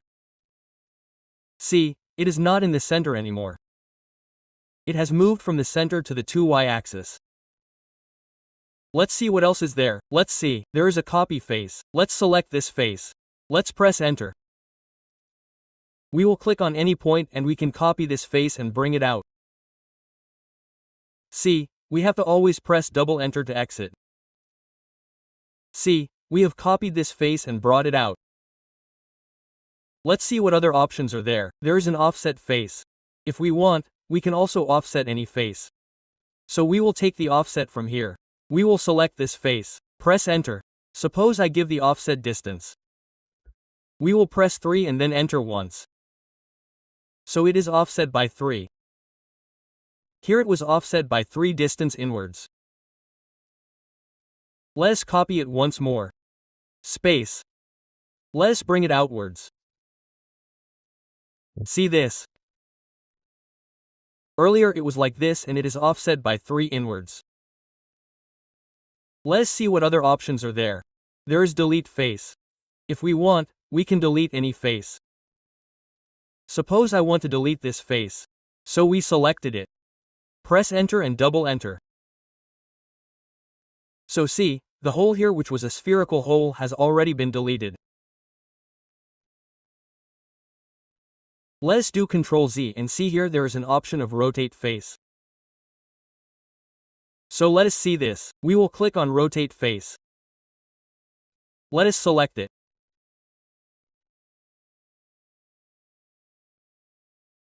Let me select this face. We will press enter. We have to select the axis. With respect to which axis do I want to rotate it? So I select this axis. Z axis and then give the angle of rotation. Suppose I enter 5, enter and enter once. So see, it was straight. It has rotated outwards by 5 degrees. The last option here is of color face. So let's click on color face. We can select any face. Suppose I select this inner face. After selecting, we will press enter. Suppose I give it some brown color and click OK. Then enter and enter once. So see, this face of ours has become our color. If we copy it now, select it, copy it and bring it outside. So see, its color has changed. So we have learned all these commands. Let's press yes to them. Now we will learn about separate commands, clean cell, check. Apart from this, we will learn about convert to solid, convert to surface commands. So I go to isometric view. Here, suppose I create a cylinder. We will enter CYL and create a random cylinder like this. We will conceptualize the visual style with a 2-dimensional wireframe. Now let's create a sphere. So we will enter SPH. We will create a sphere like this. Let's also take a copy of it. We will enter CO. Let's press this effect to turn on ortho. And what do we do with it? Let's move this sphere a little and take it upwards. We will escape like this. Now see, we will union this cylinder and this pair and we will also union them.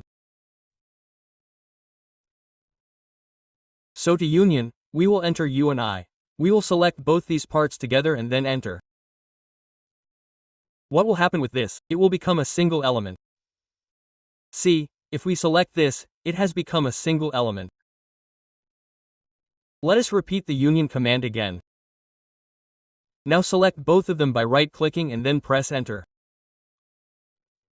Now see, there is a gap in the middle. Still, what are we seeing? Whenever we are selecting it here, it is being selected as a whole element. So here our separate command will be useful. Suppose here we use a slice command. Suppose I enter Schli. Select it. Press enter. And here suppose I take this or 3 points in respect of a z-plane. So we will slice it with the help of 3 points. We will create a plane. So I click on 3 points. Click on its center. This becomes a point. You can also take it outside and a point on the top. Press enter here. This part of ours has been sliced.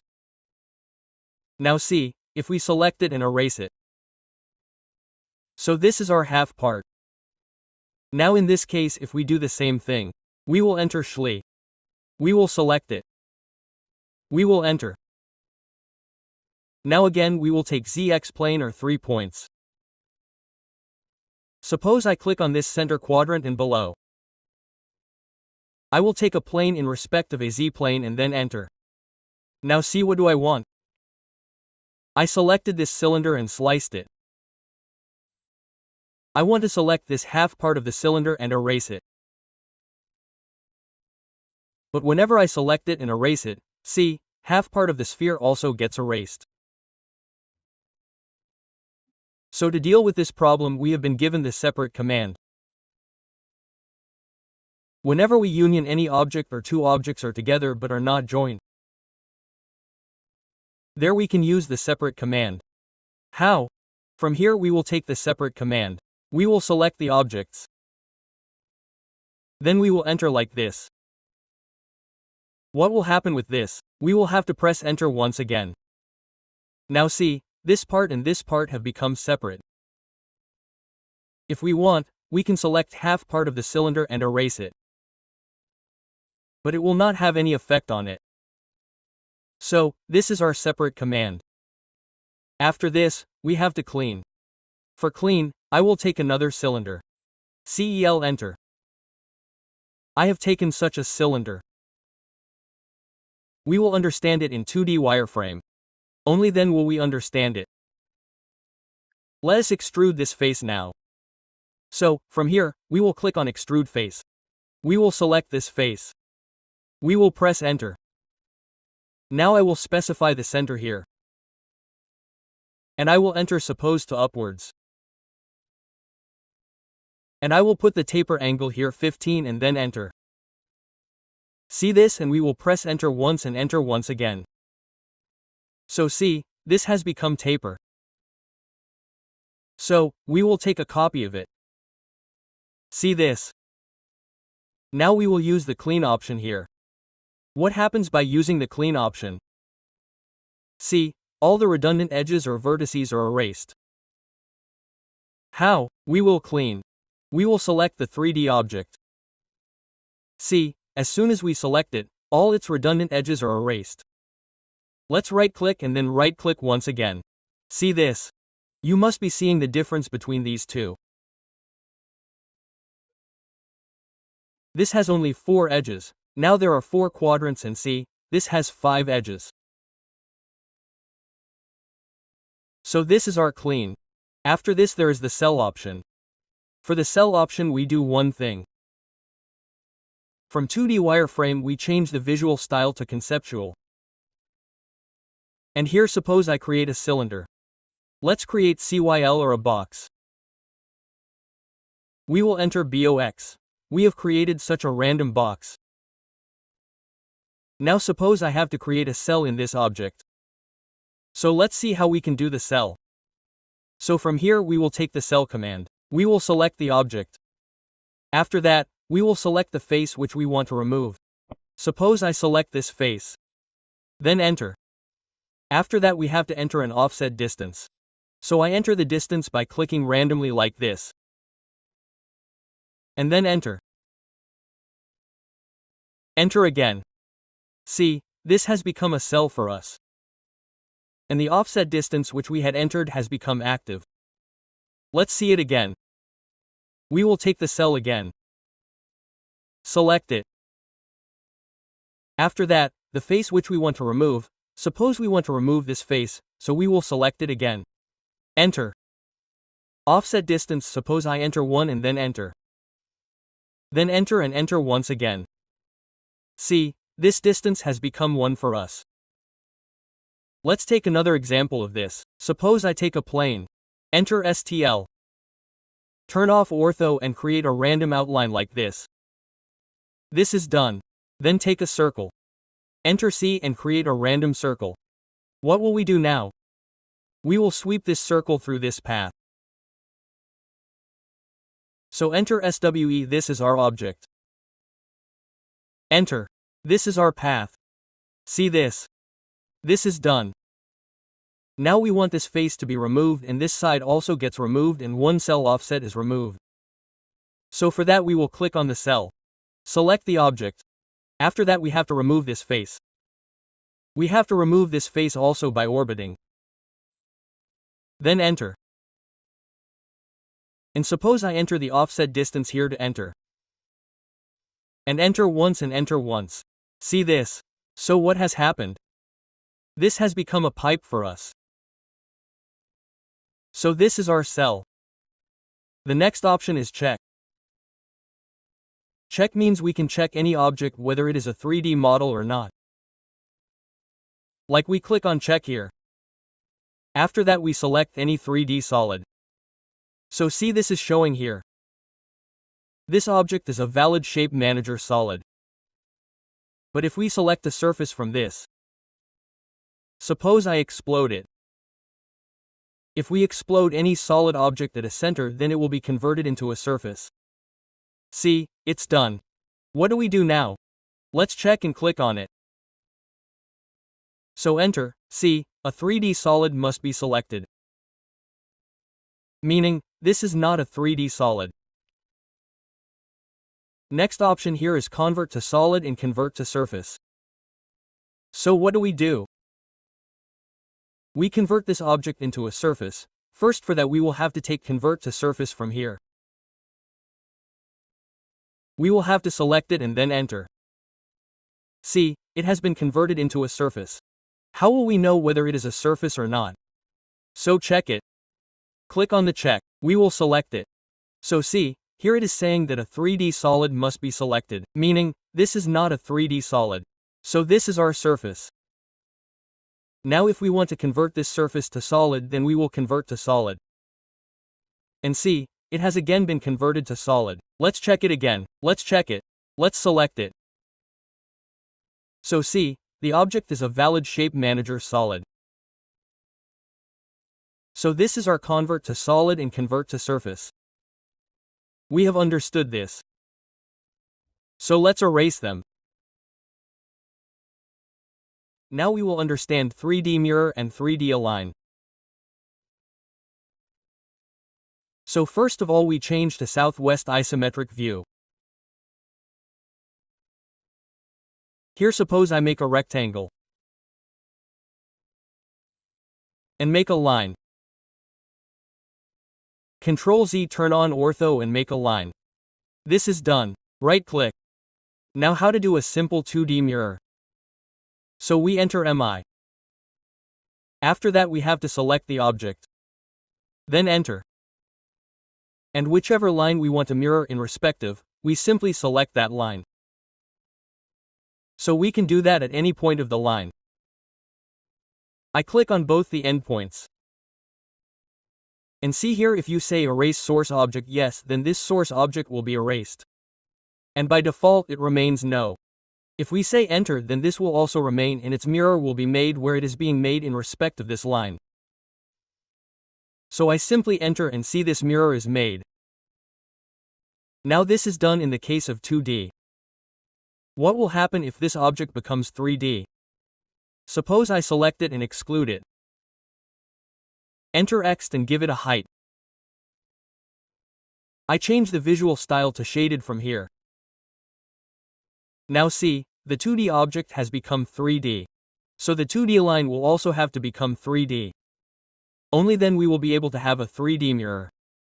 So what will we do for that? We will exclude the line as well. Enter X. After that, click on any point.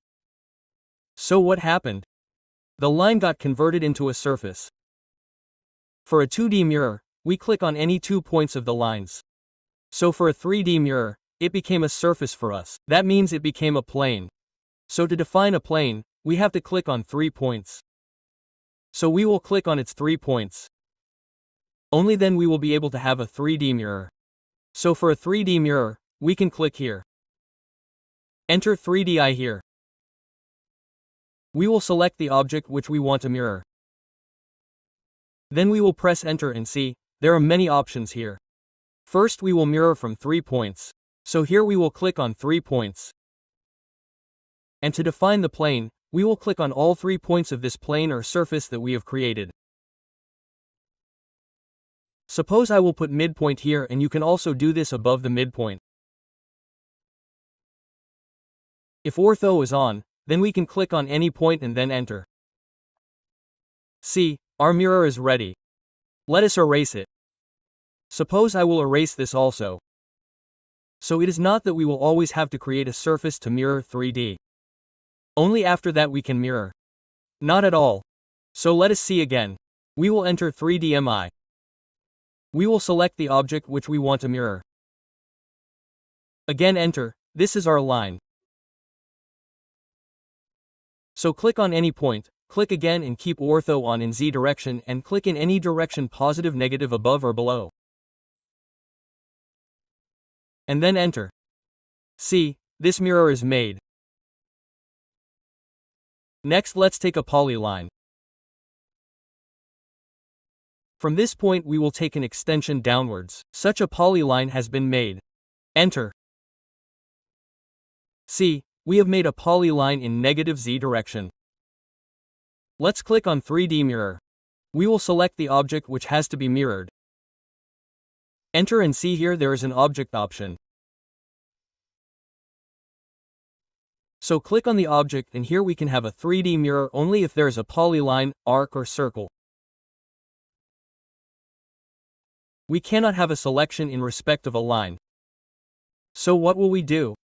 We will select this polyline and then enter. See, in respect of this line if its normal was our XY plane then our mirror would have become like this. Let's repeat the 3D mirror. We will again select this object. We will press enter. After that, look here, there is the last option.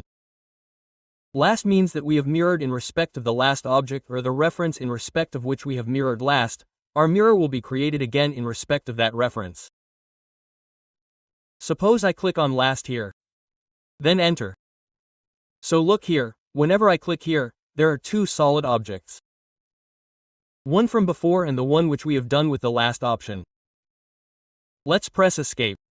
We will again take 3D mirror. Let's select this object. Enter. Look here, there is the option of view. View means we have to put just one point in respect of the view in which we are right now. Suppose I take the view here. Click here and then enter. So whatever our view is, look, this mirror has been created in respect of that view. Let's see once more. We will click on 3D mirror. We will select the object. We will press enter. Here we will click on view. And after that suppose I click on this point and then enter. So see, our mirror has been created in respect of this point in the view as we were. Let's see once again. We will repeat the 3D mirror. We will select the same object again. We have just changed the view a little. Let's enter and rotate it a little. Like this, then click on view and again click on the same point. Then enter. See, it has become a mirror again. So as per the viewing angle, our mirror is being formed in respect of the point. Let's repeat the 3D mirror again. Select this object and enter. Now what are the options here? See XY plane. So this is our XY plane. Now suppose if I consider this surface as XY plane. Here we will click on XY plane. And just click here. What will happen with that? This object above it will become our mirror. Let's see. We will enter. Look, the mirror is done. Now let's repeat this 3D mirror again. Select it and enter YZ plane. YZ means our mirror should be on this side. So we will take YZ plane and click on this point and press enter. So, look, it is done on this side. Again, right-click and select the 3D object. Press enter. We will take ZX plane this time. So, this ZX plane means it should come towards the front. So, as soon as we click here and press enter, see, the mirror is done towards the front. Let's repeat the 3D mirror again. Select this object. Press enter. And here, there is another option of Z-axis. So, let's click on the Z-axis here. Suppose I click here. And in whichever direction I make the Z-axis, in that direction, that means, look here, it is asking for normal. So, if I click in this direction, then in this direction, the mirror will be on the front side. If I click here, then the mirror will be on the left. If I click below, then the mirror will be below. Let's see. I click here and then enter. So the mirror is here. Let's take it again. Let's select it. Enter. Click on the Z-axis. Click on this point and click on the front and enter. So the mirror is done in front. Next is our 3D align. Let's understand this. Let's understand 3D align. Suppose I delete these. Now I have to align this box on it. So, for that I can use 3D align. And its shortcut is 3DL enter. Select this object which has to be aligned. Then enter. Now we will take its base point. Suppose I take this one. Let's take the second point this one and the third point this one. After that, similarly we have to take the first destination point. So I click here. Second destination this one and third destination this one. And see, our alignment is done. Suppose I take a cylinder here. Suppose it is like this. And here I have drawn a circle. So I want this cylinder to be aligned here. So what will we do for that? We will take a line from here. Select the cylinder. Enter. Take the base point. After that second point, this quadrant, third point, this quadrant. Now let's take it to where we have to align. This is our first destination center. And however we want to align, we will click on it. Suppose second and this is our third. See this? This is done align. So, this is our 3D mirror and 3D align. Let's erase them. Now we will understand 3D move, 3D rotate and 3D scale. So I go to southwest isometric view from here. And here suppose I create a cylinder. I will click CYL enter. Radius and this height will change the visual style from 2D wireframe to shaded with edges. Let's see the first option of 3D move here. So for 3D move we can click here or we will use the shortcut 3DM and then enter. We will do 3DMO and then enter. We will select the object which we want to move. Then we will enter. And see we are getting 3 directions. So in whichever direction we want to move X, Y or Z, we will have to click that direction. This red one is X. Green one is Y and this blue one is Z. Now suppose I click on this arrow. So see it is moving in X direction. We will turn on ortho. X and X direction.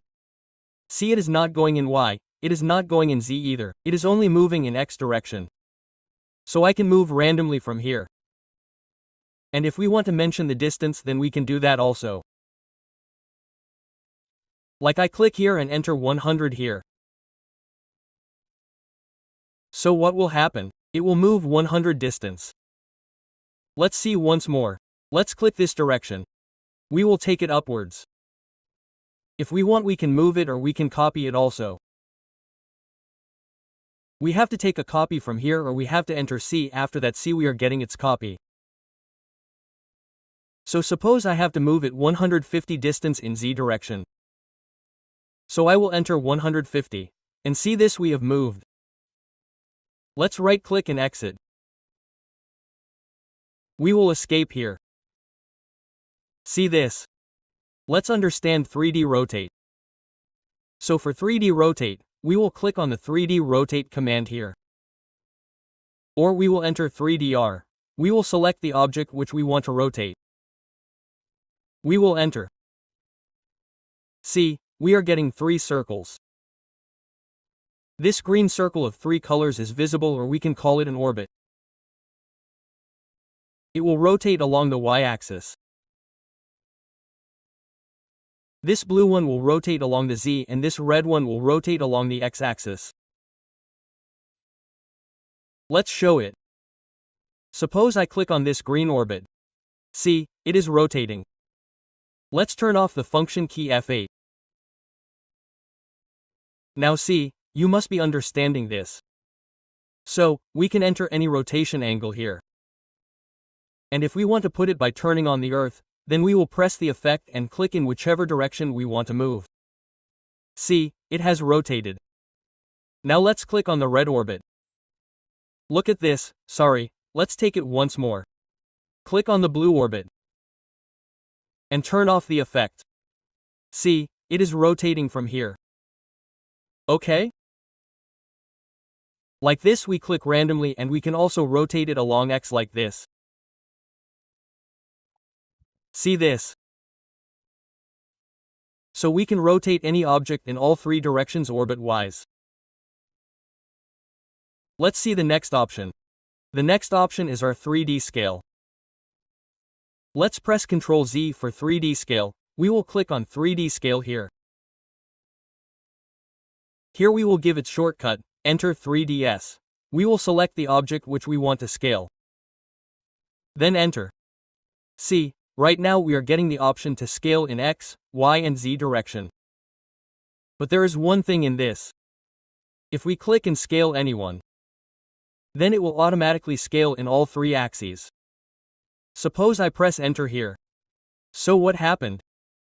Twice of the object is created in respect of X-axis, Y-axis and Z-axis. Let's Ctrl Z, and if we want to scale in respect of a particular axis, 3D scale means to scale the 3D object. So there is a process for that too. I will tell you that too. So what do we have to do for that? See, whenever we select any object and open its properties, here we do not get any option of scale. We close it. So what do we have to do for this? We have to convert any object into a block first. So suppose I want to convert this cylinder into a block. So we will enter B. Suppose I give it a name. CEL base point. We will pick point from here. We will take the center. We will select its object. We will enter this object and after that simply press OK. So see, it has been converted into a block. Now if we select this block and open its properties. Press enter. Now see, here we are getting all three options: scale X, scale Y and scale Z. I will press escape and select it again and show it. Both of these are cylinders, same cylinders. This is our 3D solid. See, right now we do not have any scale option. But whenever we convert it into a block, select it. See, this block is showing the reference. See, let us select this. And here we are getting three scale options. So this is the X direction. Suppose I scale X to 2. Then enter. See, whatever our diameter was, we scaled that diameter twice along the X-axis.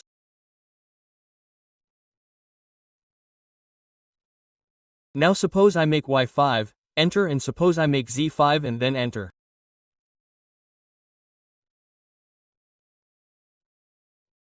So see, in this way we can scale any 3D object in any one direction. For that we just have to convert the 3D object into a block, and by going to its properties we can change scale X, scale Y or scale Z, whichever we want to change. So let's close it. We will erase it. These are our 3D move, 3D rotate and 3D scale. Now we will work on this screw jack project. Here we have 7 parts.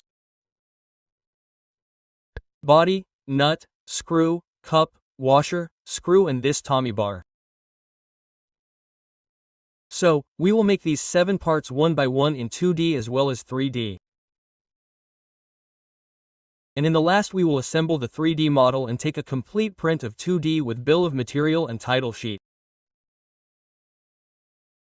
So for this we will also make a title sheet at the end and we'll see how to take the print. So this will be a complete project. So let's start the first part. We will make this body. For that we have to set the unit first. So what will we do to set the unit? We will enter on. We will keep the type as decimal. We will make the precision here 0. And we will keep the insertion scale as millimeters and click OK. After this we will go to the Dimension Style Manager, so we will enter D. We will click on Modify. We will go to the Primary Units tab. And here also we will make the unit format decimal and precision 0. And then click OK. Then close it. And I will also show you how to attach this image and scale it. So we will erase it. To attach any image, enter Add and select wherever your image is in the computer. Open it and click OK. After that you have to double enter or right click twice. So it will be done. If your image is not showing, then double click with the scroll button of the mouse. It will zoom. After this we will scale this image. To scale we will enter SC. Select the image. Press enter again. To select the base point, I click on 0, this base point. After that we will scale in respect of a reference. So we will click on the reference or enter R. After that we have to take any dimension of the object. By zooming, suppose I click on these 2 points. I have to take random points. It will not be exact because this is an image. So let's click like this and then enter 70 here. So this image has been scaled. So let's start this part. Before making this, we will create some layers. So to create layers, we can click on Layer Properties here. Or we can take a shortcut. LA enter. After that, click on this icon to create a new layer. Here, suppose I create a layer for dimension. Let's make it dim. Let's change its color. And take another layer. Let's hatch it. Let's change its color too. And we will use it for an annotation.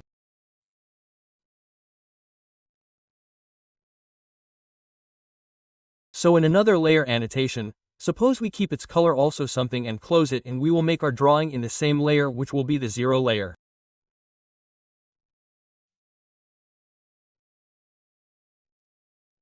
So let's start this part. First of all we have to make a center line. So let's do one thing and make a layer. From here we will make a center line in CL. Here give any color, suppose it is any.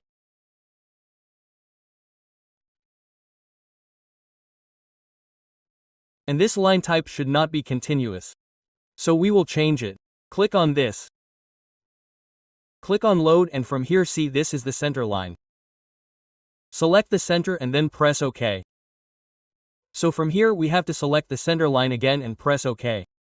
So see here the line type has changed. There is a center and the rest of ours are continuous lines. So let's close it. Activate the center line. From here let's click on it. Now we will make a line. Enter so L and like this we have to make a center line. Turn on ortho. Press the effect. This is done. Right click. To exit. Now we will again activate the 0 layer from here. Now let's start it from the bottom. So we will enter L. We will take an extension like this at any point. We have to go to the right side. The diameter is 140. So enter 70. Towards the top, it is 20. Enter 20. We have to go to the left side. See, this is 100. So here we have to enter 20. There is a slope here. So we will right click and exit and will create it again from the top. So again we have to right-click to repeat the line command. We have to take the extension upwards from this point. The height is 185, so enter 185. We have to go to the right side. Enter 35. Towards the bottom, enter 40. See here, this dimension is 66. So here a sample of 2 mm will be taken.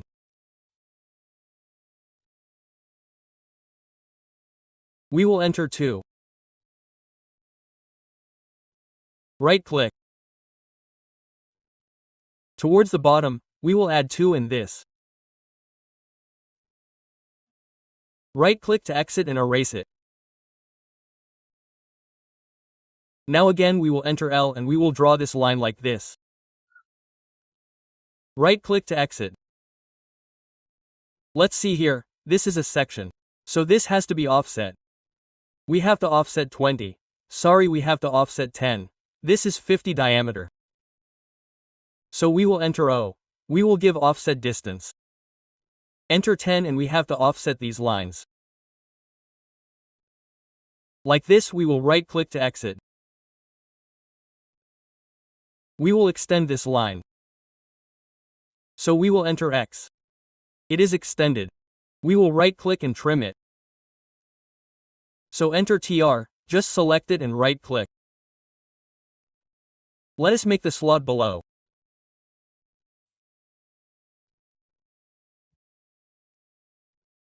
So we will enter L from this point. We will take the extension 50 upwards 3 and then click here.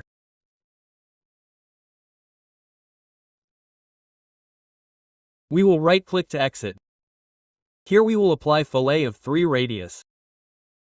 So enter F for radius, enter R, enter 3 and just select both these lines. This is done. We have to extend this line till this. So we will enter X. As soon as we click on it, it is extended. Right-click again. Now we will select it completely. We will deselect these lines. So press Shift and select them again. This deselects them. Now what will we do with them in respect of this center line? Mirror. So enter MI. Select the center line. Then right-click to exit. Enter L. This line has to be drawn.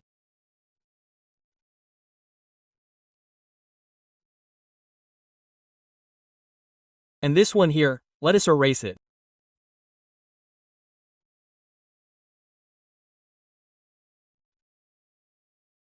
This is actually half section and half is our front view. That is why both sides are shown separately. And here we have to put a hatch. So we activate the hatch layer. Enter H from here. And click on this point in the middle like this. Select North Carolina 131 from here. And suppose I scale it to enter. Then close. Let us complete the dimension. So activate the dimension layer from here. See here there are many linear dimensions. So enter DLI. First we have to apply dimension 50 from here. So let's enter 50. Look, this is done. Now look, this is looking very small. So we will have to scale it. For that, we will enter D, click on Modify. We will go to the Fit tab. And from here, suppose I enter the overall scale as 3. And then click OK. Then we will close it. It looks correct. Let's enter DLI again. We have to click on both these points.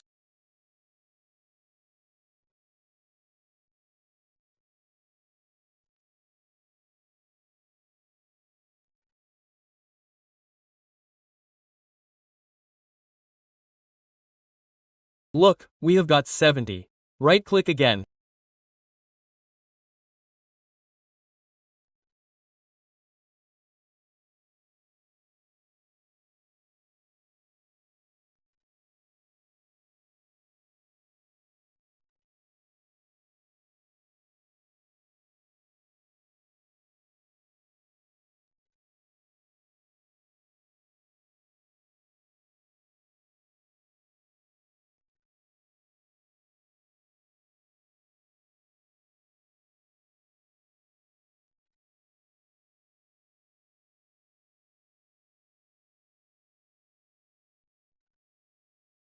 Here we had missed a fillet. Let's add it. Enter FR is the radius at. So enter and we will fillet it. We have to extend it on this side also. It has been extended by extending it. Look here, there is an aligned dimension. So, for this, we will enter DL and this is done. We will put a fillet here.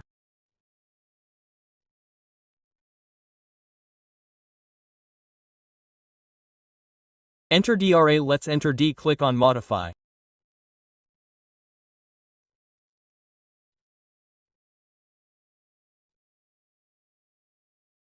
Here, let's see the symbols and arrows. What do we do with the text? Let's make it horizontal or ISO standard. Then we will click OK and then close it. See, it looks correct now. And what do we have to do to add this diameter symbol? Just double click on it. And look, we have to add the symbol here in front of 70. Let's left click outside. Right click to exit. You can add the rest yourself. Let's see it's 3D as well. So what will we do for that? Let's turn off this dimension layer. We will activate 0 in the current layer. We don't need hatch as well, so we will turn it off as well. Now this section of ours, we have to copy this section separately. So for this we will give a command, boundary command. So we will enter bow. Click on pick point and click on this point in the middle of it. Right click and exit. See, this is creating a boundary for us. This is getting converted into a polyline. Let's right click. Now we have to select this boundary, polyline and also this center line. We have to copy them. Let's enter. Suppose I bring it to the right side. Then we will right click to exit. And from here I go to isometric view. Southwest isometric. Let's select both of these and I want to rotate it in 3D. So we will enter 3D. We have to select this right orbit and click upwards keeping ortho on so that it rotates 90 degrees. This is done. Now we have to revolve this section in respect of this center line. So we will enter Rev. We will select this section. Enter and then we will select this center line. See, our object is revolving. Let's do one thing. Let's escape. From here I convert the visual style to conceptual so that you can see it clearly. We will enter Rev. We will select. Enter and this center line has to be selected like this. See, it is revolving. See this? So we have to revolve 360 degrees. So as soon as I right click, see this has become our object. So the first part of our body is completed. See this?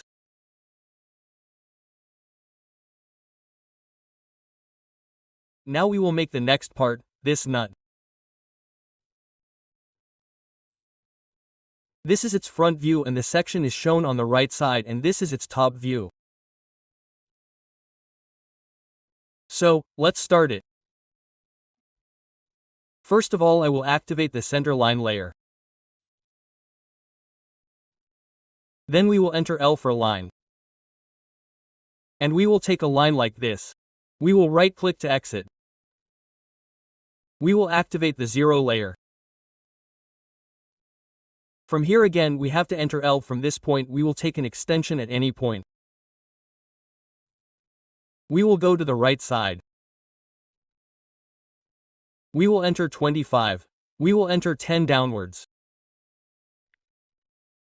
We will go to the right side. We will enter 20. We will again enter 10 downwards. We will enter 20 on the left side. And we will go down again. This will become our 25 and then enter. Then we will click on this point and then right-click and exit. See here the fillet is of R5 and on these corners also there is a fillet of R5. So to take the fillet we will enter F, then we will enter R and mention the radius. We will enter 5 and take multiples, enter M and then we will plate it. This is done with this as well. We will right-click and exit. Now after selecting this we have to mirror it to the left side. So we will enter MI and select this center line and then right-click. Now on the left side we have our front view and on the right side our section is shown. So we will extend this line. We will do XA center. We have to extend it like this and again right-click to exit. Look here, this is a square thread of 38/7. So what will we do? We will enter L from this point, we will take an extension to the right side. 19 and then enter. And we will make this line. Then right-click to exit. Now let's make this front view. For that we will take the circle command. We will enter C. We will take it from here. First of all we have to enter the outer radius which is 45. We will enter. We will repeat the circle command again. We will enter 25 from this center. Right-click again and this is inside 19 and then enter. It's done. If we want, we can copy this. CO enter. Right-click on its center. And we will make it on this side. So enter L. This is our center line. Right-click to exit. Let's give the dimensions now. Let's do one thing. First, let's add the hatch. So, we will activate the hatch layer from here.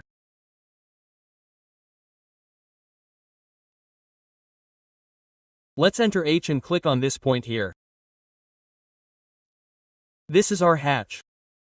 Let's close it. Let's add the dimensions. So here, mostly there are linear dimensions. So, enter DLI. Click on these 2 points. This is 50. Sorry, let's escape or click. And select it and put it on the dimension layer. Close it and from here, we have to turn on the dimension layer and activate it. It's done. Let's add the rest of the dimensions.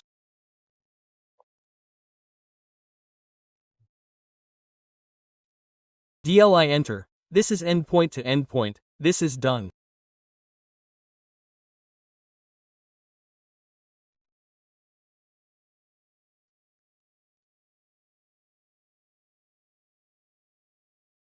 A10 this is done.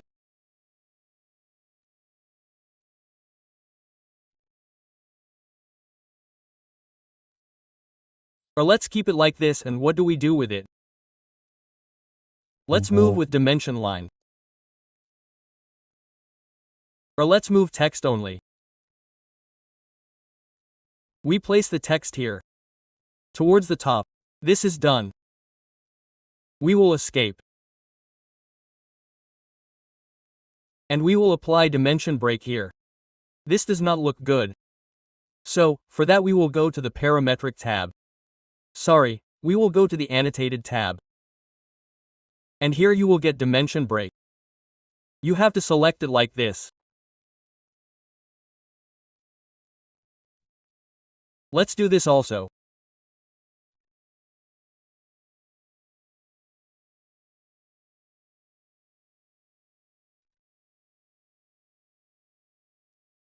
Let's right-click to exit. Enter DLI again. This is the complete dimension of 45. Let's apply it. This is done. And we will apply the radius here. So for that we will enter draw.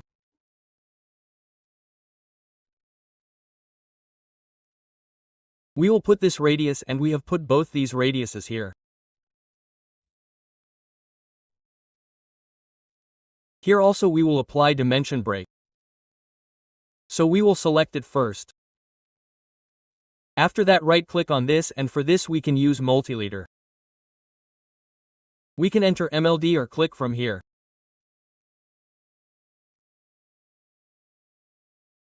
MLD enter will show like this.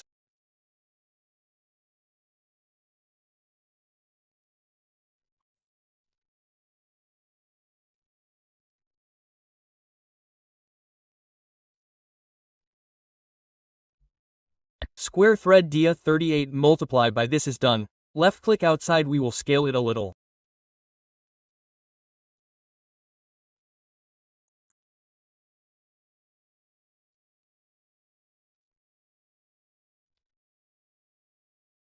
Let's select it. From here we will make it 6.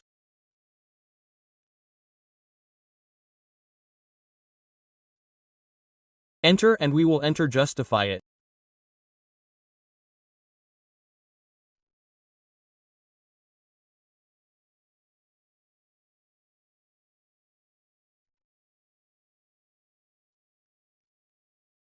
Let's move it a little upwards.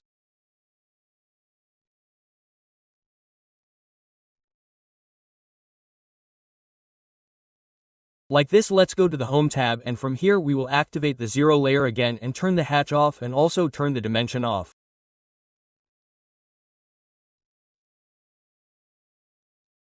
This is done. Now we need this section. So what will we do to convert this section into Polyline? We will use the boundary command. So we will enter bow. Click on pick point and then click here in the middle. So it has been converted into Polyline. We will right-click to exit. What will we do now? We will select this center line. And this polyline of ours will be selected. We will copy this. So enter CO and bring it. We will turn on ortho. We will exit the effect on the right side. And we will turn on the rest of the layers again. Let's go to the isometric view now. We will select Southwest Isometric. We will enter 3D Rotate 3DR. We will select the red orbit and click upwards. It has been rotated while keeping ortho on. Now we will revolve this section in respect of this line. So we will also enter RE, we have to select it and enter. And then click on both these points of this line like this. See, our section is revolving. So we have to press enter or right click and it has become our nut. So let's go to the top view. We have made it 2 frames, so we have made our second part nut. Now we will make this third part, which is the screw. So let's start. First of all, we will make this upper portion. This is 83 and this is 13. So from here to here it is 70 and its width is 65. So let's make a rectangle. Enter a rect. We will make it here. Click. Click on the dimension or enter D. Length is 65 and width is 70. Left click.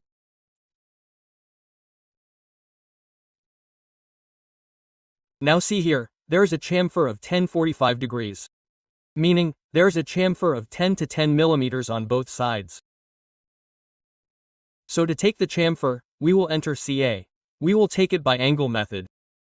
Click on the angle. Distance is 10, angle is 45, and we have to put it in all 4 corners. So from here we will select the polyline and then select this rectangle. See, we have already installed 1045 chamfer in all the 4 corners. Let us now make this portion. The width is 38 and the height is 240 to 83, which means 157. So we will take the rectangle command and again enter RC. From this point, we will take the extension from the midpoint.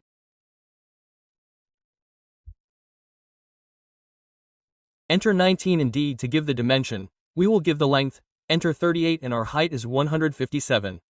And click on this side below.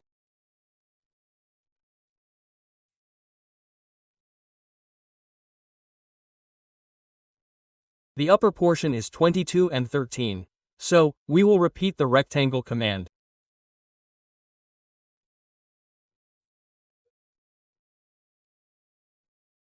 From this point, enter the extension of 11. Click on the dimension, give the length, enter 22, the width will be, which means the height is 13. And click like this. Let us insert these lines.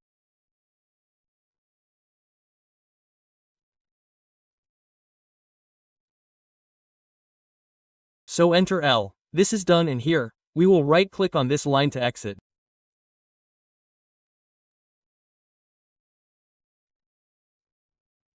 And we will first make this portion with the M12 screw. After that we will extract it from 3D to 2D by subtracting it. So we are leaving this portion for now. Let's make this circle of 12 mm diameter. So we will enter C from this point. 35 enter 6 enter. This is done and there is knurling here. So we will show this knurling. For this let's do one thing. Let's take a line L enter from this point. Let's turn on polar tracking from here or F10 and set it to 45 degrees. It is already set to 45 degrees. See this? Let's click here. Right-click to exit. We will provide a hatch here. Enter H. Let's keep this. We will rotate it to 45 degrees. And let's do one more thing. Let's scale it. Let's do 5 to it. No, 5 or 2 is too much.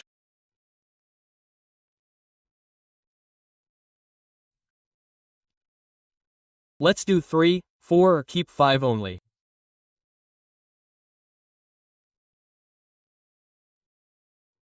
No, let's keep 4. 45, this is fine. We will close and erase this line. This is just a representation that this portion is knurling and nothing else. What do we do now? Let's insert the center line. So we will change the layer from here. Enter cell L and draw the center line like this. It's done. Right-click to exit. There are some dimensions now. We have to insert them. So we will activate the dimension layer from here. Let's enter DLI. Let's give this one as many linear dimensions first.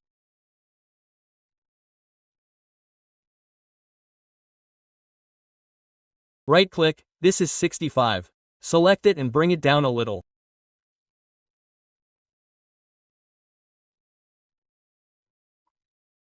Move it. Let's enter DLI again.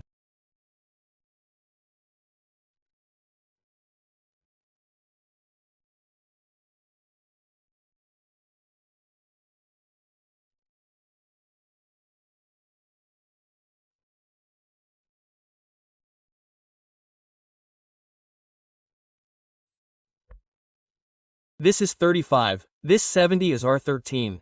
This 240 will represent it with the leader.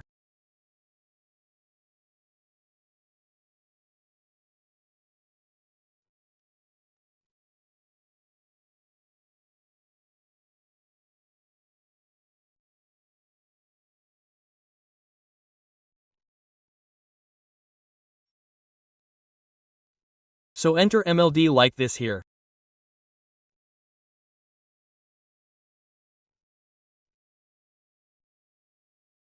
Null, let's match that property with it. So MA enter, we will select it and then we will select it. What will happen with this? Its height has increased. Let's right click and exit. And you guys give the rest of the dimensions yourself.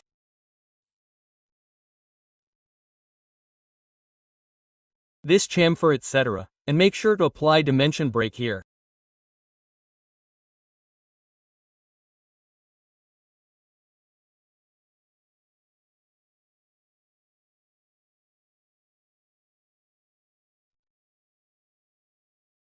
Okay, this is done.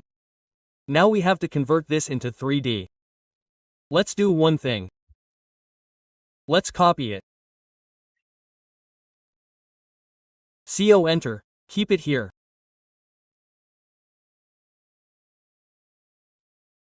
And we will erase this portion. We don't need it anymore. Let's trim half portion completely. So TR enter, we will trim these portions. We will erase them. Let's trim again. TR enter. These portions will be trimmed. Let's erase this line and take a line, L enter and join it. Right click to exit. Activate the zero layer from here and take the match properties. M enter, we will match it with this. Right click to exit. Select it completely. Enter J, this is our section. Now select it. Move it. Enter M, bring it to this side. Let's go to Southwest Isomatic View. Make the visual style conceptual. Now select it and rotate it to 3D. Enter 3DR, select the red orbit and then turn on ortho. Click on the effect upwards. It is rotated. Now we have to revolve it in respect of this line. So enter Rev. Select it. Enter. And then click on both these endpoints. Look, this is our revolving object. Right click to exit. So it is done. What else is there? See, here is this hole. Before that we do one thing. Make a knurling. 3D knurling. So for that we will take the Alex command.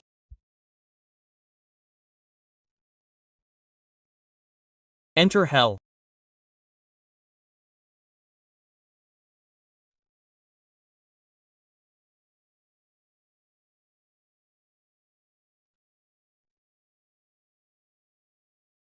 Center this is base radius 32.5. It is showing 33 because we had kept precision 0, but it is actually 32.5 because we are clicking here. Top radius is same 32.5, so we will enter. See, now we have to add turns. So here we will click on turns. I will mention turns here. We will enter one more. Now we have to add turn height. So the height of this portion is 50. We will go upwards and enter 50. This has become a helix for us. See this? And let's do one more thing. Let's select this inner circle.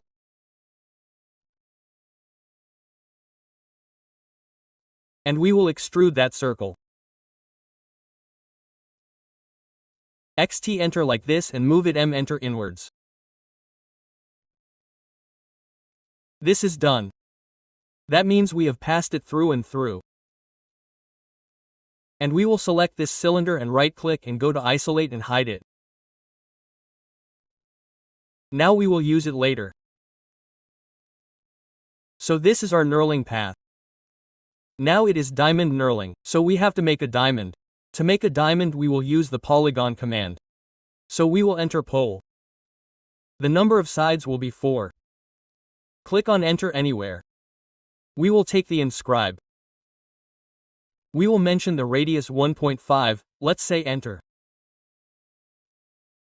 Now we have to sweep this diamond with respect to this path. So we will enter SWE. We will select it. We will go to Enter Alignment. We will keep the alignment as No here and then select this path. Look, this is done. Now we have to select it and mirror it 3D with respect to any one vertical plane. Whether it is YZ or ZX. So we will select it. We will mirror it 3D. Enter 3DMI. We will click on the center. Suppose we will mirror with respect to the YZ plane. So we will come towards Y. We will go towards Z and then enter. Look, this is mirror. Now we will select both these parts. We will take the array and click on the polar array center. And from here we will give the items 40 and then enter. Look, our diamond learning is ready. Let's close it. Now we will union or group these parts with our main part. So I will union it here. We will enter uni and select it together and press enter. If you want, you can also group it. There is no problem. Now let's unhide the cylinder which we had hidden.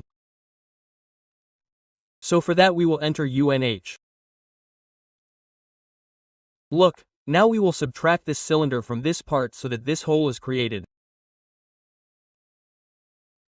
So to subtract we will enter S up. We will select this part. Enter. After that we will select this cylinder and then enter. Look, this is done. Let's go. So our screw is complete. Now we will make this cup our fourth part. First of all, let's activate the center line layer and take the line command, enter L and create a line.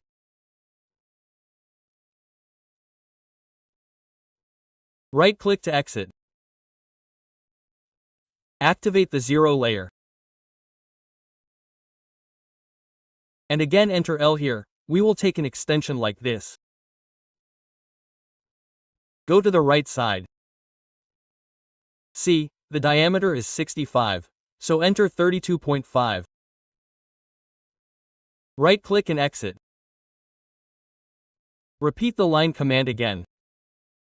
From this point, we will take the extension downwards. Enter 42, enter 22.5 on the right side and then click on this point and right-click and exit.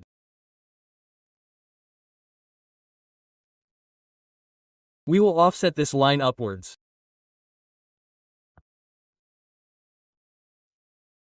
This is 12, so enter enter offset distance, we will enter 12, select the line and click upwards. Right-click to exit. This is 22, so enter L from this point, we will take the extension. Enter 11 and click downwards. It should be on the perpendicular snap, not on the midpoint, otherwise it will be wrong. Right-click to exit. Let's see, it is 38, so we can make this line 19 with the help of length command. So enter len. Click on total. Enter 19, and select this line like this. What will happen with this? See, this distance will be maintained at 19 units. This is done. This was 38, that is why we maintained it at 19 from the center. Now this is 6. So enter L. From this point we will take 6 units extension to the left. Enter and then click on this point. Right-click to exit. This is done for us. And here there is a slot of R5. So enter C. From this point we will enter R5. This is done. Now select this part. Mirror it. Enter MI. Select the center line. Right-click to exit. And we will trim these parts.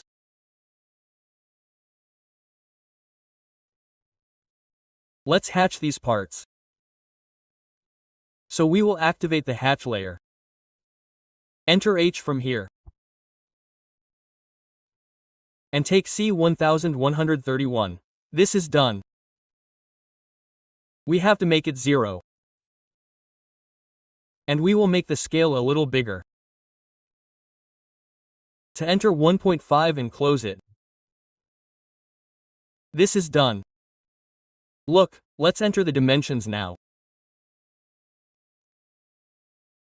Enter DLI.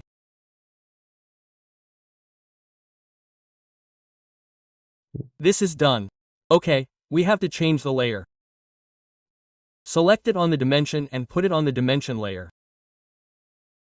Escape. Enter DLI again. Let's do one thing with it. Let's make it smaller.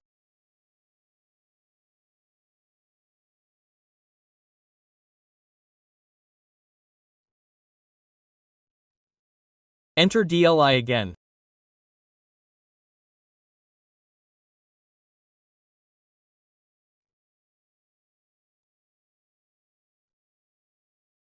You have to apply the diameter signal here.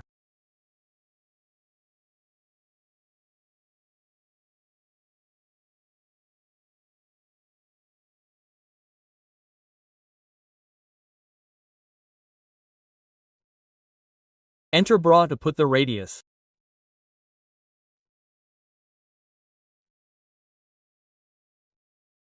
Enter R5 like this, and here we will break it.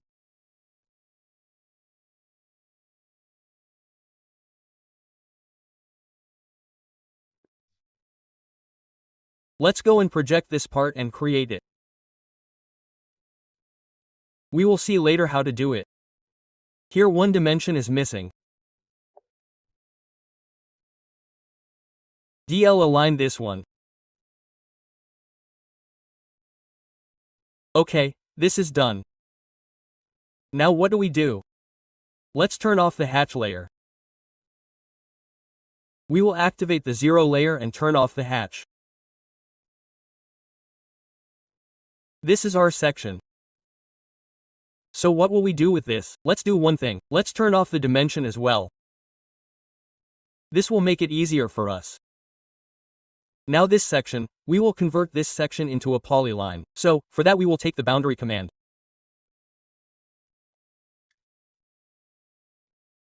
Bow enter pick point. Click here and see it is done. Right click to exit it and select it. Copy co-anchor and bring it to this side.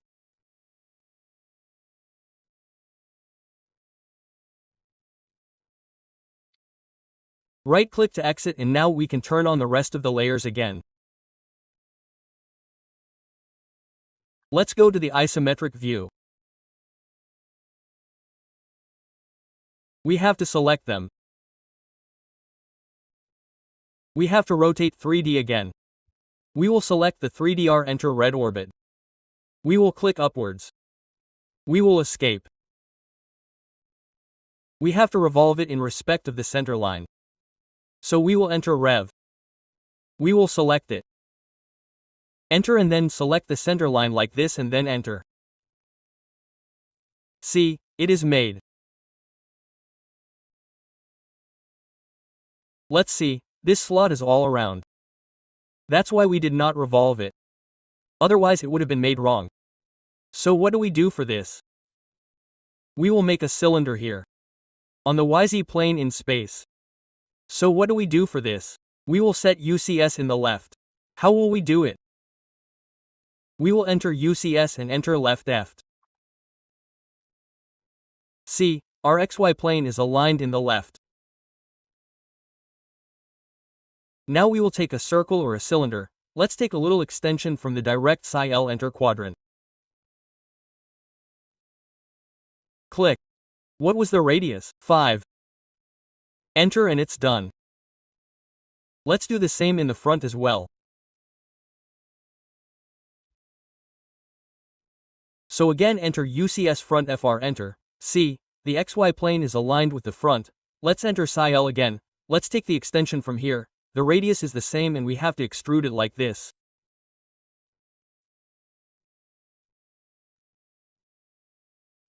Now we will subtract these two cylinders from this part. So sub-enter, we have to select it. We have to enter. We have to select both these parts and then enter. See, our slot has been created. Now let's do a command flat shot. We will use this flat shot command. How? Let's see. We will take it to the top view.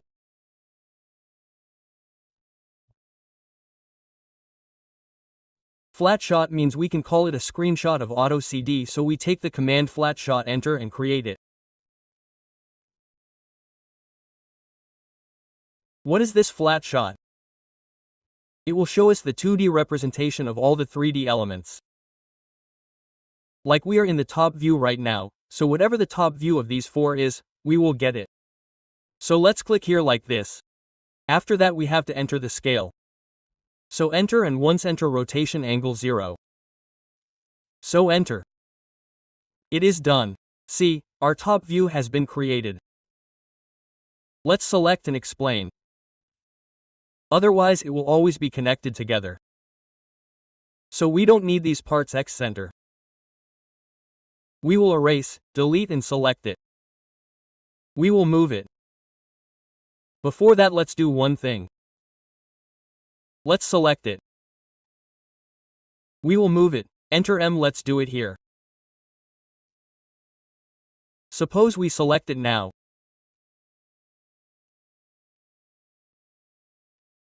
Move M in respect of the center or take such an extension.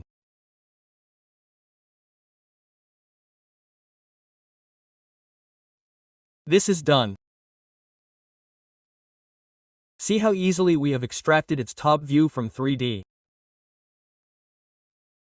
This is our exact drawing. We will never be able to make this part exact on our own. That is why we have to extract some parts. What happens with that? We get an absolutely exact drawing. So from here let's activate the center line.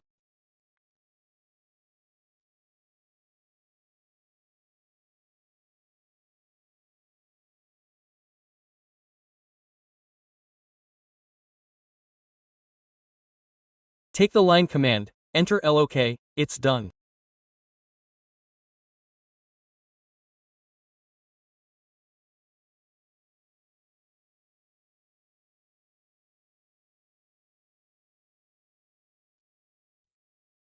Right-click to exit and from here we will turn on the dimension layer. And we will set this diameter. So enter D. Let's select it. And put this 65. Look, this is done. Let's move it a little more to its side.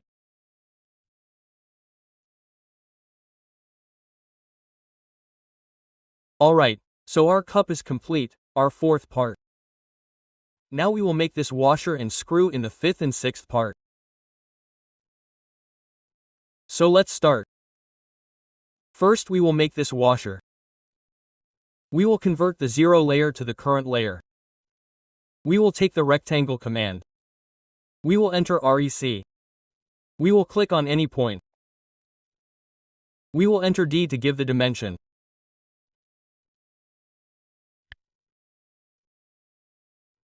Here the length is 8, the width is 35. Then we will left click and create a center line.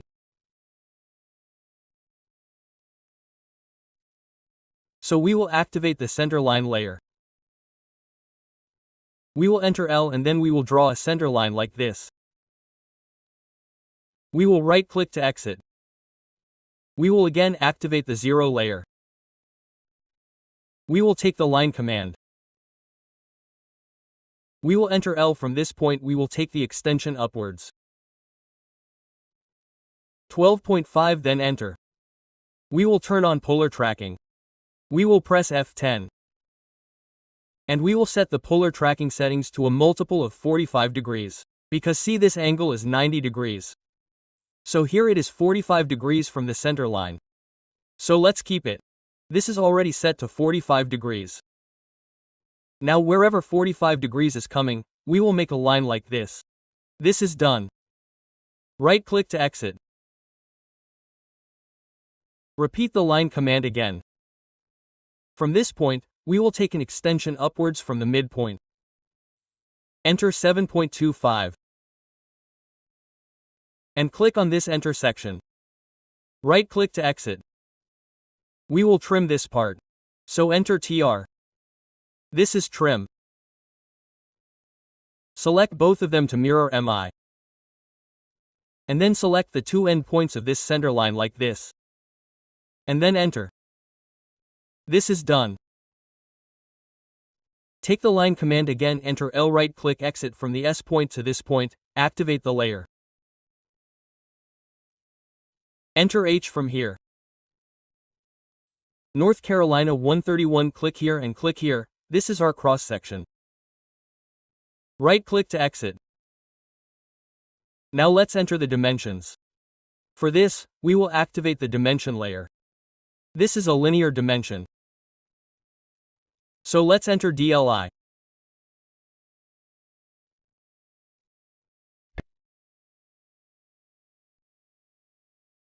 This is 8. This one is 14.5 for us and this one is 35. This one is actually showing 15.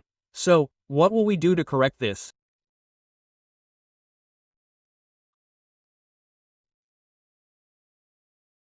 Let's enter D, click on Modify. Go to the Primary Units tab and from here we will make the precision 0.0 and this decimal separator will be period and then click OK. Then close. Look, this one has become 14.5. Let's put a dimension break on it.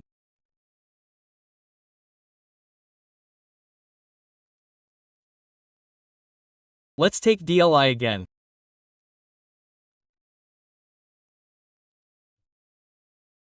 This one is 25 for us and this angle we have to put 90 degrees. So we will take the angular dimension. Let's enter DN. We have to select both these lines. And look, we have to make it show 90 degrees. Let's select this and move it. Enter, let's move it here. Let's see the next part. This is our screw. Let's make it. So for this we will again take the rectangle command. First we will make the 0 layer the current layer. Enter REC. Click on any point. Enter D for dimension. Length will become 24. Width will become 12. Enter it. It is done. Just left click. Now we will take the line command. Enter L. We have to take the extension from this point. 6 a center. Let's work by turning on ortho. Let's go upwards, it will become 12 and then click on this point. Right click to exit.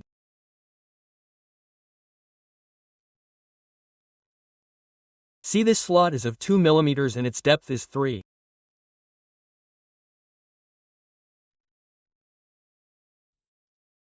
So enter L. From here we will enter 3. 1 and click on this point. Right-click to exit. And we will trim this part. So enter TR. This is trim. And we have to select it. We have to mirror it. We have to make a line like this in respect of MI. Enter midpoint. Right-click to exit. It is done. Let's take the circle command.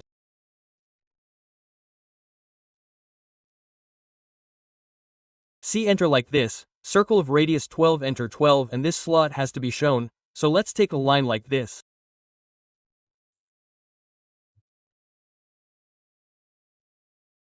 We will offset it on both sides. 1, so enter 1, enter, we will select it. Click on the top and click on the bottom. Click on the track. We will erase it and we have to trim it. See this, like this.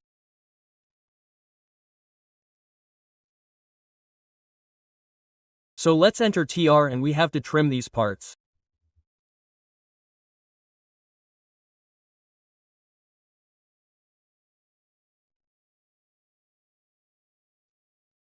Let's move it a little to this side. Let's enter the dimensions. Before that we will activate the center line layer. We will enter LL enter. We will insert the center line like this.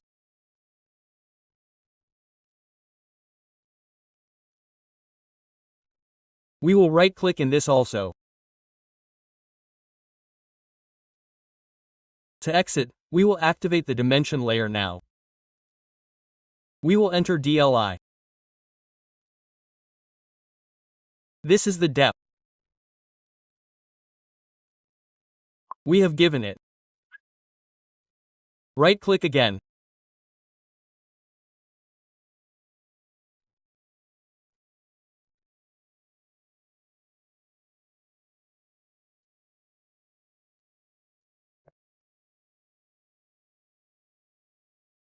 This 6 and this total 30, this 12, the measurement of this slot is 2.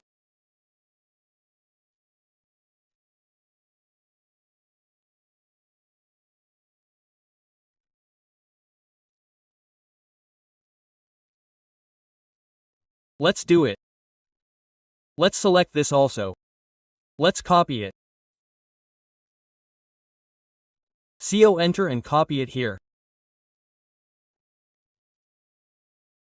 Right-click to exit.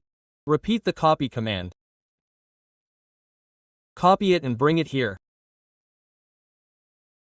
We will convert both of them into 3D. Right-click to exit.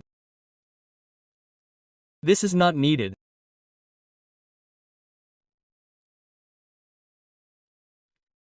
We will delete the dimensions.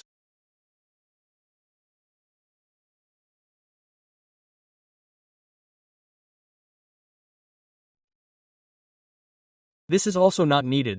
Let's do one thing. First, let's trim. Enter TR, this side will be trimmed completely.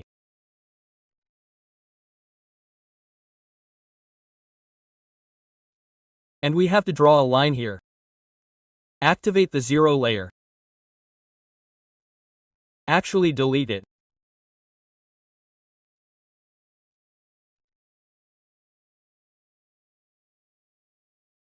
Enter L and erase it.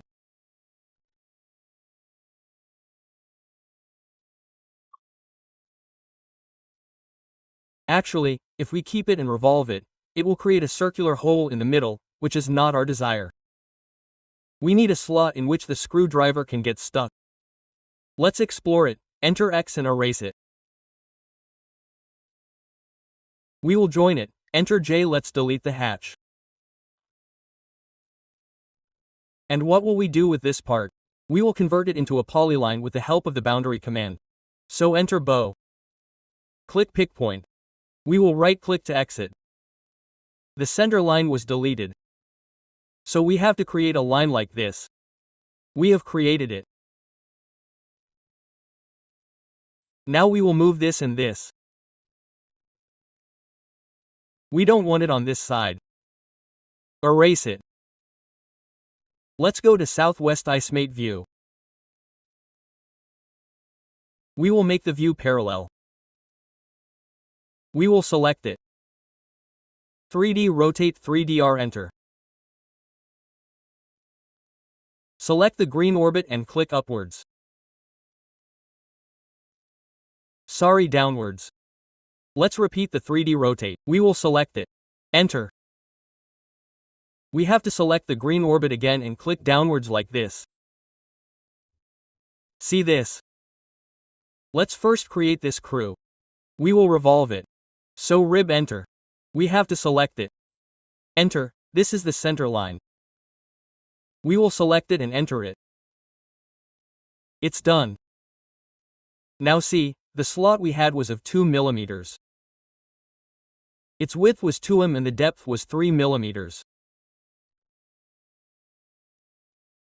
So we will do one thing, we will set our UCS in the left view. So we will enter UCS. We will enter left. So see, our XY plane is aligned with the left plane.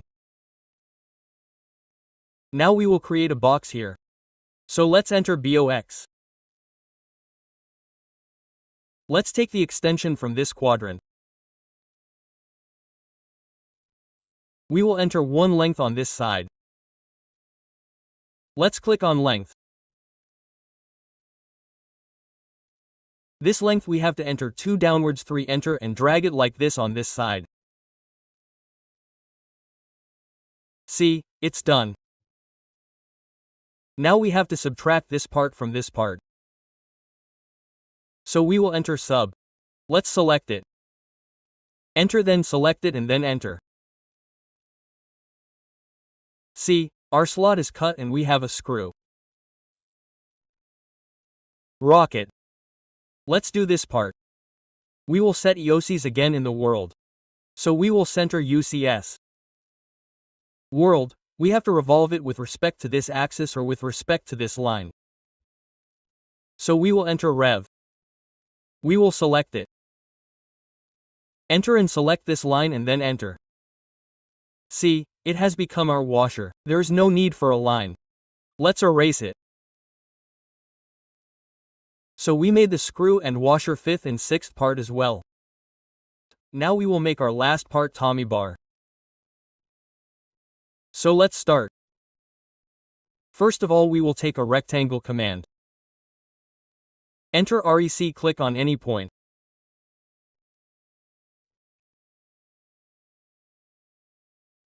Click on the dimension or enter D. We will give the length, enter 213. And the width will be 20 for us and then enter. Let's left click.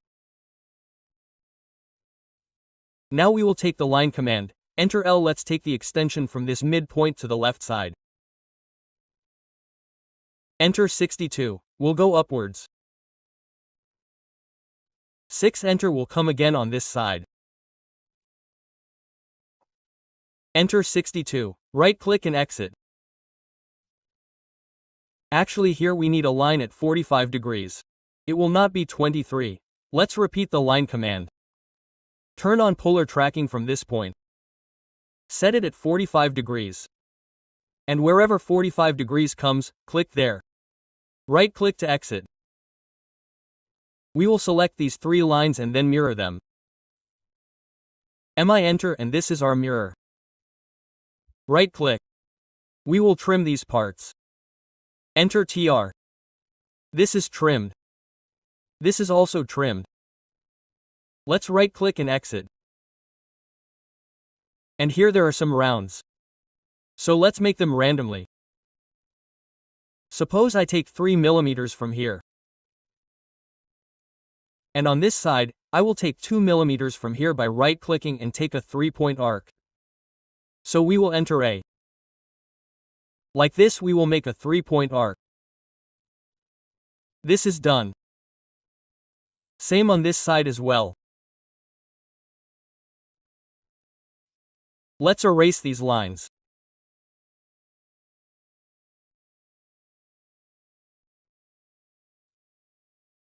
Enter L. This line and the knurling operation is shown here.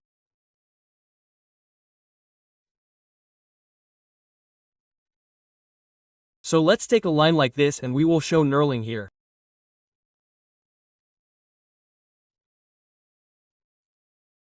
So enter H, let's keep this. Click here. We will make the angle 45 degrees.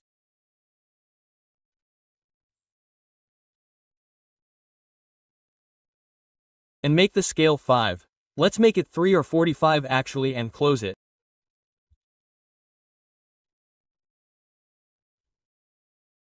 We will erase this line.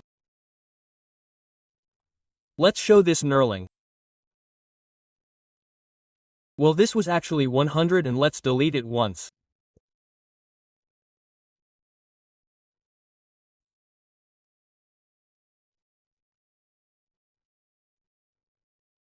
L enter from here, actually we had to take the knurling in 100 length, so enter L, sorry, enter 100 here. Let's take this H, enter again, let's take H, enter here, we had created the knurling.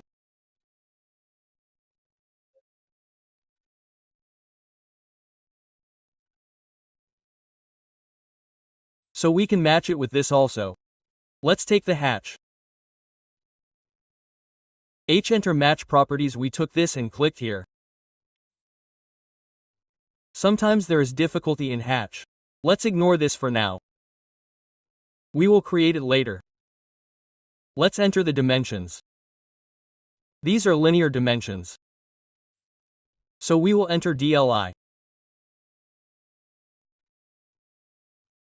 This becomes 62. We have to change the layer on the dimension. We will take it again and enter DLI.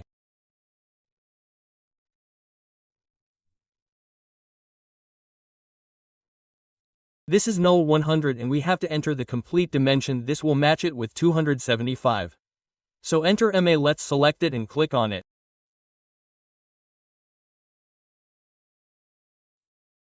Right click. Enter DLI again.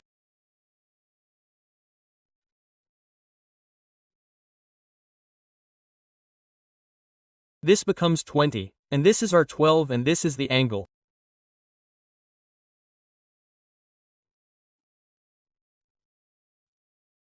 So to insert this angle, we take DN dimension angular. This is 45 degrees for us. Let's give the SN link later. There is a lot of time problem in AutoCAD in HS. So its solution is actually,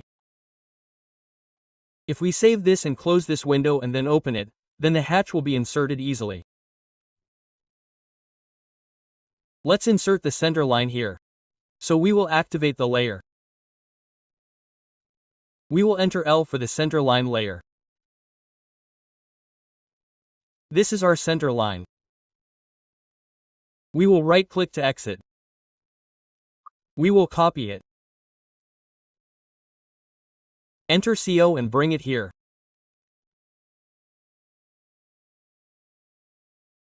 We will organize it later. Right-click to exit.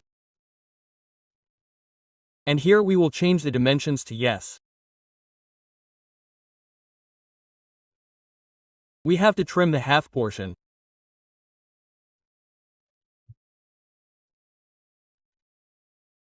So we will enter TR.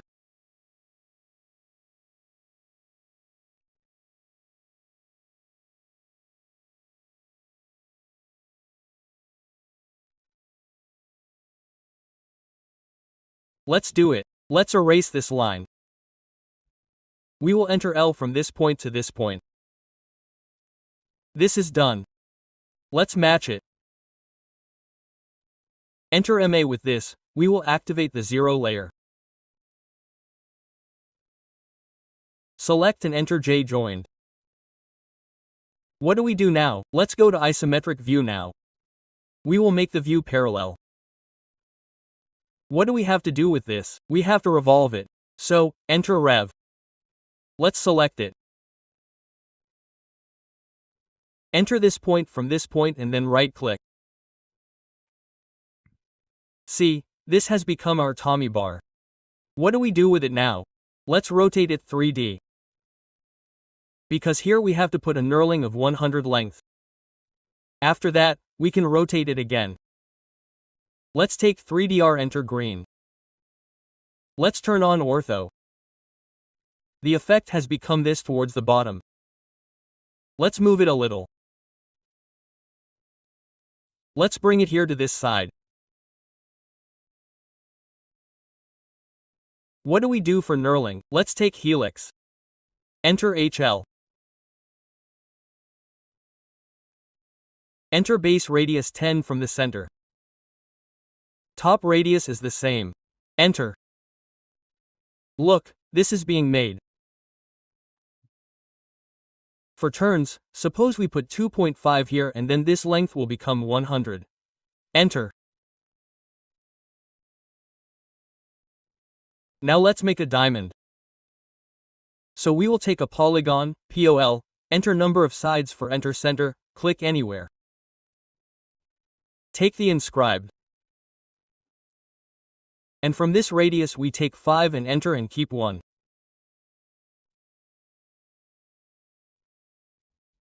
After entering the inscribed one, we will put whatever is right. Now let's use the swipe command. So let's enter SW. We have to select this. It will probably become smaller. Let's select this. We will change the enter alignment to no. And we will select this helix. Look, it's done. Let's erase it. We will mirror it in respect to the YZ plane. So let's select it. 3D mirror 3D MI, enter from center, click towards Y, click towards Z. Let's select both of them now. What else to do? We have to take an array. This circular array or polar array with respect to the center, and let's suppose items here, enter 20. This is too much.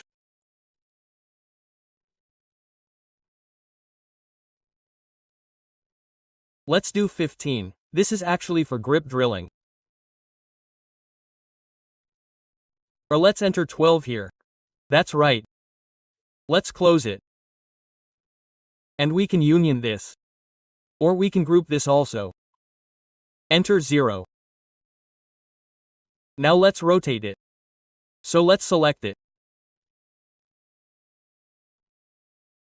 Enter 3DR. Let's select this red orbit and click downwards.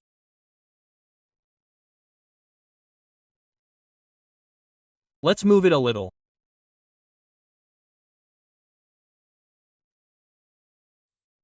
Let's go to the top view.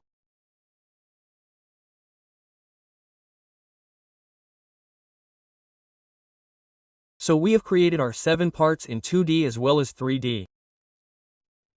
Next we will assemble them. Now we will make 2 threads. See here, this is M12 metric thread of 12 mm and here is square thread of 38/7. So we will complete both these threads now. So I go to isometric view. Southwest isometric. We will convert the view to parallel from here. Let's do this screw first. It will have M12 thread. First let's do one thing. Let's put a chamfer here below. For that we will use chamfer edge. Chamfer edge command. So we will have to do chamfer chamfer E for the edge. We will enter. We will select this edge and give distance here 1.75, enter 1.75, enter twice.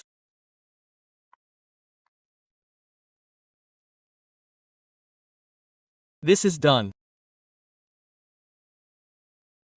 Now let's draw a helix here. So to make a helix we will enter heel. Let's order it a little. This center which is above, we will click on that center. The radius is 6 base radius. The top radius is also the same. So we will enter. And here we will have to enter the number of turns. So this height is 24 for us and the pitch is 1.75. So here the number of turns is 24 over 1.75, so it comes to 13.7. So we click on turns here and enter 13.71 here. Okay? Our turns are set. Now for the height, we can click on this center. See, this is done. Let's select it a little and hide it. Right-click Isolate Hide. Now in this front view, we will set the UCS and create a triangle. So we will enter UCS. Enter UCS, enter FR for front. See, our XY plane is aligned with the front. So we will create a triangle here. Take the Polygon command. Enter Pole. The number of sides will be 3.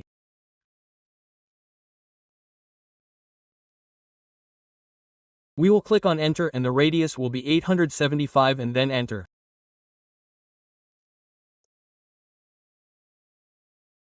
Well, we have to rotate it a little.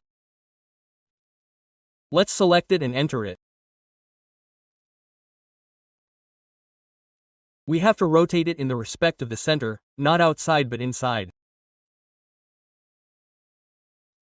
This is correct now.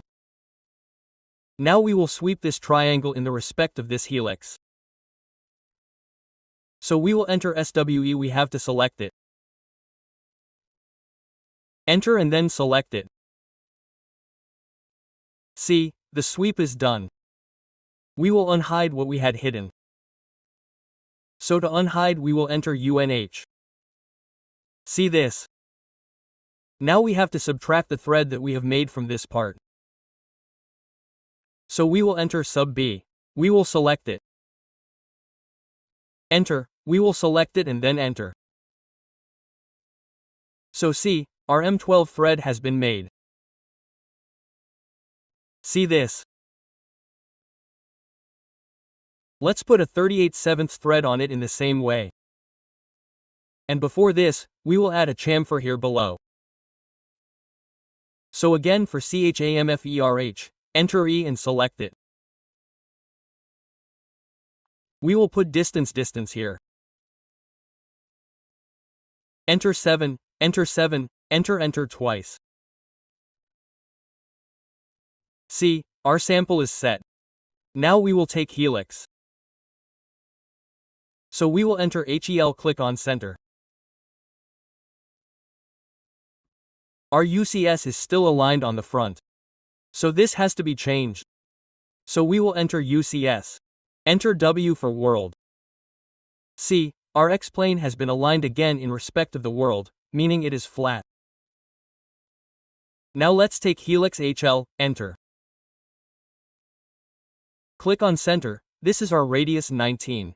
Top radius is also the same. Enter. Here we have to put turns. So our height is 157 and pitch here is 7. So our number of turns is coming to be 22.43. So let's click on turns.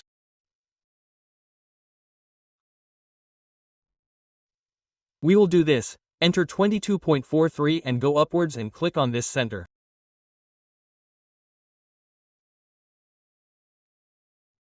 See, it's done.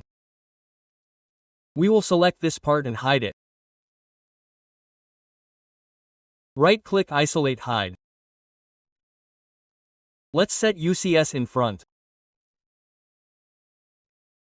So, enter UCS FR. We will make a rectangle, enter AREC, click on this point. Click on the dimension. The length will be 7. Enter the width will be 3.5 and then click inwards like this. Now we have to sweep this rectangle through it. So SWE, enter, we will select it. Enter. We will select it. And see, our sweep is done. Let's unhide it. Enter UNH. Now we will subtract. S up, enter, we have to select it. Enter, we will select it and then enter.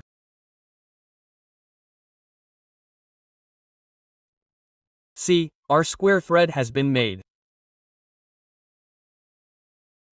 Now let's make internal threads as well. Like inside this nut, we have to make an internal thread of this thread. So what will we do for this? Firstly, take a cylinder. Enter CYL radius 19 from this center and then make a cylinder till here. Now we have to union it. Enter uni. Select it and enter. Now let's do one thing. Let's convert it into a 2D wireframe. Let's take a copy of it. Enter CO. Select it. Enter from the center of this circle. It has to be copied. It is done in its center. Right-click to exit. Let's change it to conceptual again. Let's just see it once. Is it right? Now what will we do? We will subtract it from this part. Only then our external thread will automatically create our internal thread. So what will we do for this? Enter sub. Select it. Enter. After that select it and then enter. Look, our thread is ready. In the same way, we will have to make internal thread here also. So what do we do for that? We will select it. We will copy it. Or we will make the visual style 2D wireframe. Now let's copy it. CO enter. Let's select it. Enter. Let's bring it here in respect of this center. This is done at its center. Right-click to exit. Now we will subtract this part from it. So SUB enter. Let's select it. Enter then we will select it enter. Let's make this visual style conceptual. Look, here also our internal thread has been made. So now we do one thing. Let's assemble this whole screw jack. Look, its inner face is of 50 diameter and its outer face is of 50 diameter. And this height is of 25 mm. So this nut will go inside it up to 25 millimeters. So what do we do for that? Let's select it. Let's enter M. This is the center. Let's do one thing. Let's make it a 2D wireframe. It will be easy. We have to select it. We have to move it. Let's align its center with this center. After that we will move it downwards. 25 so enter M downwards. 25 enter let's erase it. Let's see it once in the conceptual view. So it is done correctly. Now we have to insert it inside it. So let's change it again to 2D wireframe. Let's move it. Enter M. We will align this center with the top center. It's done. Let's convert its visual style to conceptual again. See, it has been properly aligned. Now we have to bring this cup above it. So we will select it. We will move it. Let's take the bottom center. Let's escape. Let's make it a 2D wireframe. We have to move it. Enter M. We have to align it with this center in respect of the center. This is done. Let's go here. Our washer will come. So let's take this washer. Let's move it M. Enter. Its center will be aligned with its center.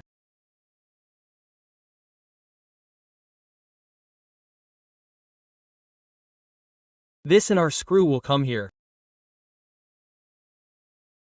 So let's move it. Let's select it. This center has come. Actually, it has to be inserted a little inside. Let's change it once conceptually. Let's move it inwards.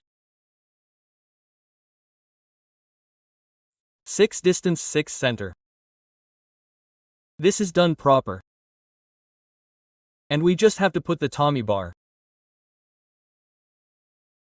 So for this it would have been better if we kept a circle here because we are not going to get any snap here. Knurling has been done here. So we are not going to get the center of this circle right now. Let's do one thing. Select it. Move M, enter. Touch it on this quadrant from the center. Let's move it one by one. M, enter upwards 185, enter has come till here. After that 25 and 35 means 60 has to be moved. So, we will move it again. M, enter 60C, it has become proper. Now, let us move it.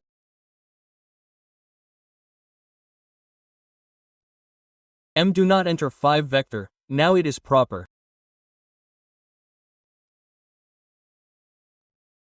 Let us have attached this Tommy bar as well. We can move it a little inwards. It is done.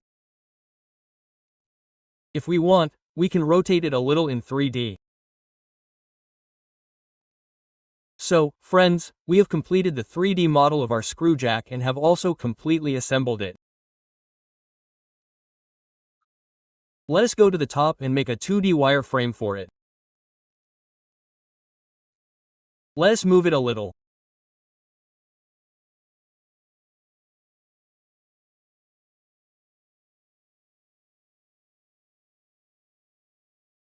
Now we will print our sheet. So before that we will decorate it. Here we will add the part list and then we will see how to create the title sheet and how to add attributes. After that we will see how to print it finally. So first of all I will decorate it a bit.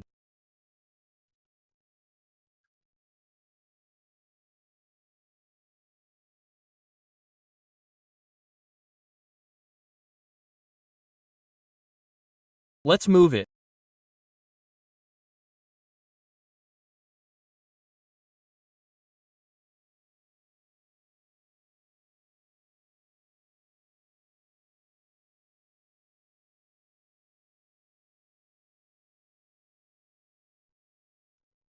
Now let's see how we can add this parts list. So there are two options for this. We can do one thing. We can create a table ourselves or we can import it from any Excel sheet. So I will show you how to do both the processes. First, how to create a table. Click on the table. See here we have 4 columns and 7 rows. You can keep the title. Write the parts list here. We already have the header here. So just click OK from here and click on the position where we want to place it. See, this is done. After this we can type here. Suppose I write parts list here and close it. And it is easy to edit. Just double click. And from here whatever you want to do on it, suppose I edit the text height. And whatever you want to do here, you can give any justification. Or you want to change the text style. From here you can also change the text style. Close it. And from here we have to create this table completely. Let's close it. And if we have to stretch it, then we can do it like this. See this? So, this is the first method. This is how we can create the parts list. And there is another method.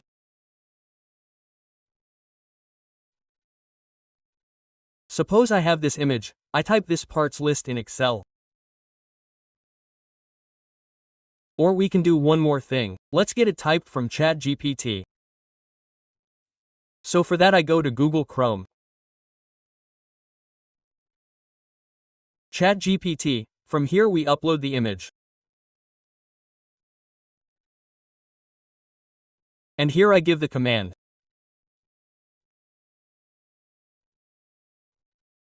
Give parts list Excel file.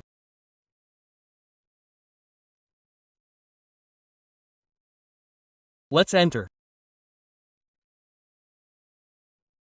See, it has been uploaded here. It has created it. Excel is generating the file. So we don't have to type. We will get it easily. So it's done. Let's open it. Let's enable editing.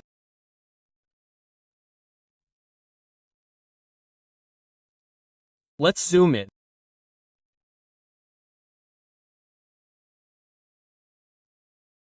And by selecting these we will center the justification. And from here we will also give it an outside border.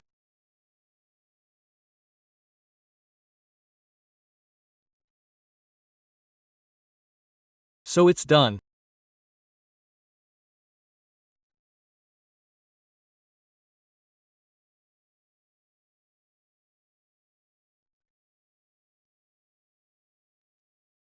Let's save it, Ctrl S, and here we can also add a parts list above.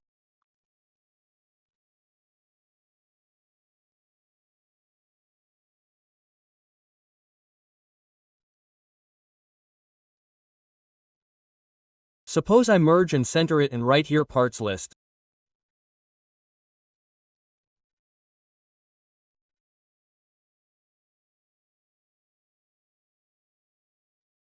Let's save it.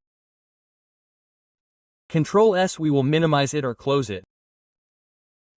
Here again click on the table. From data link.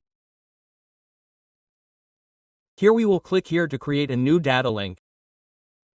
Click on create. Suppose here I name it Screwjack.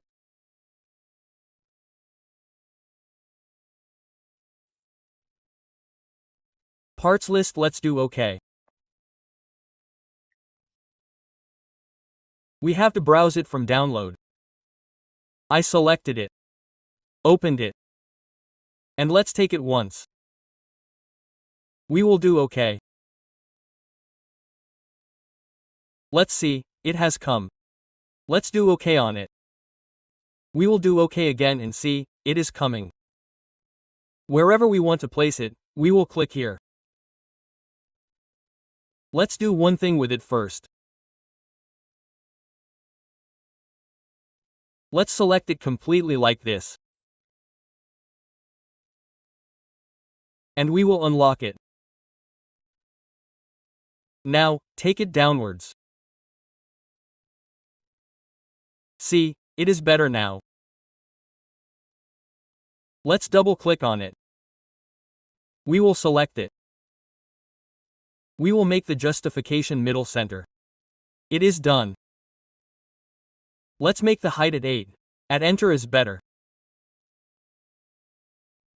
Now, let's select it. We will make it enter from middle. We will make it 6. Enter 6. Now, we will make everything else match with it. Let's click on match and do these two one more time.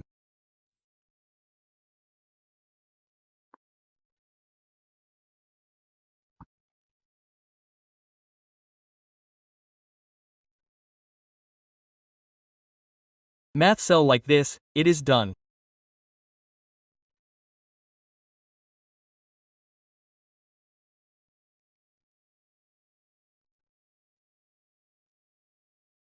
Let's escape. By selecting it, we will completely put the table on the annotation layer. Escape. Let's see how easily it has been made. Well, we have to match it. Let's select the match cell. Both these cells. Okay. Next we create a title sheet for printing. Suppose I take a one sheet here. So we will create a rectangle. Let's enter rect. Click on the dimension or enter DI will give the length here. Enter 841 and enter width 594. This is done. Now we will adjust it a little like this.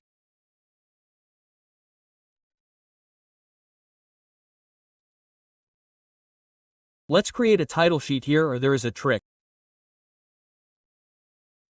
I will tell you how to do it. We actually go to any layout. Right-click and click on from template here. There are many predefined templates in AutoCAD, so suppose I take this manufacturing from here. Let's open this one. Okay. It appears. Let's see here, we are getting a title block with an attribute. So what will we do? Let's explore it. A center. Now we have to select it completely and then copy it. Let's not do Ctrl+C to copy. We will do Ctrl+Shift+C so that we get the base point. I have to copy with respect to this base point. Let's click. Go to Model Space. Ctrl+Shift+V, see here it is there. Let's click here. See, now it looks very small. Let's scale it. Let's select it. Go to Properties. This is actually a block. So I will make it scale x2 and scale y3. No, we will scale y here, sorry, here it is 2. Let's scale x to this also. See this, okay? Or let's make y 2.5. Let's do it right. Let's close it. See, this is our attribute. Whenever we click on this title block, this is a trick. We can copy the title block from any title sheet like this. That edge attribute will be copied as a block. And see here we can change any value from any position. Suppose I have to put the scale here. Nah, not applicable, so I will put it here, nah. I will press OK and see the scale has been inserted. See this? Let's see again. Let's double click. Suppose I have to put the title here. Here I will put screw jack assembly. I will press OK. And see, our screw jack assembly has been inserted. And if we have to edit this block, then how will we do it? Select it. Right-click. Go to the block editor. See this? And from here we can edit any property. Suppose I select it. If I have to change its property, I will enter PR. See this? From here we can change anything. Suppose I make it standard. See this? And with this we can also match the rest. I will enter M. This has to be selected. And all the rest have to be selected like this. See this? It's done. And we can also edit them like this. If we don't need anything, then we can also erase it. And after making the changes we will save it. Suppose I don't want to make any more changes here, so I will close it and click on Save here. See, these changes have come. There is evidence. Let's take a print of it and see. So how to take a print? So to take a print we have to press Ctrl+P, click on Continue.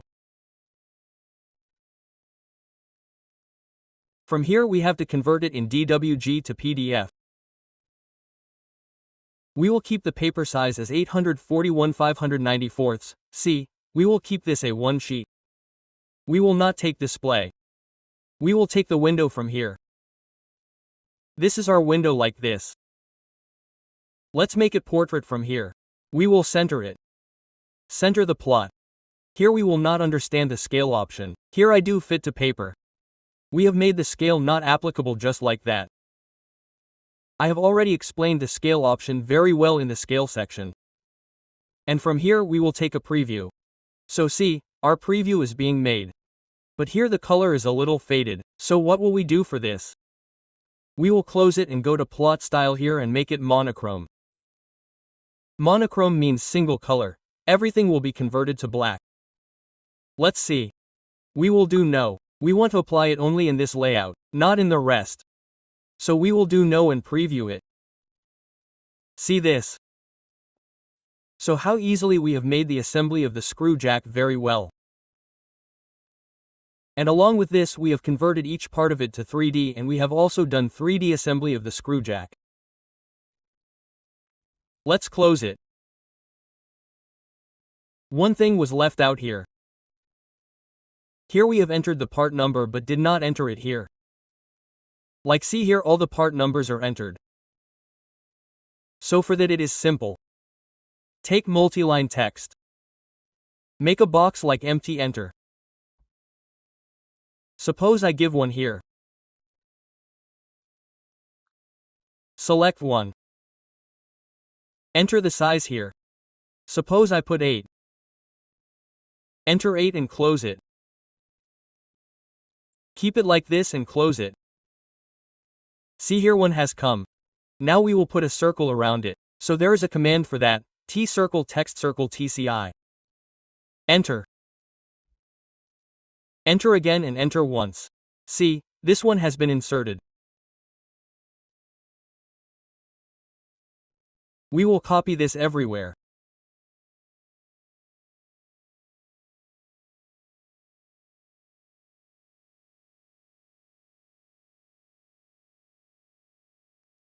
Now what do we have to do?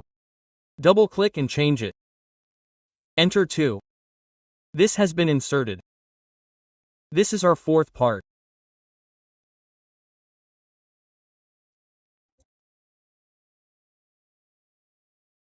This is the third, this is the seventh part.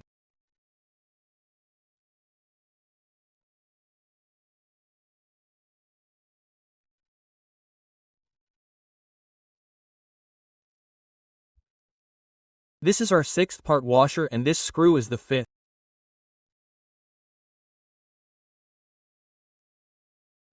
Let's take a print.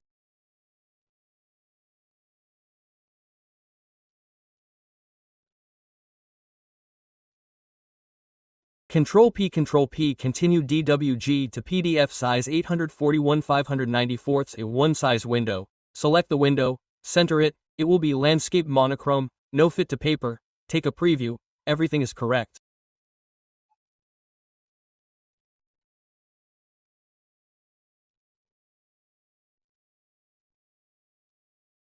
And here you guys have to put whatever is the data weight here from the attribute. And what will you do after that? We will close and make it OK. See, it is being saved.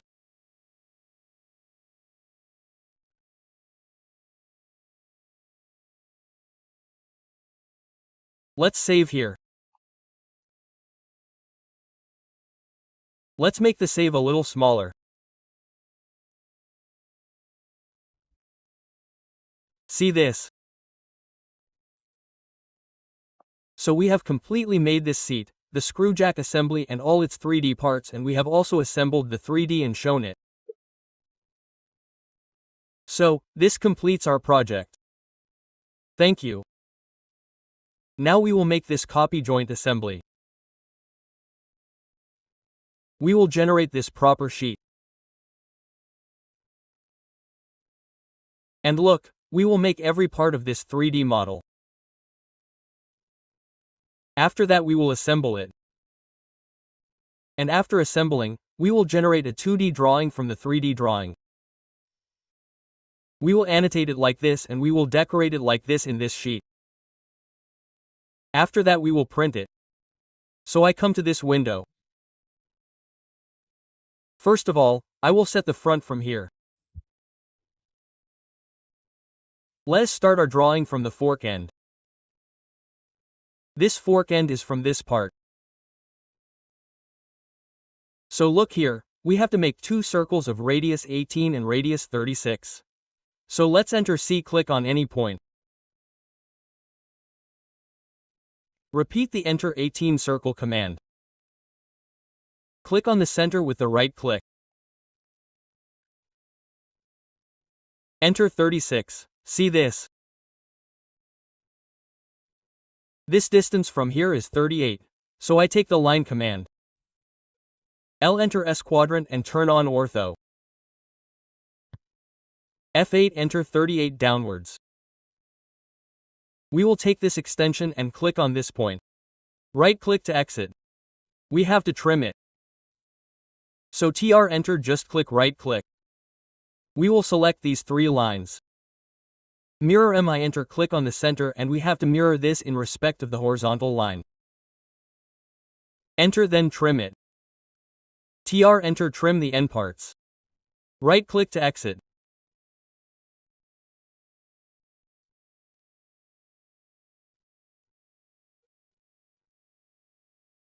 Now see, this distance is 150.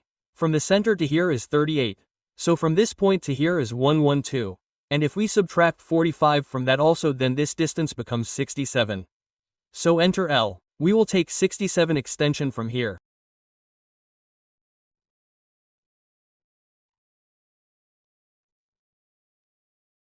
Enter 18 above and we can turn off ortho. We will keep polar tracking on like this. Let's click. Right-click to exit. We have to select it and mirror it. MI, enter this, enter like this, we will trim it, TR, enter. Let's join this. So select full J, enter. Now we have to convert this part into 3D. See, this is the top elevation.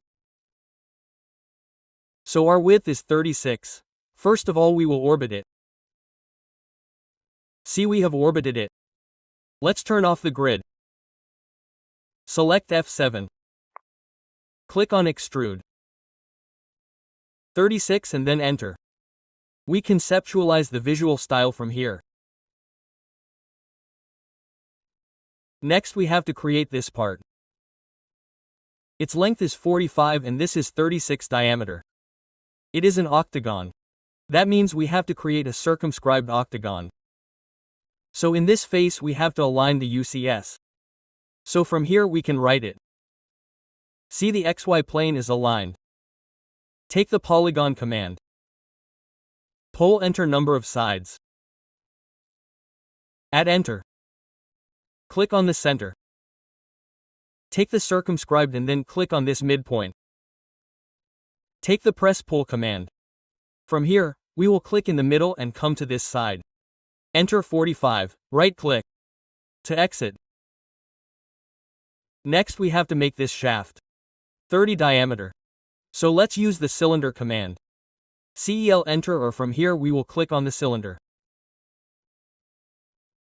Center 15 radius, we give it 30 and then enter.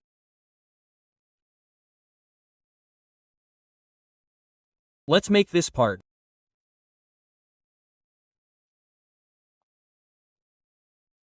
There are two radius 15 and 30 in C.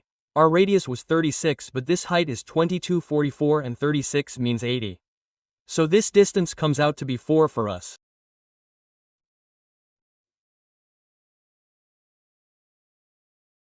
From here to here, 4 below also 4. So what do we do?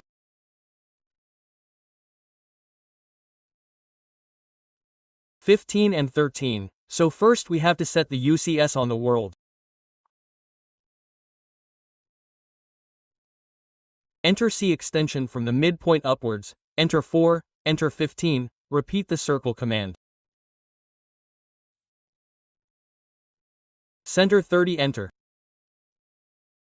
Select this circle and extrude it. Click on this point at the bottom. We can mirror it in 3D. Or we can copy it as well. 36 plus 22 at the bottom means 58, enter. Right-click. Let's completely union it. Uni enter, select it completely and then enter. We have to press cut this. So click on press cut. This is our press cut. Right-click to exit. Look, this font is ready for us. We have to insert some fillets. This is the fillet of R4. So we will take fillet edge. FIL this fillet edge, this edge and the one below both have to be selected. Click on radius. 4 enter enter enter. Let's apply fillet. We have to apply fillet here.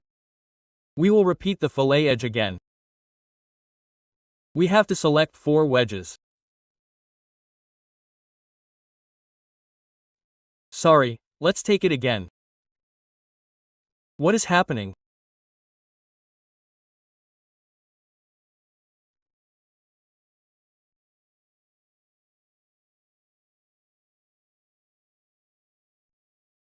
Let's click on radius.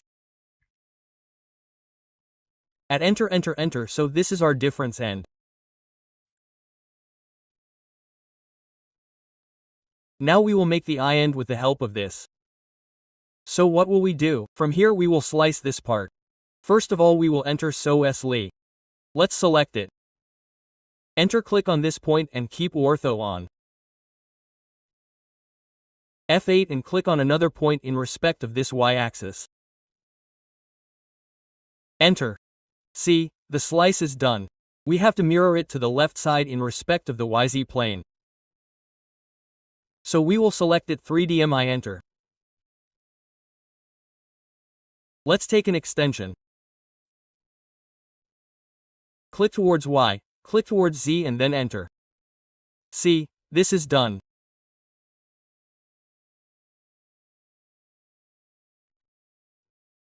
This is 120 distance and there are 2 circles of radius 15 and 30. So what do we do? Enter C. We will take an extension from this midpoint. Enter 120 15 radius, enter. Repeat the circle command again. Click on this center. Enter 30, select it and extrude it at this point downwards and press pull to cut it. This is done. And this face, we will press pull it inwards like this. Right-click to exit. And we will make it union uni, enter. Select it and enter. Same for this. And both these parts have to be selected from the green window selection.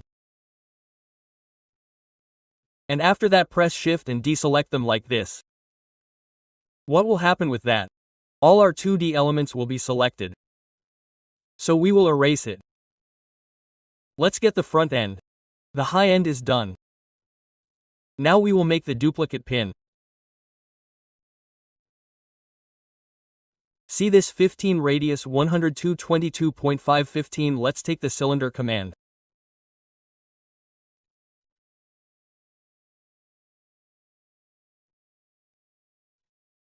(15 radius upwards 102), enter again, repeat.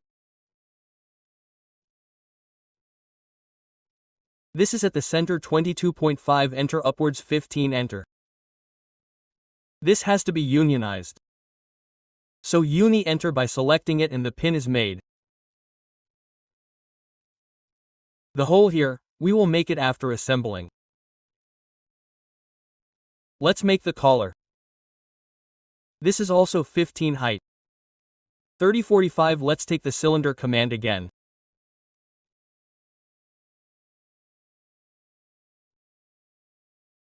(22.5) and 15, let's take the circle command.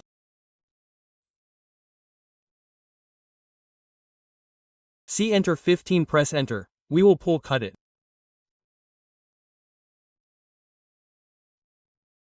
It's done and we will erase this circle.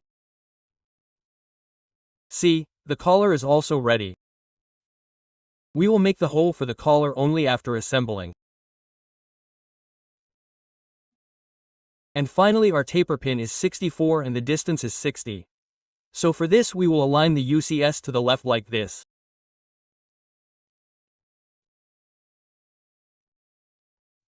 C. Let's enter C3 radius again, we have to repeat the circle command. We will take 60 extension from this point. 60 enter radius, to enter we have to loft both of these. So we will select loft enter. Enter OK, it is ready. Our 5 elements are ready. Fork eye and knuckle pin collar and our paper pin. Let's assemble it. Let's do one thing. By selecting this we will take a copy of it.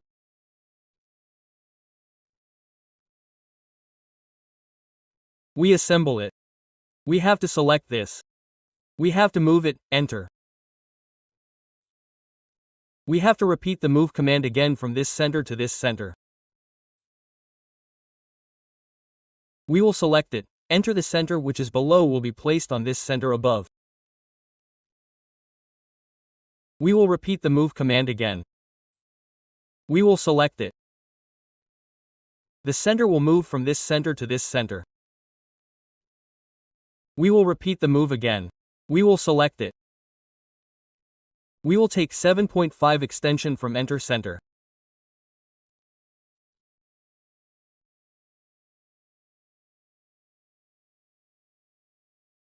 And click on this quadrant. We will repeat the move command again.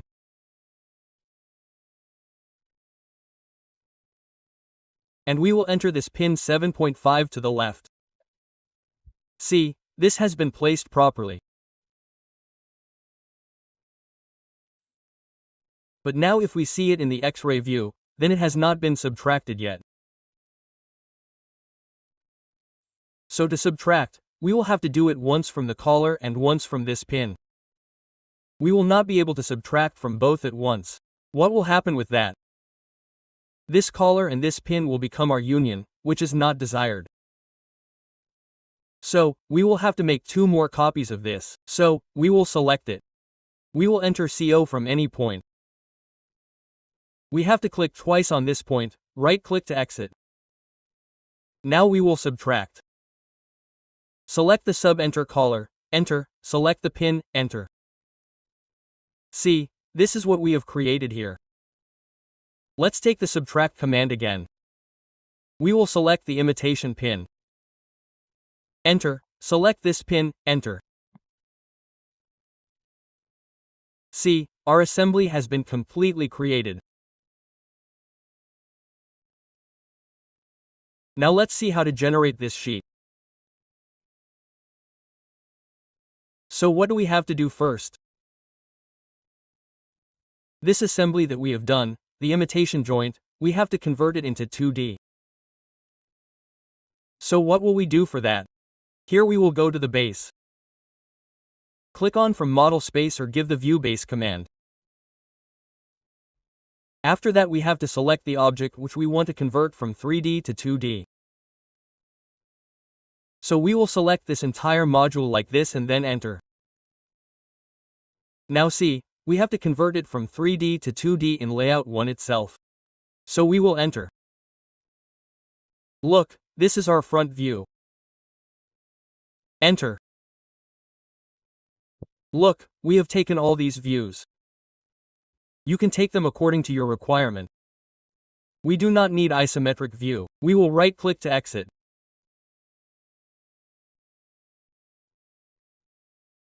Let us double-click on it.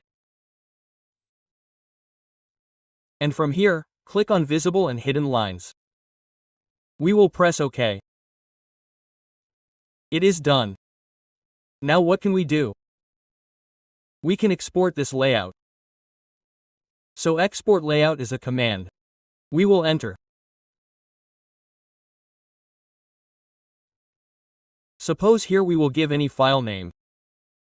We will save it. We will open it. See this? It has been converted. See, this has been converted properly.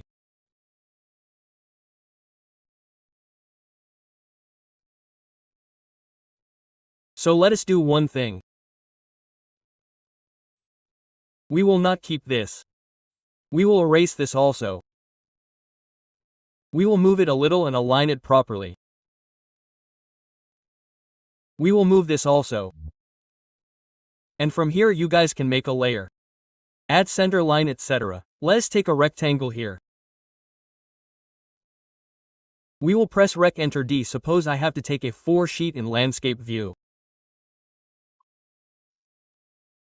So 297, enter 21.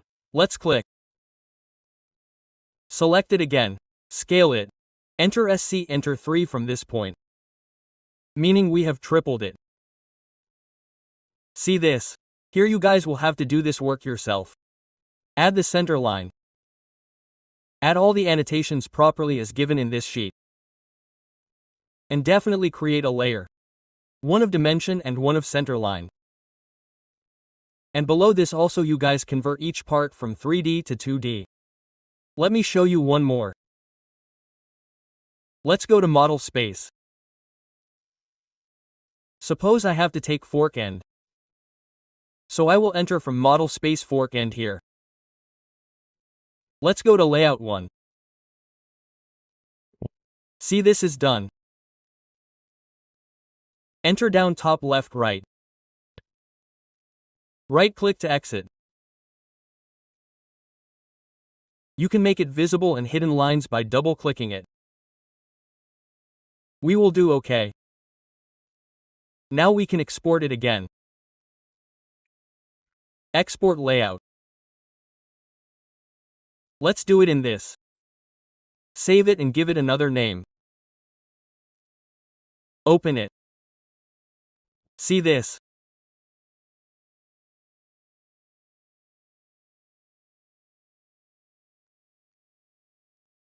Let's copy it, Ctrl C, and bring it to this layout, Ctrl V.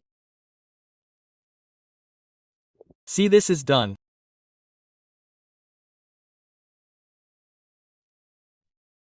Here we can insert this line.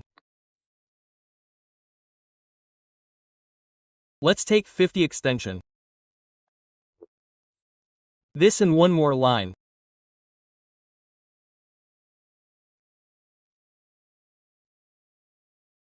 See here, let's delete this layout.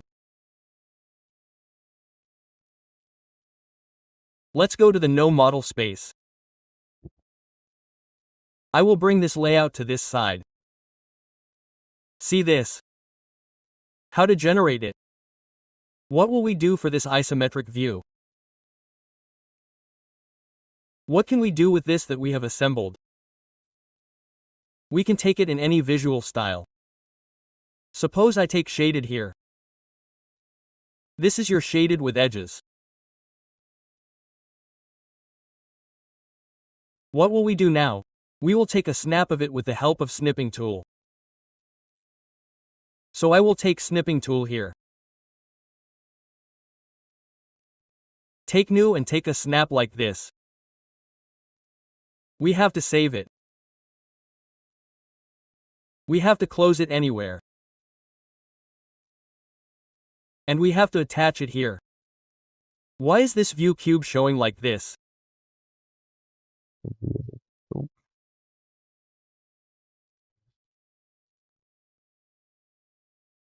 View cube off. Let's do one thing here.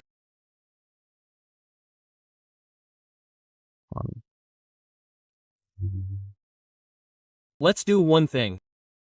Let's do Ctrl S. Let's close it. Let's open it again. Well, this was this one. Let's close it. No, let's see. This one that was stuck here has been removed. We can also take an offset for this. Enter 5 distance, and this is done. Here we will attach the image. So at TA enter here wherever you guys had taken it.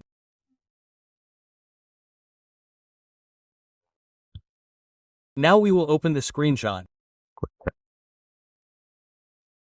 We will do OK and put it here like this. Let's scale it. SC enter, we will make it smaller.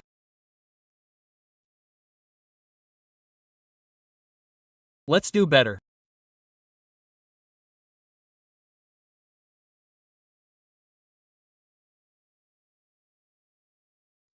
See this?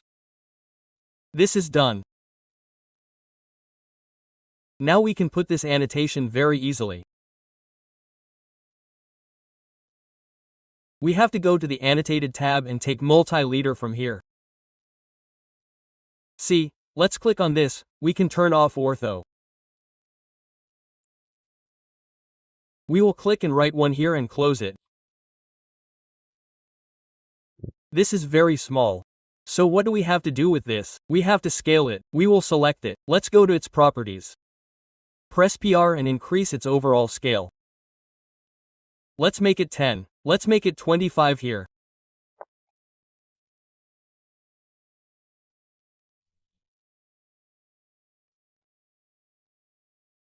And if we want to make it bigger, we can make it 40 or 50. And here we can insert a text frame.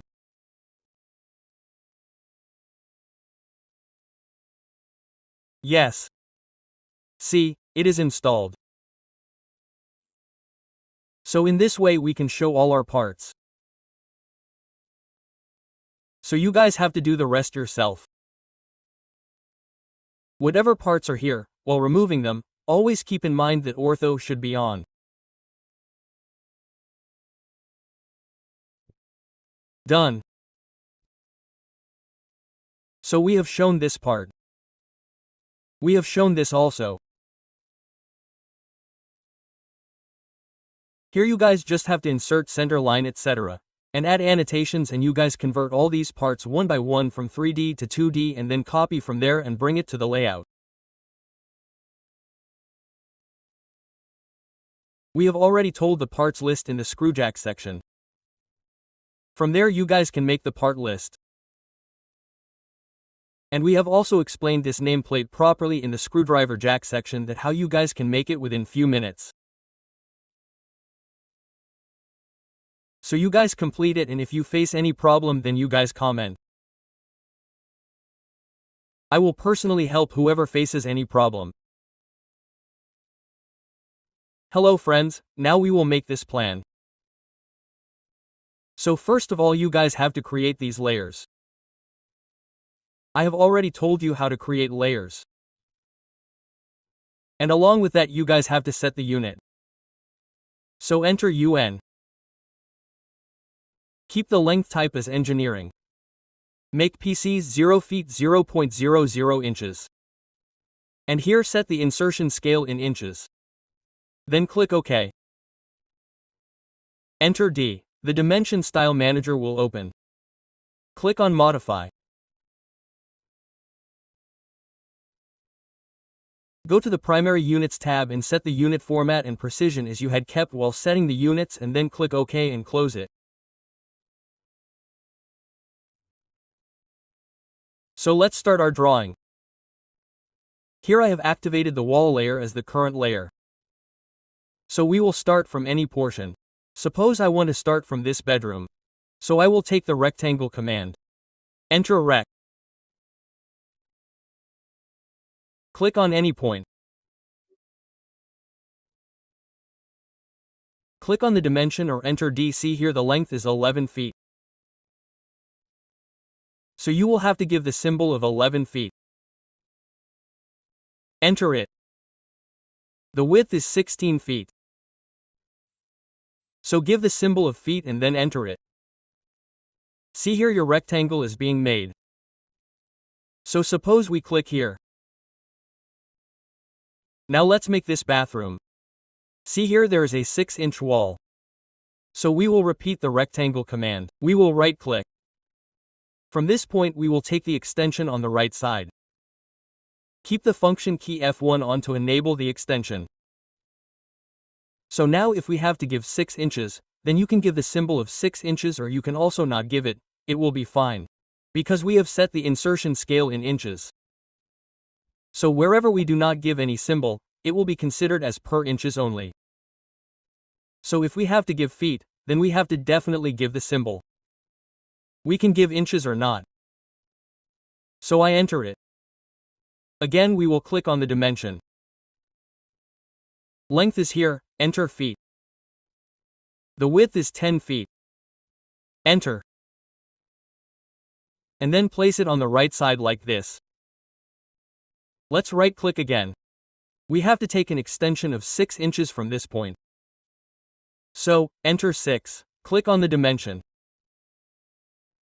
Enter 6 feet. Enter 8 feet 6 and then left-click. Right-click again. We have to take an extension of 6 inches from this point. So, enter 6, click on the dimension. The length will become 15 feet. Enter the width will become 16 feet 6 inches. So, enter 6, left-click here again. Right-click again. Enter 6 inches from this point. Click on the dimension. The length will become 9 feet. Enter the width will be 10 feet 6 inches. Enter again, left-click. Now we will make this passage. So, right-click again. We will take an extension from this point. Enter 6 inches. Click on the dimension. The length will become 9 feet. Enter the width will be 5 feet.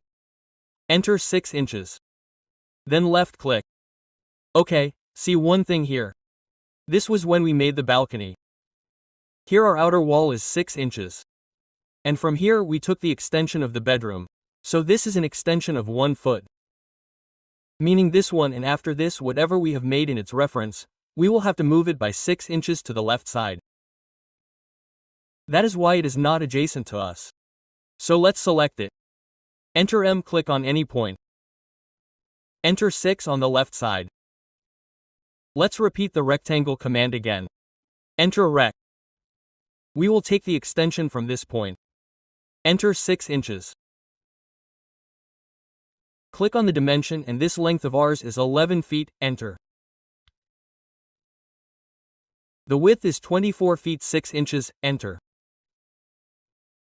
Let's left-click. Right-click again. 6 inches extension downwards from this point. Click on the dimension. The length will become 11 feet, enter. The width is 8 feet 6 inches, enter. Let's take it one more time and do one more thing. Let's move it a little to the right side. Let's enter M, that's right. Let's enter rect. From this point, we will take an extension of 6 inches. Then we will click on the dimension. The length will be 11 feet. Enter. The width will be 8 feet 6 inches. Enter. This is done. Let's left-click. Now see, from this corner, we have to take an extension of 6 inches and make this utility. So let's right-click. From this point, we will enter the extension of 6 inches.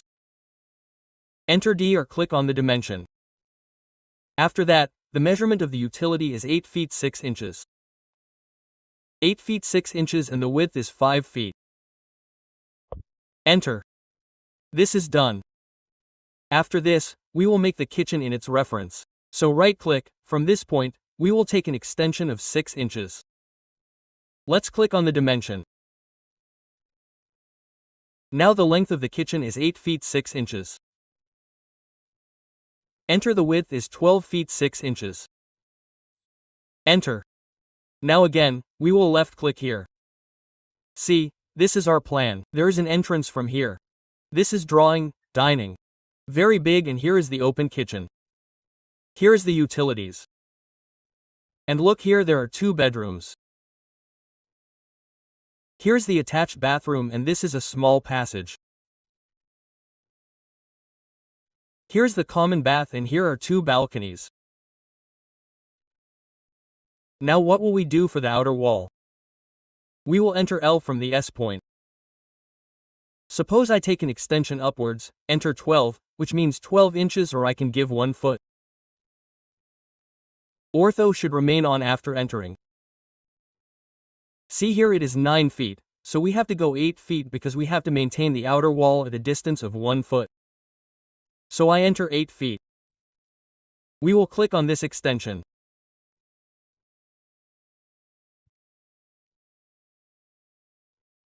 Enter 1 foot upwards. This extension again enter 12 inches. This extension is the balcony. So we have to go 6 inches. 6 inches now look here it is 7 feet. So we will enter 6 feet. We will use this extension. From here again enter 1 foot 1 foot. See this is 8 feet 6 inches. So we have to enter 7 feet 6. Use this extension.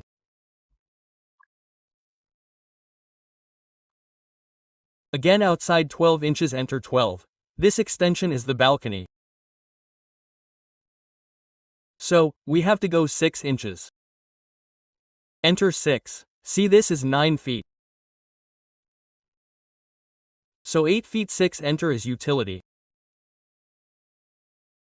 So here also 6 inches wall is done.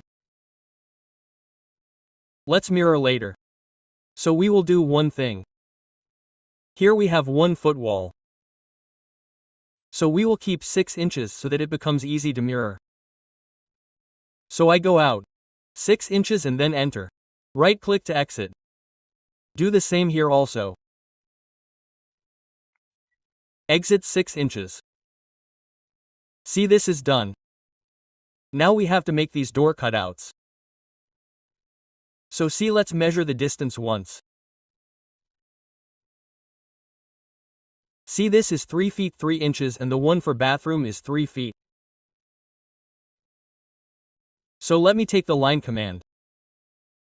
Enter L. We will take a line like this.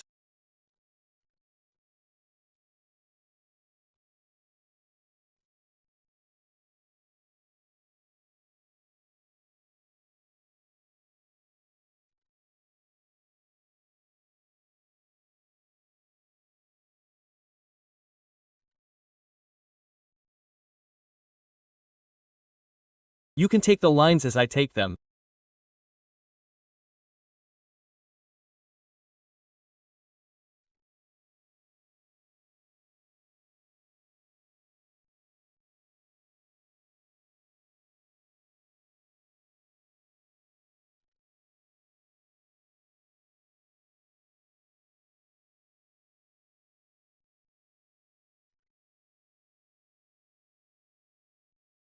Now let us offset these lines. So we will enter O first. I will do 3 feet 3 inches. Enter.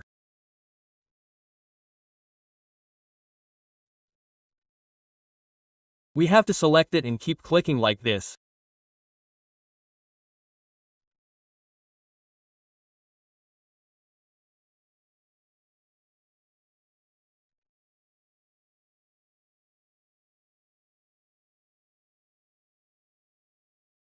This has to be made 3 feet, so we will select this. We will enter 3 feet. And we have to take it here also. So let us take a line for this. We will enter L. We will offset it. O enter 3/8 enter. Select it and click. And let us see this slab.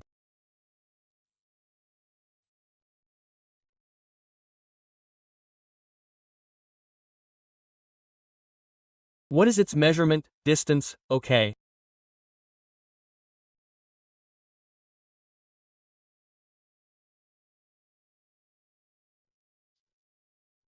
We can offset it in 8 feet 6 inches. O enter 8 feet 6 enter. This is done. Right click to exit. Now let us trim these portions. So we will enter TR. See, it is done.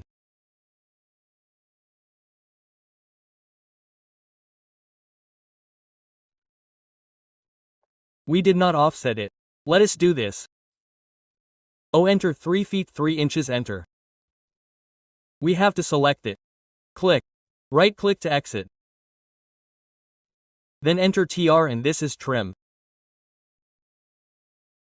Let's create this slab here. Let's do one thing. We will take the Polyline command. PL enter. Click from this point. Click on the art here and we will enter the art diameter. Enter 12 and again enter L and this is our slab. And what will we do with this? Let's erase it. We will trim it. This is done. And here there is an overline, so we can do one thing. We can select it and use the overkill command. Enter over overkill. Press OK. So what will happen with this? All the overlappings will be erased. So we have completed our wall. Now we will make this plan. So first of all you guys have to create these layers. I have already told you how to create layers. And along with that you guys have to set the unit. So enter UN. Keep the length type as engineering. Make PCs 0 feet 0.00 inches. And here set the insertion scale in inches. Then click OK. Enter D. The Dimension Style Manager will open. Click on Modify. Go to the Primary Units tab and set the unit format and precision as you had kept while setting the units and then click OK and close it. So let's start our drawing. Here I have activated the wall layer as the current layer. So we will start from any portion. Suppose I want to start from this bedroom. So I will take the rectangle command. Enter rect. Click on any point. Click on the dimension or enter DC. Here the length is 11 feet. So you will have to give the symbol of 11 feet. Enter it. The width is 16 feet. So give the symbol of feet and then enter it. See here your rectangle is being made. So suppose we click here. Now let's make this bathroom. See here there is a 6-inch wall. So we will repeat the rectangle command. We will right-click. From this point we will take the extension on the right side. Keep the function key F1 on to enable the extension. So now if we have to give 6 inches, then you can give the symbol of 6 inches or you can also not give it, it will be fine. Because we have set the insertion scale in inches. So wherever we do not give any symbol, it will be considered as per inches only. So if we have to give feet, then we have to definitely give the symbol. We can give inches or not. So I enter it. Again we will click on the dimension. Length is here, enter feet. The width is 10 feet. Enter. And then place it on the right side like this. Let's right-click again. We have to take an extension of 6 inches from this point. So, enter 6. Click on the dimension. Enter 6 feet. Enter 8 feet 6 and then left-click. Right-click again. We have to take an extension of 6 inches from this point. So, enter 6. Click on the dimension. The length will become 15 feet. Enter the width will become 16 feet 6 inches. So, enter 6. Left-click here again. Right-click again. Enter 6 inches from this point. Click on the dimension. The length will become 9 feet. Enter the width will be 10 feet 6 inches. Enter again, left-click. Now we will make this passage. So, right-click again. We will take an extension from this point. Enter 6 inches. Click on the dimension. The length will become 9 feet. Enter the width will be 5 feet. Enter 6 inches. Then left click. Okay, see one thing here. This was when we made the balcony. Here our outer wall is 6 inches. And from here we took the extension of the bedroom. So this is an extension of 1 foot. Meaning this one, and after this whatever we have made in its reference, we will have to move it by 6 inches to the left side. That is why it is not adjacent to us. So let's select it. Enter M, click on any point. Enter 6 on the left side. Let's repeat the rectangle command again. Enter rect. We will take the extension from this point. Enter 6 inches. Click on the dimension and this length of ours is 11 feet, enter. The width is 24 feet 6 inches, enter. Let's left click. Right click again. 6 inches extension downwards from this point. Click on the dimension. The length will become 11 feet, enter. The width is 8 feet 6 inches, enter. Let's take it one more time and do one more thing. Let's move it a little to the right side. Let's enter M, that's right. Let's enter rect. From this point, we will take an extension of 6 inches. Then we will click on the dimension. The length will be 11 feet. Enter. The width will be 8 feet 6 inches. Enter. This is done. Let's left click. Now see, from this corner, we have to take an extension of 6 inches and make this utility. So let's right click. From this point, we will enter the extension of 6 inches. Enter D or click on the dimension. After that, the measurement of the utility is 8 feet 6 inches. 8 feet 6 inches and the width is 5 feet. Enter. This is done. After this, we will make the kitchen in its reference. So right click, from this point, we will take an extension of 6 inches. Let's click on the dimension. Now the length of the kitchen is 8 feet 6 inches. Enter the width is 12 feet 6 inches. Enter. Now again, we will left click here. See, this is our plan. There is an entrance from here. This is drawing, dining. Very big, and here is the open kitchen. Here is the utilities. And look here, there are 2 bedrooms. Here's the attached bathroom and this is a small passage. Here's the common bath and here are 2 balconies. Now what will we do for the outer wall? We will enter L from the S point. Suppose I take an extension upwards, enter 12, which means 12 inches, or I can give 1 foot. Ortho should remain on after entering. See here it is 9 feet, so we have to go 8 feet because we have to maintain the outer wall at a distance of 1 foot. So I enter 8 feet. We will click on this extension.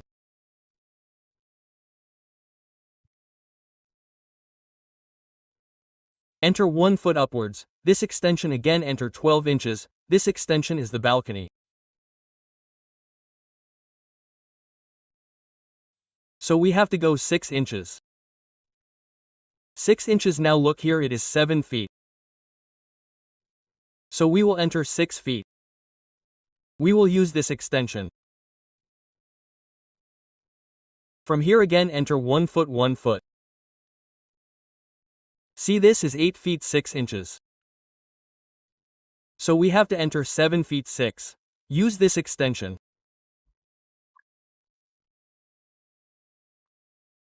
Again outside 12 inches enter 12. This extension is the balcony. So, we have to go 6 inches. Enter 6. See this is 9 feet. So 8 feet 6 enter is utility. So here also 6 inches wall is done. Let's mirror later.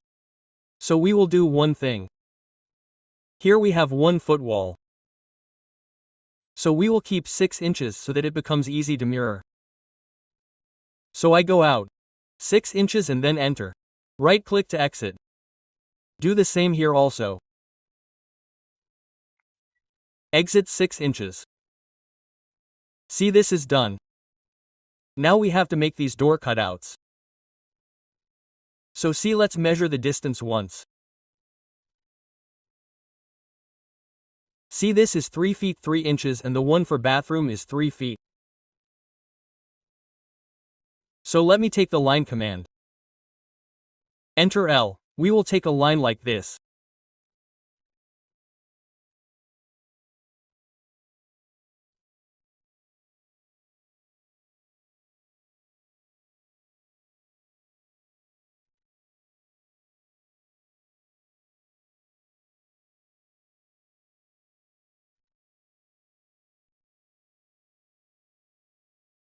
You can take the lines as I take them.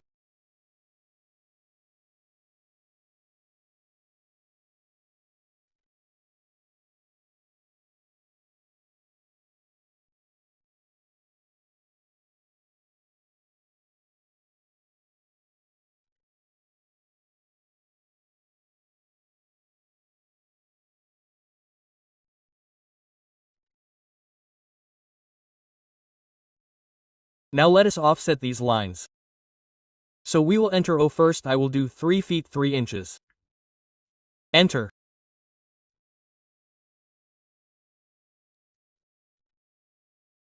We have to select it and keep clicking like this.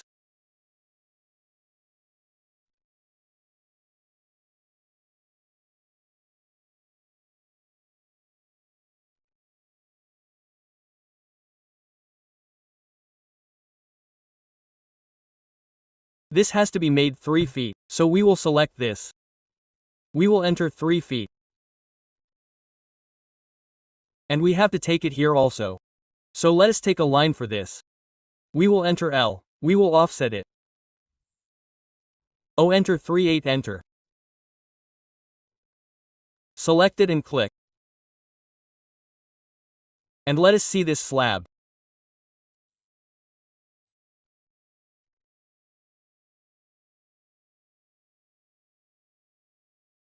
What is its measurement, distance? Okay.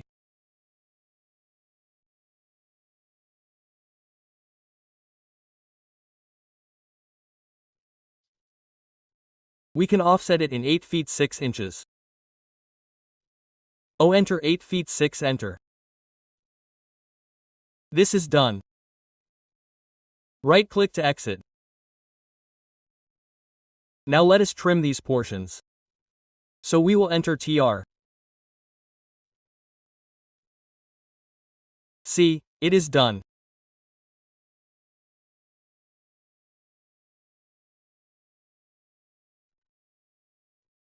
We did not offset it. Let us do this. O, enter 3 feet 3 inches, enter. We have to select it. Click. Right-click to exit. Then enter TR and this is trim. Let's create this slab here. Let's do one thing. We will take the Polyline command. PL, enter. Click from this point. Click on the art here and we will enter the art diameter. Enter 12 and again enter L and this is our slab. And what will we do with this? Let's erase it. We will trim it. This is done. And here there is an overline, so we can do one thing. We can select it and use the overkill command. Enter over overkill. Press OK. So what will happen with this? All the overlappings will be erased. So we have completed our wall. Now we will make the windows. See here there are two sizes of windows. This one is of 2 feet. One shutter window and this one is of 5 feet. 3 shutter window. So we will make both of them one by one. So we will copy this. CO, enter. Here we will keep another copy. Right-click to exit. This was actually 3 feet by 3 feet. We will move it. Enter it to make it 2 feet. So we moved it 12 inches. Repeat the move command. Select it and move it 2 feet towards the outside. So this is 5 feet. First let us complete it. REC enter to make the shutter. This is a single shutter window. So this is done, we will give the shutter line. Here enter it is done. Again we will repeat the line command. And we will have to give the line of the wall. 6 inches from here downwards 12 inches. Enter right click and copy this. CO enter. So this is done. We will put a hatch here. So enter solid hatch this is done. Right click to exit. Let us make it now. For this we will again take the rectangle command. REC enter. This is done. We will take a line. Enter.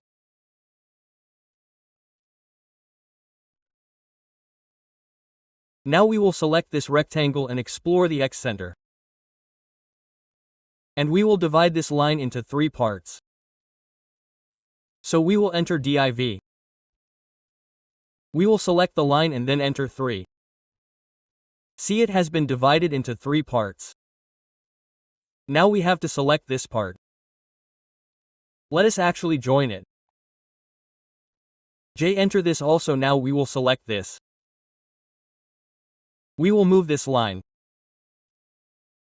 At this point in respect of this midpoint. We will select it the same. This midpoint same as this midpoint.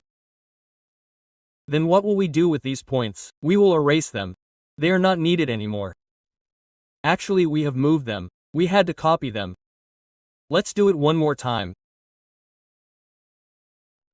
Let's select it. Copy CO enter from midpoint to this point. Right click, copy again, select it. Enter from this midpoint to this point. Right click. And erase the points. Let's trim them right now. Enter, this will be our trim. So this middle frame is done for us. We can do one thing with this. Let's just erase it. And here, using the rectangle command, let's make these settings. Like this. Let's have a double shutter here. So, let's enter L. Let's take a line from midpoint to midpoint. We will offset this line on both sides.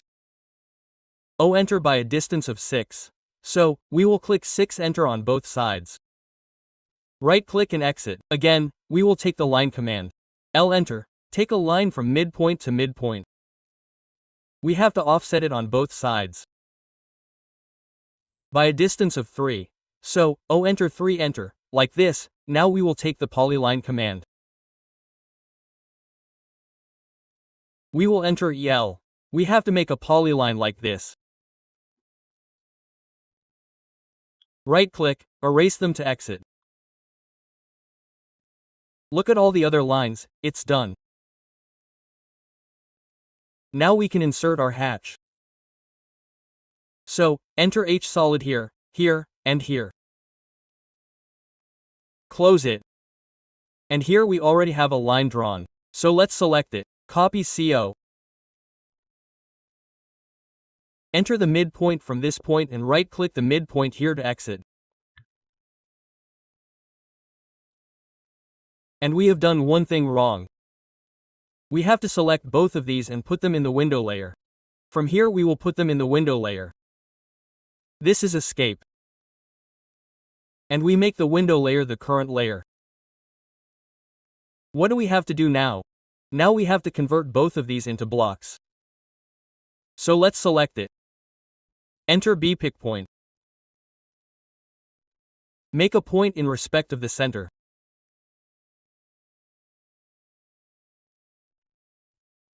Its geometric center will be this one. We will name it 2 feet window. Let's do OK.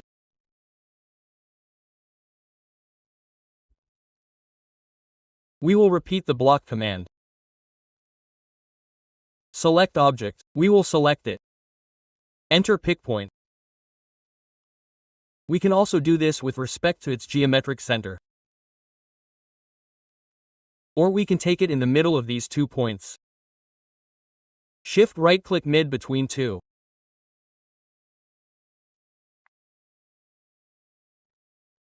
Let's name it here 5 feet window and click OK.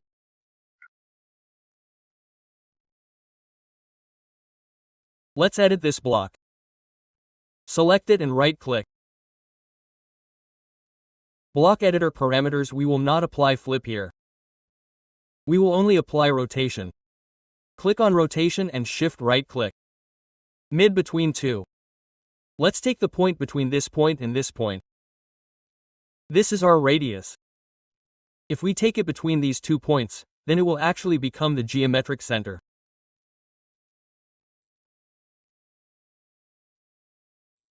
Take it and the radius became this one, and we will give the rotation angle 360 and then 360 and then enter.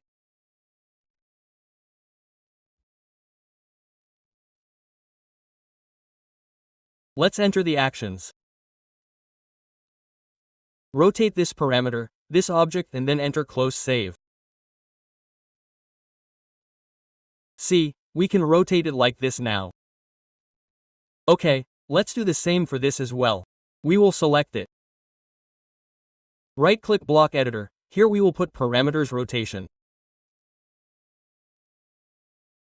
Shift right-click meet between this point, and this is the radius between this point. And the angle of rotation will be 360 and then enter. Actions rotate. This parameter will be entered in this object and then close and save it. Let's see this also. We are able to rotate this also easily. We will escape. First of all, here at the midpoint, our window is of 2 feet. So I enter. We will take 2 feet from here. And we can keep it here at the midpoint. We will move it. Enter. This is done.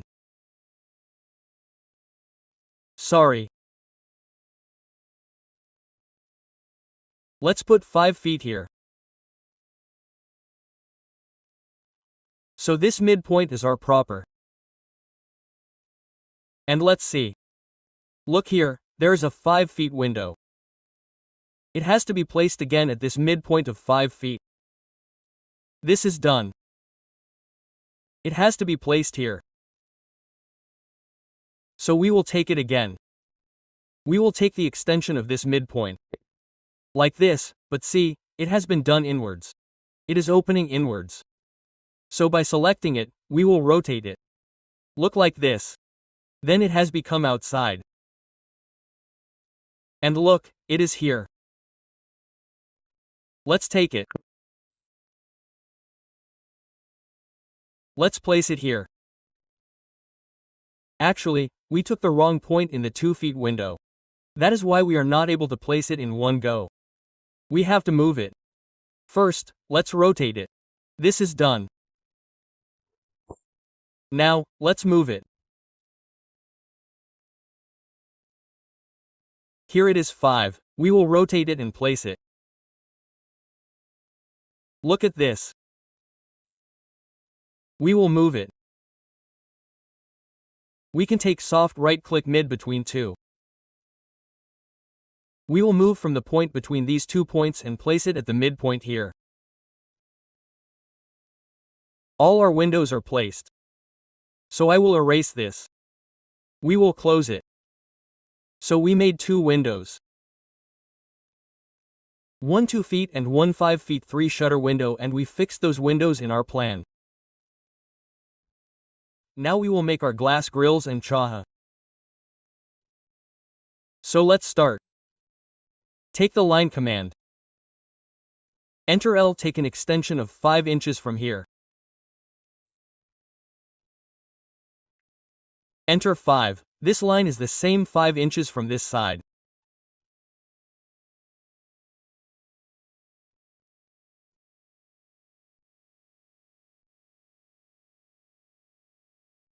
Here as well as on this side, we will take it here as well.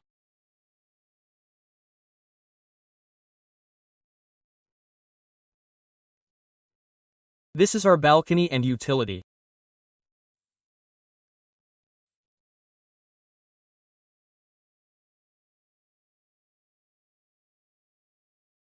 So an extension of 5 inches here.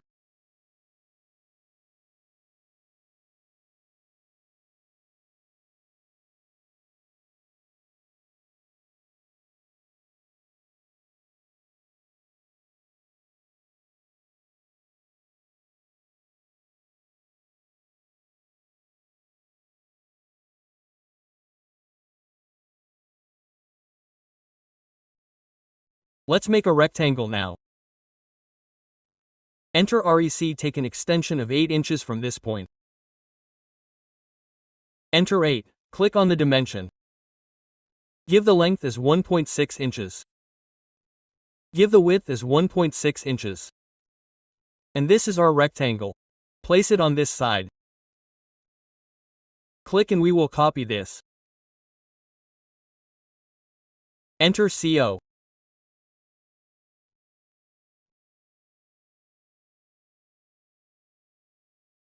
Here, let's take a copy again.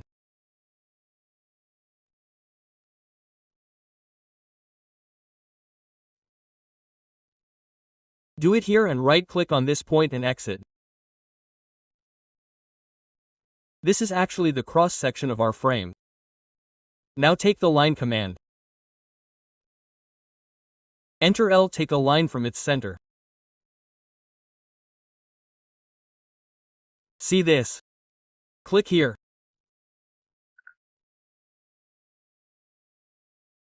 We have to make an array like this.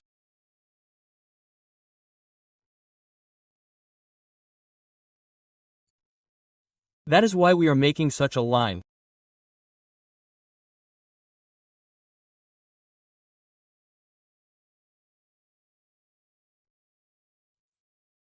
Now let's stretch each line 8 inwards on this side.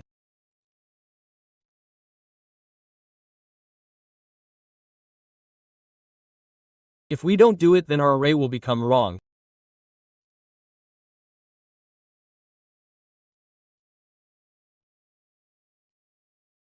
Our element will go out.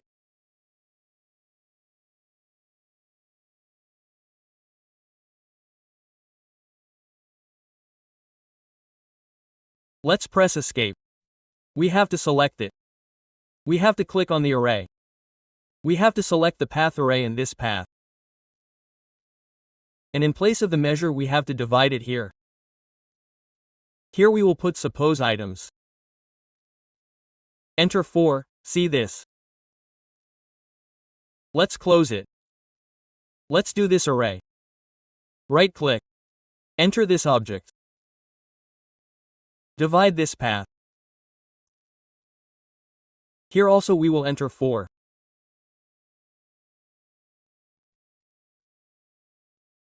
Close again, we will do array object enter path divide items.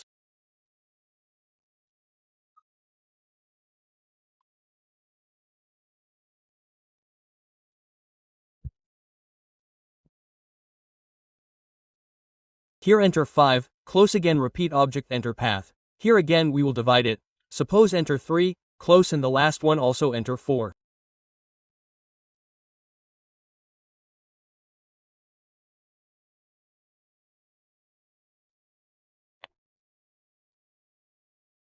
Let's close it.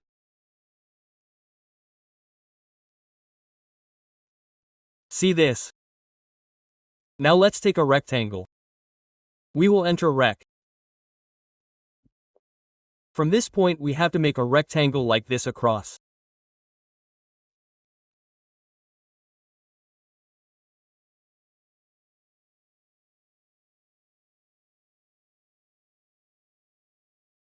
This is our horizontal frame and this is our vertical frames.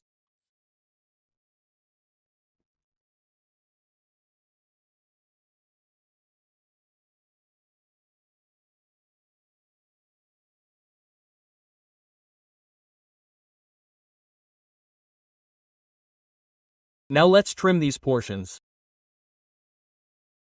So we will enter TR and trim the shown portions like this.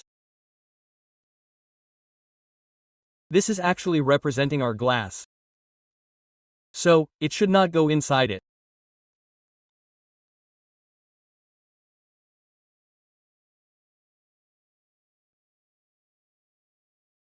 Inside the trays.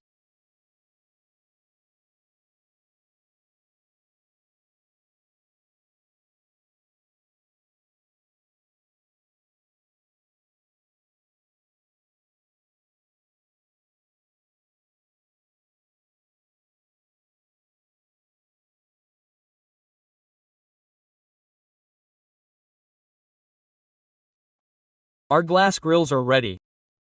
Right-click and exit. Now we will create our frames. So for that, I will activate the frame layer from here. Now we will take the Polyline command. Enter plural. From here we have to take an extension of 6 inches. 1 foot 6 inches on the outside means 18 inches. And whatever is shown, we have to take out 6 inches more. So enter 6 straight and click here. Like this we have to create all our frames. And for the small windows we will take 6 inches like this and take out 1 foot on the outside. That means 12 inches. It will go 3 feet. This click right-click.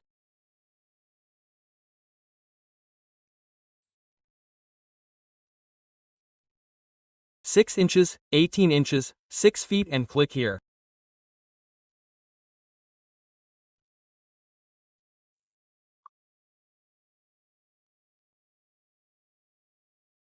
Let's make the rest of the numbers like this.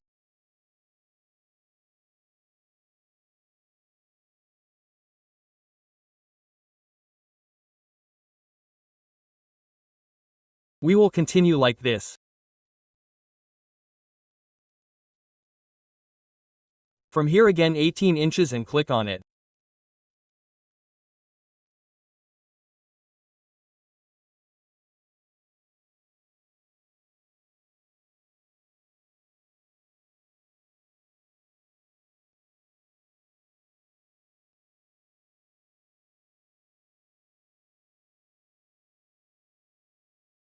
Right-click, this will remain continuous uncle.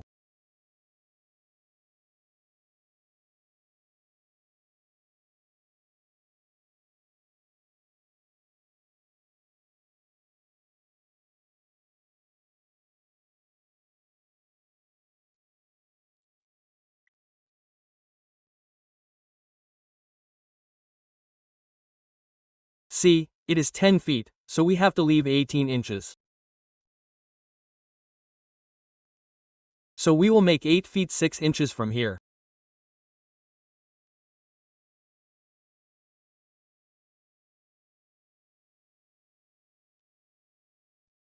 So we have completed our discussion as well. Now we will know how to insert these blocks in our plan, and along with that we will also insert these annotations. So the blocks which are provided to us in AutoCAD, we get them in the design center here in the tool palettes. So to open the design center we enter ABC, and inside this ENIS folder you can see the design center here. As soon as we click here, we get all these blocks, home space planner blocks, see. And also here are the house designers blocks. So, we can use all these blocks. There is also a separate kitchen. But, these blocks do not look very professional. That is why we have inserted some different blocks here. And if you want to insert the same blocks, then comment. I will provide these blocks to you.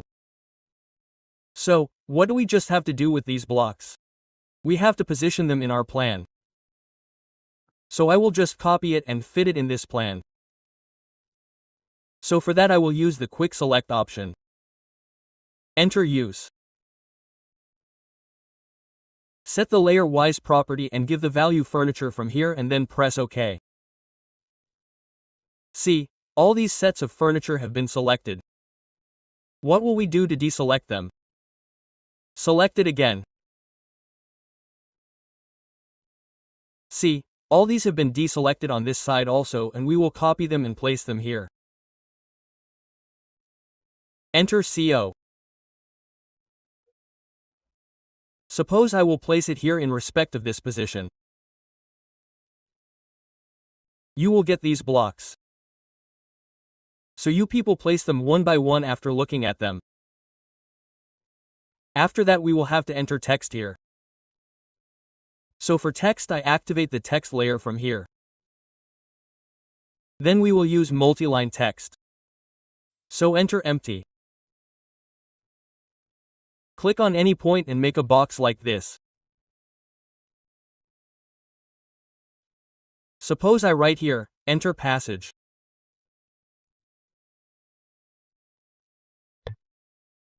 "9 feet by 5 feet 6 inches.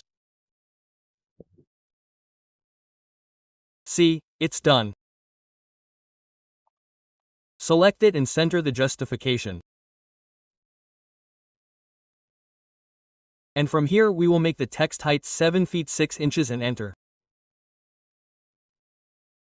Let's left click outside. Sorry, actually it happened by mistake. Ctrl A will make it 8 inches.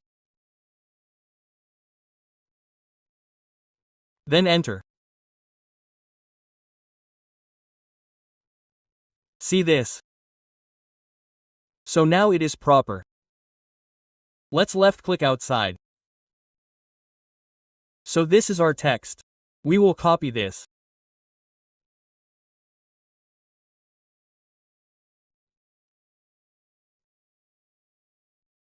We will turn off Enter Ortho.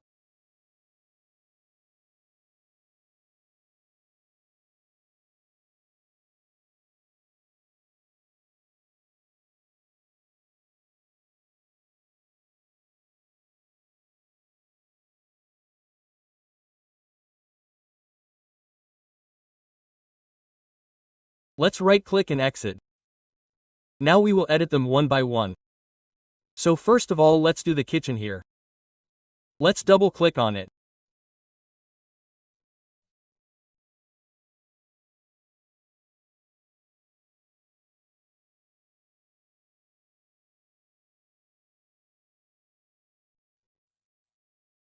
Kitchen, let's rotate it. Let's turn on Enter Ortho and move it.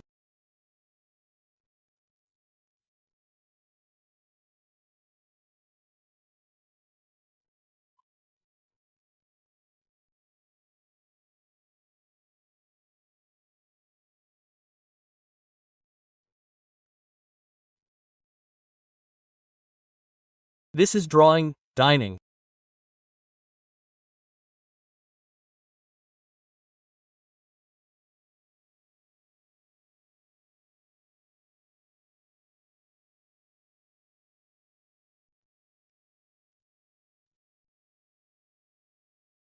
We will also rotate it and place it properly.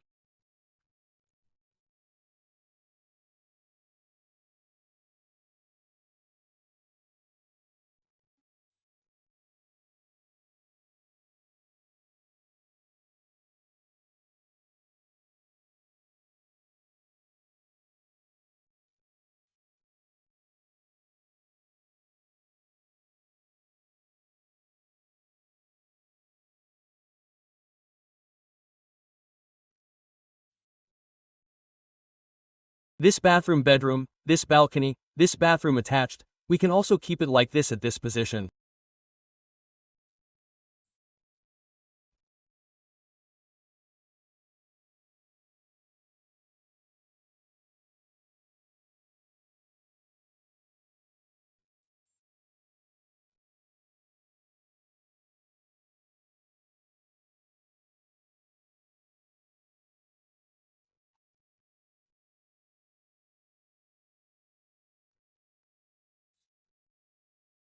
This is our second bedroom.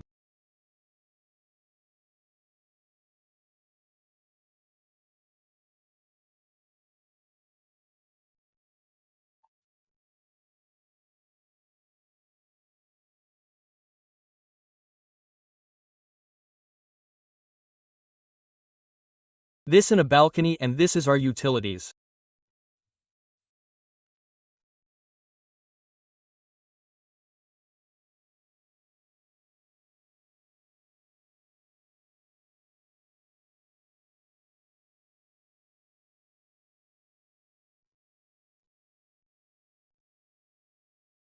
So we have also added annotations, and here we will do one thing, we will also add these dimensions here. So for that we will set the dimension layer here as current layer. After that we will take a linear dimension. We will enter DLI. We will click on this point. Then we will click here. We will come to this side. See, it is 8 feet 6 inches. Now we will continue this dimension. So for the continue dimension we will enter DIMC. And here we have to click on this 6 inch. On the face point, we just have to keep kicking on both sides of the wall.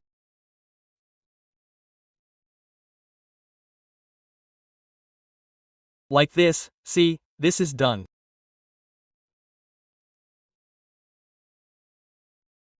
Now on this side also we have to take a linear dimension. So for that we will enter DLI. We will click on both these points like this. This is done. After that we will use the continue dimension. So we will enter DIMC.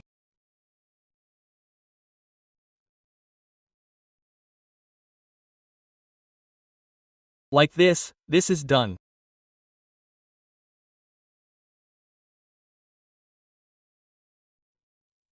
Right-click and exit. In the same way, we have to insert the dimension on this side as well. But right now we will not insert the dimension on this side. We will complete it. After that we will mirror it, and after that at last we will insert the dimension here. So you guys can insert it yourself. So all our annotations are completed. And see, this is overlapping. So we can move it with leader. We will place it like this on this side. Move this also with leader.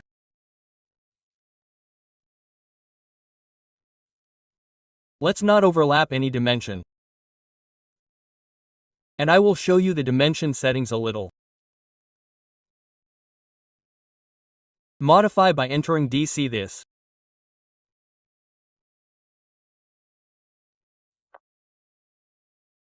Symbols and arrows we have kept oblique, and both the extension lines have been suppressed by us. Overall scale is 4 here. And here we have not made any changes. This is a line with dimension line. Let's do it okay. We will close it. So this is it, our annotations are complete. Now we will make this electrical layout plan. So, this is our electrical pole. The blue wire that you are seeing from this pole is the line that came to the meter box. This yellow line came from the meter box to our distribution box. And after that, a 1-inch conduit pipe from the distribution box goes to every room around us, and electrical lines are supplied from there. So let's make this. This is a block, so you guys will get it. Let's copy it. Turn on Ortho F8 and suppose I keep it here. Right-click to exit. Now we don't have to make these boxes. I will make one and show you. Suppose this is a meter box. So here we will make the meter box. I will take multi-line text. Enter MP. Create such a box. Here I will write MB. And after selecting it, suppose I make it 6 inches.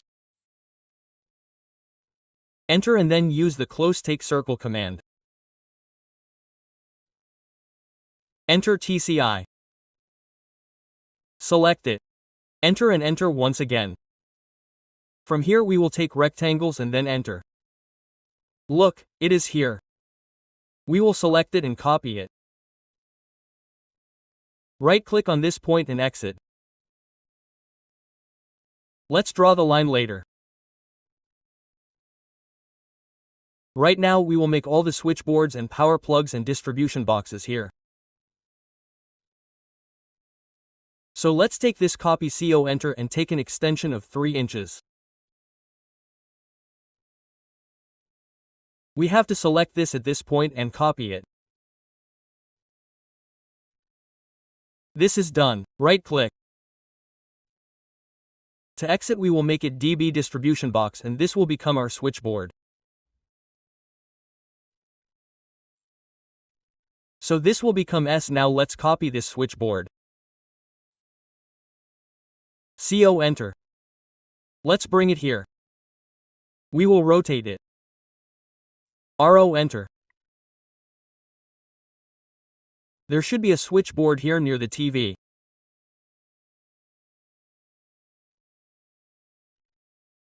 So we will move it a little like this and we need a switchboard here on this side. So after selecting it we will mirror it. MI enter. This is done in respect of the E midpoint. Let's move it a little.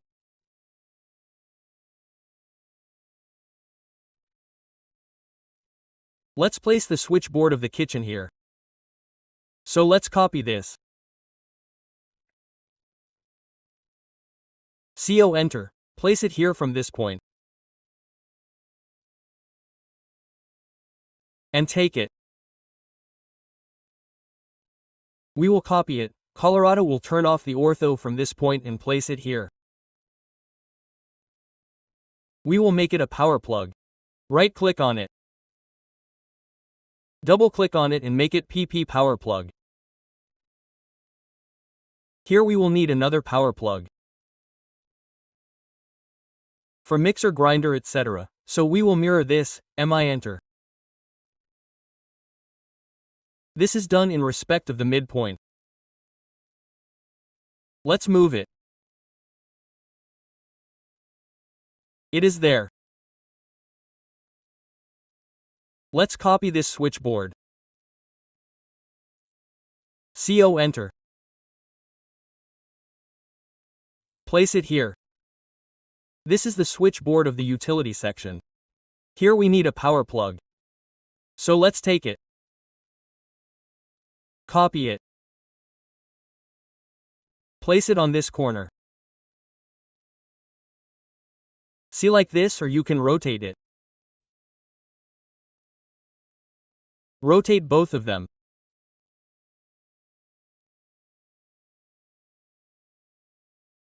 RO enter, check, move, erase it.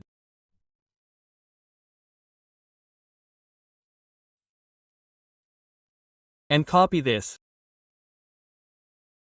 CO enter, this is done. Here we will need a switchboard. See this on both sides. So let's take this copy CO enter. It is here. And we have to move it here. Enter on this side. Let's complete this bedroom. Here we will have a switchboard. We always have to keep the switchboard on the left of the entry.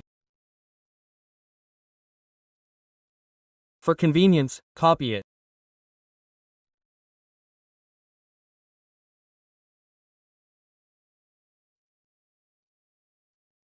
Take an extension of 3 inches from here and click here. This is done. We can move it a little. See this? This is our bed switch. Here we are installing AC and a switchboard from here to operate the bathroom. So we mirror it. MI enter. Let's copy it or even move it. Here is this corner pet switch. We will copy it and rotate it. RO enter. This is done. Move it. Take an extension of 3 inches at this point, and here we will keep the AC point. See this at this point, so let's copy this. PO enter from midpoint, we placed it at midpoint. We changed it to AC. Let's go here, our switchboard will be installed outside the bathroom. So we copy this. It is installed. Let's copy it.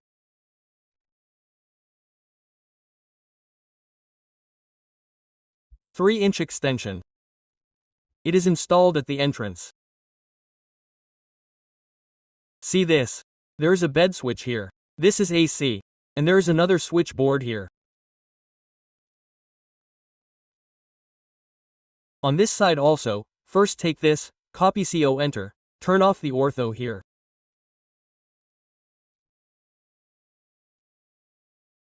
In this position, we give a switchboard. This is done. Let's copy it.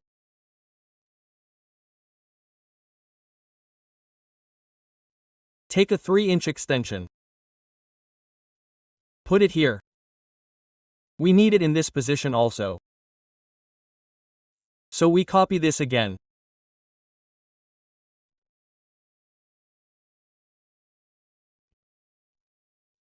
French extension. Let's go, this is done. See here. And here is only the point of AC. Let's make it. So we copy this. CO enter, copy it from here to this point. And we will change it. Double-click AC. Let's go, and here we have to copy this switchboard.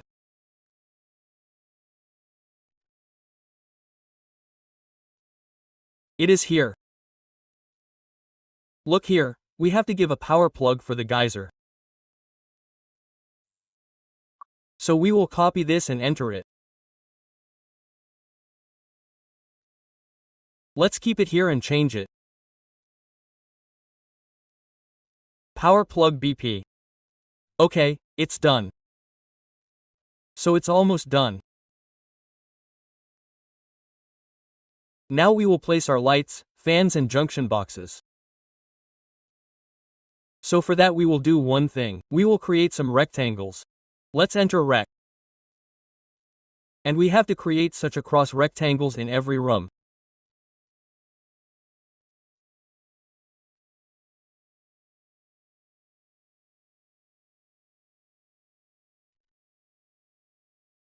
Which we will erase later.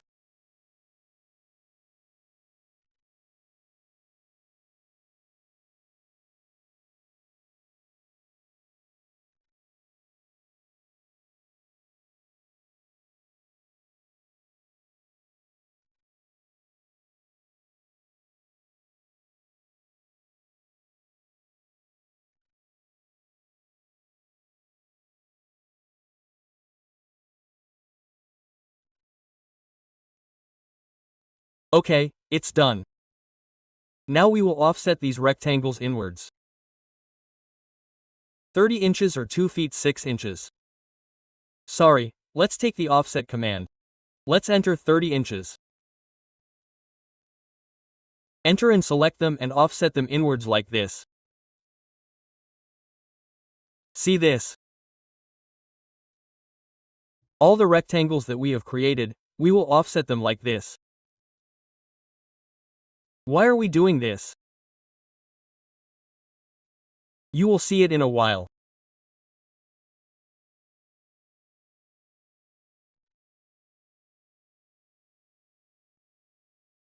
All these are almost done. Now let us place our fans. So I will copy this. CO enter in respect of the center. C. From this midpoint we take extension here.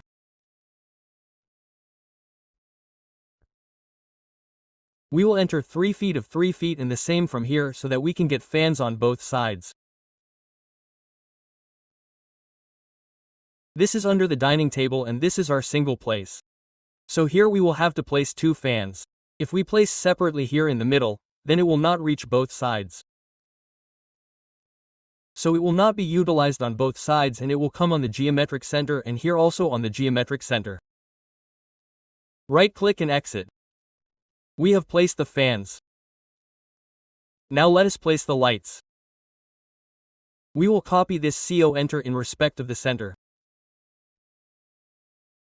First of all we complete the drawing, dining space. See here we have installed 6 lights. That is why we had offset these rectangles. This will come in the middle and one here. Like this in the kitchen, 2 lights will come here.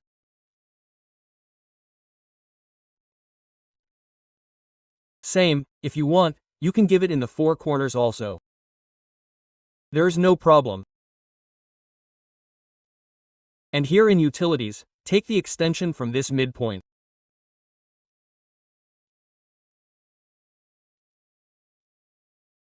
$18 inches 30 inches 30 enter and 30 enter from this midpoint.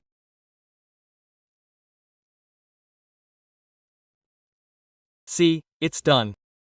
We will erase it. Let's make some mistake here. Let's erase it.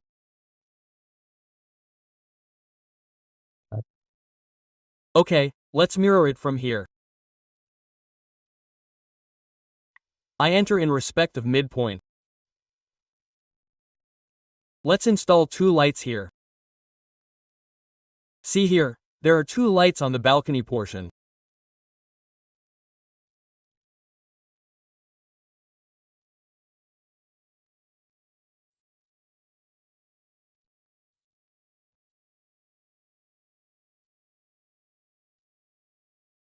So we will copy this, Colorado enter in respect of the center, make this point and make point here 4 lights on the 4 corners. See in the bathroom, like this here also we will install it in all the 4 corners and 2 here.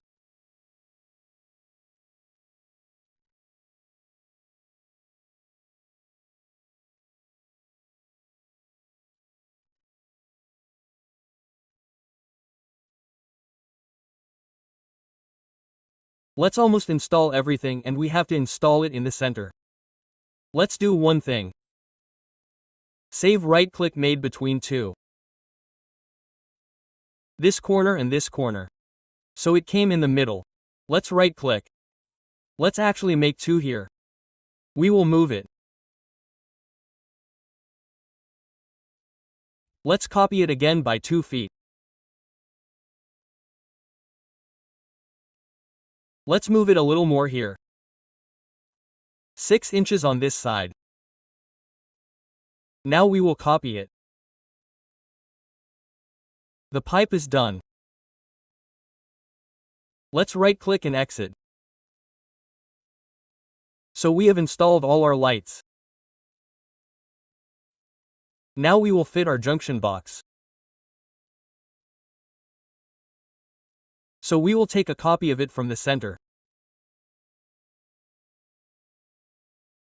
So first it will come in between these 2. So we will shift right-click mid between 2. Click here and click here. So it has come in the center. Let's turn off ortho. Look, our junction box has been installed. Here's the junction box in the kitchen. So again shift right-click mid between 2. This center and its center. It has come in the middle. Look, there is junction box on both sides in our room. So we will get both these midpoints. Put it on both these snaps. It is not needed in the balcony. And it is in this bedroom. So here we will fit the junction box in the midpoint snap. This is done. We will right-click. We will exit. So we have almost installed our junction box, fans and lights. Now we can erase these rectangles.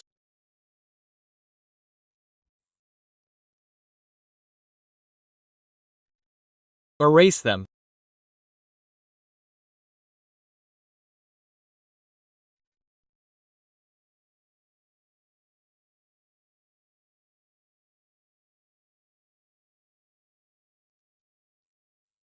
All these are almost erased. So let's bring the first line. See, this is the line from our electrical pole to the meter box. So let's activate this blue wire. And here we will use the spline command. Enter SPL. Let's bring it from this point like this. It is on the meter box. Right-click to exit. Let's activate the yellow line. We will do this by escaping.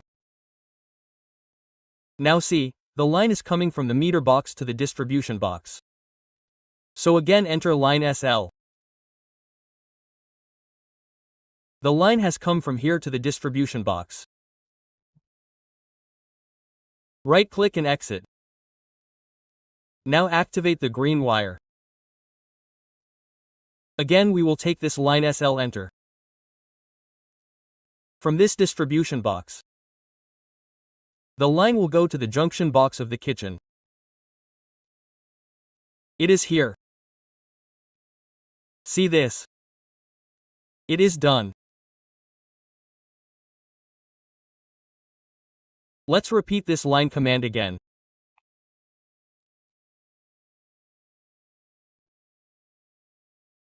We have to take it from here to this handle. All these are conduit bites, of 1 inch. Right-click exit.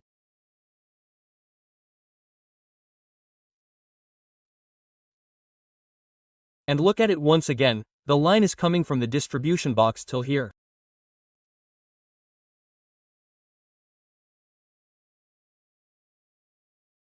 It has reached the center. Right-click exit. Let's activate the red wire now. We will take Spline SL enter.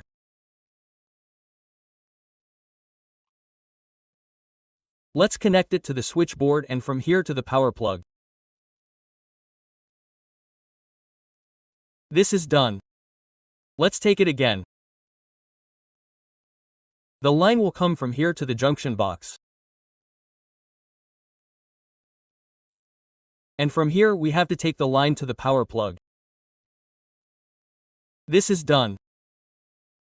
Then from the junction box it will come to the slide and will go to the switchboard. This is done.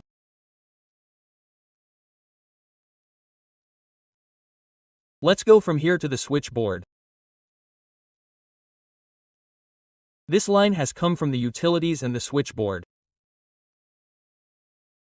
I will connect it from here. This is complete on this side. First of all, let's connect this light to this switchboard. This is connected. Now we will connect these lights. This one is connected. We will connect this one too.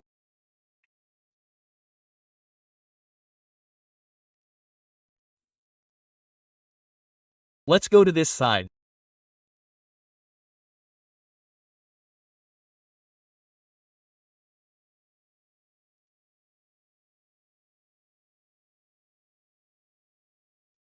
This is connected. We will connect the fans. From the junction box.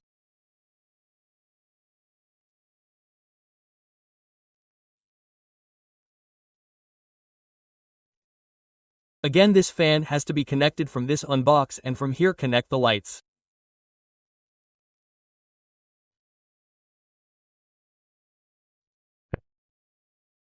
This is done. Now from this pen we have to go to this switchboard. This is how our hole is interconnected. Now from this switchboard we have to connect this switchboard. And from here we will connect these lights. We will install a fan here. Let's copy this.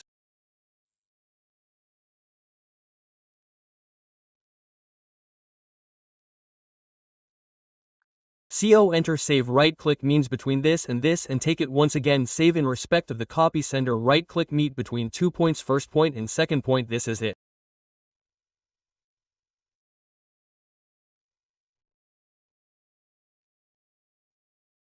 Let's repeat this line.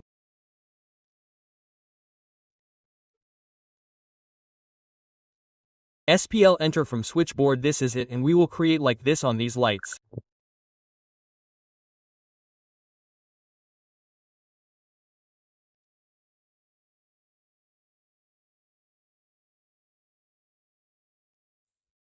This is done. We will connect this cable to the switchboard.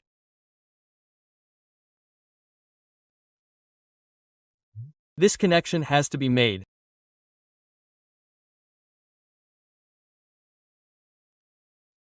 This is done. These have to be connected to the junction box.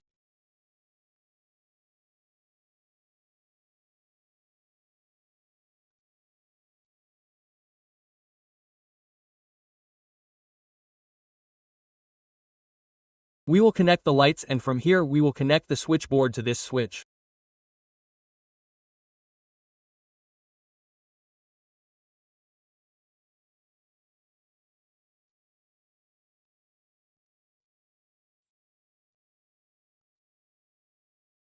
We will not take the AC line from here. We will take it directly from the junction box. Here it is. Let's draw the bathroom line from here. Here it is. We connected this and this. And from here we connected the switchboard. Now this portion is ours. We will connect the bathroom light to this.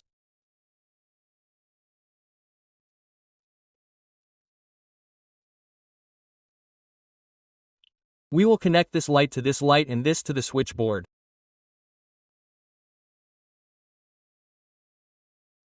This is done. And from the switchboard we will connect these two lights like this. Or we will connect this to this.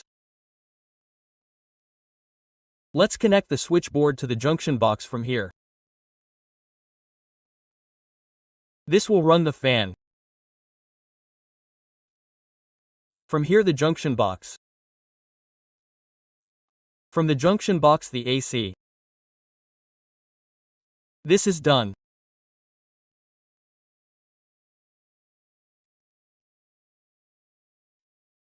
We will connect the lights from here.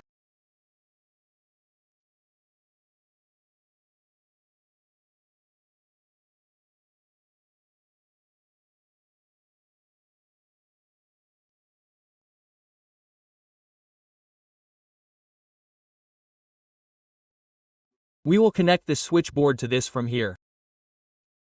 This is done. And from this light we will connect this switchboard.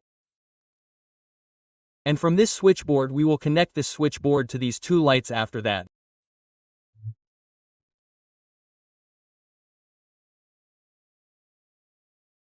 So this is almost ours, and these wires, we have made these wires with the help of lines, not with the help of lines because our conduit pipe is flexible.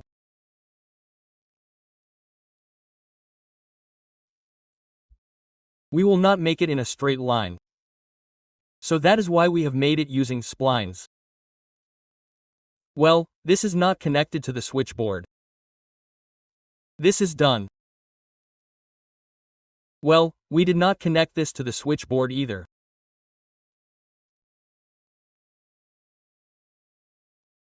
So this is our electrical layout plan. Now if we want, we can mirror it. We will do one thing with this. Let's move it. Now we will mirror it on this side. Let's copy it. We do not need this blue line. We will mirror. Enter MI. This is here. We will turn on ortho. This is done. We will take the mirror command again. Let's see this distance actually once. It is 10 feet. Let's enter MI. We have to select it again. We do not have to take the blue line. Let's enter MI. We will take 10 feet extension from here. Enter 10 feet and mirror it with respect to the horizontal line. Right-click to exit. Let's take this common corridor which is 45/10 of a foot. So let's take the line. Save right-click made between these 2 points. This is in the middle. It is 45, so 22 feet 6 inches. Here it is. Let's take it to the 0 layer. We will convert it to the 0 layer. We will mirror it. This is done. Let's take the line again from this point to this point.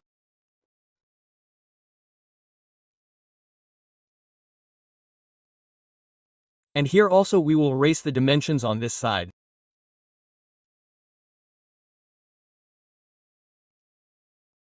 Now the line will go from the electric pole to our meter box. So let's take the wire. Take the spline SL enter from here. We will turn off the ortho. This went to this meter box. It will go here also. Well, this mistake has been made. Let's erase it. This meter box is not actually there. Our meter box is inside.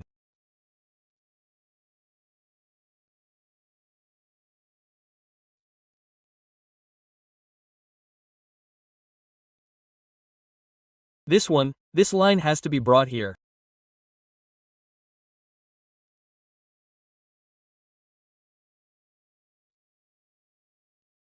We will put this line in the meter box. It was left by mistake. And let's check this distance a little. It became 20 feet. Sorry, it was 10 feet. So what will we do with it? We will move it downwards. We will turn on ortho. Move it to 10 feet. Now it is correct.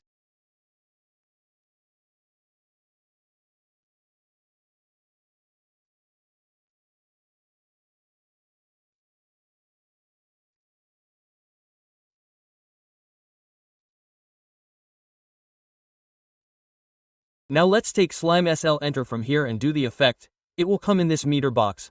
Again it will come here and we will take another Spline SL enter.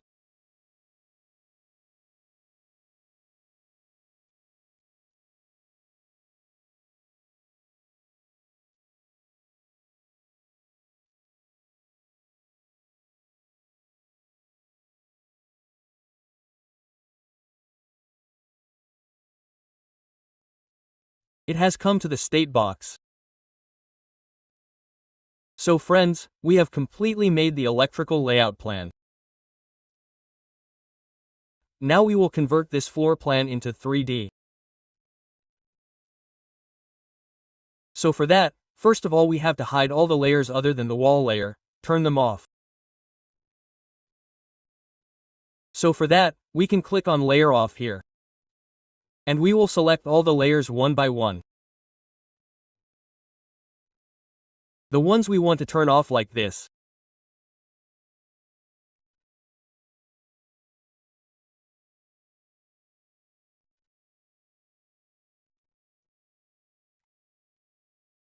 Let's turn off the rest from here.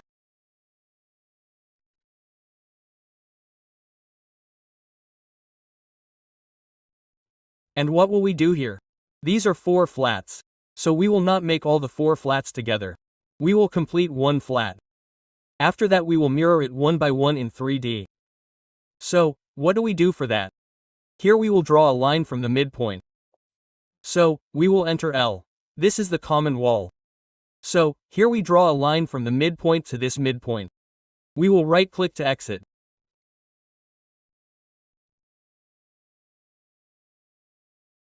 If we want, we can also trim the rest of the portion or hide them like this.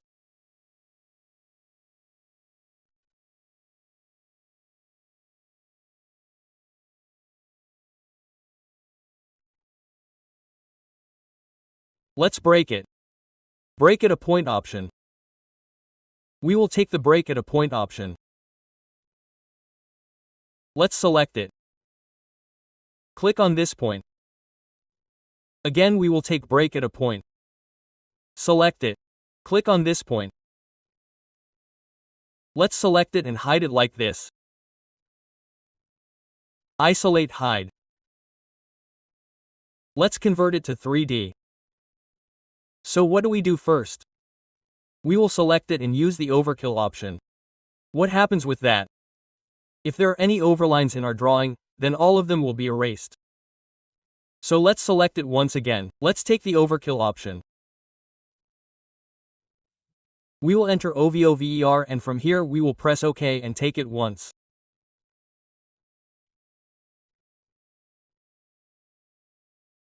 Okay, let's go to the isometry view. Now we can join it. So we will select it and enter J and take it once.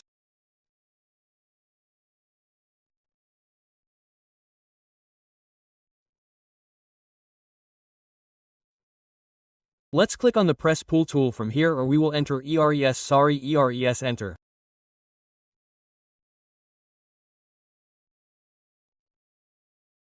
See, it is selected. We have to exclude 9 feet 6 inches on the top side. We will press enter. We will right-click to exit and change the 2D wireframe to conceptual. So our 3D wall is ready. Now see, these door cutouts are cut up to the ceiling. These door cutouts will be up to 7 feet. So for this we will make some rectangles. So we will enter rect.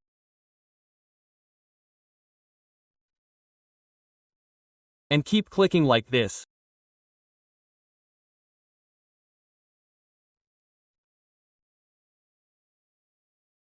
As I make rectangles, you guys also have to make them.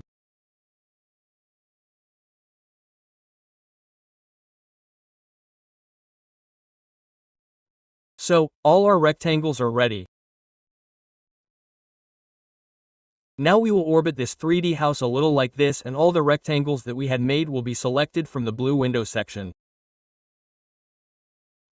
We will orbit again. See, all our rectangles are selected. Now click on the Extrude tool or take Command.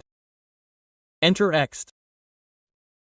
At the bottom we have to exclude it by 2 feet 6 inches. So we will enter 2 feet 6 and see, these are ready. But this is different from the walls. So we have to union them. So to union them we will enter Uni. And after selecting the whole model we will press enter. See, this is done. Now if we want we can make an arch here. For that we will take the line command. L enter and turn on dynamic UCS. We want to draw a line on space. So we will press F6. From this midpoint upwards we will right-click a line of 1 foot to exit. Now we will take an arc. Enter 3-point arc at this point and click on this point.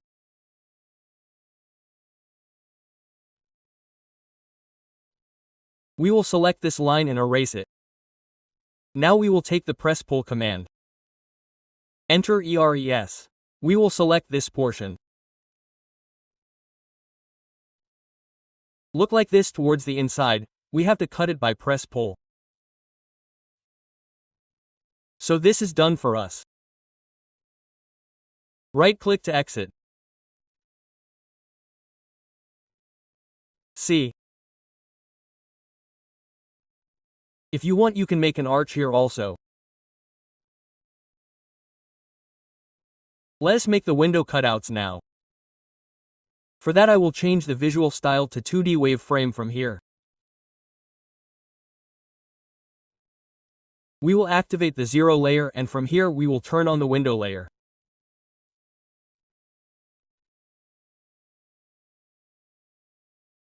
After that we will take the rectangle command. We will enter rec, and across all the windows here we will turn off F6. We have to make rectangles like this.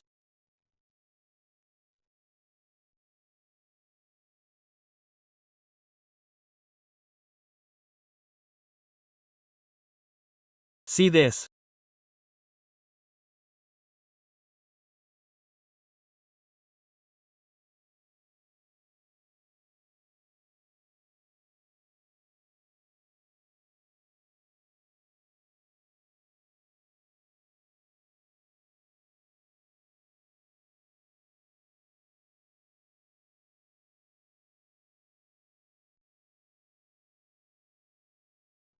All the rectangles are made. Now we will turn off this window layer. We will click on off and select any one window. We will right-click to exit. Now we have to select these rectangles that we have made like this.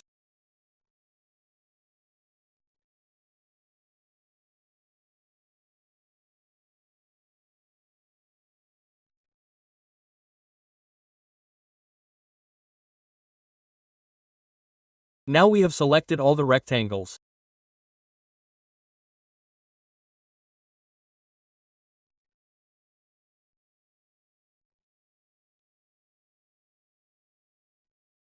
Now we will move it to the lintel level. So we will enter M. We will click on any point. Our ortho is on. We will take it upwards and give the height, enter 7 feet. Now we will orbit it a little. And we will select all our rectangles like this with the help of the blue window selection. Let's deselect this. Press Shift and left click, and we have to extrude these 4 feet downwards. So we will enter X. We will bring it downwards. Enter 4 feet. What do we have to do now? These are just boxes. We have to subtract these boxes from this 3D wall. So how will we do it? Enter sub. We will select this 3D model and 3D wall here. Again enter, and after that we will select all our boxes like this and then enter. Now let's conceptualize the visual style. See, all our window cutouts have been made. Now we can adjust the height from here. I click on the Presspull command from here. We will extend these balconies a little. After selecting like this, I will make it 1 foot downwards. We will also multiple this.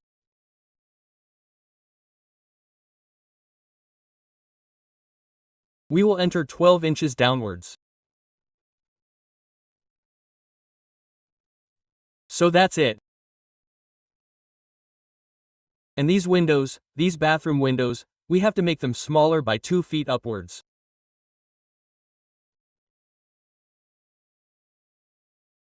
Similarly, enter 2 feet for this also.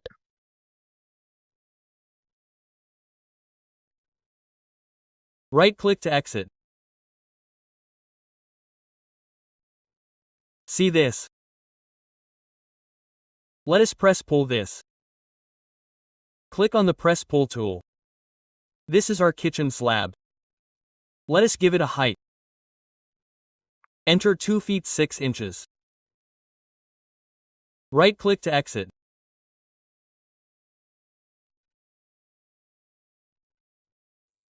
This is our entrance. This drawing means singe, dining space. This is the kitchen. This is the utilities. These are 2 bedrooms. There is an attached bathroom with it. This is our common bath and these are the 2 balconies. So, we have completed our 3D wall. Now we will create our 3D doors. We will apply material to them and place them. So first of all we have to turn on the door layer. And suppose we copy any one door from here. We will enter CO. Actually, let's do one thing. This one is our bathroom door. And from here let's take another door, the main door. We have 2 sizes of doors, 3 feet wide and 3 feet 3 inches wide. So we will create both of them one by one. So we will copy both of them and bring them to this side. We will right-click to exit. Let's do both of them. We will explode one center. We will erase the hatches of both.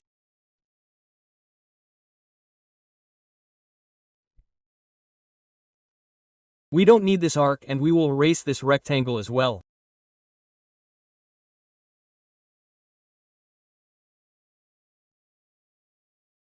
Let's select it and join it, enter J. Same with this.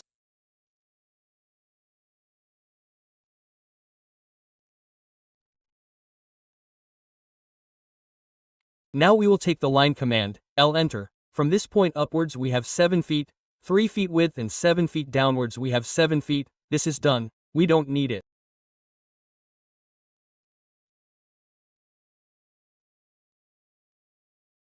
We will erase it.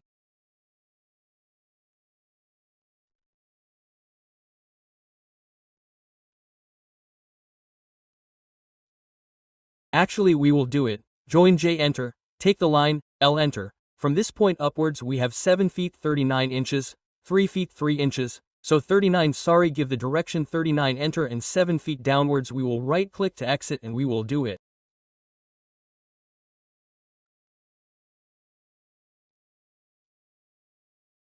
Yes. Now what do we do? Let us select these lines and join them, J enter. What will happen with that? These lines will be converted into our polylines. And let's keep the conceptual view. Now this is our cross-section. This is our path. So we will have to sweep this cross-section through this path. So to sweep we will enter SWE, we will select it. Enter and then we will select it. See, it is done. Same with this sweep, select enter, select it. Look, this is also done. Now we will take the box command from here. Click here. And this is our door. We will have to do the same here also. Let us orbit it.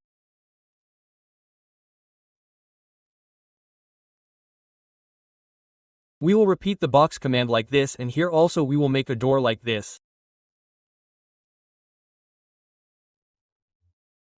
Look, this is done.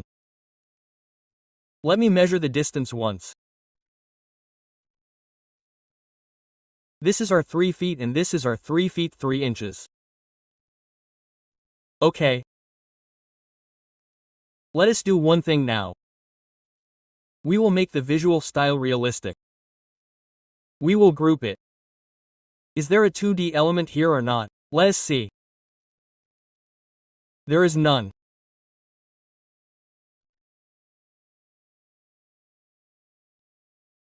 Let us select it. We will enter Grow. This is a group. We will also group this to Frame and Tour.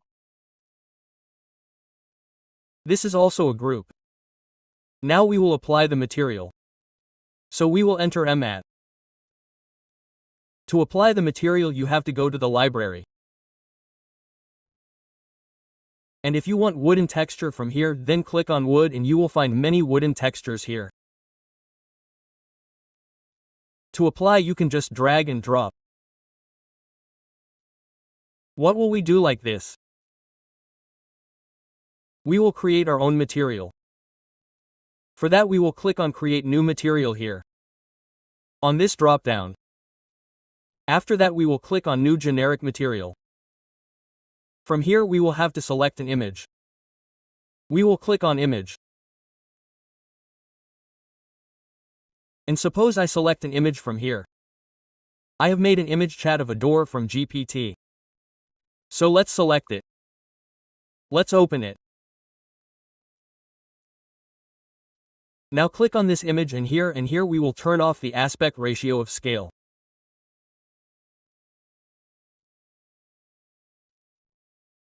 Here suppose I give the width to 2 feet 6 inches and the width to 7 feet.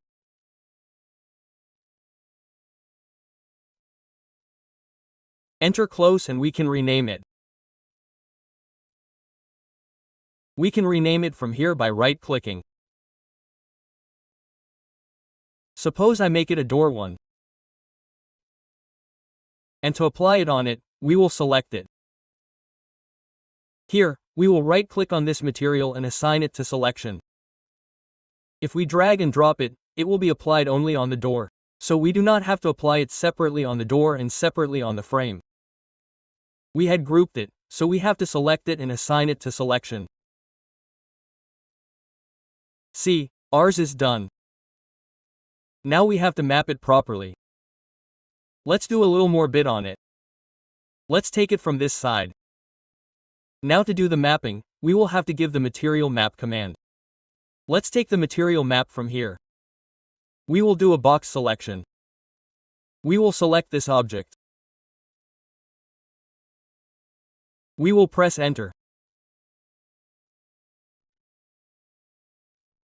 And like this, we have to stretch it.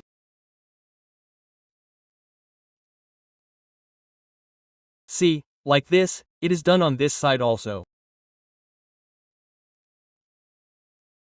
It is almost correct towards the top. We have to stretch it a little more.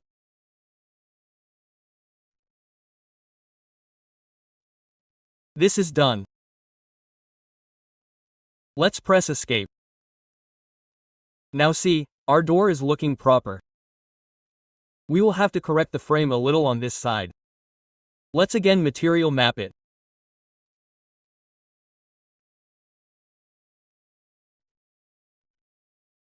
At material map box.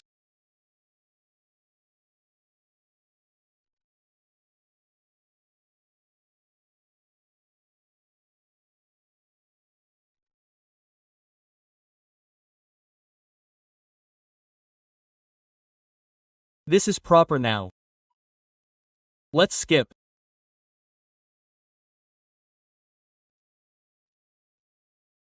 Now let's see this by rotating it. This lock of ours is showing on this side.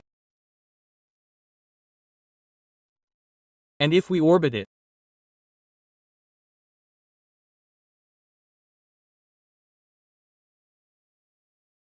see this. So its lock is showing on the opposite side. So we will have to fix it. Let's fix it. For this, we will first have to select it and ungrip it. Enter UAG.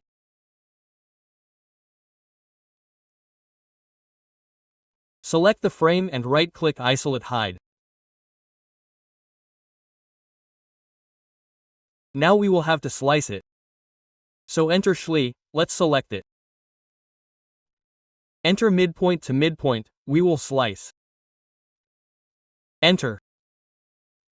And we will erase the back part. Now we have to mirror this in 3D.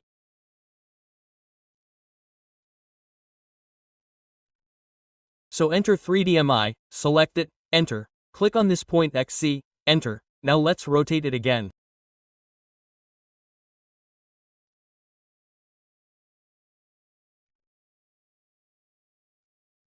See, now our lock has been properly formed on the same side. But it is not to be unioned. By doing union, the lock will again be on the opposite side. So we will again group it with 0 and unhide the frame with un. Let's convert it into a block.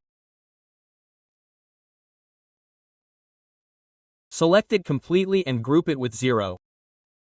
And now we will convert it into a block. So let's enter D. We will select the 3 feet wide dot object.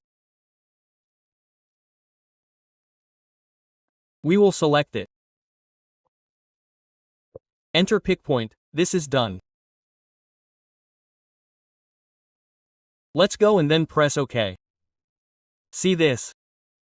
It has been converted into a block. We will place this door in our 3D plan. So we will do one thing. Let's mirror it a bit. Enter 3DMI and mirror it in respect of YZ plane.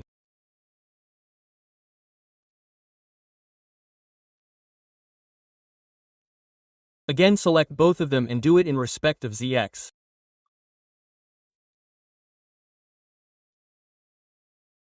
And select all these 4 and take a copy of it. And rotate it. Select it. Enter 3DR, select the blue orbit and rotate it like this. Now wherever the door is placed in the plan, we will just copy it and place it. Let's start from here first, our main door.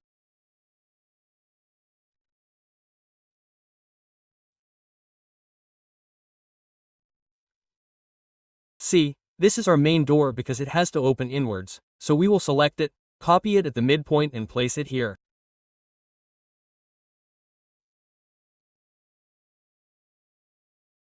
It's done.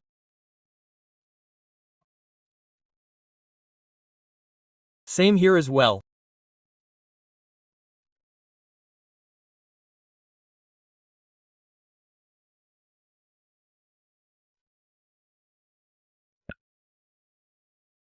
And see, all our 4 doors are placed in this position. Right-click and exit. Go here. We should have a lock on the right side. We will select this one. Copy it in respect of this point.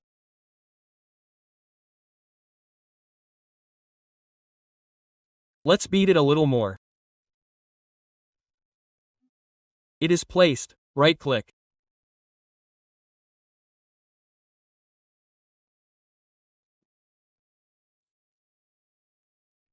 See, this one is here. Because it will open inwards like this. So, let's copy it from this point.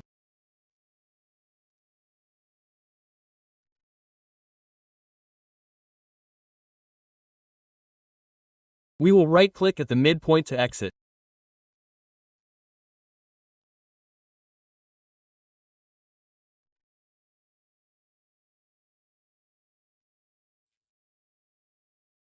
Let's erase these doors and see it a little.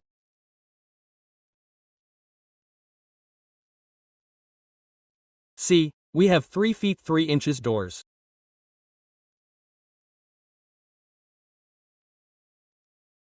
Let's apply the same process to our 3 feet door.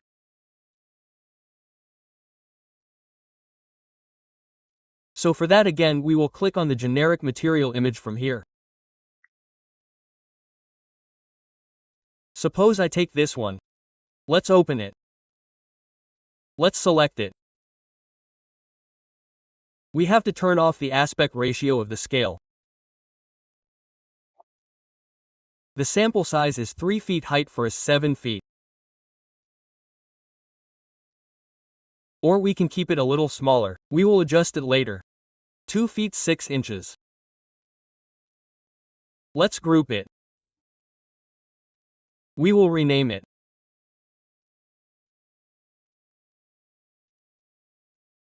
Right-click Rename Door to and select it, and right-click Assign to Selection.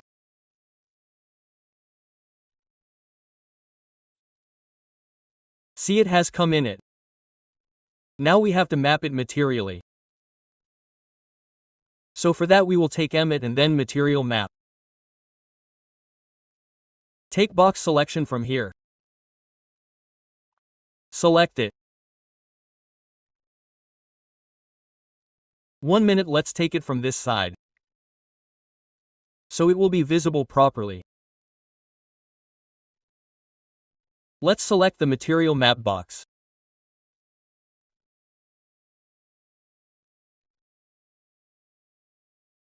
Enter. We have to stretch it like this.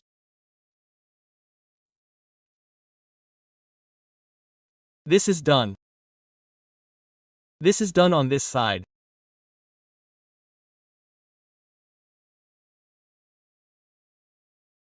Let's see it upwards. The upwards is correct. Let's escape. See this? So this is our bathroom door properly. Let's unhook it. Enter on. We will hide it. Isolate the frame. Then slice it. Enter Schli. Select Object. Enter midpoint to midpoint. Right-click. Erase the rear portion. 3D Mirror. Enter 3D MI. We have to select the door. Enter, and we have to mirror it in respect of ZX plane. See, it's done. Let's do it a bit more. See, we are locked on the same side. Let's do it. Group GRO. Enter. We will unhide the frame. Unenter. We will do it again. Select the group and enter Grow. And we will also convert it into a block. So be enter here. We will give a 3 feet wide door.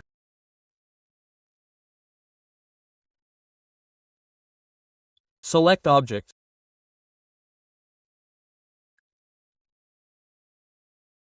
Tick point OK. See, it's done. Let's close it. We will close this as well. Now let's position our door.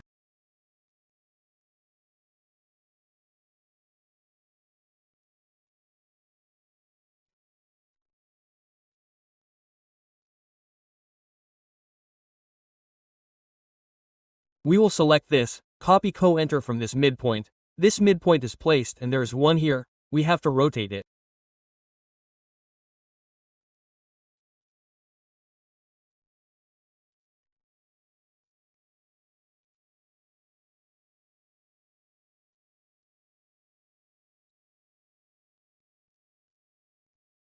We will enter 3DR. We will select the blue orbit and rotate it like this.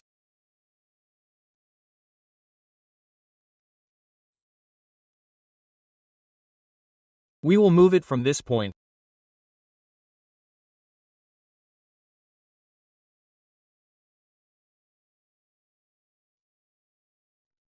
See this in this point.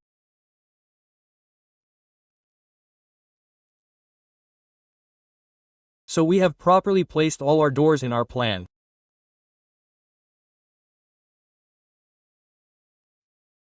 We can create a layer of 3D doors and put them in it. So let's enter L. We will put a new layer here. We will close the 3D doors.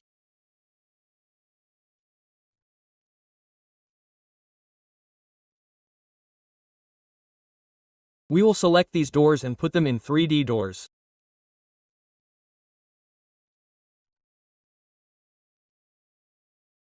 Let's escape. From here we will turn off the door layer. And we will also turn off these walls. So we will take a quick section.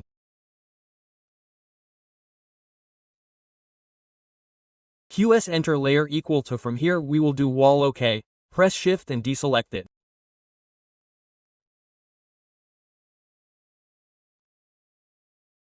And then see, the selection is done. Right click and isolate height. So see, we have properly placed our 3D doors on our plan. Now we will create our 3D windows. So I turn on the window layer. We have two pattern windows. See, one is a 3-shutter window and one is a single shutter window. So let's see this. I will copy it and bring it out. Right-click to exit. We will make it explain center. We will erase the hash. This cross-section of our frame, we will convert it into a polyline with the help of boundary command. So enter bow. Click on pick point and click in the middle of this polyline here. See, it has been converted into a polyline. Right-click to exit. We have to erase this hatch also. Now take the line command L enter. We have to take 4 feet upwards from this point. And the width of the window is 5 feet. So enter 5 feet. And we will click on this point. Right-click to exit. We will join these lines. Enter. Now we have to sweep this cross-section in respect of this path. So enter SWE. We have to select it. Enter. Then select it. See, this is our sweep. This is a part of our frame, so we have to press pull it. So enter press. Click here. And then click on this point. See, we will right-click to exit. So our frame is ready. This is different. This is different. We have to union both of these. So enter U and I select together and then enter. This is a single part of our frame. Now, for shutters, we will take this single shutter press pull. We have to select it until this point it is done. Let's escape. From here, we will change the visual style to shaded with edges. Now our edges are looking proper. Let's do this press pull.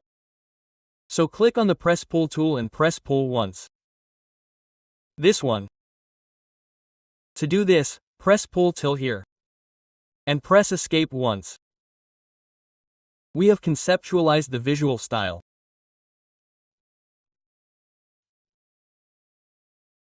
Again press pull this part till here, right-click to exit.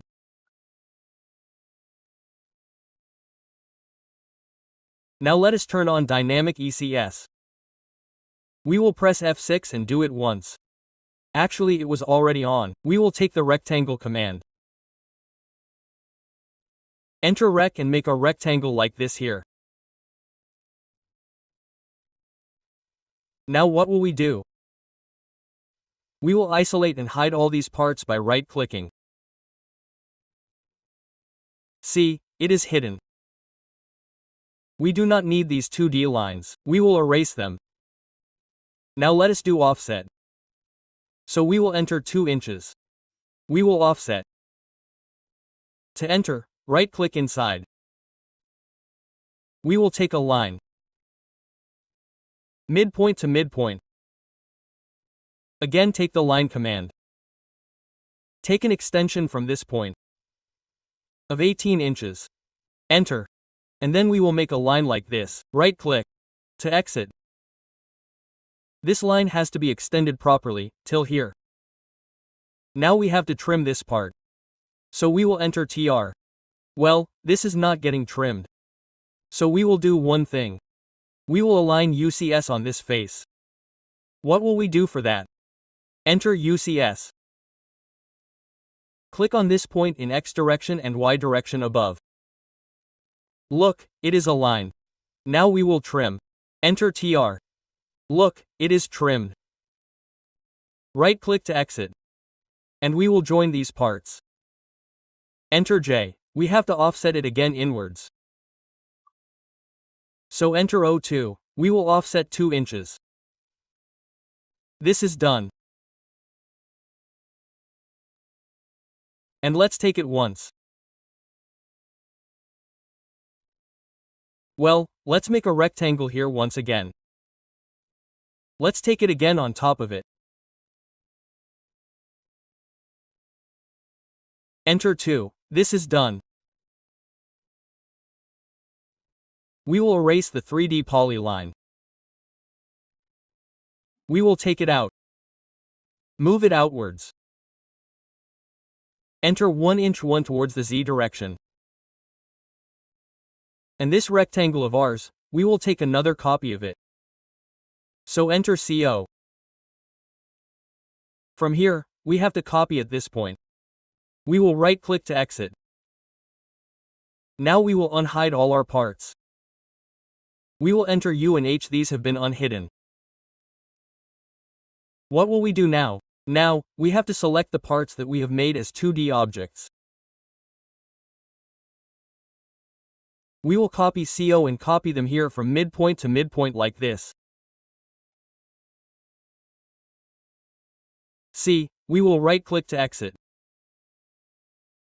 We will cut these parts by pressing the pull.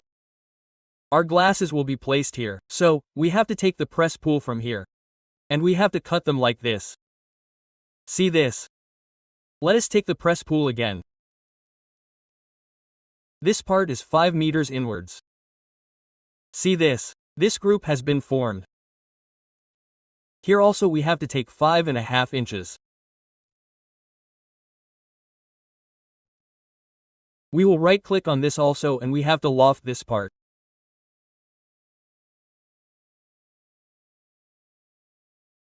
We will move this polyline of ours 1/2 inch towards inside, enter 5. Now we will loft it. LOF enter, we move that polyline, along with the one which is actually 1 inch outside, we have to select both of them and see, this is the loft.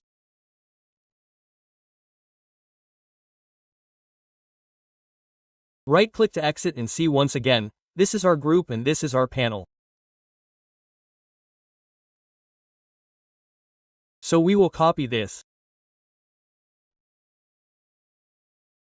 Copy in respect of this point, this is done.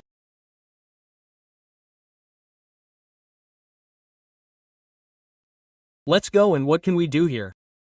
We can take a rectangle.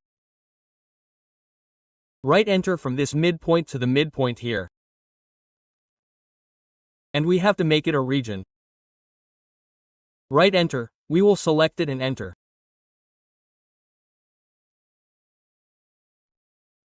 Here we will assign glass and copy it.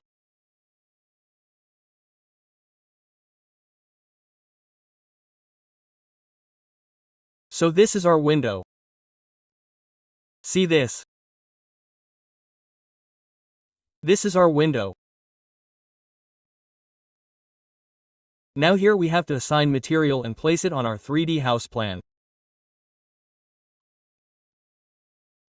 So this is our method. We again make it UCS world. Let's see another technique. Here we will take the box command. This is one method. Through this we can sharpen our design skills. This gives us an idea of how to use which tool. And for such rendering purposes we use the second method. For that we will take the box command. We will create such a box.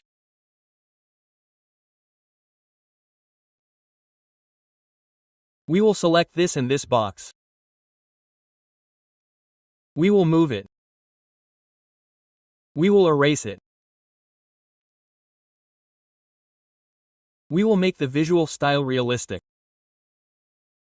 Now open the Material tab. We will enter Create New Material.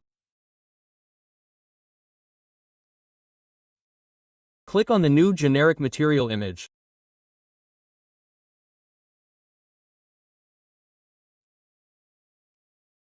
And from here I will select this image and open it. After that, click on the image. Here on the scale option, the aspect ratio has to be turned off. We will enter 5 feet for the width. And we will enter 4 feet for the height. We will close it. Right-click on this material and rename it. Let's make it Window 1. Suppose Window 1. Now we have to apply this on it. So, we can drag it like this. So, see, it has become a proper window for us. See this? Now what will we do to make it more realistic? First we will set the UCS in this face. So we will enter the UCS. Let's click here. X-axis direction at this point, Y-axis upwards. See, our UC is set in the face. Let's turn off the grid. Now we will make some rectangles.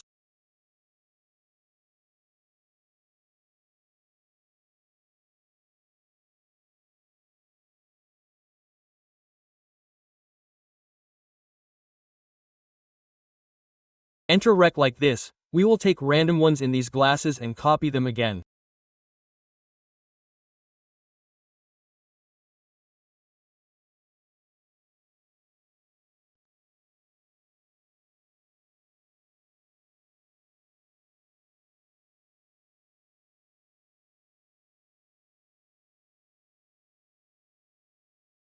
Let's right-click to exit. Now we will cut these press pulls. So we have to take press pulls from here and cut them one by one.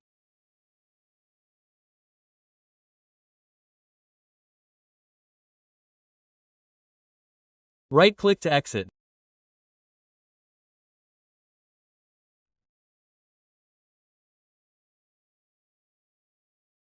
We will take the region command, reg enter. We will select these rectangles and then enter. So these glasses are formed, we have to select them and then move them. Enter from this point to the midpoint, and after selecting these glasses, we will group them, grow enter. Here we will assign the glass to these surfaces.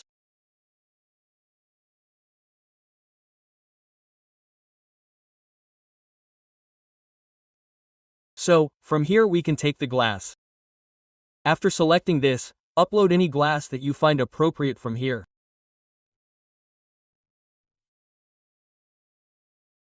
See, it's done.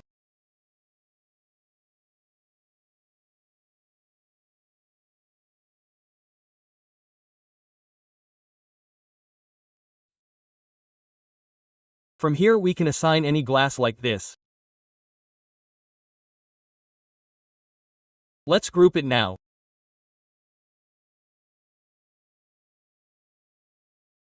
Grow enter and we will copy it from this position.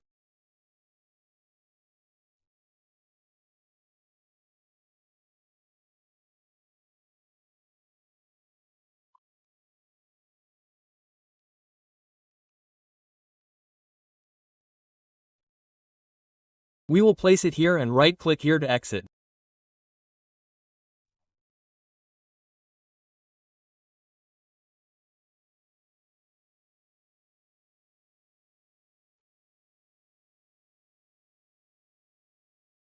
We will rotate it.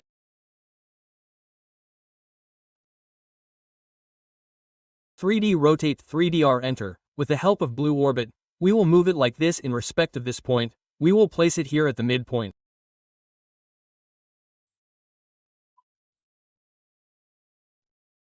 See this? See this? In this way, we have also created our window.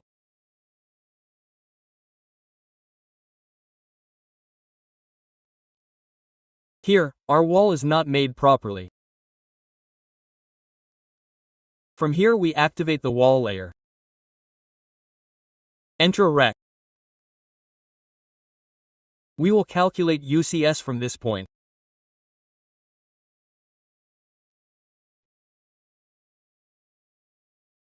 Again we will take Rec and we will exclude it from the bottom by entering 2 feet 6 inches and we will union it.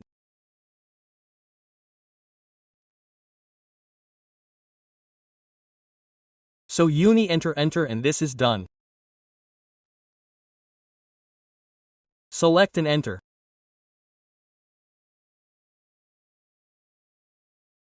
Apart from this we also have small windows. We can create these. So for that we will come here. We will take the box command from here.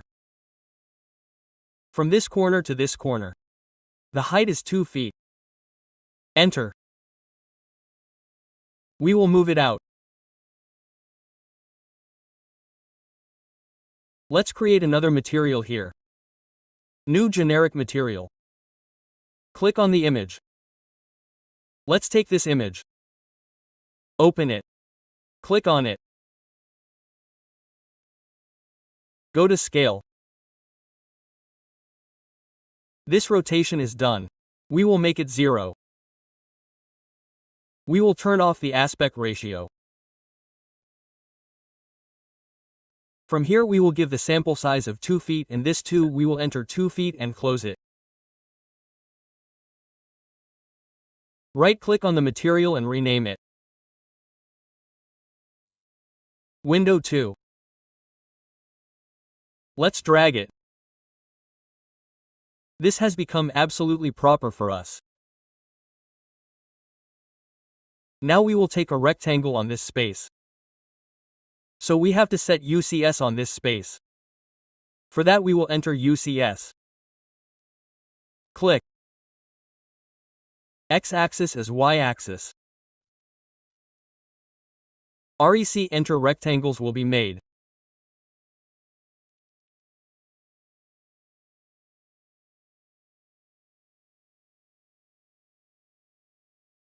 Random like this and we have to copy this.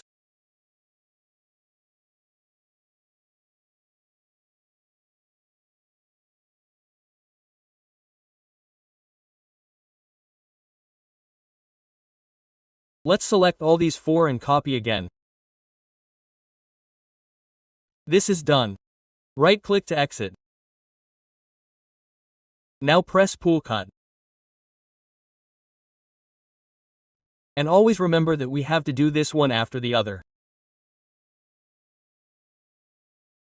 If we take multiple then the color will be different.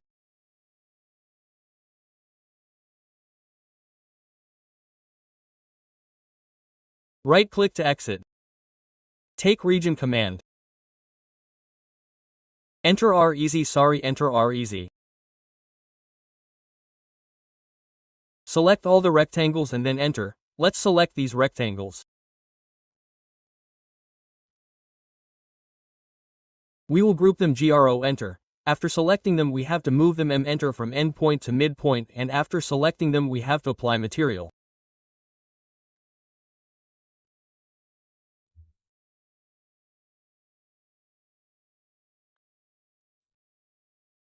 From here we can apply any material.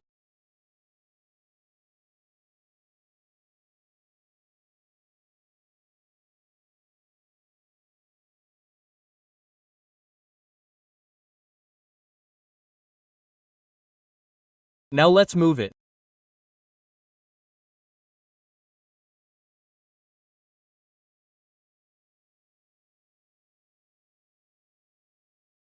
Enter the midpoint to this midpoint and then copy it again from this point to this point.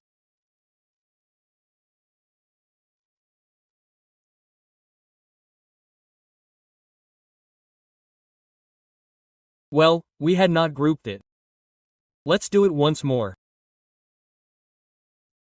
We will copy it. It's done. Let's right-click to exit. So see, we have created our proper windows.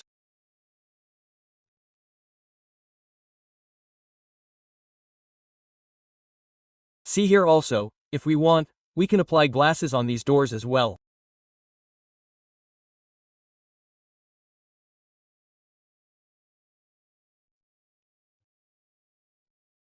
Let's copy it.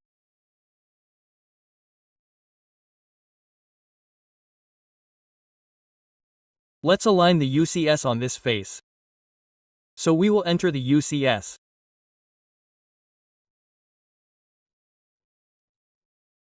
Here, let's take the origin x-axis and y-axis upwards.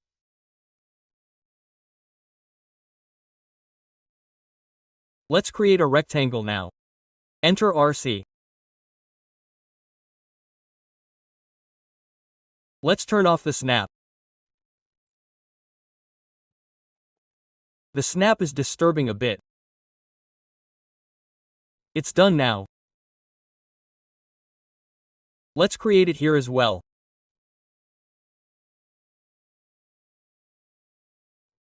It's done. We will press pull cut.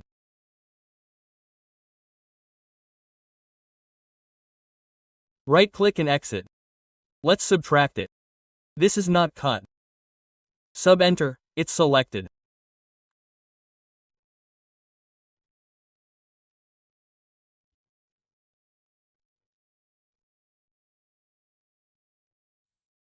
Enter sorry and take it once sub-enter this select enter it actually explains X enter it is a block that is why it is not happening. Let's subtract sub-enter select both of them enter and take it once press pull cut this is done now.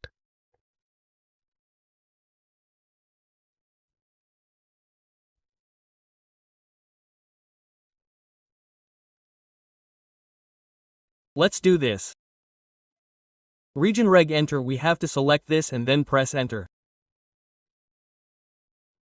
We will select both these surfaces and move them to the center. Turn on object snap. Press F3. Then at the midpoint we have to move like this. We can do this. Group GRO enter. And by selecting this we will set glass from here. See this is glass. Now we can group it. GRO enter. Let's erase it. We will select this and then move it. M enter.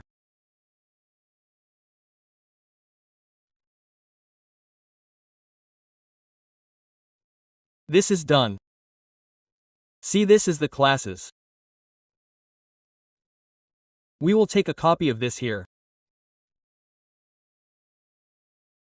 And we will rotate it 3D.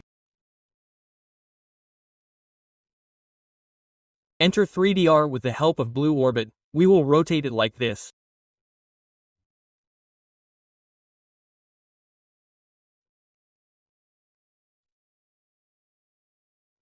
We will erase it and move it in respect of this midpoint.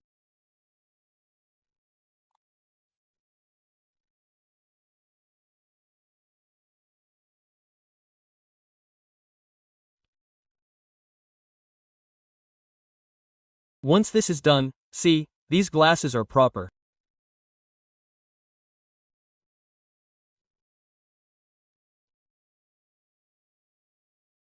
Use frosted glass only. This is a bathroom. We don't have to give it clear glass. So these are our doors and windows.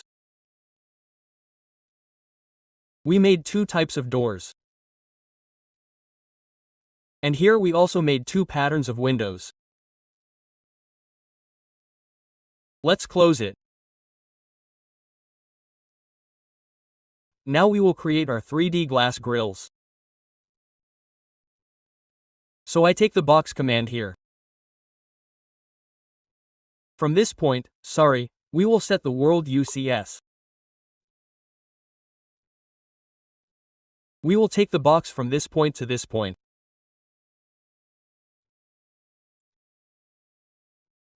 We will move it up 5 bits and enter. We will select it and move it. We will take it out. Here we will directly assign the material. So we have to enter MAT.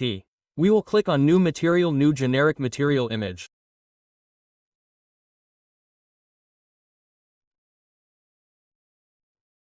And we will select this image for our glass grill. We have to click on it. We will turn off the aspect ratio of the scale. This width is 7 feet 6 inches. And the height is 5 feet. Enter and close it.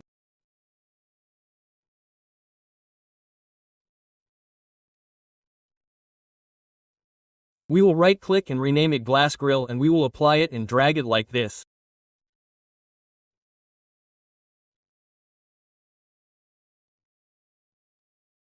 Look, it is done. What will we do now?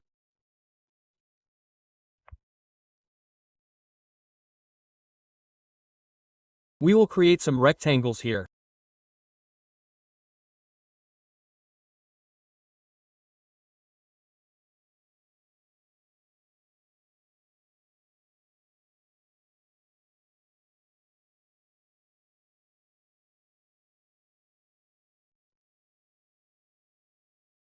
Let's select these rectangles and copy it to this portion.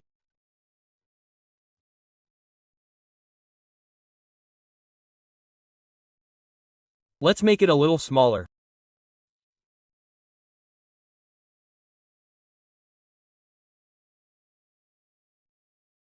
Let's take it. Let's copy it, enter CO.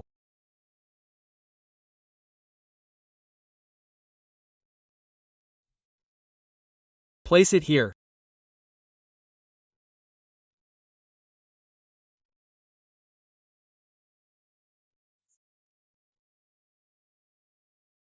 And let's make the ones below it.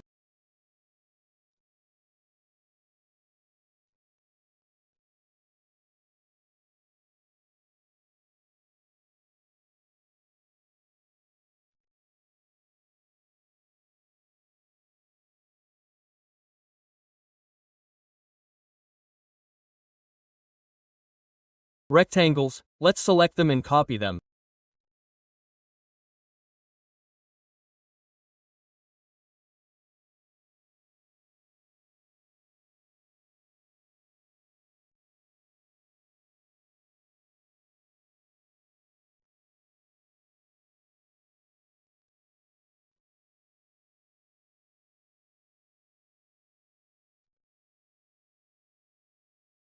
Enter CO.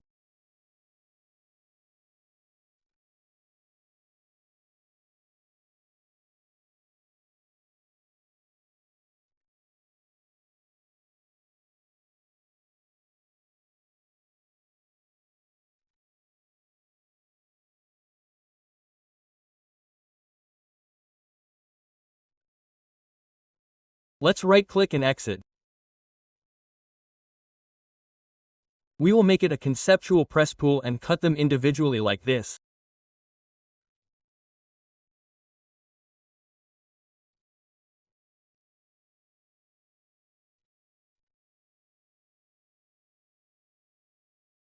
If we don't do it individually, then it will become white here.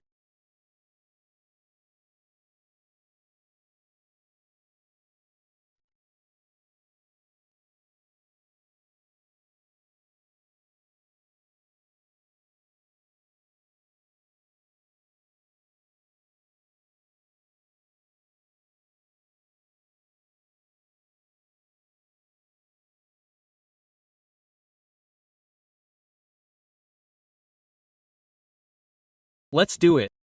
Right-click to exit.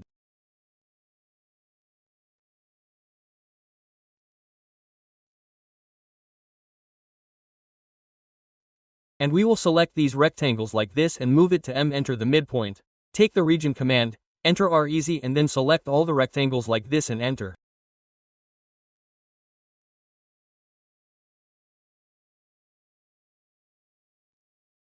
These have been converted into our surface. We will group them. We will enter GRO. We will make the visual style realistic. And by selecting it here, we will assign the glass.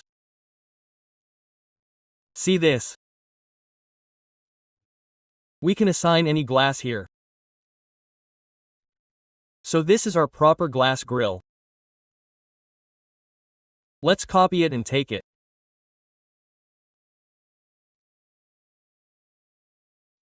CO enter from this point to this point at the midpoint. This is done. Right-click to exit. See, it looks absolutely proper. For the rest of the glass grills, we will convert it into a block.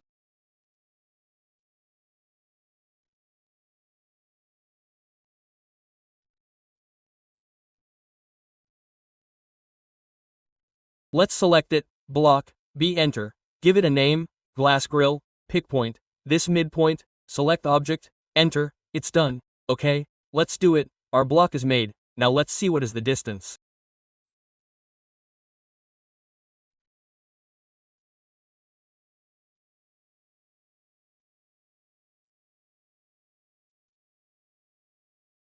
It is 7 feet. So we will select it. We will go to Properties and enter its PR. See, we have to change the scale X. Our Y height will remain the same. So our X is currently 7 feet 6 inches. That means 90 inches. We have to make 90 into 84. So what will we do? We will make it 84 by 90 and then enter. Let's rotate it.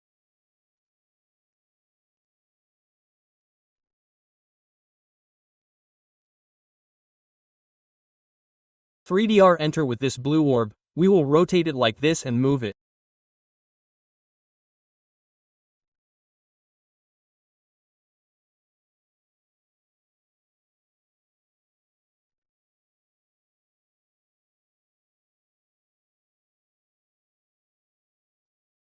See this?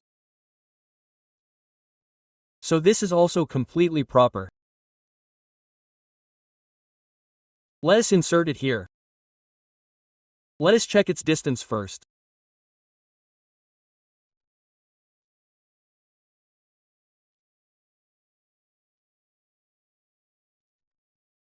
This is 10 feet 2 inches. I will enter. Insert this glass grill, we will insert it, select it, change the scale X, make it 10 feet 2 inches, which means it has to be made 122 inches. So 122 by this is actually 7 feet, so it is 84, enter.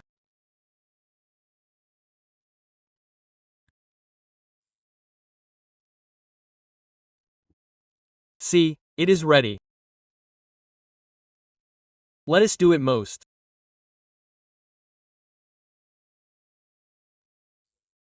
How easily our glass grill is being installed. Actually, some mistake has been made. Let's check its distance one more time. 10 feet 2 inches. The scale X was 122 by 90. Actually, we made it 84. When we had blocked it, we had made it 7 feet 6 inches.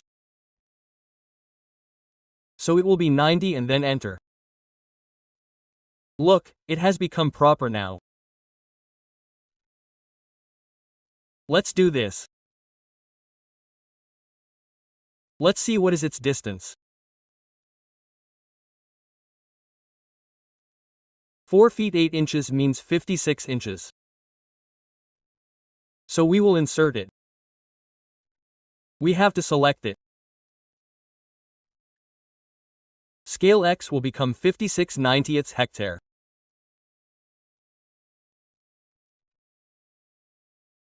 Let's move it.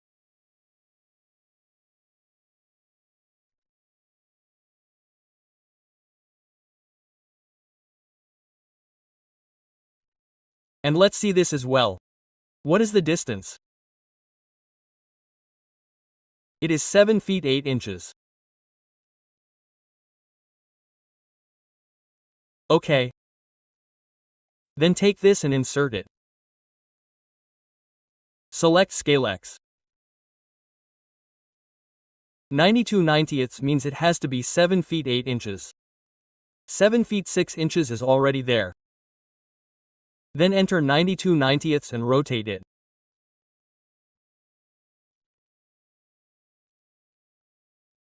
"3dr enter. With the help of this orbit it is done.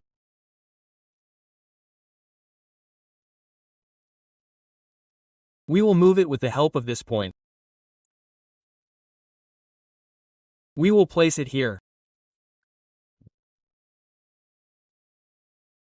Let's close it. See, we have made our glass grills also very proper very easily.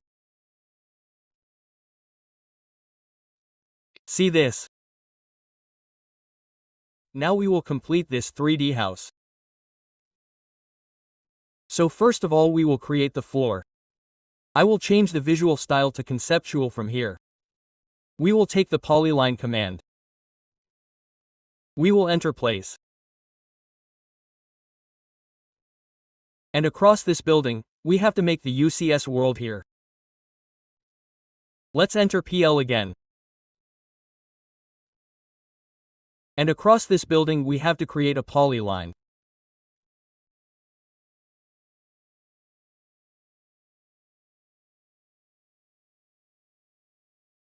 So it's done.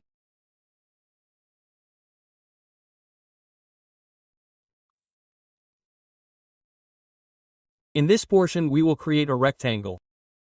So we will enter rect.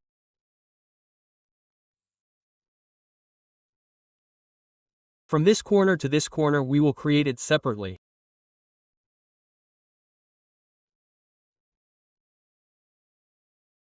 This is the left portion and this staircase. Now the polyline that we created across the building, we will offset it outwards by 4 inches. So we will enter 4. We will select this polyline and click outside. It's done. Now let's select it in these 2 rectangles. See this? And we will exclude them with the help of the Extrude command. So we will enter Ext. We have to exclude it towards the bottom. We will enter 2 feet. Sorry, we made it 2 inches. It is very important to give the symbol of feet. Let's do Ctrl Z. And select it once.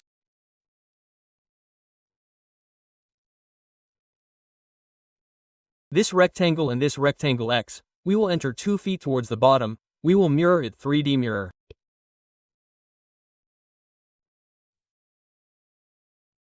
So from here, let's click on 3D mirror. This is our midpoint. We will click here. Click towards Y, click towards Z and enter. Again we have to take both of these, this one and this one. Now we will mirror both of them in respect of this midpoint. So again 3D mirror, this midpoint click towards X, click towards Z, enter. These are all our mirrors. Now we will union them. Before that we will do one thing. Let's take a copy of it towards the top.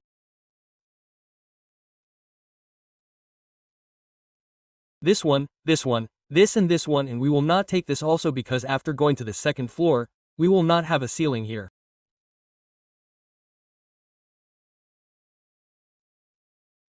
The reason is that the staircase will go upwards from here and we have to take the lift to the roof as well. So let's select them. We will take a copy from here or enter CO. Click on any point. We have to take it upwards. How far do we have to take it? 9 feet 6 inches plus 2 feet. So this is 11 feet 6 inches. Now we can union it. So we will enter uni. This is how it is unioned. Now it will not remain 2 feet for us. Our slab thickness is 6 inches. So we will cut it in the press pull. There is some problem in pressing this face. Let's slice it. There is a lot of problem in pressing the pool in 3D. Let's do one thing about this. Let's front the UCS and slice it. We will enter Schli. Select it. Enter. Let's take 6 inches extension from this point. 6A center. Let's go towards Z and towards X and then enter. Look, it is cut. We will erase the upper portion. So this is done for us. Look, it is proper.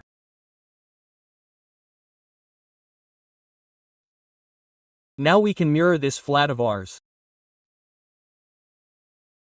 So let's select it completely like this. We will deselect it.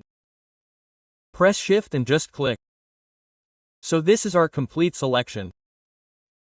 Now we have to mirror it in 3D.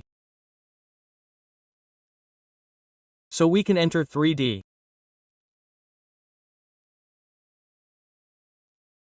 Click on this point and then enter ZY. Look, this is mirrored. Let's union it. Enter Uni. We will union all of them together.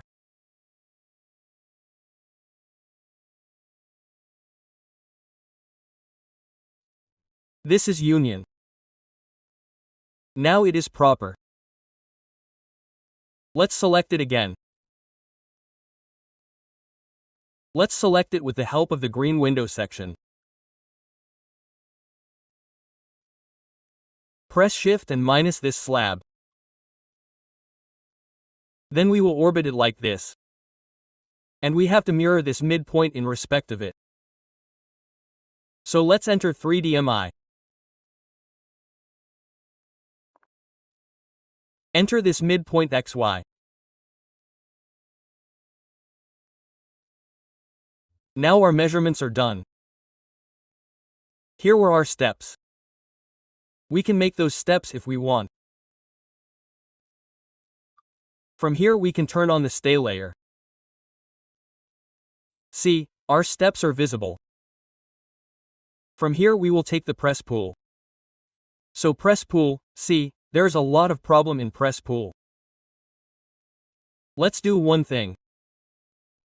Let's make rectangles here. Okay, let's do one thing. Let's whirl the UCS and try it once. Press pull, yes, it is correct now. Till the bottom, this one also till the bottom. Okay, this one also till the bottom. This is done. Let's escape. See this? Now again we have to take the face pull. This face has to be taken down. First let's do one thing.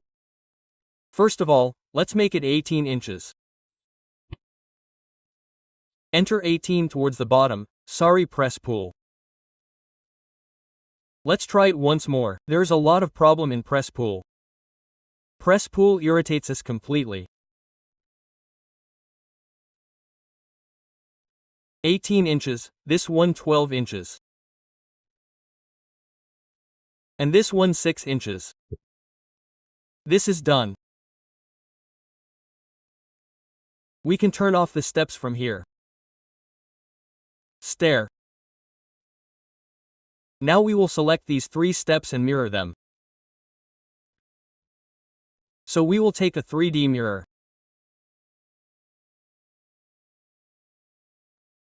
This is the midpoint. This is our mirror in respect of the YZ plane. Let's put our steps on both sides. Now suppose this is our 5-story building.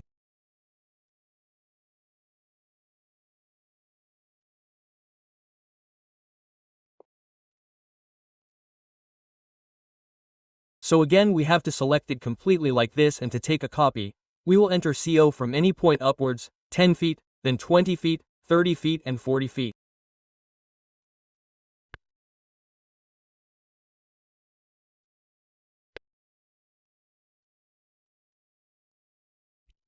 It's done. Right-click and exit. Look, our building is being built. Now let's do one thing. This is our ceiling, let's select it. And we will copy it. Here it is. We will extract it. 3D extract. Let's select it, and here there is an option of extract edges. Click on it. Now set it to front view. Front. Now we will select it like this with the help of the green window section.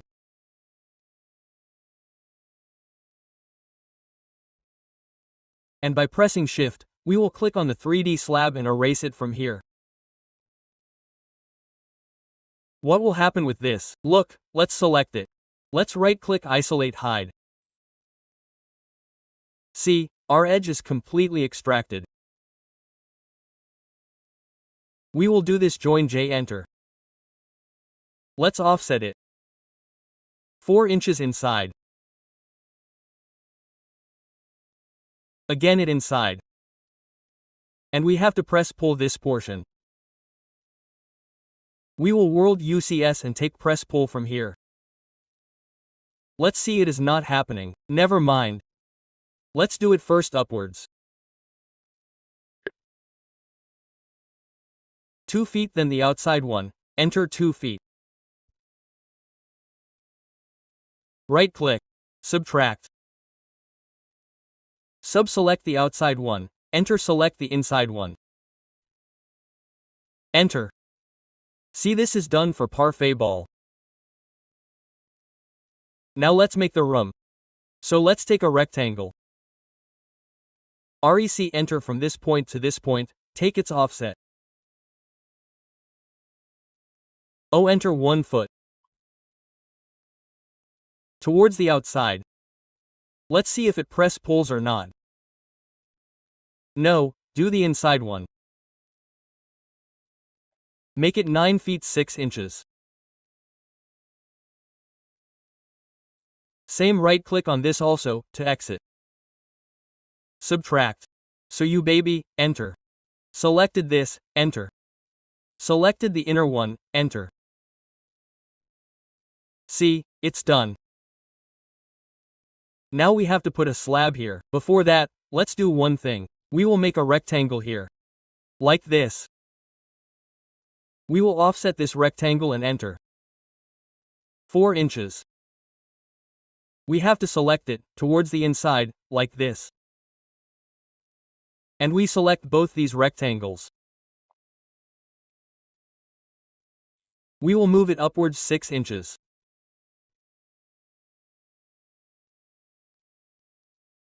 Now let's put a slab. Let's take a copy of this as well. Actually enter from here at this point, and we have to quote it towards the outside as well. Enter 4 inches, let's select it towards the outside. Let's extrude this polyline. 6 inches upwards, 6, enter. And here we have to use press pull. It's done. We change it to 1 foot 6 inches. Here we should have doors on both sides from the lift and from the staircase, from whichever side someone will come to our roof.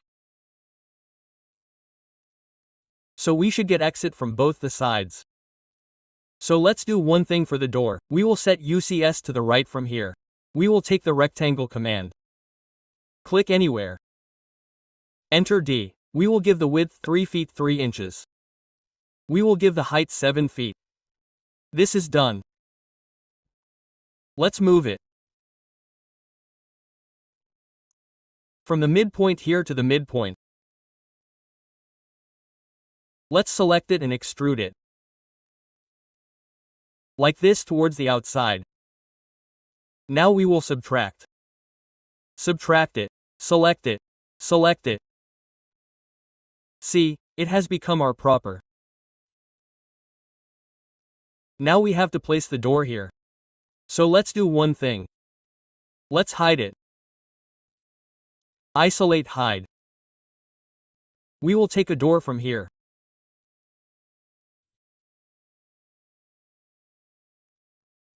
Let's take it or else we will bring it out.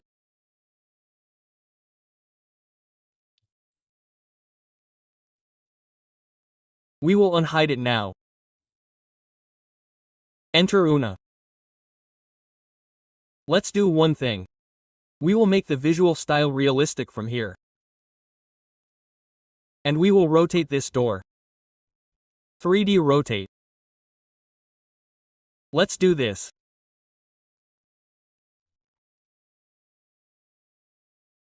Let's move it to a point.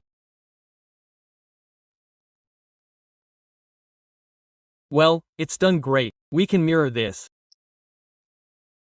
3D mirror. We have a door properly placed on that side as well. See this? Now we will copy this entire portion here or move it.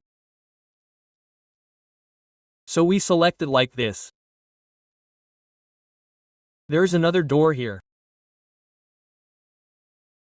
Let's select all of ours.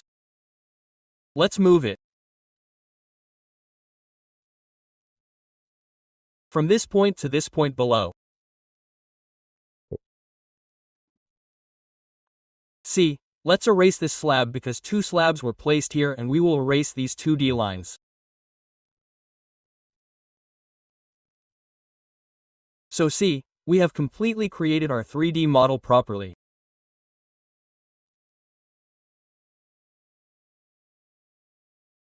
Let's conceptualize the visual style from here, and once here I use Polyline.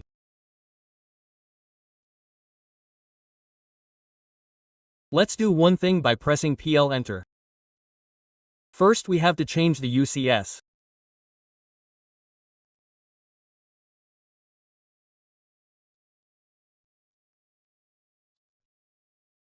After that the polyline on that side will become 6 inches and then 6 inches.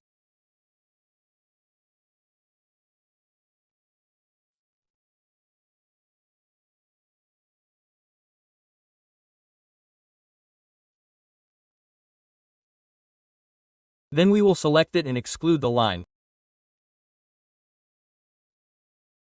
This will become 2 feet upwards. This has to be 3D mirrored on that side. So we will take a 3D mirror. We can take the midpoint here. This one. Click Enter. Let's see. See, we have placed it on both sides. We have to select both of them. Now we have to copy it.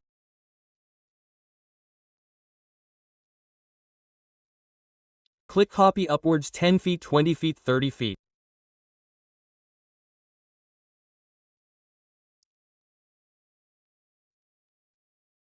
So let's make it realistic again. See, this is our complete building. So our 5-story 3D building is complete. Now we will render our 3D model 3D house with the help of AI. For this, we will take some snapshots with the help of snipping tool and save them.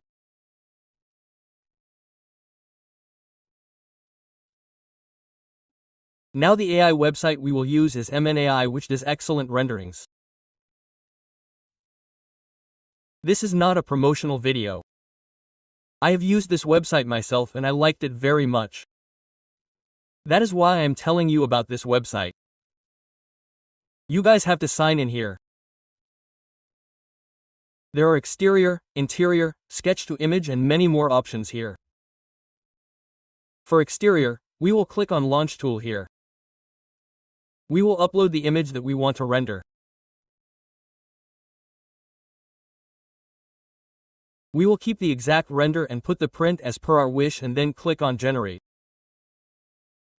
And then see this in a few seconds. What a great image this website has given, and then we can save it.